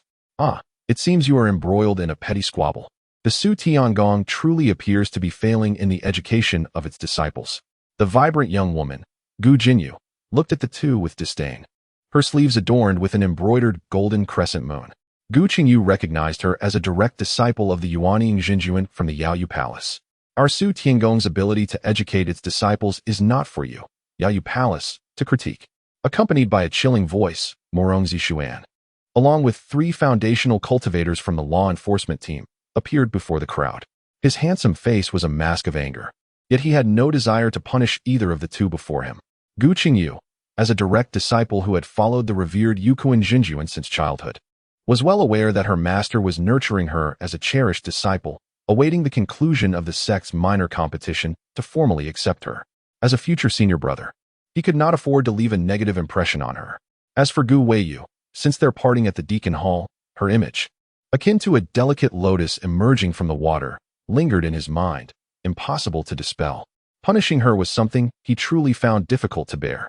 The crowd erupted in applause, exclaiming in admiration for the esteemed Jean Fairy. No matter how mischievous her younger sisters were, she remained ever so tolerant of them. To have such a gracious elder sister is indeed a stroke of fortune. However, amidst the chorus of praise, 2 synchronized voices stood out distinctly. Silence. This time, Gu Qingyu and Gu Weiyu appeared to be quite in tune, simultaneously feeling disgusted by Gu Jinyu's condescending remarks that elevated herself at their expense.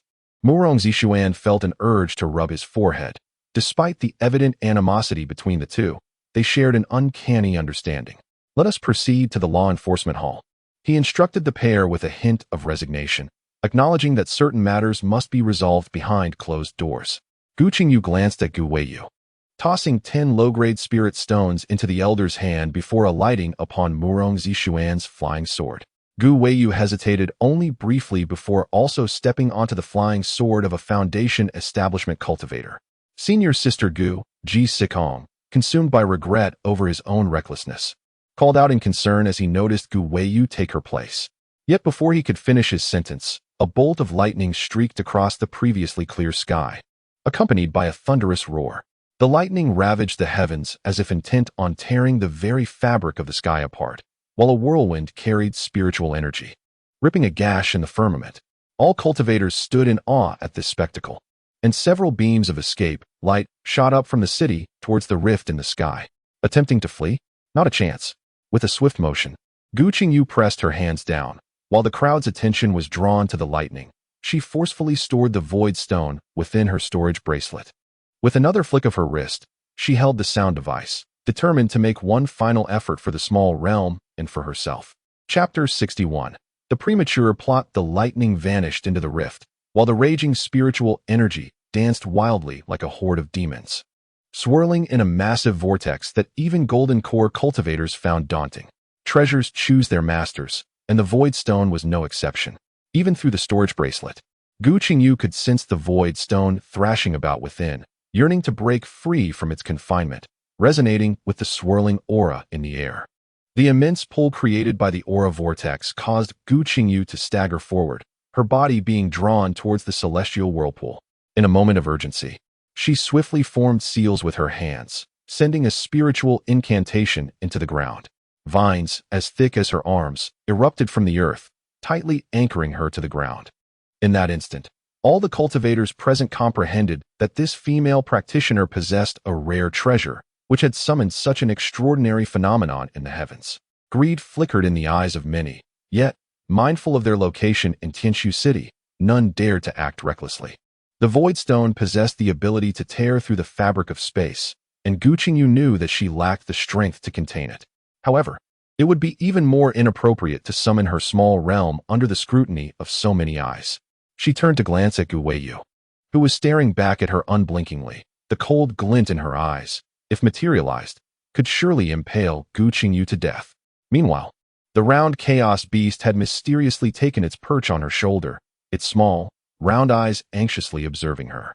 Suddenly, a brilliant smile blossomed on Gu Qingyu's lips. Gu Weiyu, are you not the heroine, the favored child of destiny? In the original tale, you effortlessly and unnoticed acquired the Void Stone. So now, Let us witness a grand spectacle that all shall behold, and see how fate assists you in navigating the greed of humanity. Gu Qingyu's smile instilled within Gu Weiyu a sense of being ensnared, prompting her to inwardly exclaim, "This is not good." To her astonishment, she witnessed Gu Qingyu point at a vine, which, as thick as an arm, promptly snapped in response. Gu Qingyu's form floated towards the swirling aura of spiritual energy above, while a black void stone simultaneously shot forth. 9,000 swords dance. Gu Qingyu uttered softly, unleashing a flurry of sword chi that surged towards the chaos beast. The creature emitted a low whimper. Though the sword chi could not inflict serious harm, it caused considerable discomfort, slightly diminishing its forward momentum as it opened its massive jaws to bite down on the void stone with a resounding crunch. Crack! The void stone shattered, only to be swallowed by the chaos beast. Concurrently, the rift in the heavens vanished, and the swirling aura transformed into countless arrows, hurtling towards her. Oh, how miserly this void stone is, not only choosing its master but also protecting them, merely because she had wounded the chaos beast. It sought to pierce her with a multitude of arrows. How ruthless! Gu Qingyu's body plummeted like a kite severed from its string. The title symbol treasure clutched in her hand, yet remaining inert as she hesitated to act. She was wagering that the Heavenly Dao would not allow her demise at this moment. In the next instant, she fell into a warm embrace, and a familiar voice scolded her. "Child, are you seeking death?" The reprimand bore more concern than admonition, and astonishingly, the myriad arrows vanished without a trace amidst the scolding. Hee. Gu Qingyu chuckled mischievously. "I knew you were in Tianshu City." The handsome visage of Master Yukuin suddenly darkened as he realized that he, a distinguished sect leader, had not come to Tianshu City for serious matters, but rather to act as a bodyguard for this young girl. Moreover, she had the audacity to call him "you old man," despite his youth. "Yes, master," Morong Zishuan replied earnestly with a bow. Meanwhile, Gu Qingyu joyfully dashed to stand beside Morong Ziyuan. Had Master Yukuin not appeared so remarkably youthful, she would have been tempted to plant a kiss on his cheek and affectionately call him dear father. While Gu Qingyu radiated with sunny delight, Gu Weiyu was enveloped in a tempest of despair.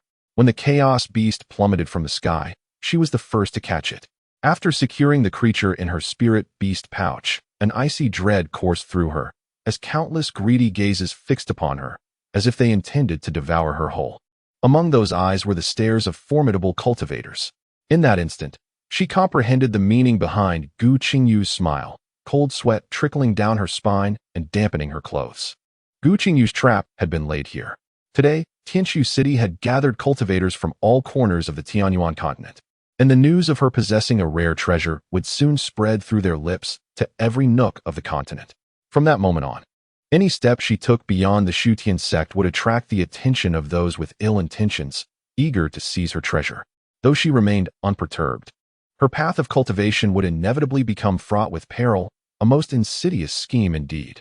What truly sent chills down her spine was the unsettling notion that Gu Qingyu seemed to have accurately predicted that Yuan would contest her for the Void Stone.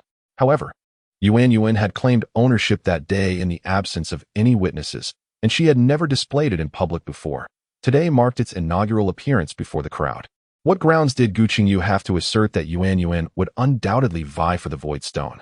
Did she possess the gift of foresight? In that moment, Gu Weiyu felt as if she had been stripped bare, exposed and vulnerable, standing there for all to scrutinize. "Child," a rich male voice resonated through the air, pulling her from her stark anxiety. She looked up to see a handsome middle-aged man hovering above, a smile gracing his features as he regarded her. She recognized him as the esteemed Yuanian Grandmaster of the Sword Peak of the Sutian sect, the true Lord Minghua, a cultivator of late Yuanian stage. She respectfully performed a disciple-s bow and greeted, "I pay my respects to the Grandmaster." "Good." Grandmaster Minghua nodded in acknowledgement, having been meditating in his cave abode. He was stirred by the extraordinary phenomenon above Tianshu City, prompting him to investigate. For a Yuanian cultivator, the journey from Sutian sect to Tianshu City was merely a step away. However, the spectacle had arrived swiftly and departed even more rapidly.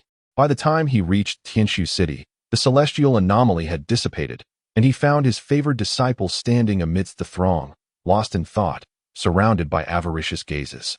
He had lived for over a millennium, experiencing countless events. How could he remain oblivious to the occurrences before him? Surely, The extraordinary treasure that had stirred the anomalies of heaven and earth had been seized by this disciple, drawing the attention of many. To take such a remarkable artifact in plain view was bound to provoke discord. If he did not protect her, this disciple would find her path ahead fraught with difficulty. He had long contemplated accepting her as his personal disciple. Why not seize this opportunity to take her under his wing, thus extinguishing any ill intentions from those of lesser merit? "What is your name?" he inquired with a smile. "The disciple is Gu Qingyu," she replied, bowing once more. Her heart skipped a beat upon realizing that the Yuan Ing true monarch had inquired about her name. Could it be?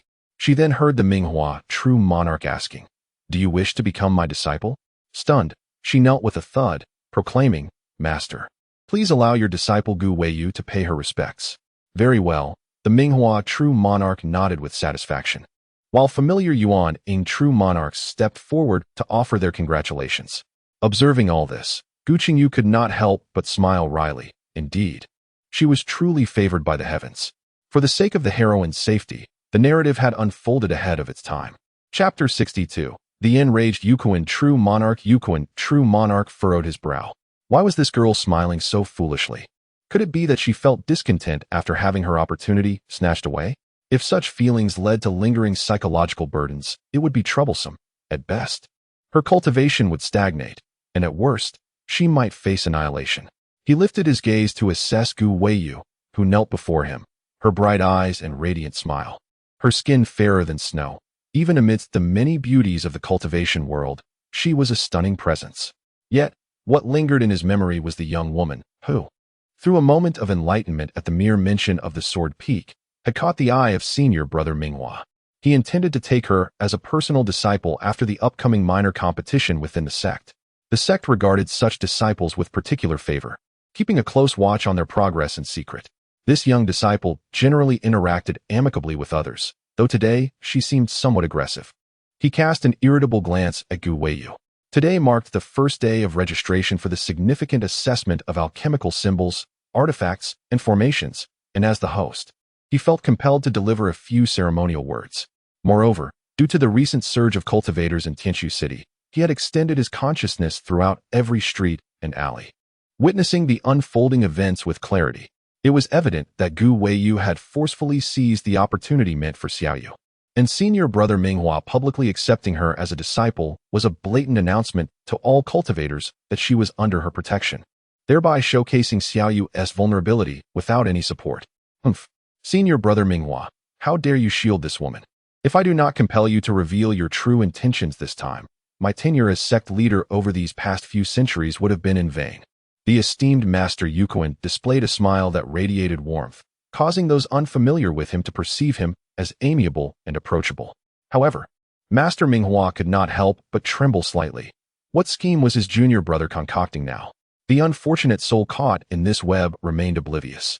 "Congratulations, senior brother, on acquiring such an admirable disciple," Master Yukuan remarked as he approached Master Minghua. Master Minghua twitched his lips. He sensed that Master Yukuan was not merely here to offer congratulations, but rather to settle accounts. "Weiyu, come forth to greet your master uncle," Master Minghua beckoned, shaking off his peculiar thoughts and inviting Gu Qingyu to pay her respects. "No need for excessive formality," he added.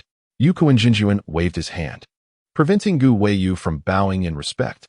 "Nephew, at such a tender age, you have already attained the 8th level of qi refinement. Truly, the youth are formidable. Today, you present me with a grand gift, which leaves me utterly astonished." "Shitty." Minghua Jinjuan's expression shifted slightly. He discerned Yukuan Jinjuan's displeasure was directed at his newly accepted disciple. From the circumstances, he surmised that Gu Qingyu had acquired some extraordinary treasure. Although he was unaware of the specifics, after centuries of acquaintance, he recognized when Yukuan Jinjuan was incensed. He heard Yukuan Jinjuan slowly intone, "Tianshu City has been established for a millennium. I ask, who dares to act recklessly within its confines? Yet here you are, disregarding the rules of the sect, daringly engaging in combat within the city. Do you imply that my position as the sect leader is inadequate? Wishing to replace me as the head of Shutian sect?" Yukuan Jinjuan's voice was not loud, and his face bore a faint smile. Yet the weight of such accusations bore down on Gu Qingyu, nearly rendering her breathless. She fell to her knees with a thud, her dark eyes deep and profound like an ocean. for she could not believe that Gu Qingyu was unaware that she had not utilized any spiritual energy. Master Ancestor. Gu Shiji did not employ spiritual energy to fight. It was my momentary lapse that led to the use of such power. This entire matter has nothing to do with Gu Shiji. Should there be punishment, it should fall upon me. Ji Sikong hastily knelt beside her, fervently defending Gu Weiyu. Shitty. Minghua Jinjuan called out simultaneously, for if he were to punish his new disciple in front of everyone, it would bring him great shame as her newly appointed master. Yi Zhongmin, let it pass. They are merely children playing. Beside them, the esteemed Zhong Jinyuan also offered his counsel. As the Yukuan true monarch bore the surname Yi, he referred to him as Yi Zhongmin. Yes, master. Murong Zishuan clasped his hands in a gesture of respect, then cast a complex glance at the kneeling Gu Weiyu, inwardly sighing. Although their revered master, as the sect leader, seldom expressed anger towards his disciples, it was evident today that he was in a state of profound fury. It seemed that Weiyu's recent actions had undoubtedly crossed a line with their master. Let us proceed. Murong Zishuan summoned the two kneeling individuals with his flying sword. Xiaoyu, do not dwell too much on this. Opportunities in the realm of cultivation often intertwine with both fortune and misfortune. Gaining something does not guarantee an unimpeded path in cultivation, nor does losing something mean one is forever hindered. The journey of cultivation is not merely about accumulating more. It is essential to find the opportunities that suit oneself best. However, since that old scoundrel Minghua's disciple has seized your chance, I shall ensure that Minghua compensates you with some of his hidden treasures. The voice of the Yukuan true monarch echoed into Gu Qingyu's consciousness, stirring a wave of emotion within her, almost prompting tears to flow. Most notably, the Yukuan true monarch had finally refrained from calling her Xiaoyu this time. In the enforcement hall of Mingzhao Peak, a place Gu Qingyu frequented intermittently, the atmosphere today felt particularly tense. Having concluded the trivial matters of Tianshu City, the Yukuan true monarch sat majestically in the center upon an imposing armchair, while the Xiantong true monarch, Minghua true monarch, and the Duoheng true monarch of the enforcement hall occupied adjacent seats. Gu Qingyu, Gu Weiyu, and Ji Sikong stood within the hall, awaiting the verdict of the esteemed monarchs. Gu Weiyu, do you believe I have wronged you? The Yukuan true monarch was the first to speak. The disciple dared not defy. In the presence of so many nascent soul cultivators, Gu Weiyu, despite her deep reluctance, had no choice but to bow her head. I understand your dissatisfaction. Hence, I shall enumerate a few instances of your violation of sect rules. The Honorable Lord Yukuan cast a glance at her and stated, firstly, it is stipulated that disciples must not engage in private duels.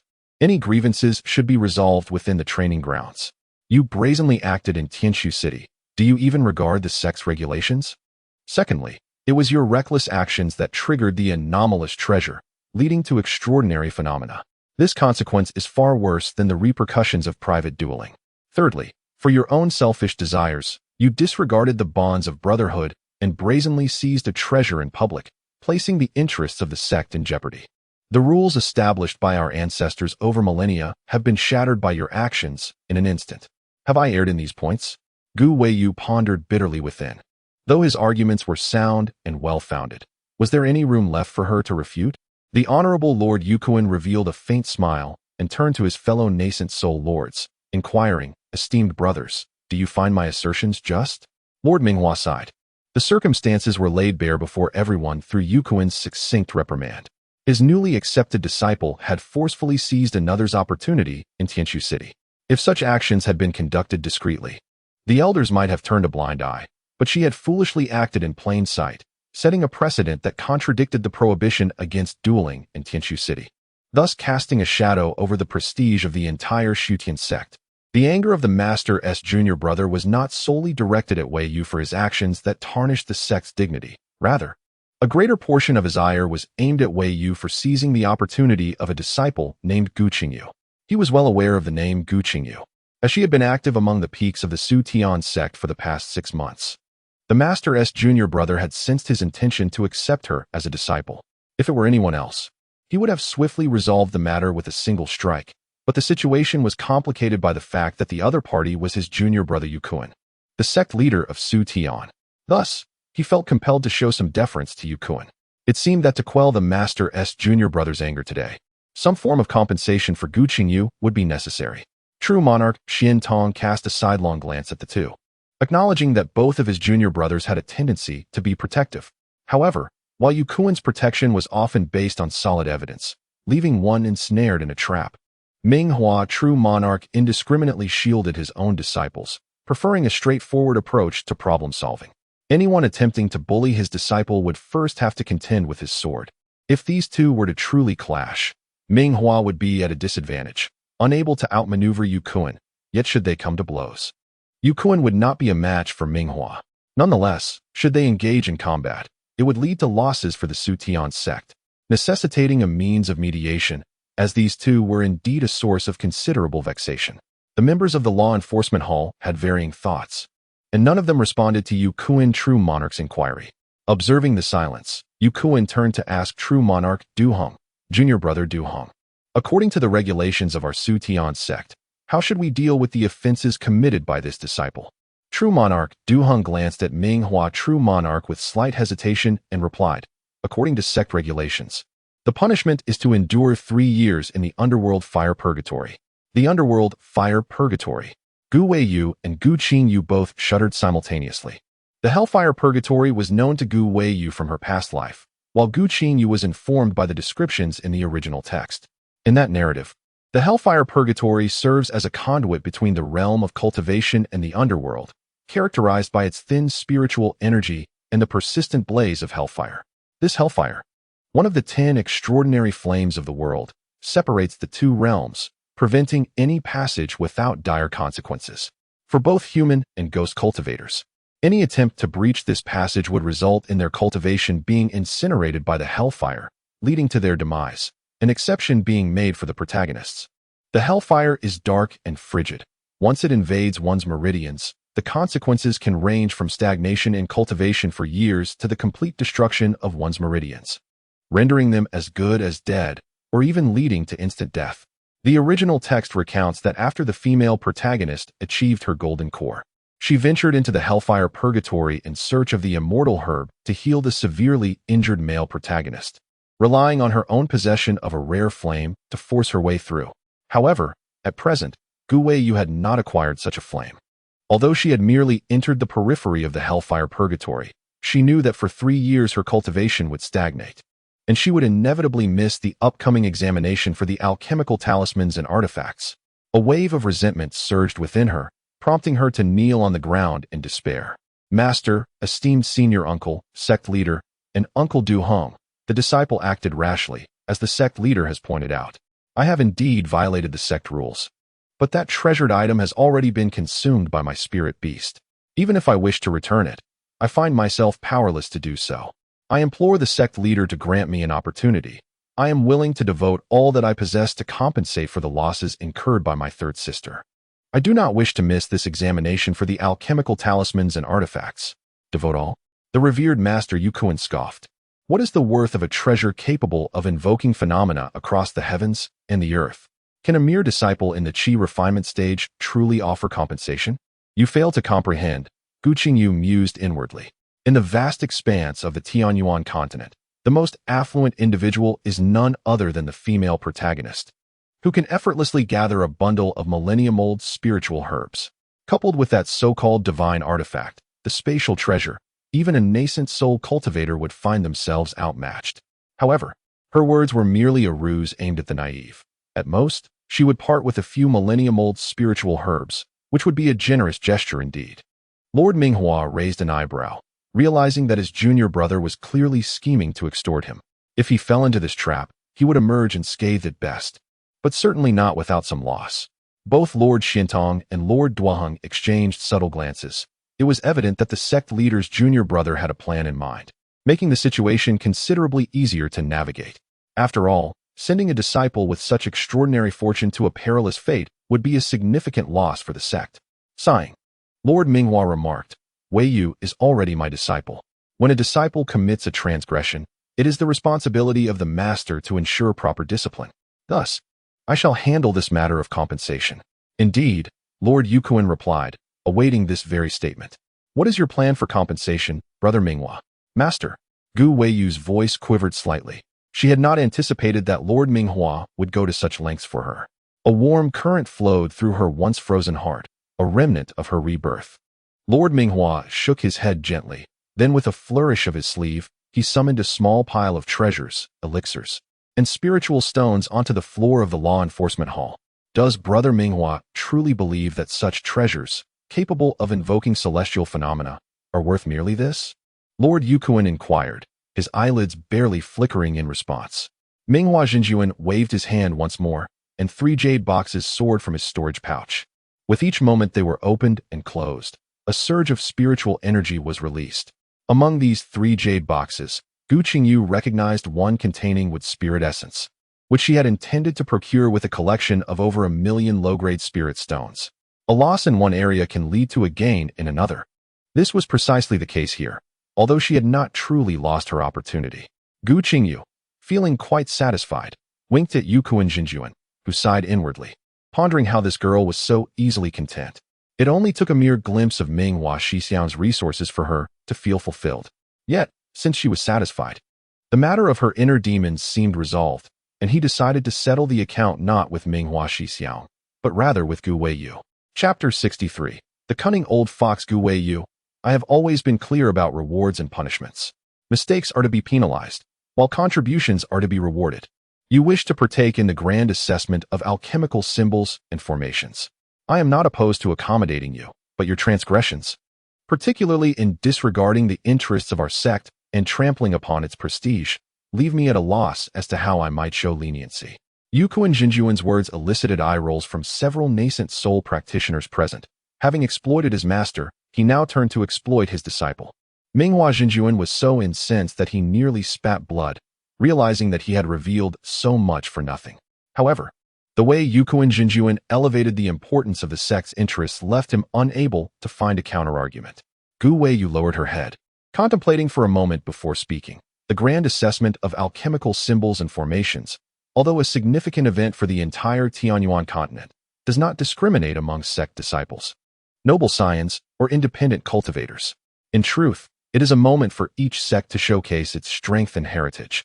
The disciple, lacking in talent, has delved deeply into the art of formations. I am determined to secure the first position in the assessment of formations during the Qi refinement period, thereby demonstrating the strength of our Su Tian sect and compensating for the mistakes of today. I have only heard of your remarkable skills in alchemy, yet I did not realize that you also possess considerable insights into formations. Mastering both alchemy and formations is indeed a rare gift, and having such a talented disciple is truly a blessing for our Su Tian sect. Gu Qingyu hastily lowered her head, suppressing the laughter that nearly escaped her, though her shoulders shook violently.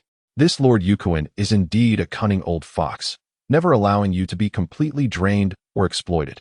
In the original tale, Gu Weiyu only participated in the formation assessment and emerged first in the Qi refinement group.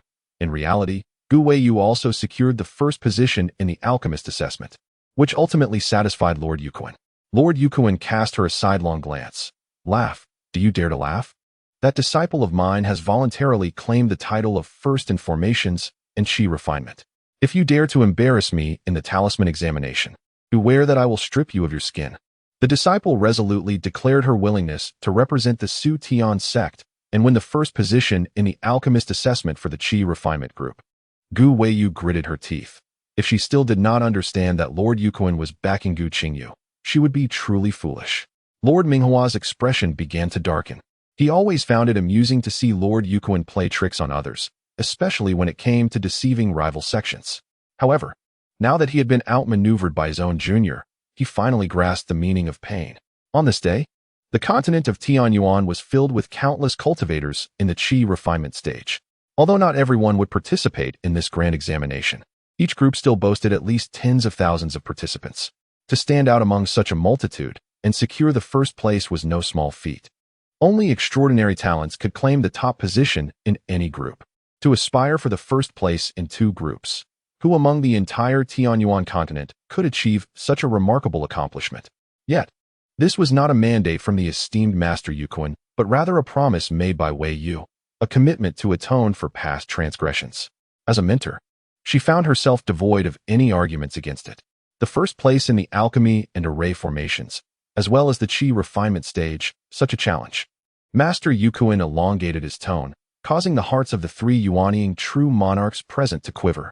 Moreover, he then turned to inquire of Master Du Hong, saying, Junior brother Du Hong, you oversee the enforcement hall and are well versed in the sect's regulations. What is your opinion? Can merits and demerits be reconciled? Master Du Hong tugged at the corner of his mouth, realizing that he had unwittingly dug a pit for everyone to fall into. And now it was up to him to fill it. Enough, it suffices to atone for transgressions, he quickly replied. However, I cannot help but feel that merely offsetting the merits and demerits without punishment seems somewhat improper. Might this encourage other disciples to follow suit, rendering the sect's rules meaningless? Master Yukuin's voice remained calm and unhurried, yet Master Xiantong could not help but break into a cold sweat. How much longer would this go on? Next time, he would rather provoke junior brother Minghua into a fight than offend the sect leader. Before the visage of the illustrious Minghua Jinjuan was completely shrouded in darkness, he swiftly proclaimed, punishment is indeed necessary.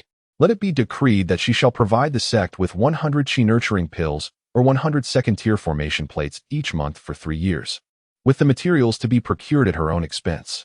Such a penalty would be an insurmountable burden for an ordinary disciple.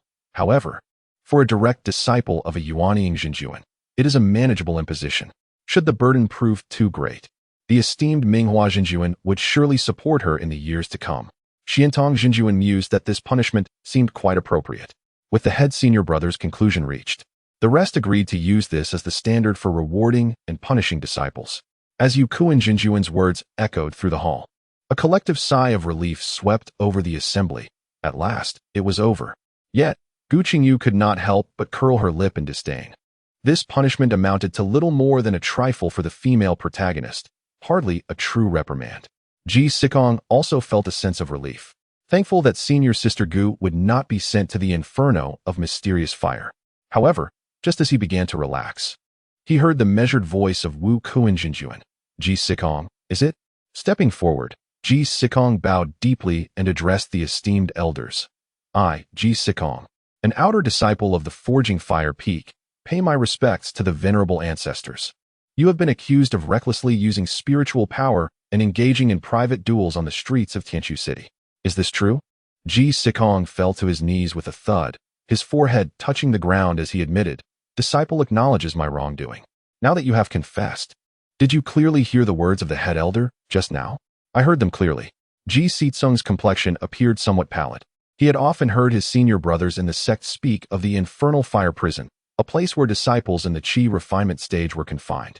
Although the area he was destined for was merely the periphery of the infernal fire prison, where one would not truly encounter the infernal flames.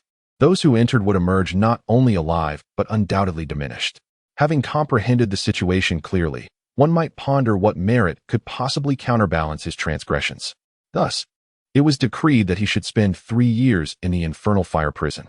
The expressionless Yukuin Jinjuan announced the verdict, yet internally mused, Young man, for your transgressions against my little you, let us see how you fare in the infernal fire prison. Gu Weiyu's gaze dimmed. It was due to her that Ji Sikong had recklessly wielded his spiritual power, yet he was the one facing the consequences. She bowed respectfully to Minghua Jinjuan and inquired, Master, may I accompany him as he enters the infernal fire prison? Very well, go ahead. Minghua Jinjuan assented with a nod. Gu Qingyu scurried over, deftly gathering a variety of items into her storage bag. However, she soon heard Yukuin Jinjuan state, regarding the conflict in Tianchu City, while you were compelled to act. Ultimately, the disturbances originated from you. What merit do you propose to offset your misdeeds? Is self-defense also subject to punishment? Gu Qingyu could scarcely believe her ears. Indeed, I shall not inquire into the circumstances, only the outcome, Yukuin Jinjuan replied with an even more genial smile. Chapter 64. A heart-to-heart between master and disciple. What a predicament. If even self-defense is not permissible, then what remains but the fate of being utterly defeated? Gu Qingyu's heart raced with turmoil, yet Yukuin Jinjuan remained unfazed, leisurely continuing. I have heard that your talismans are quite commendable. Do you mean to say that I should also strive for the first position in the Qi refinement group? Why the lack of confidence? The esteemed Master Yukuin raised an eyebrow, exuding an air that suggested any dissent would be met with dire consequences. Of course, Gu Qingyu hastily replied, though what she truly wished to express was, How about I seize the first spot in the artifact refining group as well, achieving a grand slam? Only then did Master Yu Qingyu, satisfied, turn to inquire of Master Duhong. What do you think, Brother Duhong? What can be done? Master Duhong remarked, a wry smile playing on his lips, as he recognized that Master Yu Qingyu had been shielding the young girl all along. If he were to voice any objections, he might as well be signing his own demise. Clearing his throat, he stated, that sounds splendid. Furthermore, each month, the sect will require the submission of 50 second-tier talismans, allowing merit and demerit to offset each other. After all, this disciple acted in self-defense. Thus, the punishment ought to be halved, which is only fair. And so, the matter was settled. Does the esteemed senior brother have any additional thoughts? Master Yu Qingyu inquired, turning with satisfaction to Master Xiantong. Excellent. This approach not only preserves the integrity of sect regulations, but also provides the disciples an opportunity to showcase their diligence. Truly, a win-win situation. After voicing his approval, he then directed his attention to Master Minghua, asking, what do you think, Brother Minghua? Among the 4 Yuanying masters, 3 expressed their agreement, leaving little for Master Minghua to contribute other than a nod of approval. Once the disciples departed from the law enforcement hall, Master Minghua raised his hand, summoning his own lifebound sword to his grasp. Brother sect leader, come, let us find a secluded mountain peak and spar. Ha! With a swift movement, Yu Qingyu exited the law enforcement hall. Brother Minghua, you cannot outsmart me in schemes, nor can I rival you in magical combat. As your junior, I humbly concede defeat. You should seek the headmaster for a spar to relieve your frustrations. Impudent rascal, stand right there. Minghua Jinjuan bellowed, attempting to rush out, but was caught by Xiantong Jinjuan. Brother Minghua, we have been brothers for a millennium. Do you still not comprehend that lad's nature? Enough is enough. Brother Minghua, temper your ire. If you truly engage in conflict with the headmaster, it would only reflect poorly on us all. Duhong Jinjuan interjected in agreement. Noticing the fury etched on their master Mu Jianqing's face, one could not help but wonder who possessed such influence within the Shutian sect to provoke such wrath. He hastily stepped forward to pay his respects. Master? Minghua Jinjuan took several deep breaths, managing to quell his fury somewhat before instructing Mu Jianqing.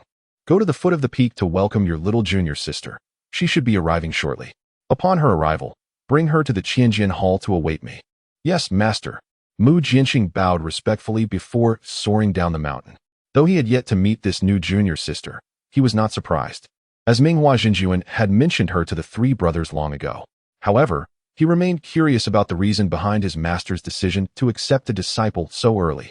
At the foot of the first sword peak, Gu Qingyu, clad in the humble gray robes of a servant disciple, gazed up at the imposing characters of First Sword Peak with a heart full of emotion.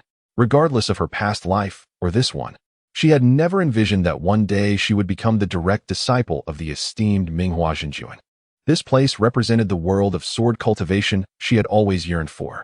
Little junior sister. The melodious voice of a young man reached her ears.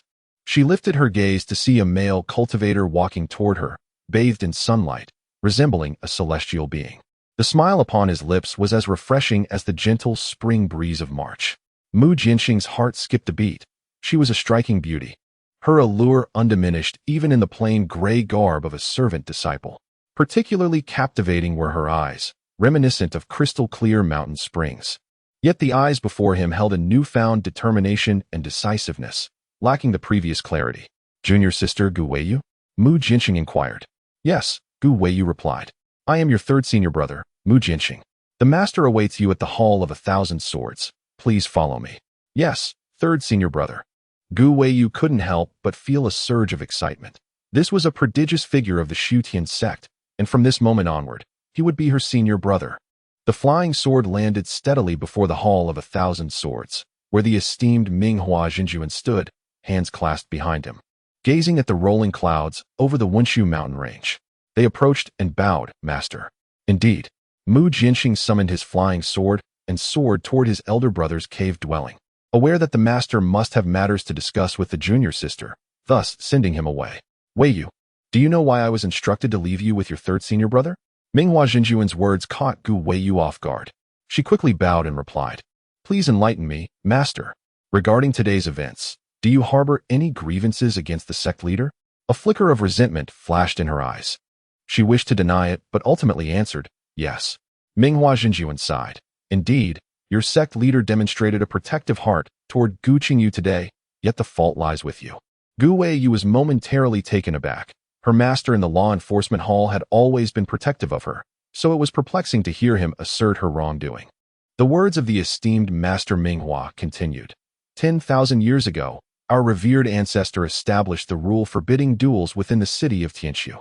For millennia, the Shutian sect has steadfastly upheld this decree through its own strength, and no one has dared to provoke trouble within Tianxiu. You believe that your lack of spiritual power usage absolves you of this decree, reducing your skirmish to mere mortal conflict. Yet, your altercation has stirred the forces of nature, and countless rumors will undoubtedly circulate, claiming that you two fought over an extraordinary treasure, thus invoking the celestial phenomenon. No one will simply say you were brawling. Although your master and uncle is aware that neither of you employed spiritual energy, it is impossible to silence the multitude with one voice. Should you go unpunished, the prestige of the Shutian sect would be severely tarnished, necessitating a penalty, indeed, a significant one for both of you. Master Minghua paused, casting a glance at Gu Weiyu. Noticing her dazed expression, he reflected on his own upbringing in the Shutian sect, feeling a profound sense of belonging. He wished to avoid nurturing a disciple who harbored resentment towards the sect, and it appeared his concerns were justified. His young disciple had developed a complex regarding their sect. Sighing deeply, he remarked, "You must understand that the honor and disgrace of our sect are intricately tied to the fates of countless disciples. If our sect is strong, you will naturally earn respect in your travels. If our sect is weak, you may find hidden foes lurking in the shadows. Do you grasp these truths?" Had Master Minghua directed these words to Gu Qingyu, she would undoubtedly have pounded her chest and proclaimed, "A nation's strength begets the strength of its youth. A sect's power fortifies its disciples." The words addressed to Gu Weiyu startled her, causing a cold sweat to break out. In her past life, she had only revolved around Gu Qingyu, and in this life, she had been solely focused on arduous cultivation, rendering her utterly oblivious to the nuances of human relationships. Furthermore, having been drained of her essence by the true monarch Wenci, leading to her demise, she harbored a certain resentment towards the Su Tian sect. However, the actions of true monarch Minghua today instilled a warmth within her, revealing the profound significance of the sect to each disciple. The animosity between her and true monarch Wenci was merely a personal grudge and did not reflect her relationship with the entire Su Tian sect. As for the source of Wenci's malevolent cultivation techniques, she would need to investigate gradually. With these realizations, her heart felt unburdened, and her mindset experienced a breakthrough, laying a solid foundation for her future advancement in foundational cultivation. She deeply bowed to true monarch Minghua, acknowledging her mistakes and expressing her willingness to accept punishment. True monarch Minghua nodded with satisfaction, affirming that his efforts were not in vain. After the assessment of the pill's symbols and artifacts, "You shall take over the miscellaneous duties of the Sword Peak." "Yes," disciple obeys. Meanwhile, in another location, although the conversation differed, it continued nonetheless. Chapter 65. You do not understand. Gu Qingyu swung her legs, perched upon a massive stone at the edge of the Wunshir Hall Plaza. From this vantage point, the peaks of Su Tian's sect loomed enigmatically through the vast sea of clouds, reminiscent of the celestial mountains depicted in dramas, breathtakingly beautiful. He found it peculiar that the young girl was here at this moment. With a single step, he settled beside Gu Qingyu. "Little Yuzi, why are you not in your small stone cottage counting your treasures? What brings you to my side, appearing so listless? Why does the young lady seem displeased? I recall seeing you quite cheerful during the law enforcement hall meeting." Sighing, Gu Qingyu produced a storage bag and tossed it to him, saying, "Thank you, esteemed master and grand ancestor." The girl's eyes sparkled with clarity and genuine gratitude. The esteemed Yukuin Jinjuan felt a stir within his heart as he scanned the contents of the storage bag with his divine sense, only to inquire in astonishment, "You do not want it?" "Indeed, I would very much like to respond affirmatively," Gu Qingyu thought, yet the belongings of the female protagonist were not easily obtained. Each time she attempted to seize even a fraction, she had to pay with a considerable portion of her vitality. Even if the item ultimately did not belong to the protagonist, the heavens were notoriously stingy in granting her any favor. Although the contents of this storage bag were indeed valuable, they did not merit such a sacrifice. With a sigh, she replied, "Is it not often said by you, esteemed master and grand ancestor, that the entanglement of cause and effect among cultivators is to be avoided. Hence, I shall refrain. Gu Qingyu was acutely aware of the insincerity in her words. The ties of fate between her and Gu Weiyu were far from negligible. However, she simply wished to abstain from accepting it. Moreover, you were the one who initially acquired that extraordinary treasure. The compensation you received was only just. That is not the case. Gu Qingyu gently shook her head. You do not comprehend. Yu Qingyu felt a surge of indignation, as if a lump of frustration was lodged in his throat, threatening to erupt at any moment.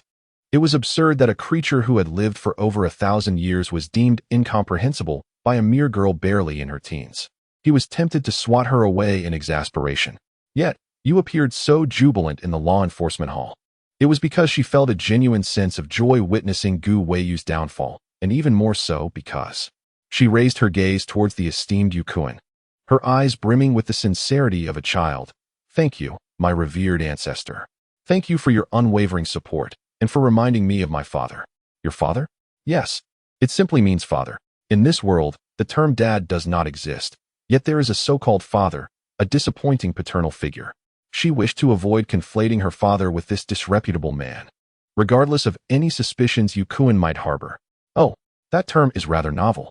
Yu Kuan did not seem to mind. Father or dad was a universal term in this realm, though certain regions or families might possess unique titles for parents, which was not particularly surprising. He retrieved a flask of wine from his storage pouch, and, pouring himself a drink, inquired, when you were gathering this collection at the law enforcement hall, you appeared quite pleased. I presumed you enjoyed it. The spirit of the wine consumed by the nascent soul true monarch was far too potent for Gu Qingyu. Instead, she produced a gourd from her own storage pouch and took a swig, having purchased it from the market. While the spiritual essence was not remarkable, its flavor was quite delightful. She smacked her lips and remarked, if you are enjoying yourself so thoroughly, it would be unkind of me not to join in your merriment.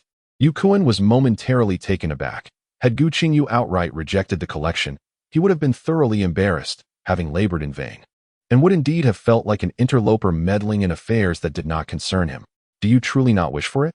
I distinctly recall your eyes lighting up at the sight of the wood's spirit essence. Haha. Gu Qingyu let out a faint, bitter laugh. I truly require the essence stone. However, I recall from my childhood that my father often imparted wisdom to us, saying, the bustling world thrives on profit, and the clamorous crowd seeks gain. Yet, regardless of the hustle and bustle, one must adhere to the principle that a gentleman cherishes wealth obtained through righteous means. If you deem it appropriate, Master, could you lend me the wooden spirit essence? I promise to repay you in installments with spirit stones. Her parents had successfully instilled this teaching in her, not out of her own lofty ideals or disdain for wealth. Although she was striving to adapt to this world, killing, seizing storage bags, and vying for opportunities, certain principles were deeply ingrained in her, making them challenging to alter in a short time. She pursued cultivation solely to follow her heart. Jade Qingyu stared blankly at the wine jug in his hand. The phrase a gentleman cherishes wealth obtained through righteous means swirling in his mind. For hundreds of years, he had presided over the Su Tian sect, tirelessly scheming for himself and the sect, often at the expense of others and rival sections. At times, he felt a profound conflict within, yet he never contemplated whether he should relinquish his pursuits. After hundreds of years driven by profit, he had long forgotten the original intention of his cultivation. What was that initial aspiration upon embarking on the path of immortality? It was to roam freely between heaven and earth. He rose and stepped down from the massive stone, standing in the center of the plaza, the evening breeze rustling his robe. Gu Qingyu. Huh. Gu Qingyu was momentarily taken aback. Since her arrival at Lingyun Peak, this was only the second time Jade Qingyu had called her by her full name, the first being on her first day when he inquired about it. This time, however, his tone was grave, and she sensed that something significant was about to unfold. Do you wish to take me as your master? Huh. Gu Qingyu was utterly bewildered. The sudden opportunity was so overwhelming that it left her somewhat dazed. The corners of Yu Qingyu's mouth twitched.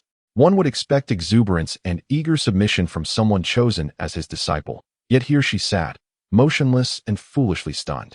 After a brief moment of stupor, Gu Qingyu gracefully descended from the boulder and stood before Yu Qingyu, her bright eyes fixated on him as she inquired, Master Ancestor, do you wish to take me as your disciple? Yu Qingyu rubbed his forehead, pondering what transgression had led him to select this young girl as his apprentice. Yet he nodded affirmatively. A flicker of hesitation and inner turmoil crossed Gu Qingyu's face. Her master, Ziyun, had cautioned her in the final notes of the Jade Slip that the path of an independent cultivator was fraught with hardships, and she ought to seek a reputable sect and a worthy mentor to cultivate diligently. However, Gu Qingyu was exceedingly protective of his disciples, which made her anxious. Worry flashed in her luminous eyes as she asked, "Master Ancestor, before I pledge myself to you, could you grant me one request?" The veins on Gu Qingyu's forehead throbbed. Had it not been for the fortuitous breakthrough she had facilitated moments ago, he would have unhesitatingly turned her into a mere pancake. The esteemed Yuan Qingyuan, reduced to begging her to speak. Gritting his teeth, he said, "If, in the next 20 years, you discover that I have passed away, I implore you to promise me this. Do not seek the cause of my death, nor inquire about the identity of my killer. Simply treat it as though I had never taken you as my disciple." What a peculiar request. Gu Qingyu found himself somewhat perplexed. Was he to be seen as a coward, shying away from retribution for his disciple's death? How could she possibly know if he were to die? He gazed deeply into Gu Qingyu's eyes and inquired, "Who told you that you would perish in 20 years? I merely hypothesized. It suffices if the Grand Master agrees." Gu Qingyu's expression dimmed slightly. She too wished to avoid demise. However, whether she could survive the calamity 2 decades hence remained uncertain, and she did not wish for the esteemed Jun Yukuin to be embroiled in her troubles. Yet, it seemed that Jun Yukuin had experienced a moment of enlightenment. Although she was unaware of the reasons behind his epiphany, an instinct within her suggested that it was somehow connected to her. Thus, regardless of whether she became his disciple, this revelation, coupled with Jun Yukuin's protective nature, would undoubtedly lead him to seek retribution against Gu Weiyu. In reality, those who contended with the female protagonist often met with dire fates. What if I refuse? Jun Yukuin seethed with indignation, contemplating the desire to strangle Gu Qingyu. Underestimating him was a grave mistake. Was he truly one to fear death? If he could indeed break through to the later stages of the nascent soul, who in the realm of cultivation today, aside from the elusive transformation stage Grandmaster, would he have to fear? Chapter 66. Unfounded Trust. One apologize. But I cannot accept you as my master. Gu Qingyu's gaze fell, realizing she must maintain her distance from Jun Yukuin, given Gu Weiyu's vengeful nature. Perhaps this time she might escape unscathed due to her inadvertent breach of protocol, but should a similar situation arise again, fortune might not favor her. Grandmaster. She looked up at Jun Yukuin. Please treat Gu Weiyu with greater kindness, allocate more cultivation resources to her, and refrain from causing her distress.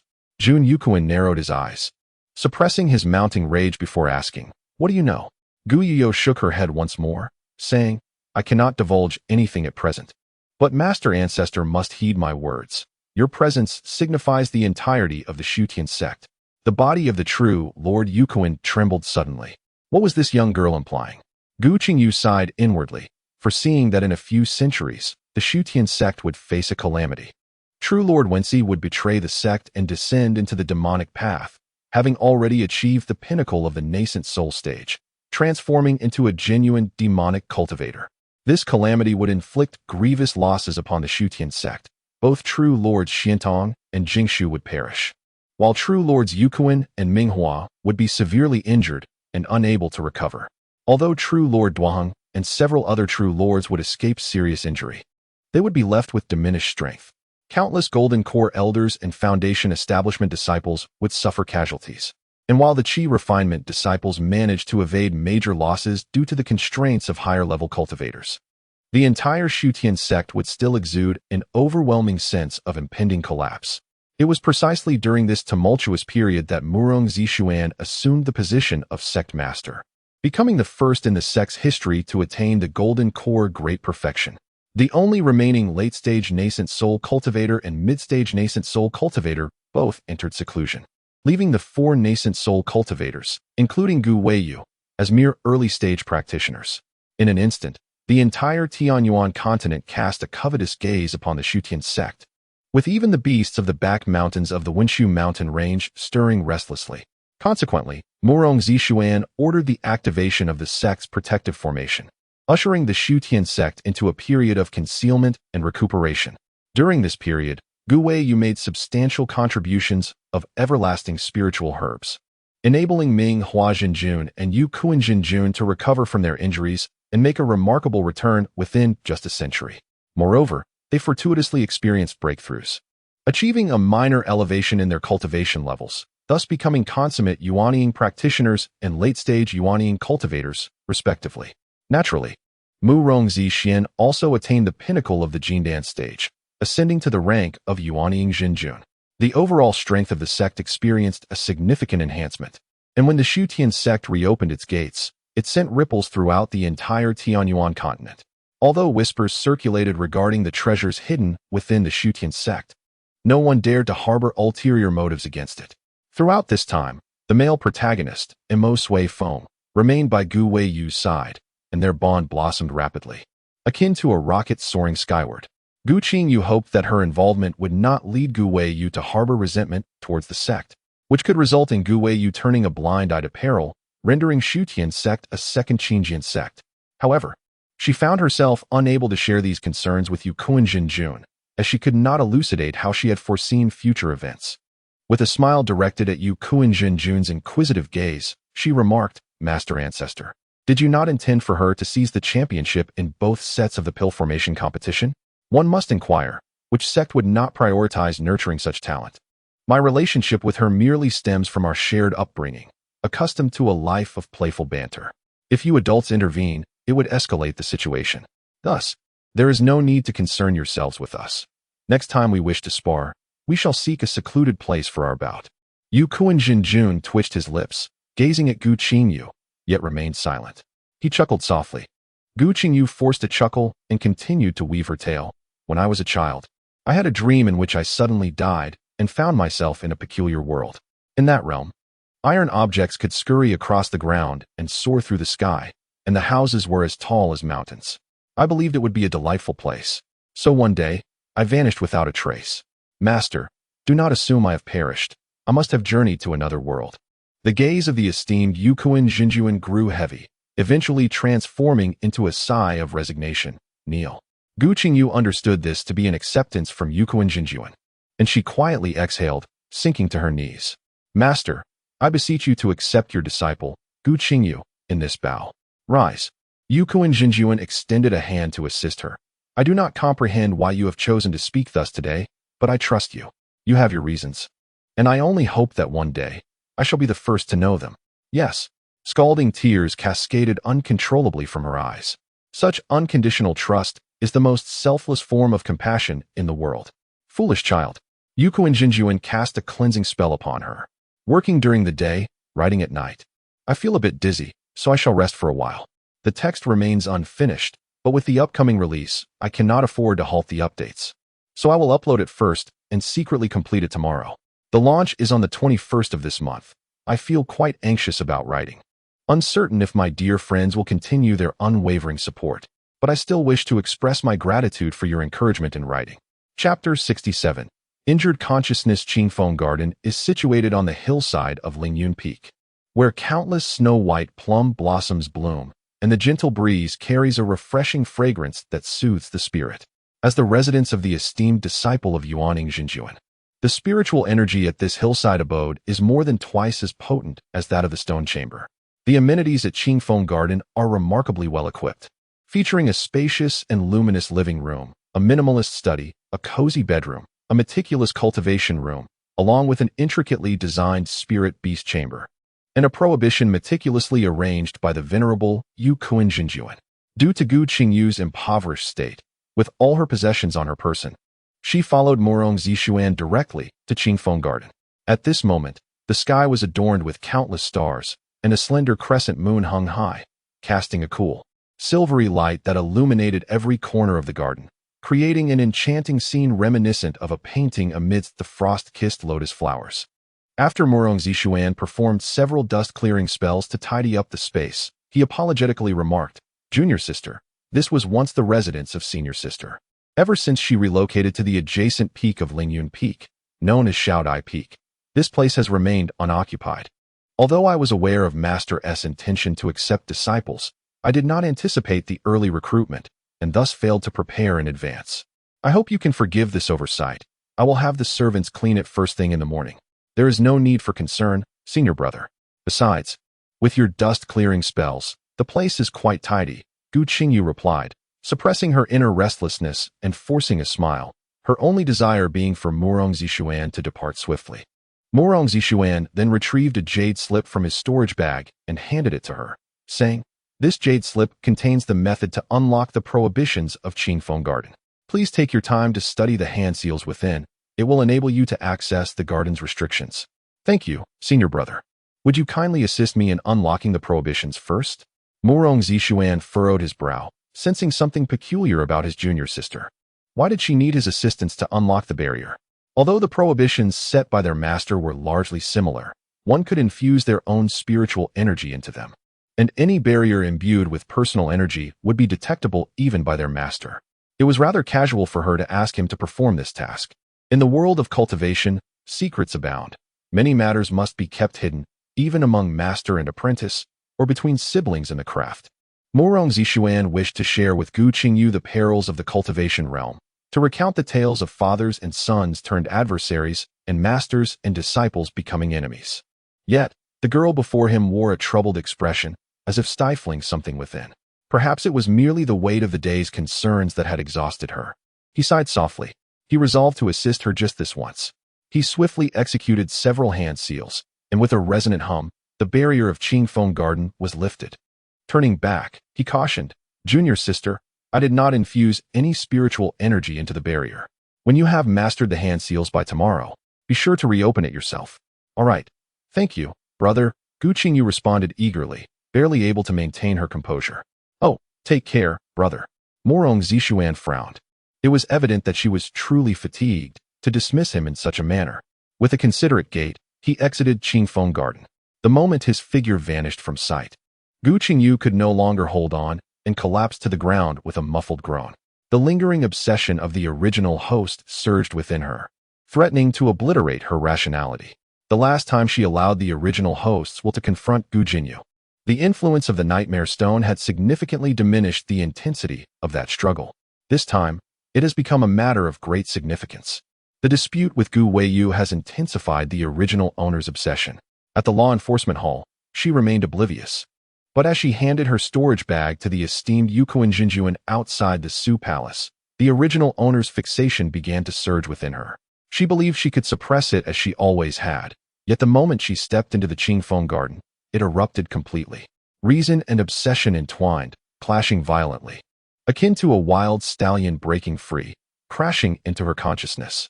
With a deafening roar, her mind resembled a boiling cauldron as a droplet of water splashed into it, causing chaos to erupt in all directions, leaving trails of smoke in its wake. Gu Qingyu, in agony, repeatedly struck her head against the ground. In no time, her forehead was a bloody mess, and she teetered on the brink of collapse. Within her consciousness, the slumbering Shao Jie seemed to sense her peril, slowly beginning to circulate, its pure fire and with dual spiritual energies forcibly safeguarding a glimmer of clarity deep within her mind. Clinging to this fragment of lucidity, Gu Qingyu mustered her last ounce of reason. With a sweep of her left hand, the phoenix perched before her, her fingers swiftly gliding over the strings of the guqin.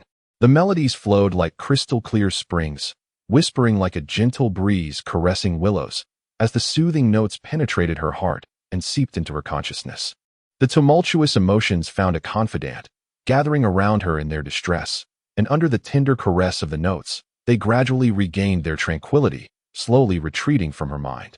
Gu Qingyu let out a long sigh, collapsing onto the ground, her head still throbbing with pain akin to being pricked by needles.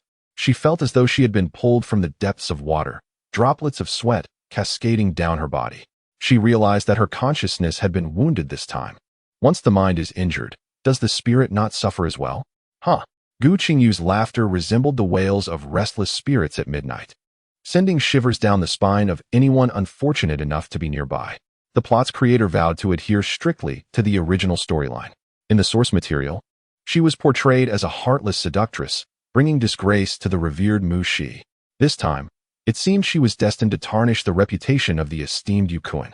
Stripped of her divine consciousness, she was incapable of even inscribing the simplest first-tier fireball talisman, making her aspirations to be the top of the qi refining class utterly laughable. She was more likely to find herself at the very bottom. The elixirs for healing one's divine qi were exceedingly rare, even if one or two occasionally surfaced. They were sold for astronomical sums in low-grade spirit stones, and were snatched up in an instant. Thus, it was inevitable that she would bring shame upon Yu Qingyu. Chapter 68.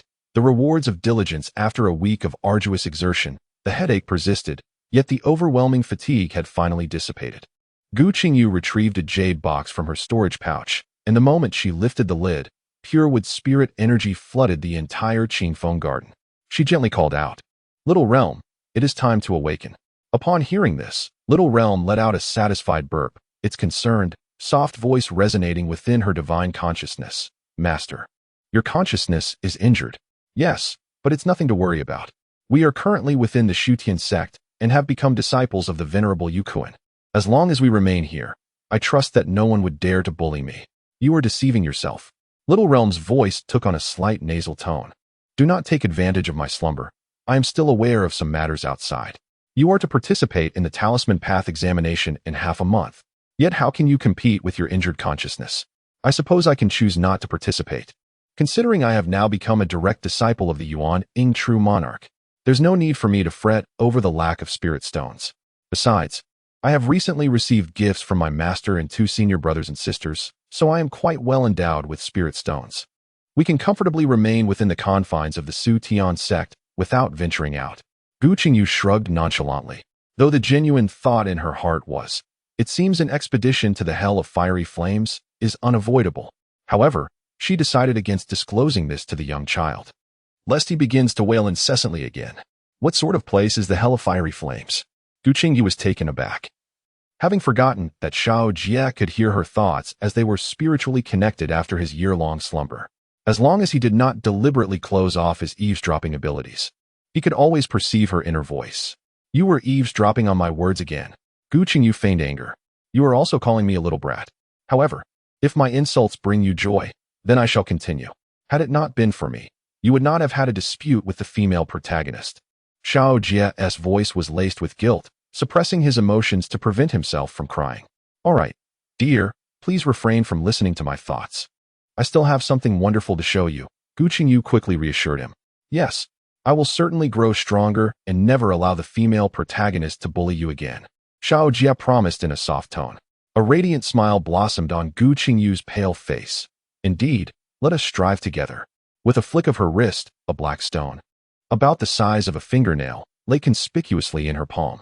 "Void stone," Xiao Jie exclaimed in excitement, suddenly bursting forth from Gu Qingyu's sea of consciousness, his voice reverberating and causing her to wince, as her already aching sea of consciousness buzzed with intensity.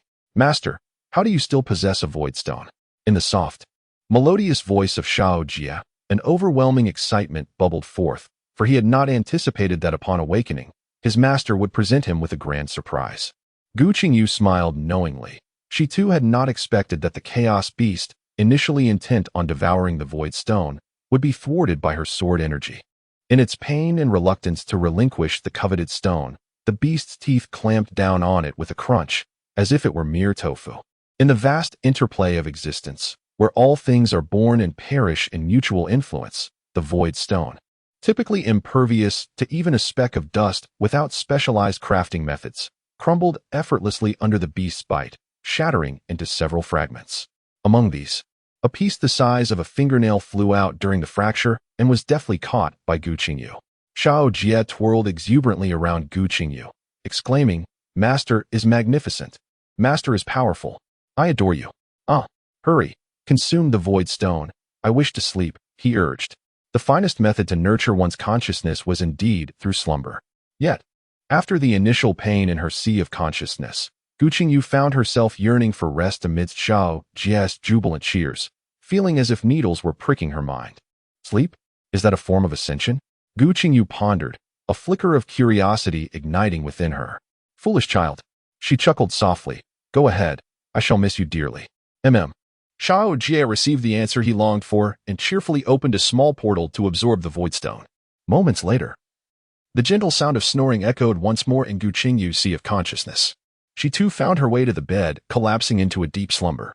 Chapter 69. The troublesome Xiaoyu, could he truly send a message through a communication talisman from just a few steps away? Morong Zishuan's heart tightened involuntarily. He simply could not fathom how anyone could harm his junior sister within the protective barrier laid out by their master. Before entering seclusion, their master had specifically urged him to look after her. If anything were to happen to her, how could he face their master? He swiftly crushed the communication talisman, and a clear feminine voice emanated from it. "Elder brother, please open the barrier and come in." Momentarily taken aback, Morong Zishuan instinctively exhaled in relief and quickly formed a hand seal. The barrier quivered slightly, revealing a path in the center, and he hastened through it. Under the sunlight, Gu Qingyu, still covered in dust, appeared even more pallid against the backdrop of the white winter plum blossoms. A large wound marred her forehead, with red flesh protruding and obscuring her brow. Morong Zishuan felt a twinge of alarm as he rushed to her side, placing his hand on her pulse gate. His astonishment spilled forth. "Junior sister, you have injured your divine consciousness." His cultivation was significantly superior to Gu Qingyu's, with just a gentle touch on her pulse. He discerned the nature of her injury. Coupled with her peculiar behavior the previous night, he surmised that she had sustained the injury then, though he remained ignorant of the artifact that had caused it. Remarkably, it had not manifested immediately and had even eluded their master's notice. Could it be the extraordinary treasure they had been competing for? Alas, his junior sister's misfortune was truly lamentable, and Miyu had been rather ruthless. Unbeknownst to Gu Qingyu, Morong Zishuan's mind raced with thoughts. She apologetically remarked, "Elder brother, I may have let our master down this time. You did not intend for this to happen. I trust our master will not hold it against you. I will first take you to meet my senior sister, and then we shall proceed to register at the Hall of Elders." "All right, I shall heed your guidance, senior brother." Gu Qingyu understood that as the future leader of the Shutian sect, he was just in his rewards and punishments. He was relatively lenient towards disciples who, though blameless, had caused losses to the sect. Thus, Gu Qingyu was certain he would not be overly critical of her. As for senior sister Qingyue, her disposition remained uncertain. She could not recall whether such a character existed in the original text. The barriers of Qingfeng Garden were still activated by Morong Zishuan, who this time performed the hand seals at a notably slow pace, allowing Gu Qingyu to clearly observe and memorize the gestures before guiding her to soar towards Shaodai Peak. True to its name, Shaodai Peak resembled a delicate ink-wash painting, adorned in soft shades of black and white. Upon hearing Morong Zishuan's account, Master Qingyue could not help but furrow her brow, feeling an unexpected aversion towards this junior sister. Why was there so much fuss?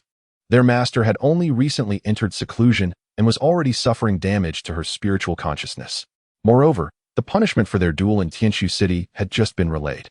If this junior sister was unable to participate in the talisman examination, wouldn't their master's decree become a source of ridicule?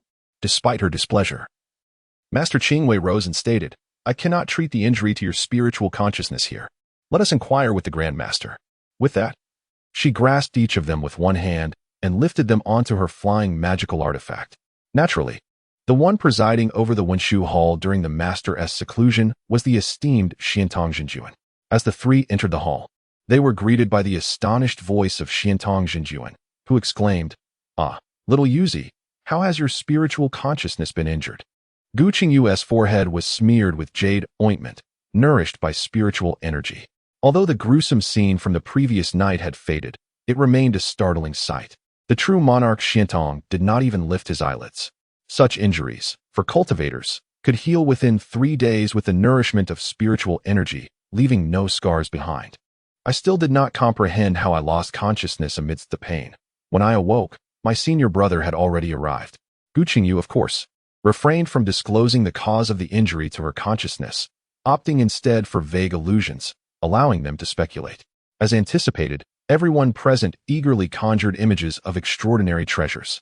Real person Qingyue stepped forward and bowed, addressing the senior uncle. "What kind of spiritual herbs does my junior sister require to restore her consciousness? Whatever Qingyue can procure, I shall not hesitate to provide." Although she was not particularly fond of her troublesome junior sister, she felt it was her duty as the elder sister to fulfill this obligation.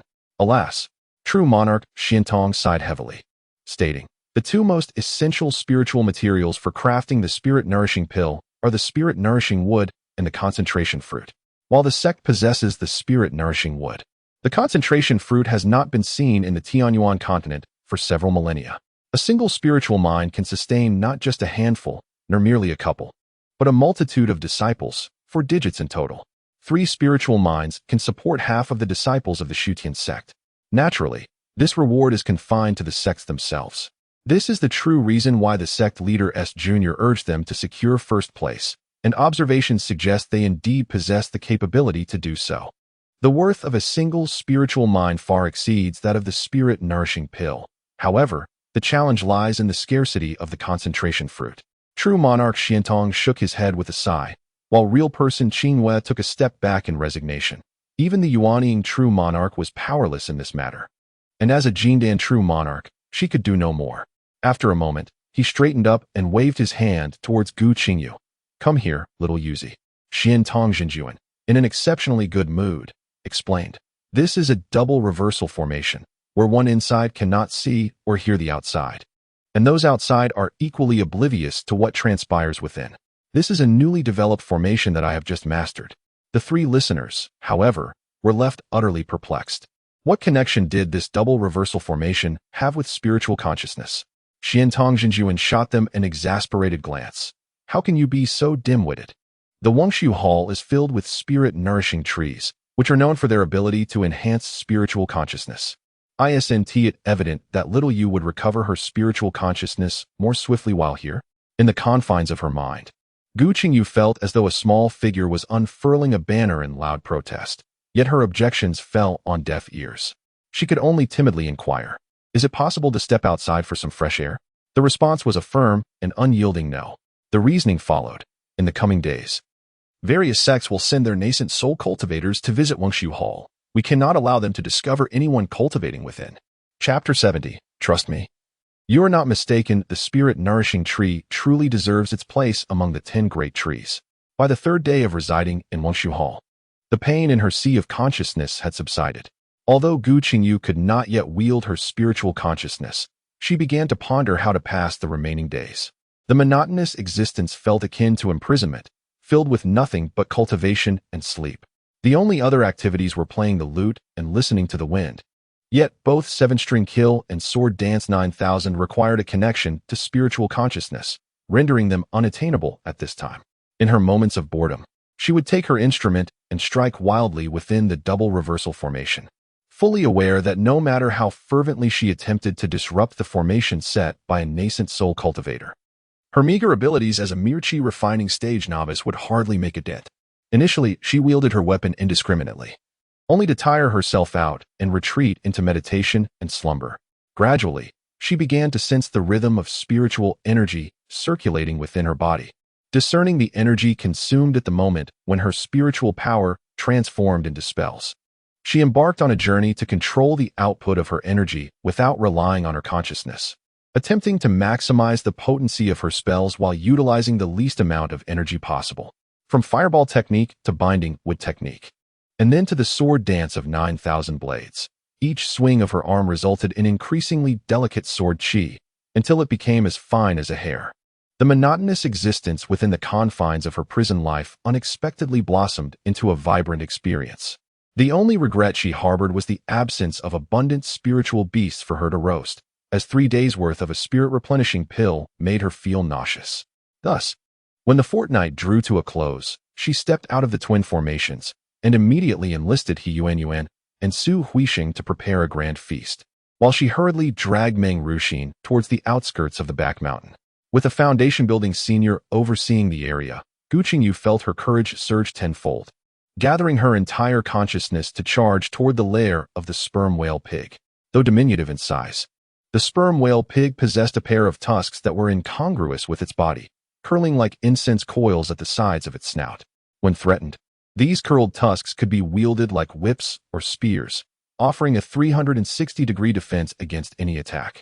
Thus, Gu Qingyu often mused that the world of cultivation was indeed a realm that defied conventional understanding. The sperm whale pig was renowned as the most delectable spiritual beast within the vast Xianwen mountain range, whether boiled or roasted. The aroma of its cooked meat was simply irresistible, causing mouth-watering anticipation. For culinary enthusiasts, the sperm whale pig was undoubtedly their prime choice. The sperm whale pigs are fond of socializing, with dozens of them, both large and small, huddled together basking in the sunlight. At the forefront stands the third-tier pig king, surrounded like the moon among the stars, blissfully savoring the delicious spiritual fruits presented by its subordinates. The formidable consciousness of the foundation-building cultivator had already conveyed the situation to Gu Qingyu, well before the third-tier pig king sensed any danger. Thus, when Gu Qingyu descended from the heavens, her target was unmistakable. With a sweep of her sound, a sword aura infused with fire's spiritual energy surged forth, aimed directly at a second-tier sperm whale pig beside the third-tier king. A piercing cry of anguish echoed through the air, causing chaos among the herd.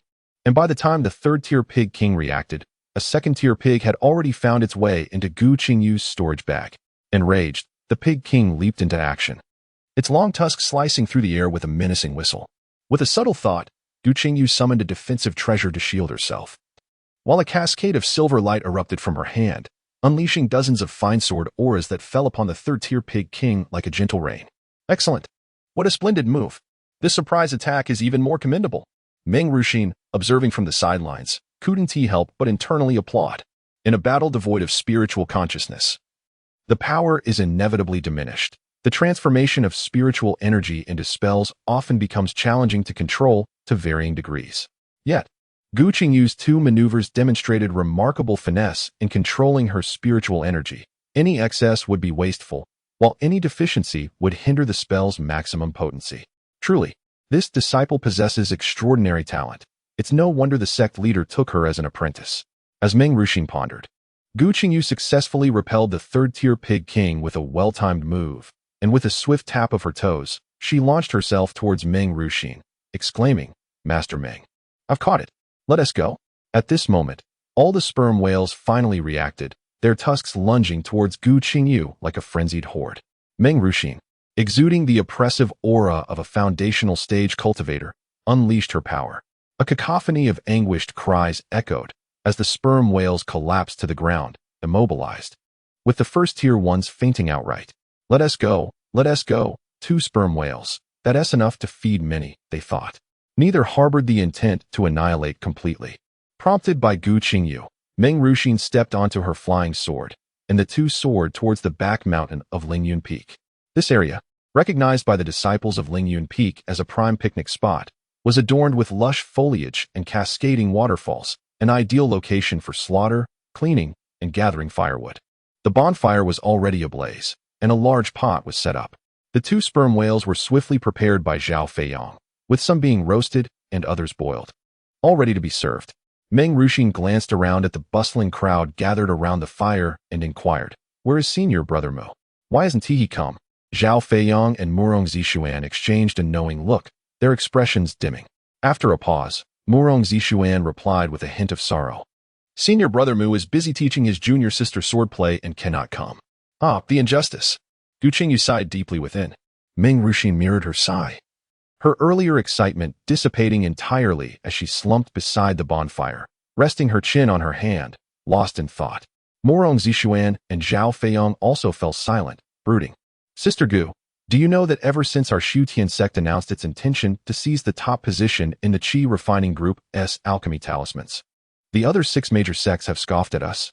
They even compiled a list of those most likely to succeed and placed that Gu Shu at the very bottom.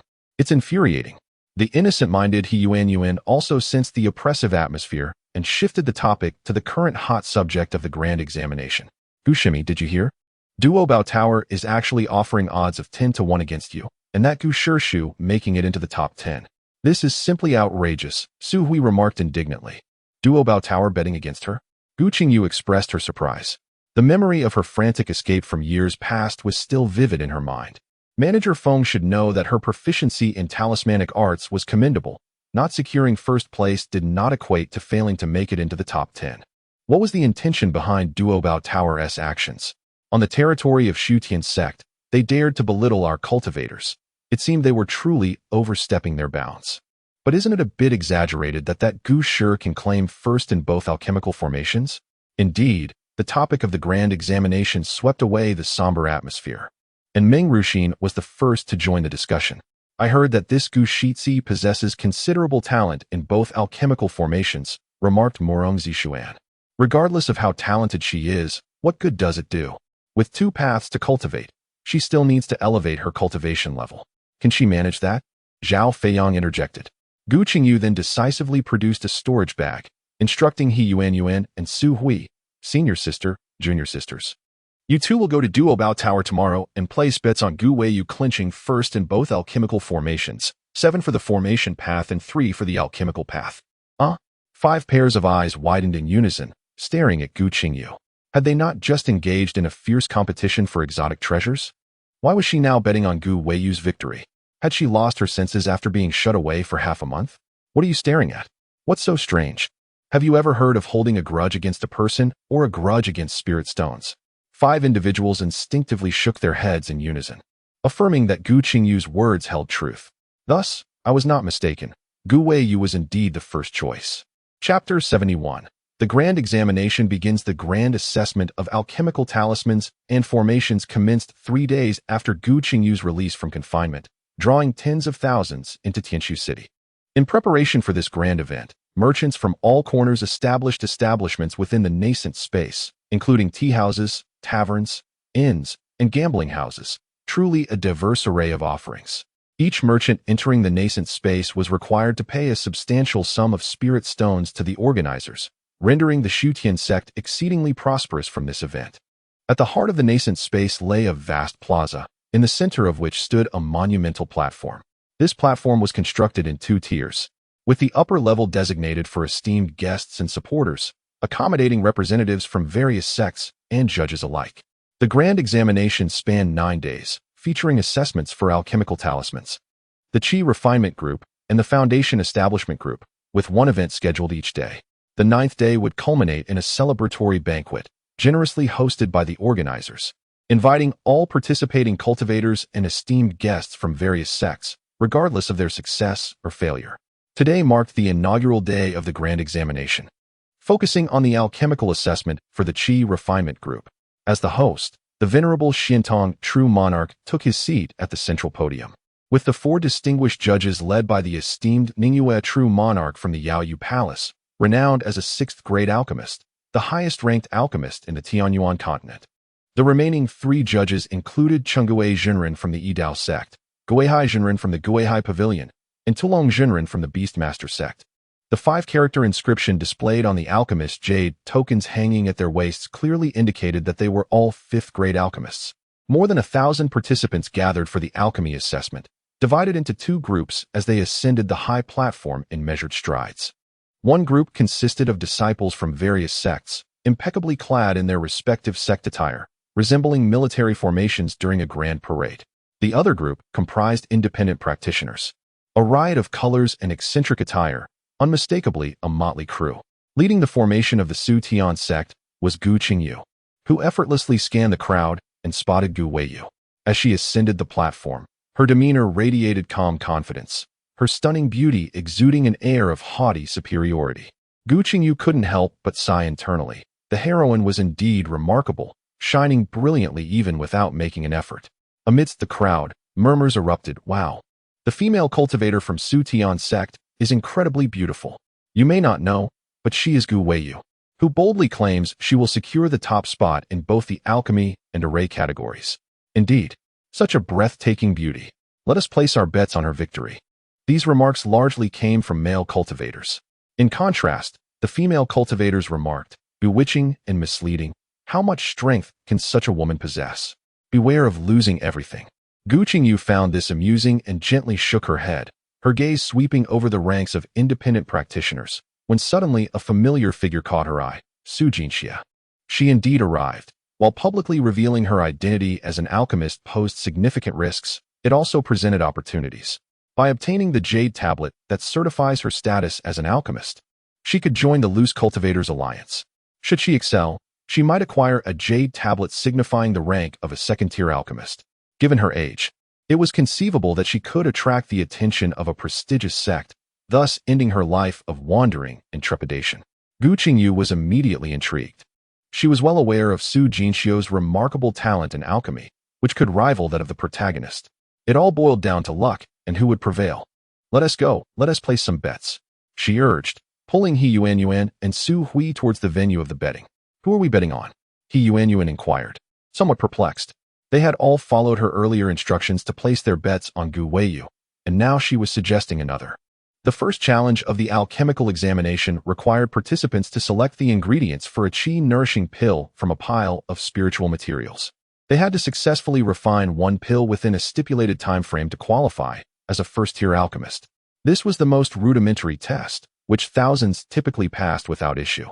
Gu Qingyu remembered that in the original narrative, she alone had failed to produce the qi-nourishing pill within the allotted time, bringing shame upon Master Mu Shi. As the saying goes, insiders discern the subtleties while outsiders merely enjoy the spectacle. In this lifetime, Gu Qingyu had not pursued any formal study, rendering her merely an observer. Amidst a bustling crowd, Su Xianxia exuded an air of confidence. With deft fingers, she summoned ethereal herbs from a heap provided by the assessment committee, gracefully placing them beside the alchemical furnace for use. As the temperature of the furnace reached the optimal level, the herbs soared into it one after another, while incantations fluttered like butterflies into the cauldron. The processes of concocting, transforming into liquid, and solidifying the elixir unfolded seamlessly, culminating in the successful creation of a qi-nourishing pill within half an hour. Simultaneously, Gu Weiyu elegantly arranged her own qi-nourishing pills onto a tray before her, exhibiting a similar grace. Junior Sister Gu, that female cultivator seems quite adept at pill concoction. Su Hui inquired with curiosity. He. She was an old friend of mine. Hence I am aware of her proficiency in alchemy, Gu Qingyu replied, her words ringing true, as she and Su Xianxia could indeed be called friends. Since she is your friend and possesses such skill, why are we merely aiming for her to place in the top 3 instead of securing the first position? Can that Gu Weiyu truly clinch the top spot? He Yuan, equally perplexed, pressed further. Certainly, she can. The protagonist's aura is invincible, Gu Qingyu asserted. Indeed. Junior Sister Gu makes a valid point, He Yuanyu and concurred. Those ancient ancestors of the Yuanying stage have lived for a millennium. They surely do not err in their judgments. However, it must be noted that the 7 major sects possess formidable strength as well. Various speculations suggested that the front-runner for the championship should be the direct disciple of the Moon Invitation Palace's master Ningyue, Hua Yuan Nong. Su Hui elaborated. Gu Qingyu cast a sidelong glance at the 86th position on the high platform, Hua Yuan Nong, clad in a delicate azure robe of the inviting moon sect. Her fair and refined complexion complemented by almond-shaped eyes and elegantly arched brows. She was the disciple who had trailed behind Gu Qingyu, mocking her for her rivalry with Gu Weiyu. Her movements were as fluid as flowing water, and she gracefully placed a perfectly round qi-nurturing pill onto the tray before her almost simultaneously. The phrase "a master begets an exceptional disciple" was vividly exemplified in her presence. The alchemical assessment was still underway, and the second round had swiftly eliminated half of the participants. Among the cultivators of the scattered factions, a staggering 4/5 were dismissed, leaving only a scant few dozen. However, the assessment continued until merely 5 individuals remained on the platform. Cheng Tianqi from the Dao sect, Gu Weiyu of the Shutian sect, Hua Yuanong of the Inviting Moon sect, Deng Haiqing from the Returning Sea Pavilion, and Luo Zijing, a scattered cultivator. The esteemed Master Mushi rose to announce the commencement of the combat phase, wherein 3 batches of qi-nurturing pills would be refined in one go, determining the top 3 based on their success rates. Instantly, the square erupted with cheers that echoed into the heavens, and those who had placed their bets were filled with fervor, vociferously calling out the names of their chosen champions. The atmosphere was vibrant, rivaling that of a concert by a pop sensation. Caught up in the fervent energy, Gu Qingyu, disregarding all else, seized the hands of He Yuan and Su Hui, and together they shouted the names of Gu Weiyu and Luo Zijing with all their might. The cultivators, each supporting different contenders, often exchanged fierce glares and disdainful snorts after their boisterous calls. Yet, thanks to the subtle pressure exerted by the higher-ranked cultivators, the spirited scene remained orderly without descending into chaos. The qi-gathering pill is a second-grade elixir intended for practitioners in the latter stages of qi refinement. The crafting process is notably lengthy, and by the time the pill is to be appraised, the square falls into an unexpected hush. After the 4 judges meticulously examine the elixirs, they confer briefly before Master Mu Shi steps forward to announce. In this grand alchemical assessment, the 3rd place in the qi refinement category is claimed by the illustrious Huawei from the Inviting Moon Palace, the 2nd place by the wandering cultivator Luo Zijing, and the first place by Gu Qingyu of the Shutian sect. In an instant, emotions oscillate between joy and sorrow, with laughter and disappointment echoing throughout the gathering. Gu Qingyu catches a glimpse of xianxia, who seems to exhale a heavy sigh, prompting her to instinctively mirror the gesture. When the heroine emerges, who could contend for the pinnacle? Xianxia's defeat stemmed from her not being favored by the celestial pathway. She lacked complete inheritance and did not possess an inexhaustible supply of spirit plants for her cultivation. As Gu Qingyu sighs, a scene from the original narrative unfolds in reality. Xianxia kneels at the feet of the revered Jingyu, becoming Huayue's cherished junior disciple. Congratulations. Gu Qingyu silently offers her blessings, knowing that henceforth, Xianxia need no longer conceal her true self with trepidation. She can access superior cultivation resources. Let us proceed to settle the bill. We must celebrate our acquisition of numerous spirit stones today and preemptively toast to senior sister Gu's anticipated victory in tomorrow's talisman competition. Yuan exclaims joyfully, pulling Gu Qingyu's hand as they dash towards the treasures pavilion. Su Hui watches them, shaking her head in disbelief, lamenting their recklessness. Chapter 73. The treatment of the protagonist following the alchemical assessment. The next challenge for the Qi refinement group was the talisman crafting test. On the first day, the high platforms were adorned with alchemical furnaces, while on the second day, they were replaced with low stools and long tables, upon which lay talisman paper, brushes, and cinnabar. Despite sitting atop the elevated platform, Gu Qingyu felt a profound lack of confidence regarding her chances of securing the top spot in the talisman group.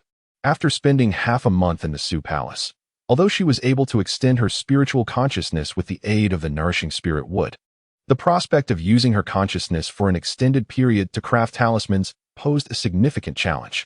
Thus, when she stepped out of the dual formation, Xianxia let out a deep sigh. Little you should forego the talisman assessment. Gu Qingyu recalled sighing in response. In the original narrative, her failure to become a first-grade alchemist had turned her into a laughingstock within the Sutian sect. Now, regardless of her participation in the examination, the reality was that she risked becoming a boastful joke for the sect. She was unwilling to bear such ridicule lightly, nor did she wish to concede defeat easily. The humiliation of surrendering without a fight was something she never wanted to endure. After putting forth her efforts, whether she succeeded or failed, all she sought was to remain true to herself. Xianxia shared a similar complexity of emotions. This generation of the Sutian sect lacked any Qi refinement disciples with exceptional talent in talisman crafting, and he had believed that they were destined to miss out on the first place in the talisman assessment. However, Gu Qingyu's arrival sparked a glimmer of hope, as if a spiritual mind was beckoning to him. Yet, he was taken aback by the misfortune that had befallen the girl. She had sustained an injury to her spiritual consciousness prior to the assessment. His intention was to shield her from becoming the target of ridicule by the practitioners of the world, but she had resolutely declined his offer. The young girl, with her unwavering determination and clear, defiant eyes, had moved him, making it difficult for him to refuse her. No matter how great the benefits, one should never barter the future of a disciple. He felt a twinge of regret for having acquiesced to Gu Qingyu's request, and he condensed his voice into a singular beam that resonated outward. Act within your means. The 4 words reached Gu Qingyu's ears, stirring her heart. To claim otherwise would be disingenuous. In the original narrative, it was the care bestowed upon Gu Qingyu by this cohort of ancient beings that thawed the heroine's frosty heart, instilling in her a sense of belonging to the Sutian sect. Little did she anticipate that one day, she too would receive such treatment from the heroine. At that moment, one of the judges presiding over the talisman examination, the esteemed Qing Hui from the Xianfo Temple, rose to announce, the talisman examination officially commences. In the first round, within half an hour, each participant must draw 1 Gungjin talisman, 1 Qingmu talisman, 1 water sphere talisman, 1 fire sphere talisman, and 1 thick earth talisman. Failure to complete all 5 talismans within the allotted time will result in disqualification, and the participant will not receive the Talisman Master Jade token. As soon as Qing Hui's voice faded, thousands of participants eagerly grasped the talisman paper and brushes that had been prepared on the long table, commencing their creations. Gu Qingyu was no exception. She slowly released her spiritual awareness to control the spiritual energy, beginning the drawing of her first talisman. She worked meticulously, allowing the spiritual energy to flow through the brush, evenly laying the runes upon the talisman paper, and soon a superior Gungjin talisman emerged before her.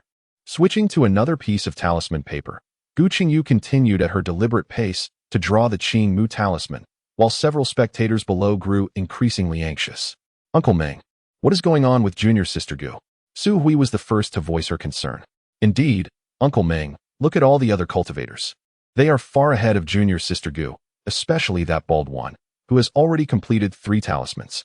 Is senior sister on the verge of collapse?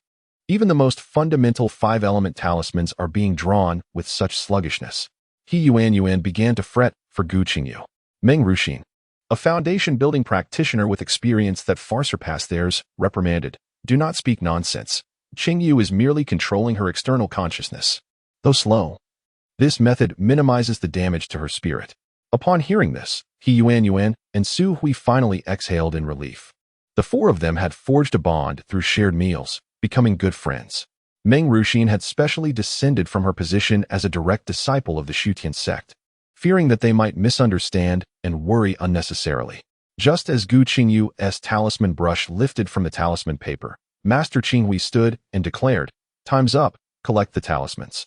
A foundation-building practitioner from the Shutian sect approached to collect the 5 talismans. Upon receiving Gu Qingyu's talismans, he paused in surprise. These 5 rudimentary 5-element talismans were brimming with spiritual energy, shimmering with a faint potential to surpass the standard grade. He could not help but glance at Gu Qingyu, realizing that the sect leader's disciple was indeed no ordinary talent. Moments after the talismans were collected, the results were announced. Unlike the alchemy trial, where all had succeeded, this first round of talisman crafting was not so fortunate, as 300 to 400 participants failed to complete the assessment and were eliminated.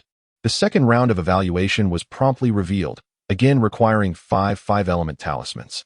However, these talismans were slightly elevated in grade from the basic 5-element symbols, and participants were not required to draw all of them, only to choose 1 or 2 types and create 5 talismans within half an hour. Gu Qingyu chose the Fire Arrow talisman, continuing to draw at her deliberate pace. Due to the elevation in rank of the talisman, the high platform was intermittently filled with the resounding blasts of explosions, and occasionally, cultivators who had been reduced to mere charcoal by the failed talismans would dejectedly leave the stage. After this round, the number of participants dwindled from several thousand to around 1,000. Fortunately, each long table was equipped with isolation barriers, allowing the diligent cultivators who were engaged in drawing talismans to remain unaffected by the explosions. The assessment for a first-grade talisman maker comprises 3 rounds, and by the end of the 3rd round, only 500 or 600 individuals remained on the high platform. From that moment onward, these 500 or 600 were recognized as true first-grade talisman makers, each receiving a jade token signifying their status as talisman makers, which gracefully floated into the hands of every cultivator still present on the platform. First-grade talisman maker. Gu Qingyu tightly grasped the jade token. Although she was still far from the pinnacle, she was no longer a mere joke without achievement. Once again, Master Qinghui stepped forward to announce the commencement of the 2nd-grade talisman maker assessment, which involved the drawing of fire dragon talismans. Similarly, within the span of half an hour, they were required to produce 3 fire dragon talismans to advance to the next round. As soon as Master Qinghui's words echoed in the air, the cultivators on the high platform reacted swiftly, eagerly picking up their talisman brushes and papers to commence their creations. Just as Gu Qingyu intended to extend her spiritual consciousness, her expression changed in an instant. Waves of pain surged through her sea of consciousness, indicating that her spiritual energy usage had reached its limit. Her hand, clutching the talisman brush, trembled slightly, knowing she could no longer force herself. She had drawn thousands upon thousands of fire dragon talismans, the intricate rune of the fire dragon deeply etched in her mind. Yet at this moment, she found herself unable to make even a single stroke. Was this truly how it would end? In despair, she set down the brush, pondering if it was indeed impossible to draw talismans without the control of her spiritual energy. Chapter 74. The Void's charms. The pale white talisman paper appeared as a grand mockery, grinning at her incompetence. Cold sweat trickled down her forehead. She could disregard fame and fortune. Even the derision directed at her could be treated as mere whispers in the wind, fleeting and inconsequential. However, the relentless march of the plot and the crushing weight of destiny could not simply dissipate by her neglect. Her face turned as pale as the talisman paper itself, as familiar runes danced before her eyes. wild and untamed like a herd of unbridled stallions galloping freely. She felt the bindings of fate tighten around her ankle, compelling her to obediently follow the unfolding narrative. Oh no, has Qingyu exhausted her spiritual consciousness? Meng Ruxin silently exclaimed, her hands clenched into fists upon her knees. Has junior sister Gu completely depleted her energy? Su Hui murmured. If it truly comes to that, then just give up. He Yuanyuan nearly shouted in frustration. Any cultivator within the nascent space who focused on Gu Qingyu could discern that her spiritual energy was entirely spent. Gu Weiyu furrowed her brow. Having grown accustomed to the dissonance between the Gu Qingyu she remembered and the one before her, she could not fathom why this girl would inflict harm upon herself in such a manner. What was she clinging to with such desperation? Gu Qingyu instinctively tightened her grip on the nightmare stone. She had attempted countless times to manipulate this mother stone to control the child stones, yet regardless of her efforts, the child stones remained utterly unresponsive. Could it be that Gu Qingyu had uncovered the secret of the nightmare stone? Impossible. She quickly dismissed the thought. That crude, foolish girl could not possibly be so studious. Yet, the memory of that day in the scripture pavilion flooded back to her, intensifying her uncertainty regarding Gu Qingyu standing atop the high platform today. On the high platform, Gu Qingyu's complexion grew increasingly pale, prompting Murong Zishuan to involuntarily sigh. Isn't junior sister being overly tenacious? The esteemed Master Qinghua, however, coldly interjected, is fame and fortune truly of such paramount importance? To the extent of jeopardizing one's own future. It seems Master has misjudged the character this time. Gu Qingyu, relinquish your ambitions. Once more, the venerable Xiantong Jinjuan concentrated his energy, directing it toward Gu Qingyu. Yet, encased within layers of runes, Gu Qingyu remained motionless, her gaze fixed upon the familiar yet foreign symbols. She recalled the moment when she first sensed spiritual energy through her body within the twin counter formation, having released an excessive amount of spiritual energy. She had been propelled away like a deflated balloon. Had it not been for the protective barrier of the formation, her landing would have surely provided a source of amusement for He Yuanyuan. With each endeavor, she had experienced a first, a second, and a third. Until one fateful day, she conjured a sword of appropriate size from her spiritual energy. It was on that very day that she first mastered the ability to regulate the output of her spiritual energy through her body, successfully executing a complete spell. But what of talismans? In contrast to the instantaneous nature of spells, the crafting of talismans demanded a far greater precision of spiritual energy. It required a consistent and even output throughout the drawing process. Even the slightest deviation would result in a failed talisman, potentially leading to an explosion. The Grand Examination provided each practitioner with a limited amount of talisman paper. Once depleted, it signified their withdrawal from the assessment. Gu Qingyu hesitated to grasp the talisman paper and brush, fearing to attempt controlling her spiritual energy for talisman creation.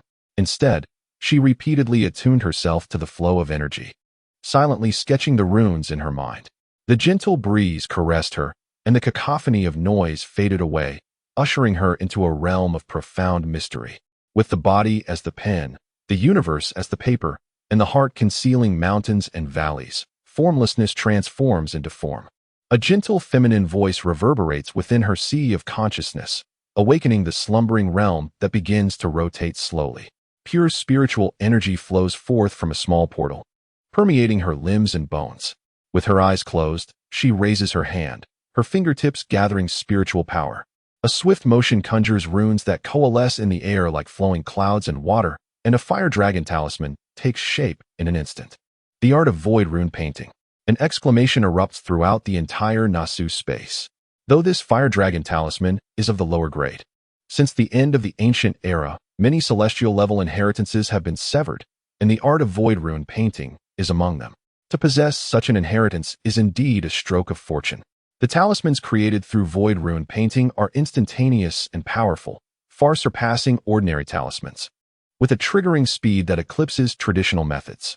As the fire dragon talisman materializes atop the high platform, it instantly transforms into a fire dragon that leaps toward the surroundings. Concurrently, spiritual energy surges toward Gu Qingyu from the high platform.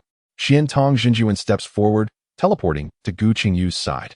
With a wave of his sleeve, he gathers the entire fire dragon into his robe, then snaps his fingers to cast a binding formation around Gu Qingyu. Consequently, the talisman examination is momentarily interrupted for half an hour. Fortunately, only 1/3 of the cultivators remain on the high platform to participate in the second-grade Talisman Master Assessment, and they shift their positions to continue the examination.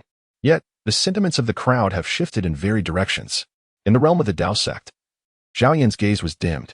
His initial ambition had been to secure the first position in the Qi refinement group, dismissing the claims of the Su Tian sect with a scoff.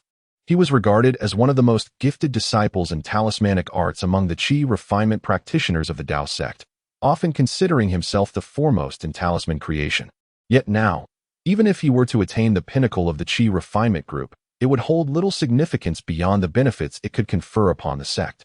Meanwhile, the young monk from the Xianxia temple, with head bowed, incessantly chanted, "Namo Amitabha Buddha, Namo Amitabha Buddha." Contrasting with these two was Xiao Mingyao from the beast-taming sect, her eyes flashing with a fierce intensity. As the daughter of the sect leader, endowed with exceptional talent, she had been accustomed to having her every whim catered to, basking in a radiant glory. However, now that her brilliance was overshadowed by others, resentment brewed within her heart. At that moment, a torrent of emotions, envy, jealousy, and indignation surged within the hearts of the various cultivators. Even the nascent soul true monarchs harbored secret jealousy towards Gu Qingyu, who had inherited this remarkable legacy. Were it not for the protection of true monarch Xiantong, they would have already weighed their own strength and attempted to seize the inheritance. Yet, even if they could not act immediately, they diligently etched Gu Qingyu's visage into their minds. Amidst the tumultuous undercurrents on the stage, reactions varied below, the joys and sorrows of many. The trio of Meng Ruxin reveled in delight, assured that they would no longer worry about high-grade talismans, eagerly anticipating the opportunity to extort Gu Qingyu. Meanwhile, the weighty thoughts of Gu Weiyu lingered. Should she seek revenge or let it pass? Jealousy consumed Gu Qingyu, pondering why fortune always seemed to elude her grasp. For Gu Qingyu, no amount of contemplation bore relevance. She merely felt a torrent of spiritual energy surging into her meridians, flowing into her dantian. A fleeting pang of pain coursed through her as the meridians and dantian expanded dramatically. Then, she heard a soft pop. The barrier of the 8th level of Qi refinement shattered, elevating her cultivation to the 9th level. Yet, the spiritual energy continued to flood into her meridians and dantian. After a moment, another pop resonated within her sea of consciousness, signifying her ascension to the 10th level of Qi refinement. Only then did the surrounding spiritual energy gradually dissipate, and the small realm ceased its rotation. Gu Qingyu opened her eyes, and as ever, the acrid stench invaded her nostrils. After casting a few cleansing spells, she bowed deeply to the ground, expressing her gratitude. "Thank you, revered master, for safeguarding your disciple."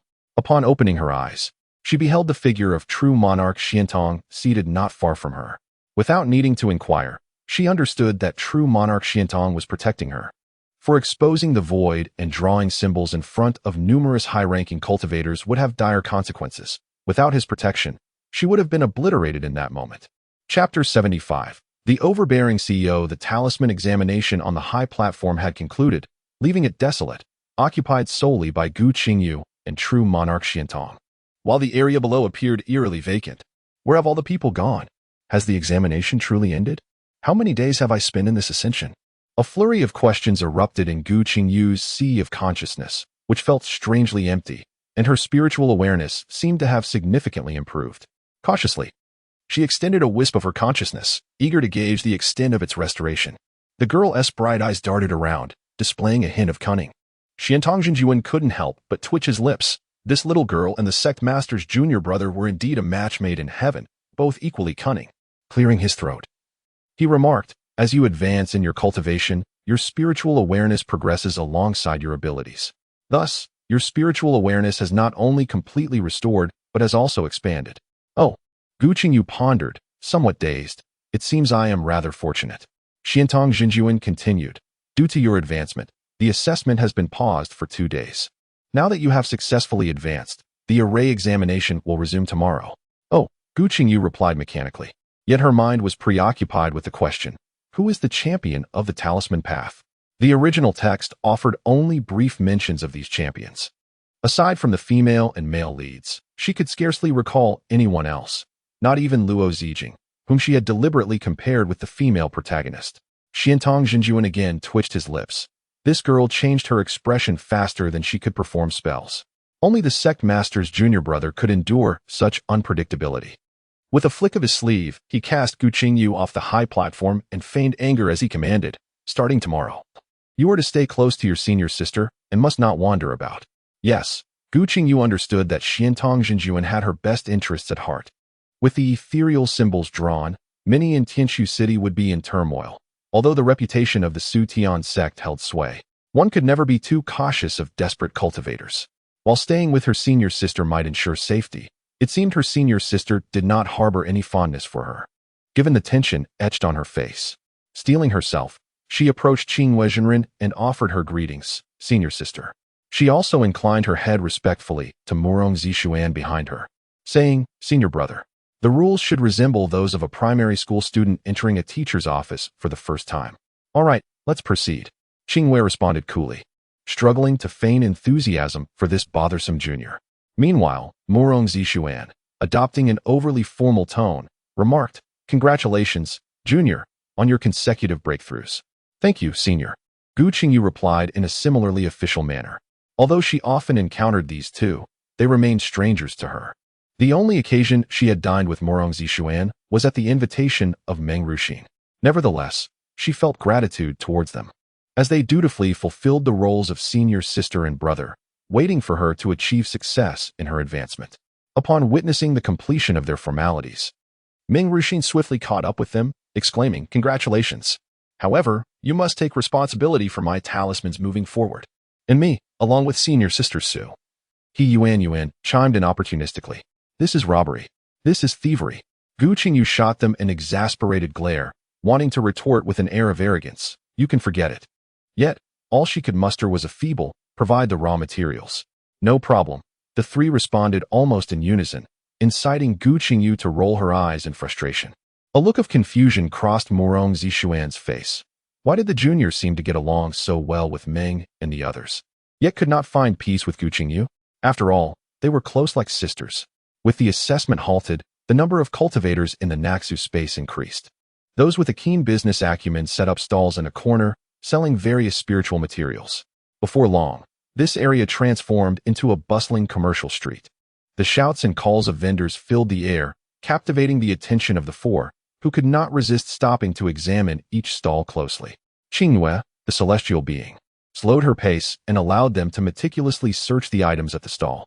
The cultivators believed in serendipity, knowing that some fortunes often reveal themselves in the most unexpected moments.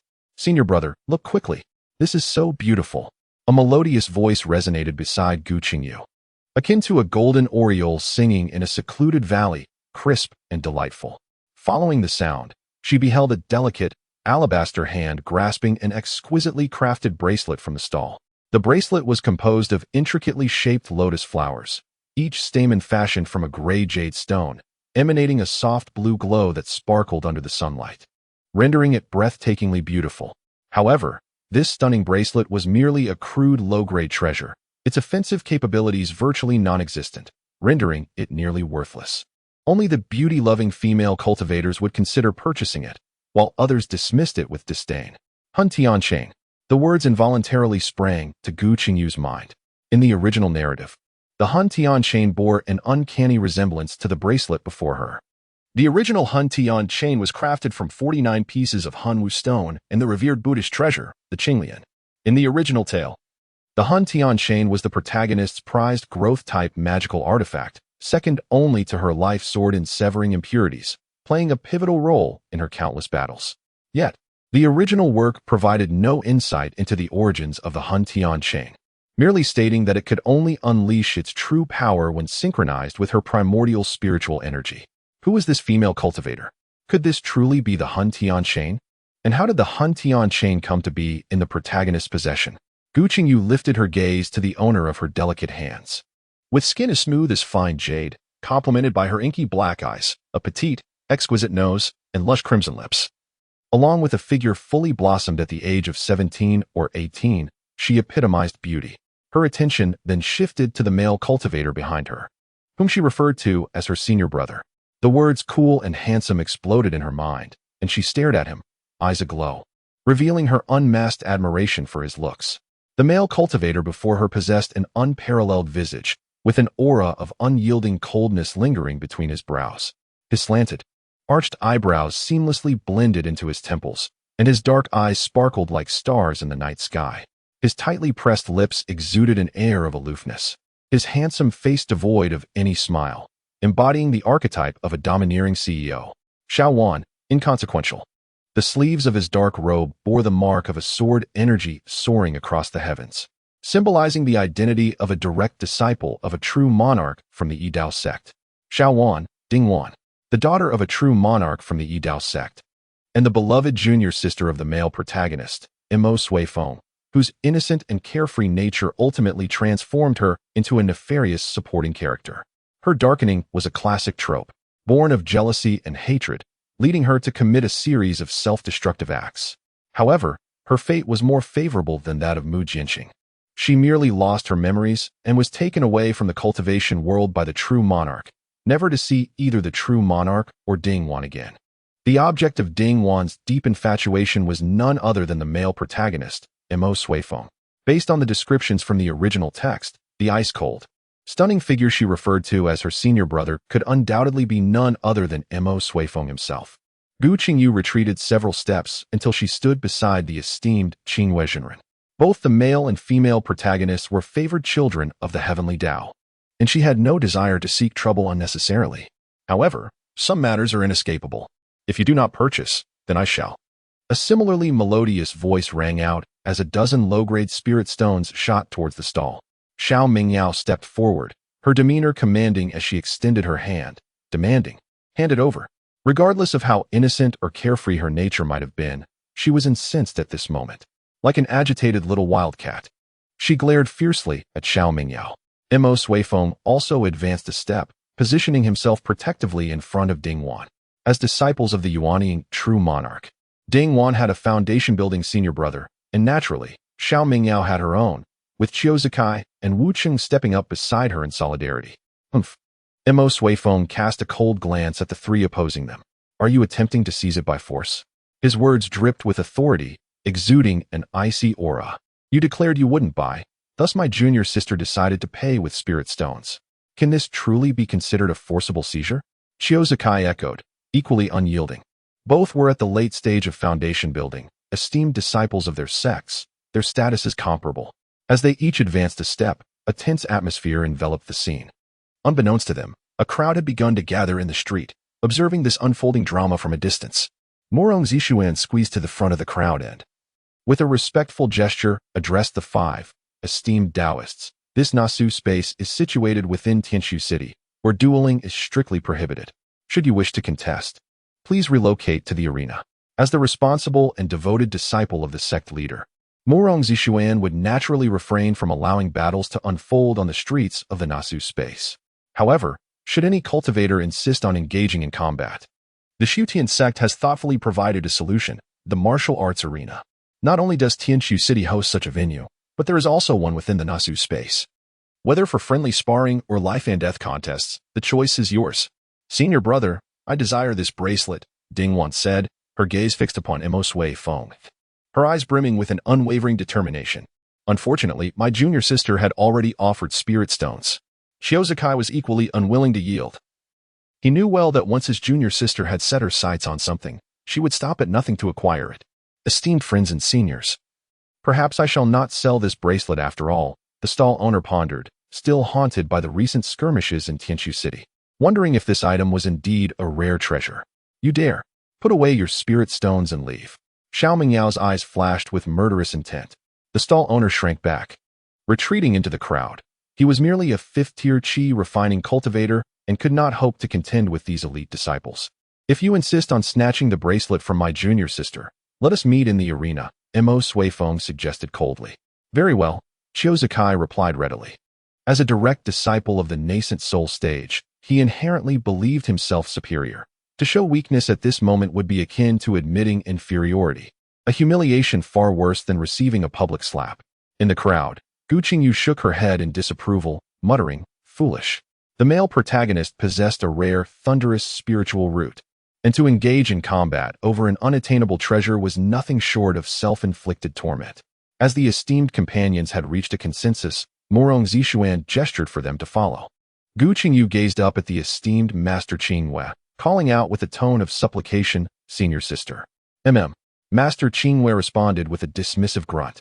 Her sister's performance this time was merely passable. Having caused no trouble, she begrudgingly decided to grant her a reward. Meng Ruxin, brimming with enthusiasm, inquired of the two beside her, Hey, during the upcoming arena battle, surely there will be betting. Who do you think will emerge victorious?" "Naturally, it will be that senior from the One Dao sect," He Yuanyuan replied, her eyes sparkling with admiration. "Why?" Su Hui inquired, puzzled. "How can a qi refining cultivator, who cannot even discern the disparity in cultivation levels between a qi refining and a foundation establishment cultivator, confidently assert that the One Dao sect's senior will win? Because that senior from the One Dao sect is exceptionally handsome." Just as the group prepared to change venues, a piercing eagle cry echoed through the air as a fierce iron-winged black eagle swooped down towards the crowd below. "A 10th-tier demon beast, quick, take cover," a voice shouted amidst the throng. Given the multitude of cultivators present in the nascent space, coupled with their penchant for privacy, none had extended their spiritual senses outward. Consequently, the sudden, close-range assault from the iron-winged black eagle caught everyone off guard, plunging the crowd into chaos. Master Qingwei swiftly waved her sleeve, enveloping Gu Qingyu and the others in a protective aura of spiritual energy, while her innate treasure, the silver moon, soared forth. Simultaneously, numerous golden core cultivators on the street mirrored Master Qingwei's actions, with a nascent soul, true monarch leaping into the air, intent on intercepting the iron-winged black eagle. However, a light-hearted laugh resonated from above. "There is no need to be alarmed. I am merely playing a jest with you." Then, the iron-black hawk flapped its wings and vanished into the Nasu space in the blink of an eye. A demon cultivator. How could a demon cultivator infiltrate the Nasu space? The security of the Sutian sect truly leaves much to be desired. However, the original work did not mention any demon cultivators entering the Nasu space. What, then, could be the purpose of their presence here today? Chapter 77. The Black Flame. If one were to categorize individuals into diligent and lazy types, Gu Qingyu would undoubtedly place herself in the latter. She never exerted her intellect unless absolutely necessary. During her previous life, whenever there was a major examination, one could always find Qingyun tirelessly studying late into the night. Her mother often lamented her lack of ambition, though she occasionally expressed gratitude that her daughter's intelligence allowed her to succeed even with last-minute cramming for prestigious universities. Before Gu Qingyu's transmigration, the female protagonist had yet to truly ascend to the spirit realm, merely preparing for her ascent. Of course, given the author's tendencies, Gu Qingyu never doubted that Gu Weiyu would eventually succeed in her ascension. Yet, numerous unanswered questions in reality compelled Gu Qingyu to ponder deeply. Is it truly possible to open the Ascension Passage with merely 5 spirit seeds? In the original narrative, no demon cultivators appeared during the alchemical and talismanic assessments, but that does not imply they were absent from the Nasu space. Typically, demon cultivators reside deep within the Pingmang forest, seldom venturing onto the Tianyuan continent, except during the once-a-century beast tide, which they would only participate in. According to the original text, the next beast tide should be over a decade away. Could it be that the demon cultivators are intent on initiating the tide prematurely? However, if the beast tide is to be unleashed prematurely, why would the demon cultivators choose to manifest in the nascent space? Would this not serve as a blatant warning to the human cultivators? Gu Qingyu immediately lost all interest, and she languidly remarked to the esteemed Qingwei, with a hint of suspicion, cast a glance at her. "Have you been frightened by the demon cultivators? Is this what has shaken you? You often display great boldness when inviting trouble, yet the slightest hint of danger sends you retreating in fear. How can one cultivate in such a manner? A cultivator must defy the heavens, alter fate, contend with both the heavens and others, and grapple with oneself. The path to seizing opportunities is fraught with peril at every turn. With such timorousness, how can one attain the great way? Our master has lived for over 1,300 years, yet it seems her discernment diminishes with age. Nonetheless, as an elder sister, she spoke earnestly. Cultivators should avoid entanglements of karmic causation, yet they must also possess an indomitable spirit." Feeling scorned, Gu Qingyu silently mocked herself, The sensation was indeed unpleasant. Yet, the teachings of the Golden Core Master were pearls of wisdom, and thus Gu Qingyu sincerely bowed in gratitude. Thank you, elder sister, for your guidance. I shall remember it deeply. Seeing that Gu Qingyu had heeded her words, Qingyuan nodded in satisfaction, pleased that the young one was indeed teachable. It would be prudent to offer her further guidance to prevent future troubles for their master. Having found a way to resolve her troublesome junior, Qinghua felt a surge of joy and, for the first time, spoke with warmth. Let us go. You wish to see, and I, along with Uncle Ming, shall accompany you. Correct, Uncle Ming? Su Hui was not one for many words, yet she was perceptive. Having spent considerable time with Gu Qingyu, she understood that her companion would not be frightened by the appearance of demon cultivators. Rather, she must be preoccupied with her own thoughts. Very well. I shall accompany you until the end. Meng Ruxing grasped He Yuan's hand and pursued the competing duo. Within a quaint two-story building in the nascent space, a middle-aged cultivator with a goatee and a gaunt visage hastened to a door on the second floor and lightly rapped on it. The middle-aged man pushed the door open and stepped inside. The room was shrouded in darkness, although the cultivator possessed night vision. The extreme contrast of light and shadow caused him to pause momentarily at the threshold, allowing his eyes to adjust to the dimness before advancing further into the room.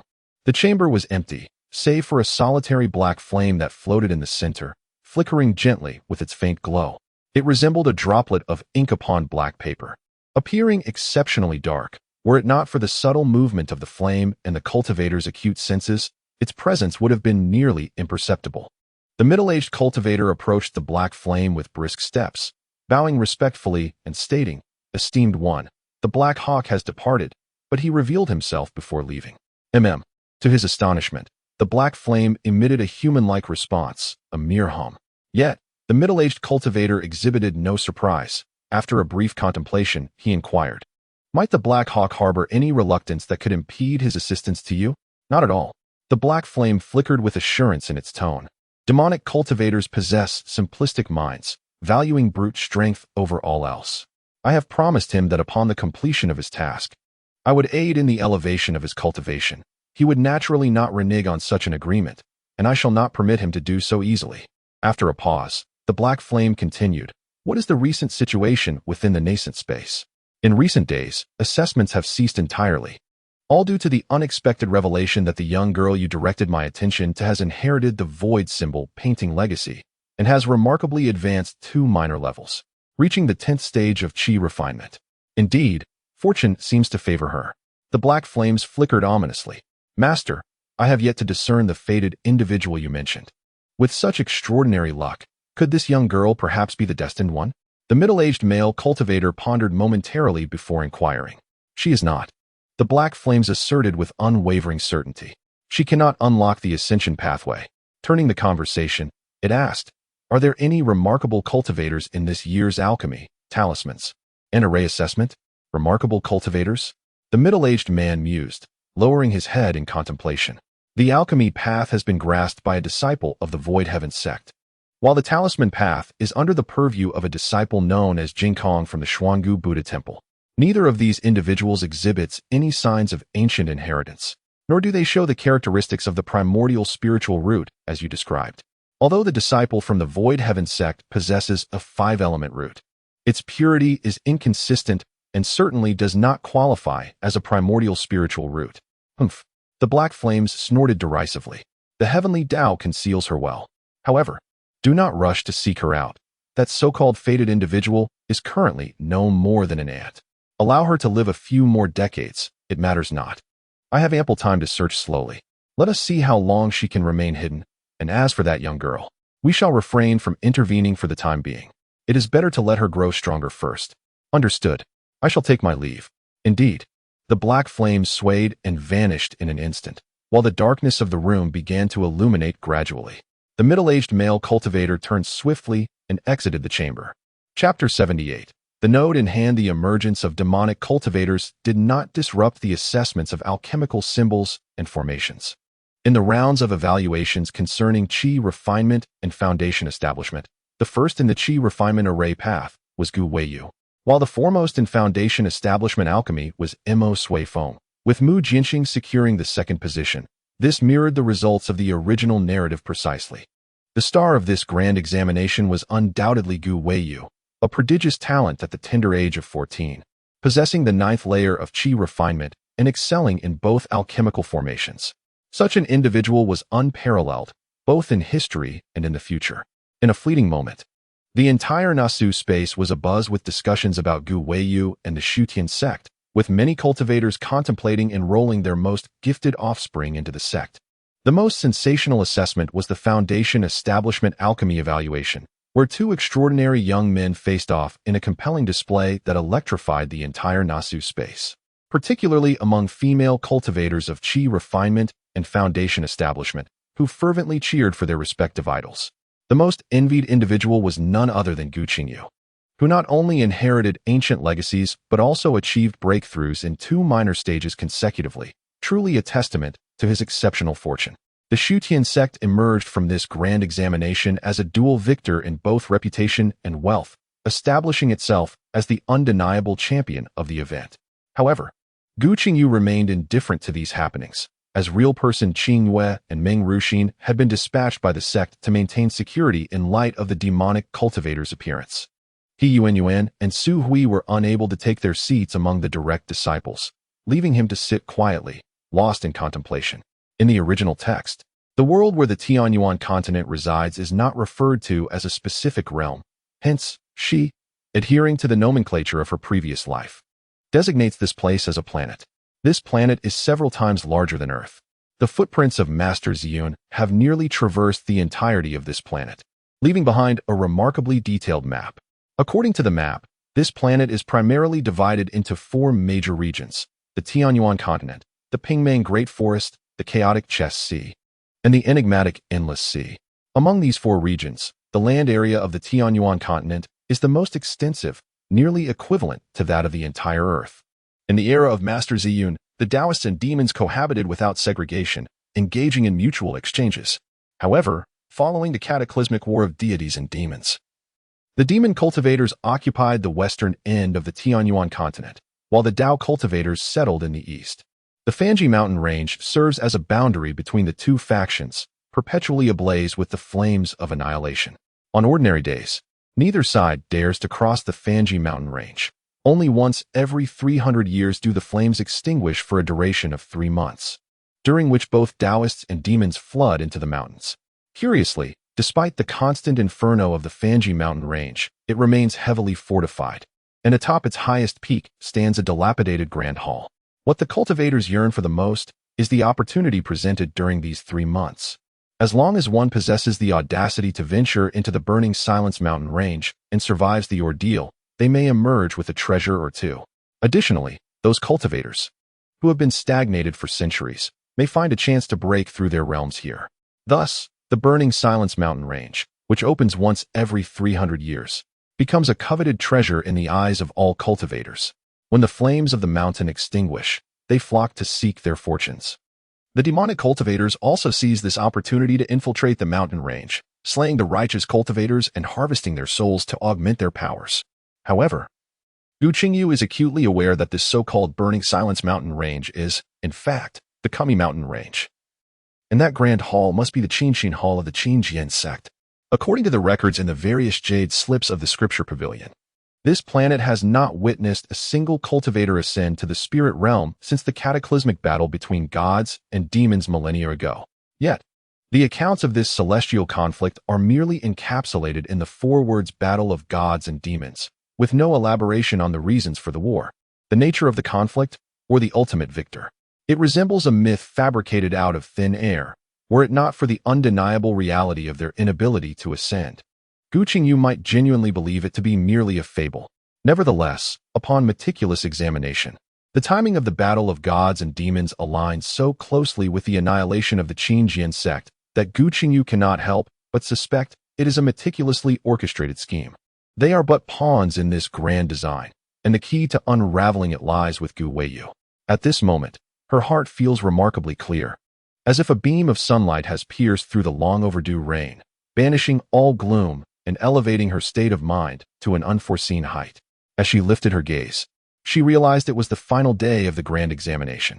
Surrounding her were numerous cultivators, who, having gained enlightenment from observing the trials, made her presence there for several days seem entirely unremarkable.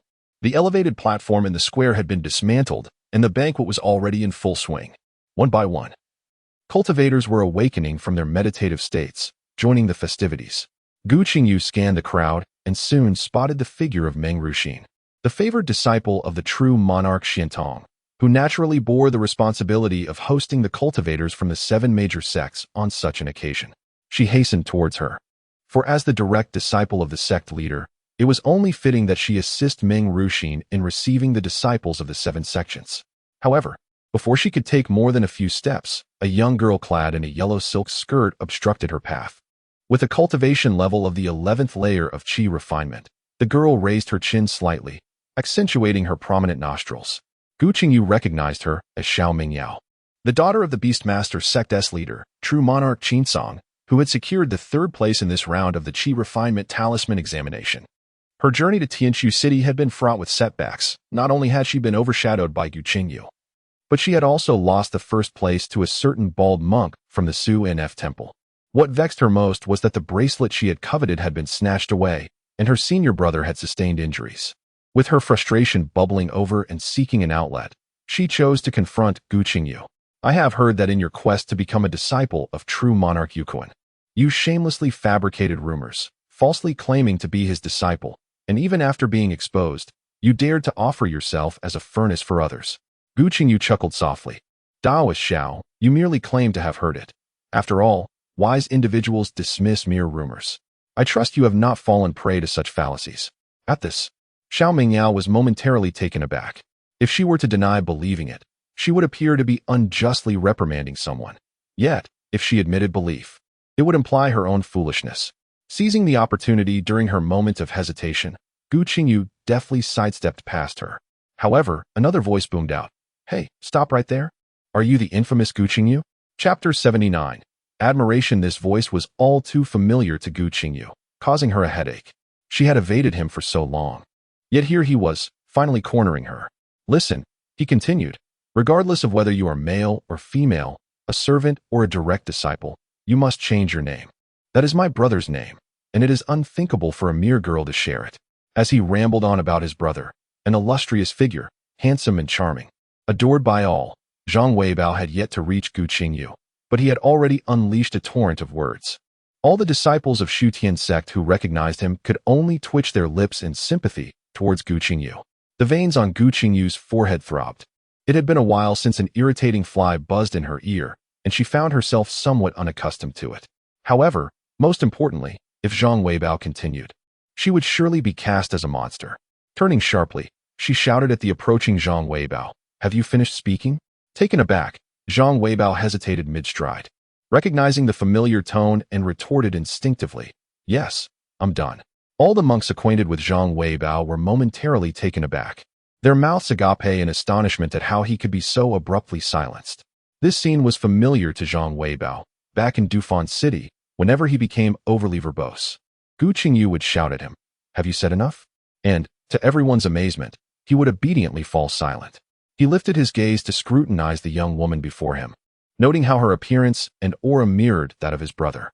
Hesitantly, he inquired, "Brother, how have you transformed into a woman?" The response was a sharp rap on the head. "I have always been a woman. It is you who must have cataracts to not see clearly." "Oh," Zhang Weibao exclaimed, clutching his head, a surge of excitement coursing through him. Once a cultivator channels energy into their body, they are liberated from the afflictions of disease. Though he was unfamiliar with cataracts, his brother often uttered nonsensical remarks, so he was certain this was indeed his brother. "Brother, how have you grown stronger? Are you deceiving me by dressing as a woman?" After confirming that the person before him was truly his brother, Zhang Weibao felt an intensified throb on his forehead and couldn't help but grumble, "Brother, you are indeed a woman. Why is it that I can never best you in a fight or in magical duels? This is unfair. Oh brother, I have endured much hardship these past years. Not a single disciple of Shutian sect is willing to converse with me or even listen to my words. My life is truly miserable. Who would want to listen?" Gu Qingyu thought to herself, as this individual had instantly switched to a loquacious mode, rambling on endlessly. She could hardly muster the energy to respond, allowing him to prattle on without interruption. In the eyes of all the disciples of the Shutian sect, the word pitiful was prominently inscribed. Even Ming Ruxin incessantly cast sympathetic glances, reluctant to draw near. Yet, Gu Qingyu spotted a female cultivator in a flowing pale, yellow robe gracefully approaching her amidst the crowd. With a delicate smile, she uttered, "Congratulations. Same to you." The female cultivator responded with a faint yet sincere smile. "I never expected you to endure him for so many years," she remarked, casting a casual glance at Zhang Weibao. "Aren't you just waiting for the day you concoct a silencing elixir to administer to him, thus restoring peace to the world?" Gu Qingyu raised an eyebrow, jesting. "What a splendid idea." The female cultivator nodded in agreement. Their banter instantly provoked Zhang Weibao's ire. "Su Jinxia, what do you mean by this? My brother and I have only just reunited, and you are already here sowing discord." They had been acquainted in Dufan City and were well aware of each other's temperaments. Su Jinxia chose not to engage in an argument, calmly stating, "I shall take my leave. You can remain here and indulge in his incessant chatter." However, as she turned to depart, Gu Qingyu heard her transmission. "Once you leave, the manager of Duobao building has been replaced, and even Xiaduzi has vanished without a trace." Gu Qingyu raised an eyebrow slightly. While it was understandable for Manager Foam to be replaced given his impending demise, the disappearance of Xiaduzi was altogether inexplicable. With a quiet sigh, Gu Qingyu reflected on her past. When she was once an internet addict immersed in web literature, she had known Duobao Building to be a mysterious organization. After her transcendence, she had always assumed that the enigma of Duobao Building was just that, an enigma. She would pursue her own path of adaptation, each remaining oblivious to the other. It now appears that she had underestimated the situation, for reasons unknown. The Treasure Pavilion had inexplicably extended its mysterious grasp toward her. The Treasure Pavilion was both enigmatic and formidable, while she felt like an insignificant insect, easily crushed at a whim. Over the years, she had relentlessly urged herself to cultivate diligently, striving to enhance her abilities. Particularly during her 6 months at the Void Sky sect, under the rigorous training of Master Yukuan, she traversed the lofty peaks of the sect, continuously breaking through her speed with the swift movement technique. It would not be an exaggeration to assert that even a fully realized chi refining practitioner could not match her pace. Moreover, her experience in combat had flourished. Although she could not easily capture a third-tier beast, with the aid of talismans, she was entirely capable of slaying it independently. Recently, even her usually lethargic mind had begun to engage with the multitude of challenges before her. She felt as though a towering mountain bore down upon her, constricting her breath and causing her lungs to ache. She had believed that surviving the tribulation 20 years hence would guarantee her safety, but she feared that the true trials would only commence thereafter, indicating that her efforts had merely scratched the surface. With her head bowed, the young woman contemplated in the square, while to the eyes of the other cultivators, she appeared as a youth animatedly recounting his arduous history. The girl listened quietly, and this scene evoked profound respect among the disciples of the Void Sky sect for Gu Qingyu. The fact that she could endure such peculiarities was no wonder she was accepted as a direct disciple by the esteemed patriarch. Her remarkable patience was indeed commendable. Chapter 80. The Legacy of History. The grand examination of the 9 Heavens Dan Talisman Array concluded successfully. 3 days hence, those who needed to depart would do so, while those who remained would stay, and the entire Tianshu city would regain its former vibrancy. In the ethereal hall, the esteemed Xiantong Jinjuan reclined in a grand armchair, his eyes narrowing in satisfaction as he surveyed the hundreds of Qi refinement and foundation establishment disciples standing to the right within the chamber. Most of these disciples had participated in the rigorous examination of alchemy, talismans, and formations, with each of them achieving at least the rank of a certain grade. Despite their youth, their potential for future development remains vast, rendering them the pillars of the sect's future. Xiantong Jinjuan nodded appreciatively, recognizing that this grand examination had rendered the Shutian sect a significant victor, reaping both fame and fortune. The talented Wei Yu alone had secured 2 spirit stone mines, while Mu Jinxing and Zhao Feiyang garnered the 2nd and 3rd places in the Foundation Establishment Group for artifact refining and formations, respectively. Although the rewards were not as enticing as the spirit stone mines, the various spiritual herbs and minerals were still considerable. In the 4 assessments of the Qi Refinement Group, several disciples achieved commendable rankings. While the rewards were modest, the essence of the matter lay in establishing these disciples as paragons. When the sect next opened its gates to recruit new disciples, it would undoubtedly attract a multitude of exceptionally gifted individuals. As this new cohort of talented disciples flourished, They would shine brightly in the subsequent examination of alchemy, talismans, and formations, thereby enticing yet another wave of gifted disciples to join the sect. Such a virtuous cycle would inevitably elevate the sect, propelling it to become a pinnacle sect within the Tianyuan continent. The more Xianxia contemplated this, the more elated he became, his eyes narrowing further in delight. Yet, being a millennia-old entity of profound cultivation and unwavering composure, he refrained from displaying his joy overtly. Minghua Xinjuan, too, felt a sense of fulfillment as his disciple shone brilliantly, reflecting glory upon him as the master. Whenever the dual achievements of the Qi refinement group in alchemy and formations were mentioned, it inevitably brought to mind the name of Minghua Xinjuan.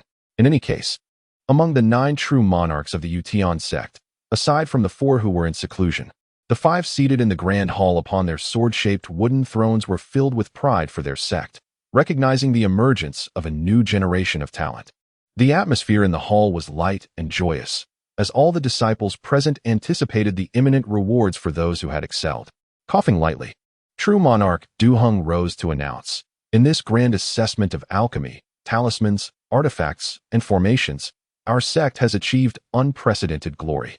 According to our sect's clear regulations regarding rewards and punishments, contributions will be duly rewarded.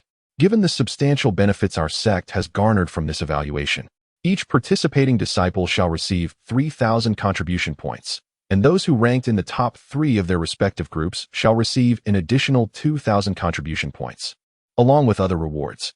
As Du Heng's words echoed, a wave of cheers erupted from the right side of the hall. Gu Qingyu, standing at the back of the crowd, clutched Meng Ruxin's arm and exclaimed in excitement, "We've struck gold. 3,000 contribution points. That's equivalent to my contributions for 10 months. Once more, true monarch Du Heng cleared his throat and raised a hand to signal for silence. With rewards come responsibilities. Once the rewards have been distributed, it is time for penalties." At these words, an ominous premonition washed over Gu Qingyu. Indeed, the next moment, she heard Du Heng utter her name, Gu Qingyu. Instantly, the gaze of hundreds, including the golden core realms on the left, turned toward her, sending a chill down her spine and making her feel as if she were walking to the guillotine. She shrank her neck and, mustering her courage, stepped through the crowd to salute. "The disciple is present." Before entering seclusion, the elder brother of the sect had decreed that your achievement in the art of talismans would offset your 3-year punishment in the inferno of fiery darkness. However, as you have yet to attain the pinnacle of talismanic mastery, I hereby declare that you must return to the inferno. Ah. Gu Qingyu's mouth fell agape as if it could accommodate a fist, her heart sinking like a stone. "Master, the historical issues you left unresolved still linger. Please emerge quickly. These ancient beings are clearly settling personal scores. If you do not return soon, your dear little disciple will be thoroughly tormented by them. Should the fiery darkness penetrate her meridians, it would spell her utter ruin." Meng Ruxin and Murong Zishuan squeezed through the crowd, anxiously bowing in deference. Murong Zishuan further asserted, "Junior sister is young. If her contributions are insufficient to atone for her transgressions, as her elder brother, I am willing to use my own merit points to mitigate her misdeeds. Indeed, if that is still lacking, I shall contribute mine as well." Meng Ruxin nodded emphatically. She had heard that once one entered the inferno of fiery darkness, any misstep could severely jeopardize their foundation. Realizing this, Qing Weizhenren furrowed her brow slightly. Having spent 2 centuries in the Sutian sect, she had witnessed disciples emerge from the inferno with merely their skin scorched, yet had never seen one emerge with their foundation damaged. She harbored doubts regarding the sect's claims about the inferno, but as the eldest sister, she felt compelled to ensure the safety of her junior brothers and sisters during her master's seclusion. Just as she contemplated stepping forward, she overheard the words of Xianxia. "There is no need for concern, Qingwei. The notion of foundation damage is but a scare tactic to enforce discipline among the disciples. While skin-deep injuries are indeed a reality. However, the young girl advanced too swiftly. Entering to solidify her foundation seemed quite commendable." "Nonsense. Over there." The esteemed Lord of Balance reprimanded Murong Zishuan and Meng Ruxin, stating, "One must bear the consequences of their own actions. If everyone were to act as you do, the rules of our sect would become a farce." After casting a scornful glance at them, he called out to those outside the hall, "Bring Gu Qingyu into the fiery abyss." Outside the hall, a disciple of the law enforcement, already present, bowed respectfully to the seated Yuanying Xinjuan and then addressed Gu Qingyu. Let us proceed. Gu Qingyu understood that this time she could not evade her fate. Gritting her teeth, she resolved, if they can emerge alive, I am no less than they. With a fierce determination, she was the first to dash out of the wushu hall. Mu Jinxing, observing her slender figure rushing out, could not help but smile, a glimmer of amusement dancing in his dark eyes. He had thought her lost. Yet she had returned to the Shutian sect and formed a friendship with Sister Meng. Morong Zishuan and Meng Ruxin watched her retreating figure, filled with anxiety, but also a sense of helplessness. Meanwhile, real person Qing West silently commended Gu Qingyu. She possesses a commendable spirit. My master did not misjudge her.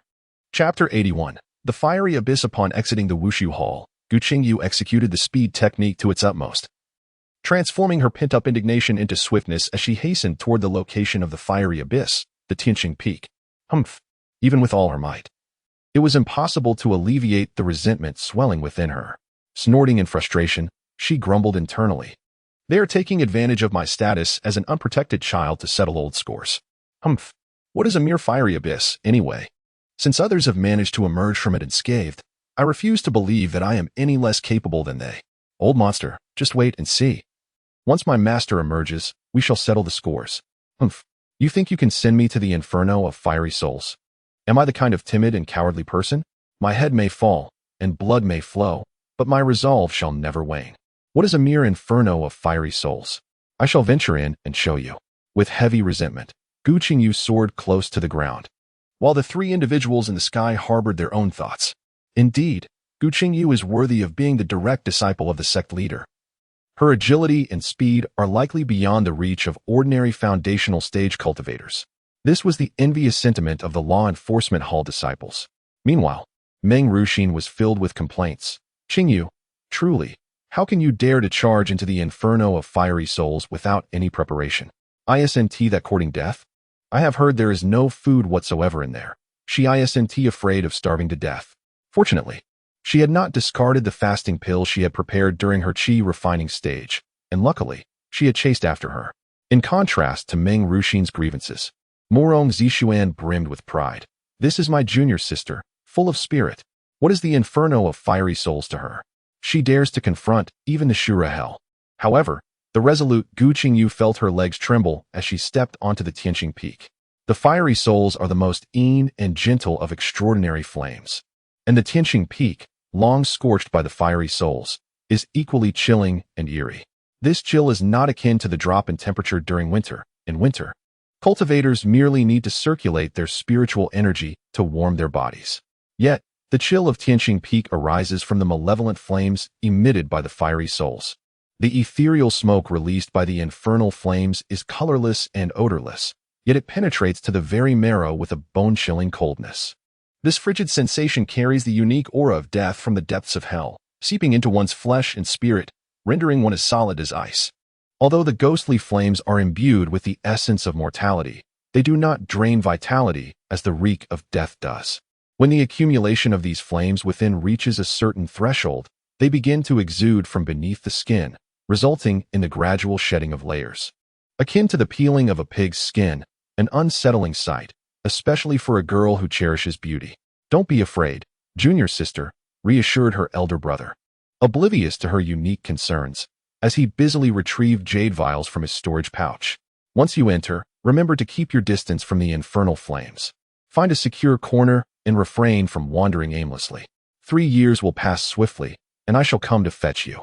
Moreover, should anyone dare to contest your hiding place, reveal your identity. With our master's backing, no fool would challenge you. Morong Zishuan felt an immense satisfaction towards his junior sister. To claim one is unafraid of entering the infernal realm would be disingenuous, but even in the throes of fear, one must not show weakness before others. His junior sister excelled in this regard, aligning well with his temperament, which is why he offered her ample advice and provisions. Here, take these with you. Meng Ruxin also stuffed a number of jade vials into her embrace. What are these? Gu Qingyu inquired, puzzled. All are fasting pills, energy replenishing pills, solid pills. Meng Ruxin recited an array of alchemical concoctions in one breath, ultimately summarizing, we are not lacking in pills, just remember to hide well. Indeed, Gu Qingyu felt a surge of emotion, nearly moved to tears, for she was genuinely terrified. Let us proceed. In the presence of these direct disciples of the Yuanying true monarchs, the foundation-building cultivators of the law enforcement hall exhibited a courteous and patient demeanor. Once their farewells were nearly concluded, they urged them to depart.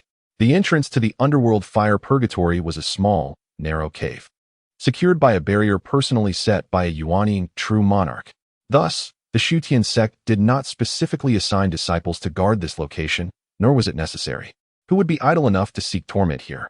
The foundation-building cultivator retrieved 2 jade tokens from his robe, handing one to Gu Qingyu, saying, "Please take good care of this jade token, which will allow you to activate a barrier within your underworld fire purgatory for 3 hours each day. Once the 3 hours have elapsed, the barrier will automatically expel you.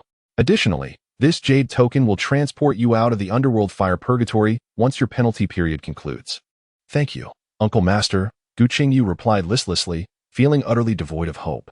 The foundation-building cultivator pressed the other jade token against the barrier at the cave's entrance, causing it to ripple and slowly part, revealing a narrow opening.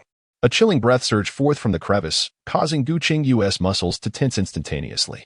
Her internal spiritual energy began to circulate, expelling the frigid aura from her body.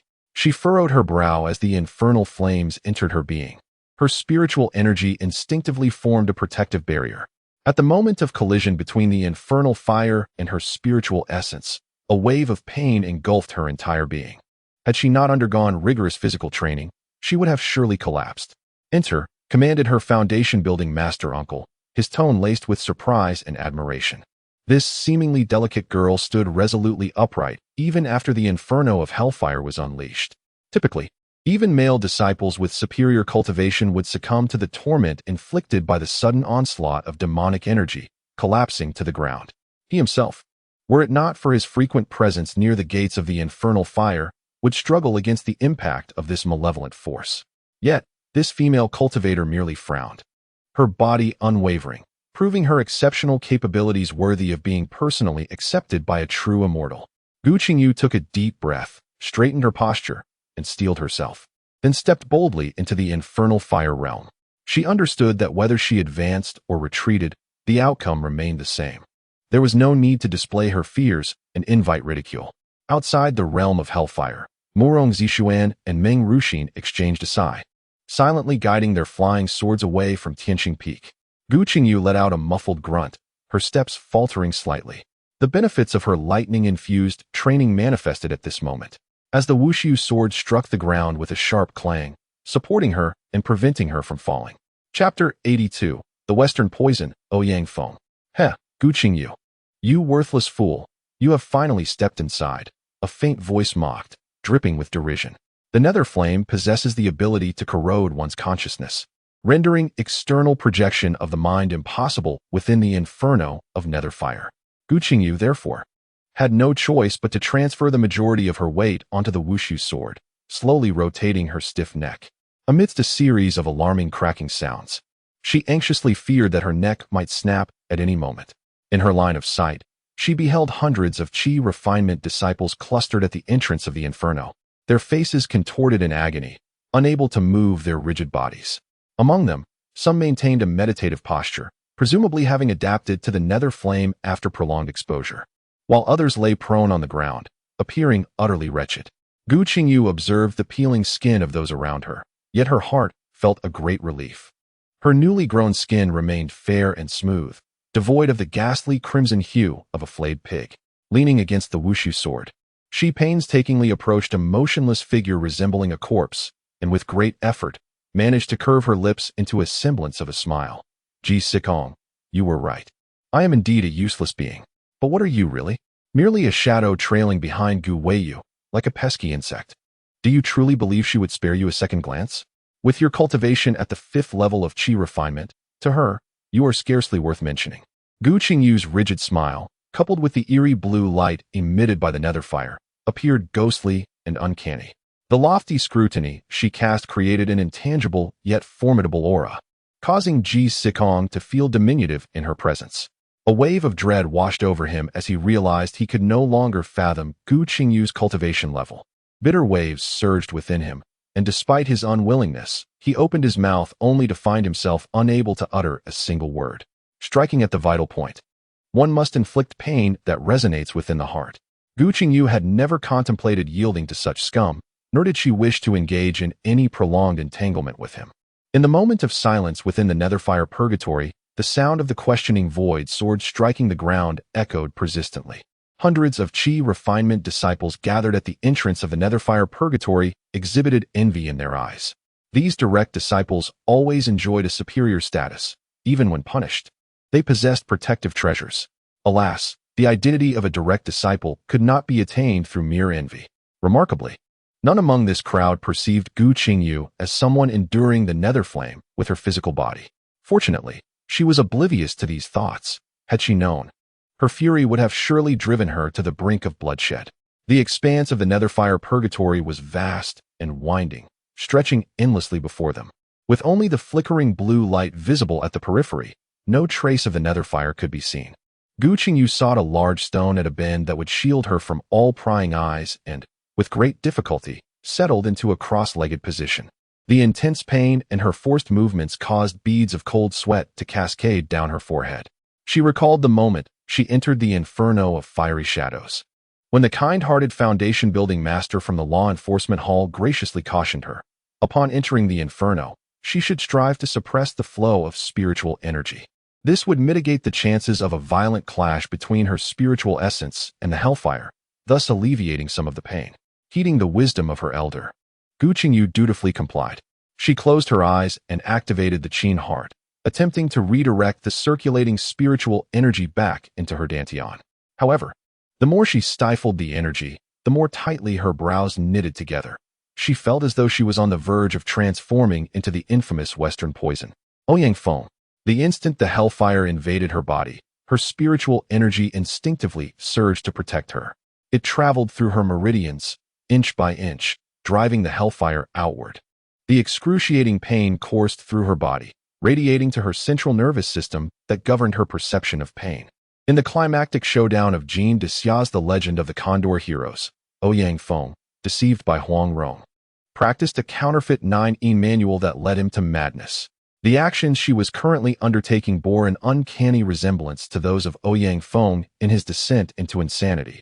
If she continued down this path, she might well become the next embodiment of Western poison, Ouyang Feng. Gu Qingyu felt the skin on her fingers and toes begin to loosen. These are the terminal nerves of the human body, and even under normal circumstances, spiritual energy is the last to reach this point. Moreover, under the current intentional suppression, the spiritual energy had not reached her fingers at all. Thus, a sudden thought struck Gu Qingyu's mind. She directed her consciousness inward, meticulously observing the battleground between the spiritual energy and the nether flame. To her astonishment, tiny particles of oily residue were being expelled from her body. These particles were exceedingly minute and easily overlooked by cultivators. Were it not for her formidable consciousness, which surpassed that of ordinary cultivators, and her intentionally honed body, which was more sensitive than theirs, she would not have detected these minute specks of grime. She was quite familiar with these tiny oily particles. They were a byproduct of body refinement. After undergoing lightning tempering, her body would also expel such oily stains. However, most of the power of the lightning bead had been absorbed by the small realm, which was simply too limited in size, leaving little of the lightning's potency. After more than half a year of tempering, the lightning within the realm now felt as though it were merely tickling her, failing to serve any refining purpose. What surprised her was that the nether flame, which instilled fear in the disciples of the Void Sky sect, surprisingly possessed refining effects as well. Having discovered the remarkable utility of the nether flame, she naturally intended to exploit it. Gu Qingyu gradually relaxed her suppression of the spiritual energy, and an immediate wave of pain engulfed her body. Gritting her teeth, she leaned against a large stone, fully capable of enduring this pain. After a moment, perceiving that this action inflicted no harm upon her body, she began to deliberately operate her technique, Qin Xian. This time, she could no longer suppress a muffled groan from escaping her lips. At the entrance of the inferno of dark flames, hundreds of disciples finally released a collective sigh of relief as the spiritual energy of their magical artifacts was utterly depleted. The discomfort of pain was palpable, evoking a shift from envious glances to expressions of schadenfreude. Moments later, a foul stench wafted into the nostrils of the gathered crowd.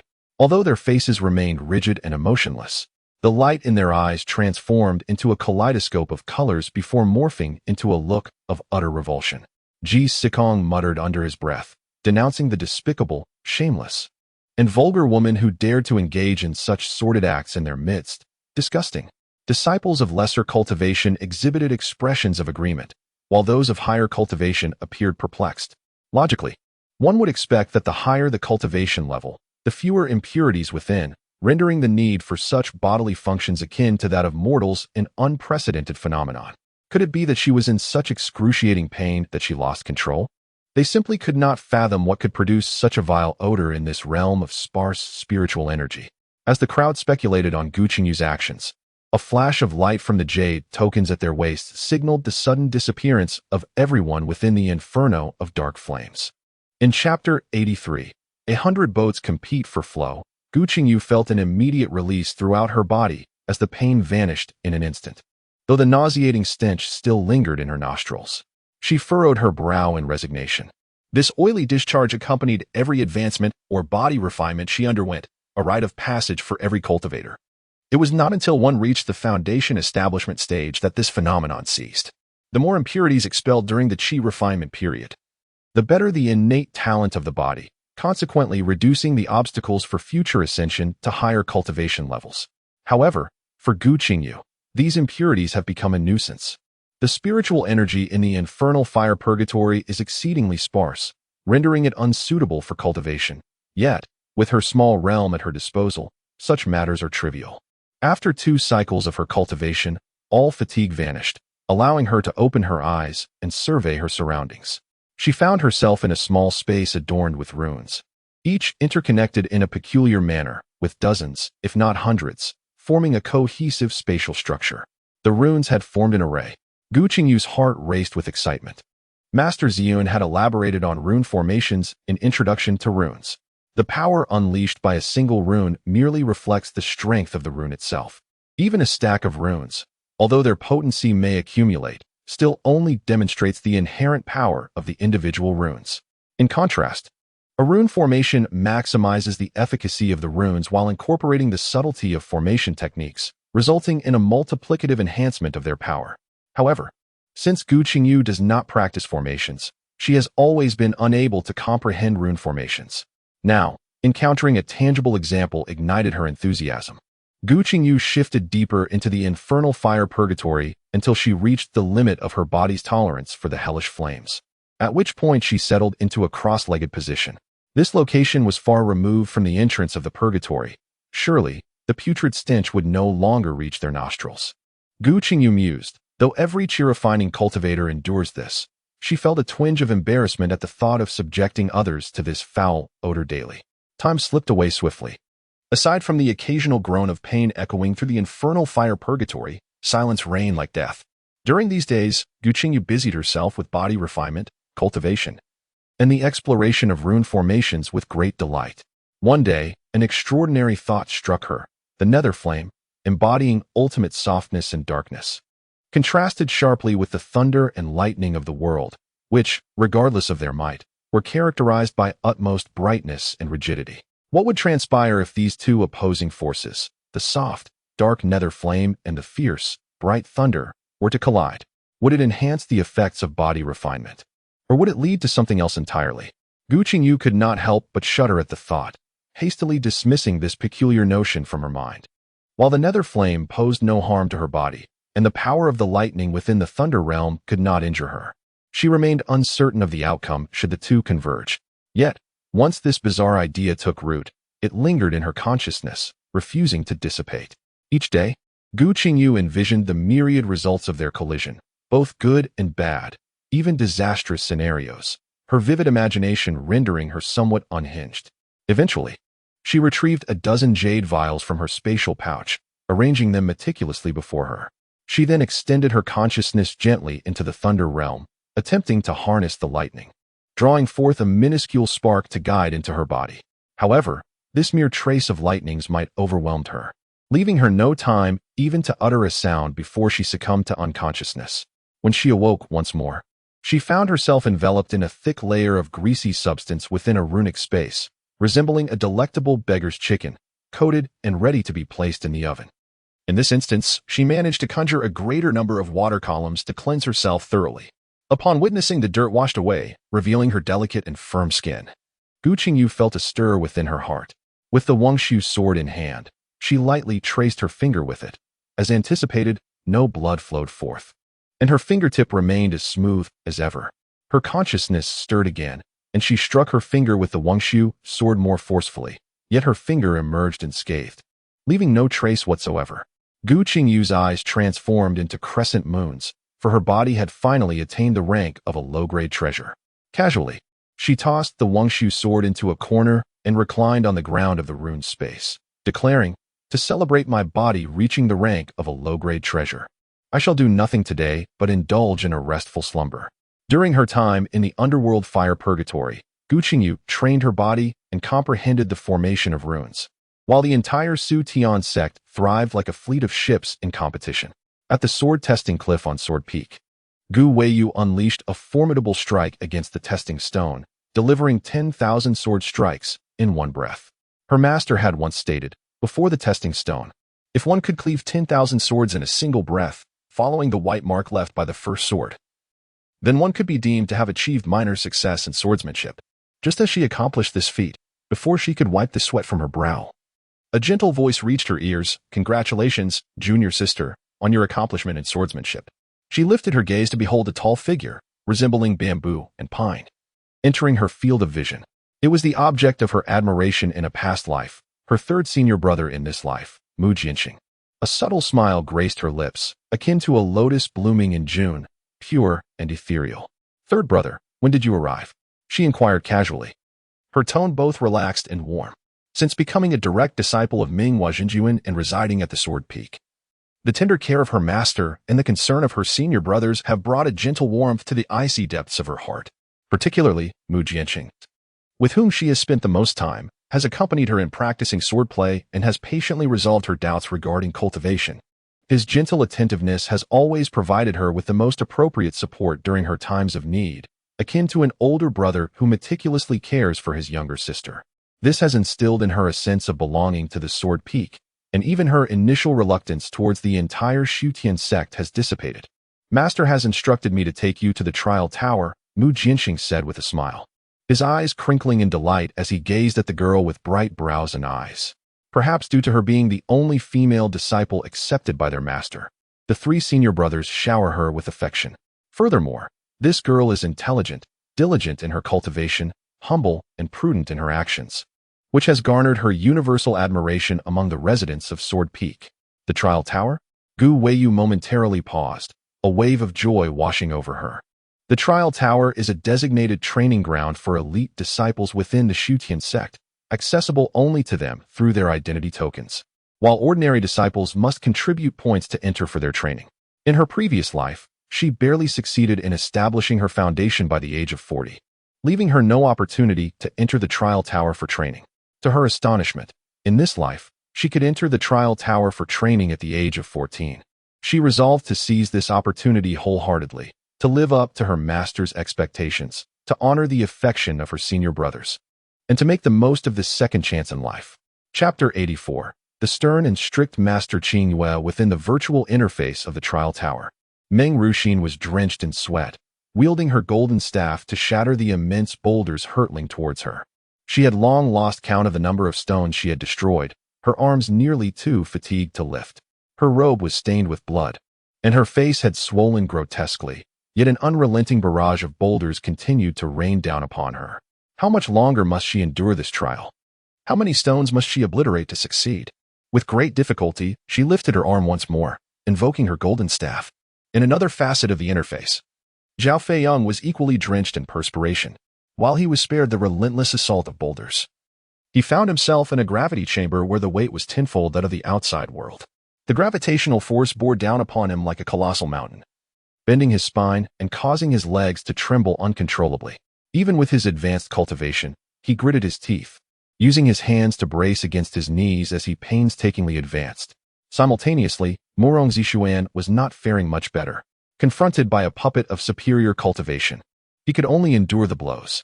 Nonetheless, he remained resolute, determined to persist a while longer. Meanwhile, Many elite disciples of the Shutian sect were also laboring in the trial tower, drenched in sweat, fighting valiantly. The trial tower boasted countless small interfaces, divided into the realms of Qi refinement and foundation establishment. It was said that this tower was a treasure left behind by the founding ancestor, originally comprising 3 levels: Qi refinement, foundation establishment, and golden elixir.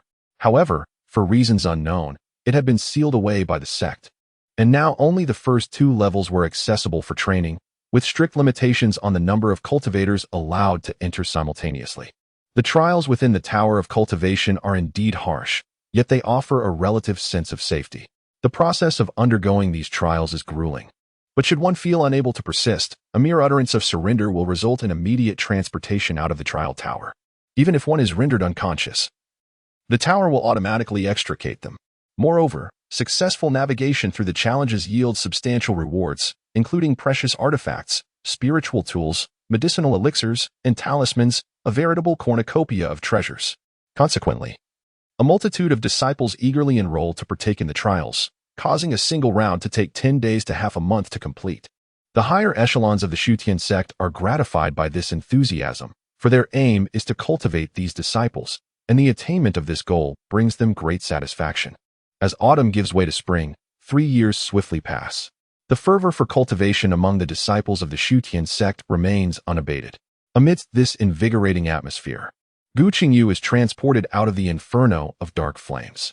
Once again bathed in sunlight, she revels in the gentle breeze, the sweet air, the azure sky, and the smiling sun. The sensation of freedom is exquisite. She greedily inhales the spirit-infused air. Junior sister, when you entered the inferno of dark flames, you seem to be at the 10th level of Qi refinement. How have you now ascended to the 11th level? Have you made progress within the inferno? The voice of Murong Zishuan, filled with bewilderment, questions her as he scrutinizes Gu Qingyu. Was it not said that the inferno of dark flames was scarce in spiritual energy and unsuitable for cultivation? How could his junior sister have advanced? She is truly an enigma. Once her eyes acclimate to the brightness of the outside world, Gu Qingyu notices that the esteemed Qingwei Zhenren stands beside Murong Zishuan. A flicker of surprise crosses her face, but she swiftly approaches to pay her respects. Senior sister, senior brother. The esteemed Qingyu subconsciously furrowed his brow. His junior sister still exhibited a degree of frivolity. However, her overall performance was deemed passable, prompting him to nod and declare, "Your spiritual energy is abundant, and your foundation is solid, quite commendable." Gu Qingyu immediately felt 3 beads of sweat form on her forehead. After enduring near-fatal trials, her achievements were merely met with the words "quite commendable." Yet, she understood that, given Qingyu's stern disposition, this could be considered a compliment. She pondered how, with such a personality, he could have been accepted as a disciple by their master. "Thank you, senior sister, for coming to fetch me." Despite her grievances, she maintained her decorum. Qingyu glanced at her, then summoned his flying artifact and stepped aboard. Gu Qingyu swiftly climbed onto Qingyu's flying treasure. In mere moments, they alighted steadily upon the peak of Shaodai. As Qingyu had no disciples, many tasks fell upon her shoulders. After preparing 2 cups of spiritual tea for Gu Qingyu and Murong Zishuan, she began to inquire about her experiences within the inferno of the underworld fire. Gu Qingyu recounted all that could be shared about her time in the inferno, withholding only the more sensitive details, attributing her advancement to the tempering of her body. Upon hearing that the underworld flames could refine the body, Qingyu fell into thoughtful contemplation, casting a glance at Murong Zishuan.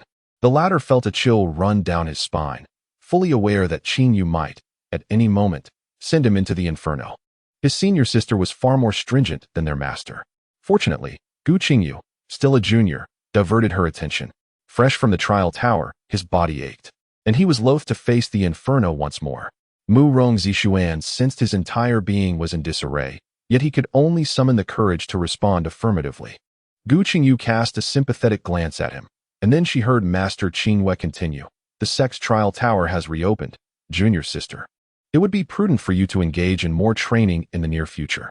As both felt a sense of enlightenment and satisfaction, preparing to take their leave, Master Qingwei added, "Junior brother, prepare yourself for entry into the Netherfire Hell. Once junior sister emerges from her seclusion, she must immediately enter the trial tower for further training." This statement was delivered in a commanding tone, leaving them no room for dissent. Standing upon their flying swords, the two exchanged a sigh, their camaraderie deepening in that moment. "Shall we first go for a meal?" Gu Qingyu suggested. "Certainly," Morong Zishuan concurred. "Who cares where we go tomorrow? Let's indulge in the pleasures of today."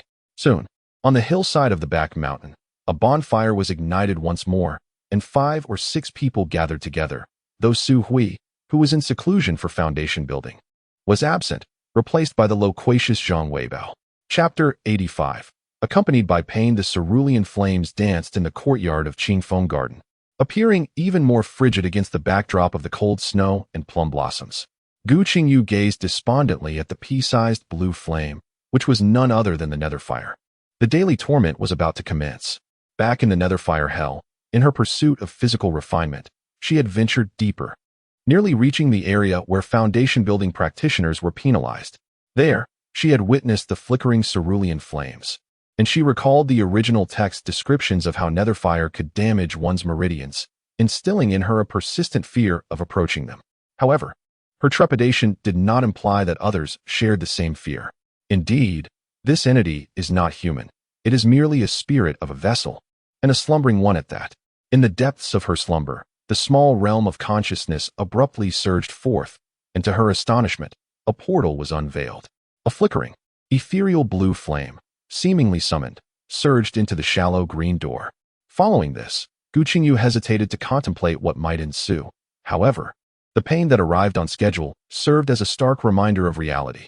When the utmost yin and gentle Netherfire clashed with the utmost yang and formidable lightning, they began to entwine in a deadly embrace, surging into Gu Qingyu's dantian. During this tumultuous struggle, the might of the lightning was depleted, and the lifeless essence within the Netherfire dissipated. Yet, despite the absence of this lifeless essence, the Netherfire continued its wanton destruction of her meridians and dantian, rendering this ordeal far more brutal than mere physical refinement. As the Netherflame infiltrated her being, her spiritual energy instinctively shielded her. Yet, when the Netherfire invaded, her spiritual energy retreated incessantly. Thus, Gu Qingyu could not succumb to unconsciousness as she did when the Netherflame first entered her. She was compelled to remain perpetually alert, operating the Qin heart to resist the Netherfire and mend her meridians. She sensed the Netherfire gnawing at her dantian and meridians like a chainsaw, while her spiritual energy painstakingly repaired her injuries, a process that could only be described as a slow and excruciating execution. Such torment, executed with precision at midnight every day, lasting for an hour each time, would have surely sent anyone else to report to the King of Hell countless times, were it not for Gu Qingyu's substantial progress in body refinement. The benefit she reaped was the gradual expansion of her dantian and meridians. If her dantian and meridians were once akin to a mere stream, they now resembled a vast river or ocean, gathering more and purer spiritual energy. The Netherfire, drawing its essence from death, possesses an extreme inequality. Thus, even the Netherfire, stripped of its original death energy, cannot be harnessed by cultivators. It must be refined slowly. It took her over a year to reduce a flame the size of a fingernail to that of a pea, and without another year, she would find it impossible to refine even that pea-sized ember of Netherfire. Hence, when Master Qingyue suggested that she venture into the trial tower for further training, she was terrified at the thought. Under her current circumstances, entering the trial tower would be akin to seeking death. On another brisk autumn day, Gu Qingyu discarded the pit of a spiritual fruit she had been holding and stood up, brushing off the non-existent dust from her attire. It was time to venture out. The Netherfire had been refined 3 days prior, and to celebrate the end of this inhumane existence, Gu Qingyu indulged in 3 days and nights of slumber. At this moment, her complexion was radiant, and her spiritual energy abundant. No one could fathom the anguish she had endured during the years spent in the company of pain. Throughout the past year, aside from refining the infernal fire, she has diligently played the 7-stringed lute, producing the harmonious melody of the killing sound and the whispers of the wind. She has made slight progress in the formation of runes, and her sword dance has achieved astonishing breakthroughs. With her current level of cultivation and the strength of her divine consciousness, manifesting 1,000 flying swords through musical notes has become a trivial endeavor. The swirling sword aura envelopes her like a magnificent cascade of the Milky Way. She understands that her musical prowess has reached a modest fruition. What she now lacks is practical combat experience. Thus, It is time to challenge the trial tower. With a flick of her hand, she activated a seal that gradually opened a passage. To her astonishment, she beheld communication talismans cascading to the ground like autumn leaves. Crushing one of the talismans, a series of familiar voices emerged, predominantly inquiring when she would emerge from her seclusion, their tones imbued with genuine concern, causing her lips to involuntarily curve into a smile. Among them, some messages were particularly intriguing.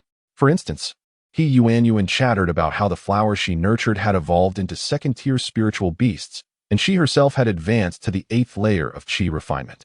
Su Hui, on the other hand, informed her of her failed foundation establishment, yet not a hint of despondency was evident in her tone. She expressed her intention to prepare for a second attempt soon and requested her blessings for success. Meanwhile, the message left by Murong Zishuan conveyed his poignant farewell. Junior sister, I am bound for the infernal fire purgatory to face my punishment, uncertain of when I shall return. Please take care of yourself in the trial tower and await my triumphant news. The most loquacious and gossipy among them is undoubtedly Zhang Weibao. He speaks of a certain spirit beast from Yusho Peak that has laid an egg, and then there are the 2 male disciples who, consumed by jealousy, engage in a fierce altercation over Gu Qingyu. Furthermore, Gu Weiyu and Mu Jianxing have become the acknowledged couple of Shutian sect, inseparable and deeply affectionate. In response, Gu Qingyu can only sigh, lamenting the absurdity of it all. As for Meng Ruxin's sorrowful departure from the sect for training, another closely follows. Gu Qingyu chooses to feign ignorance, knowing that after all the senseless turmoil, they will inevitably reunite.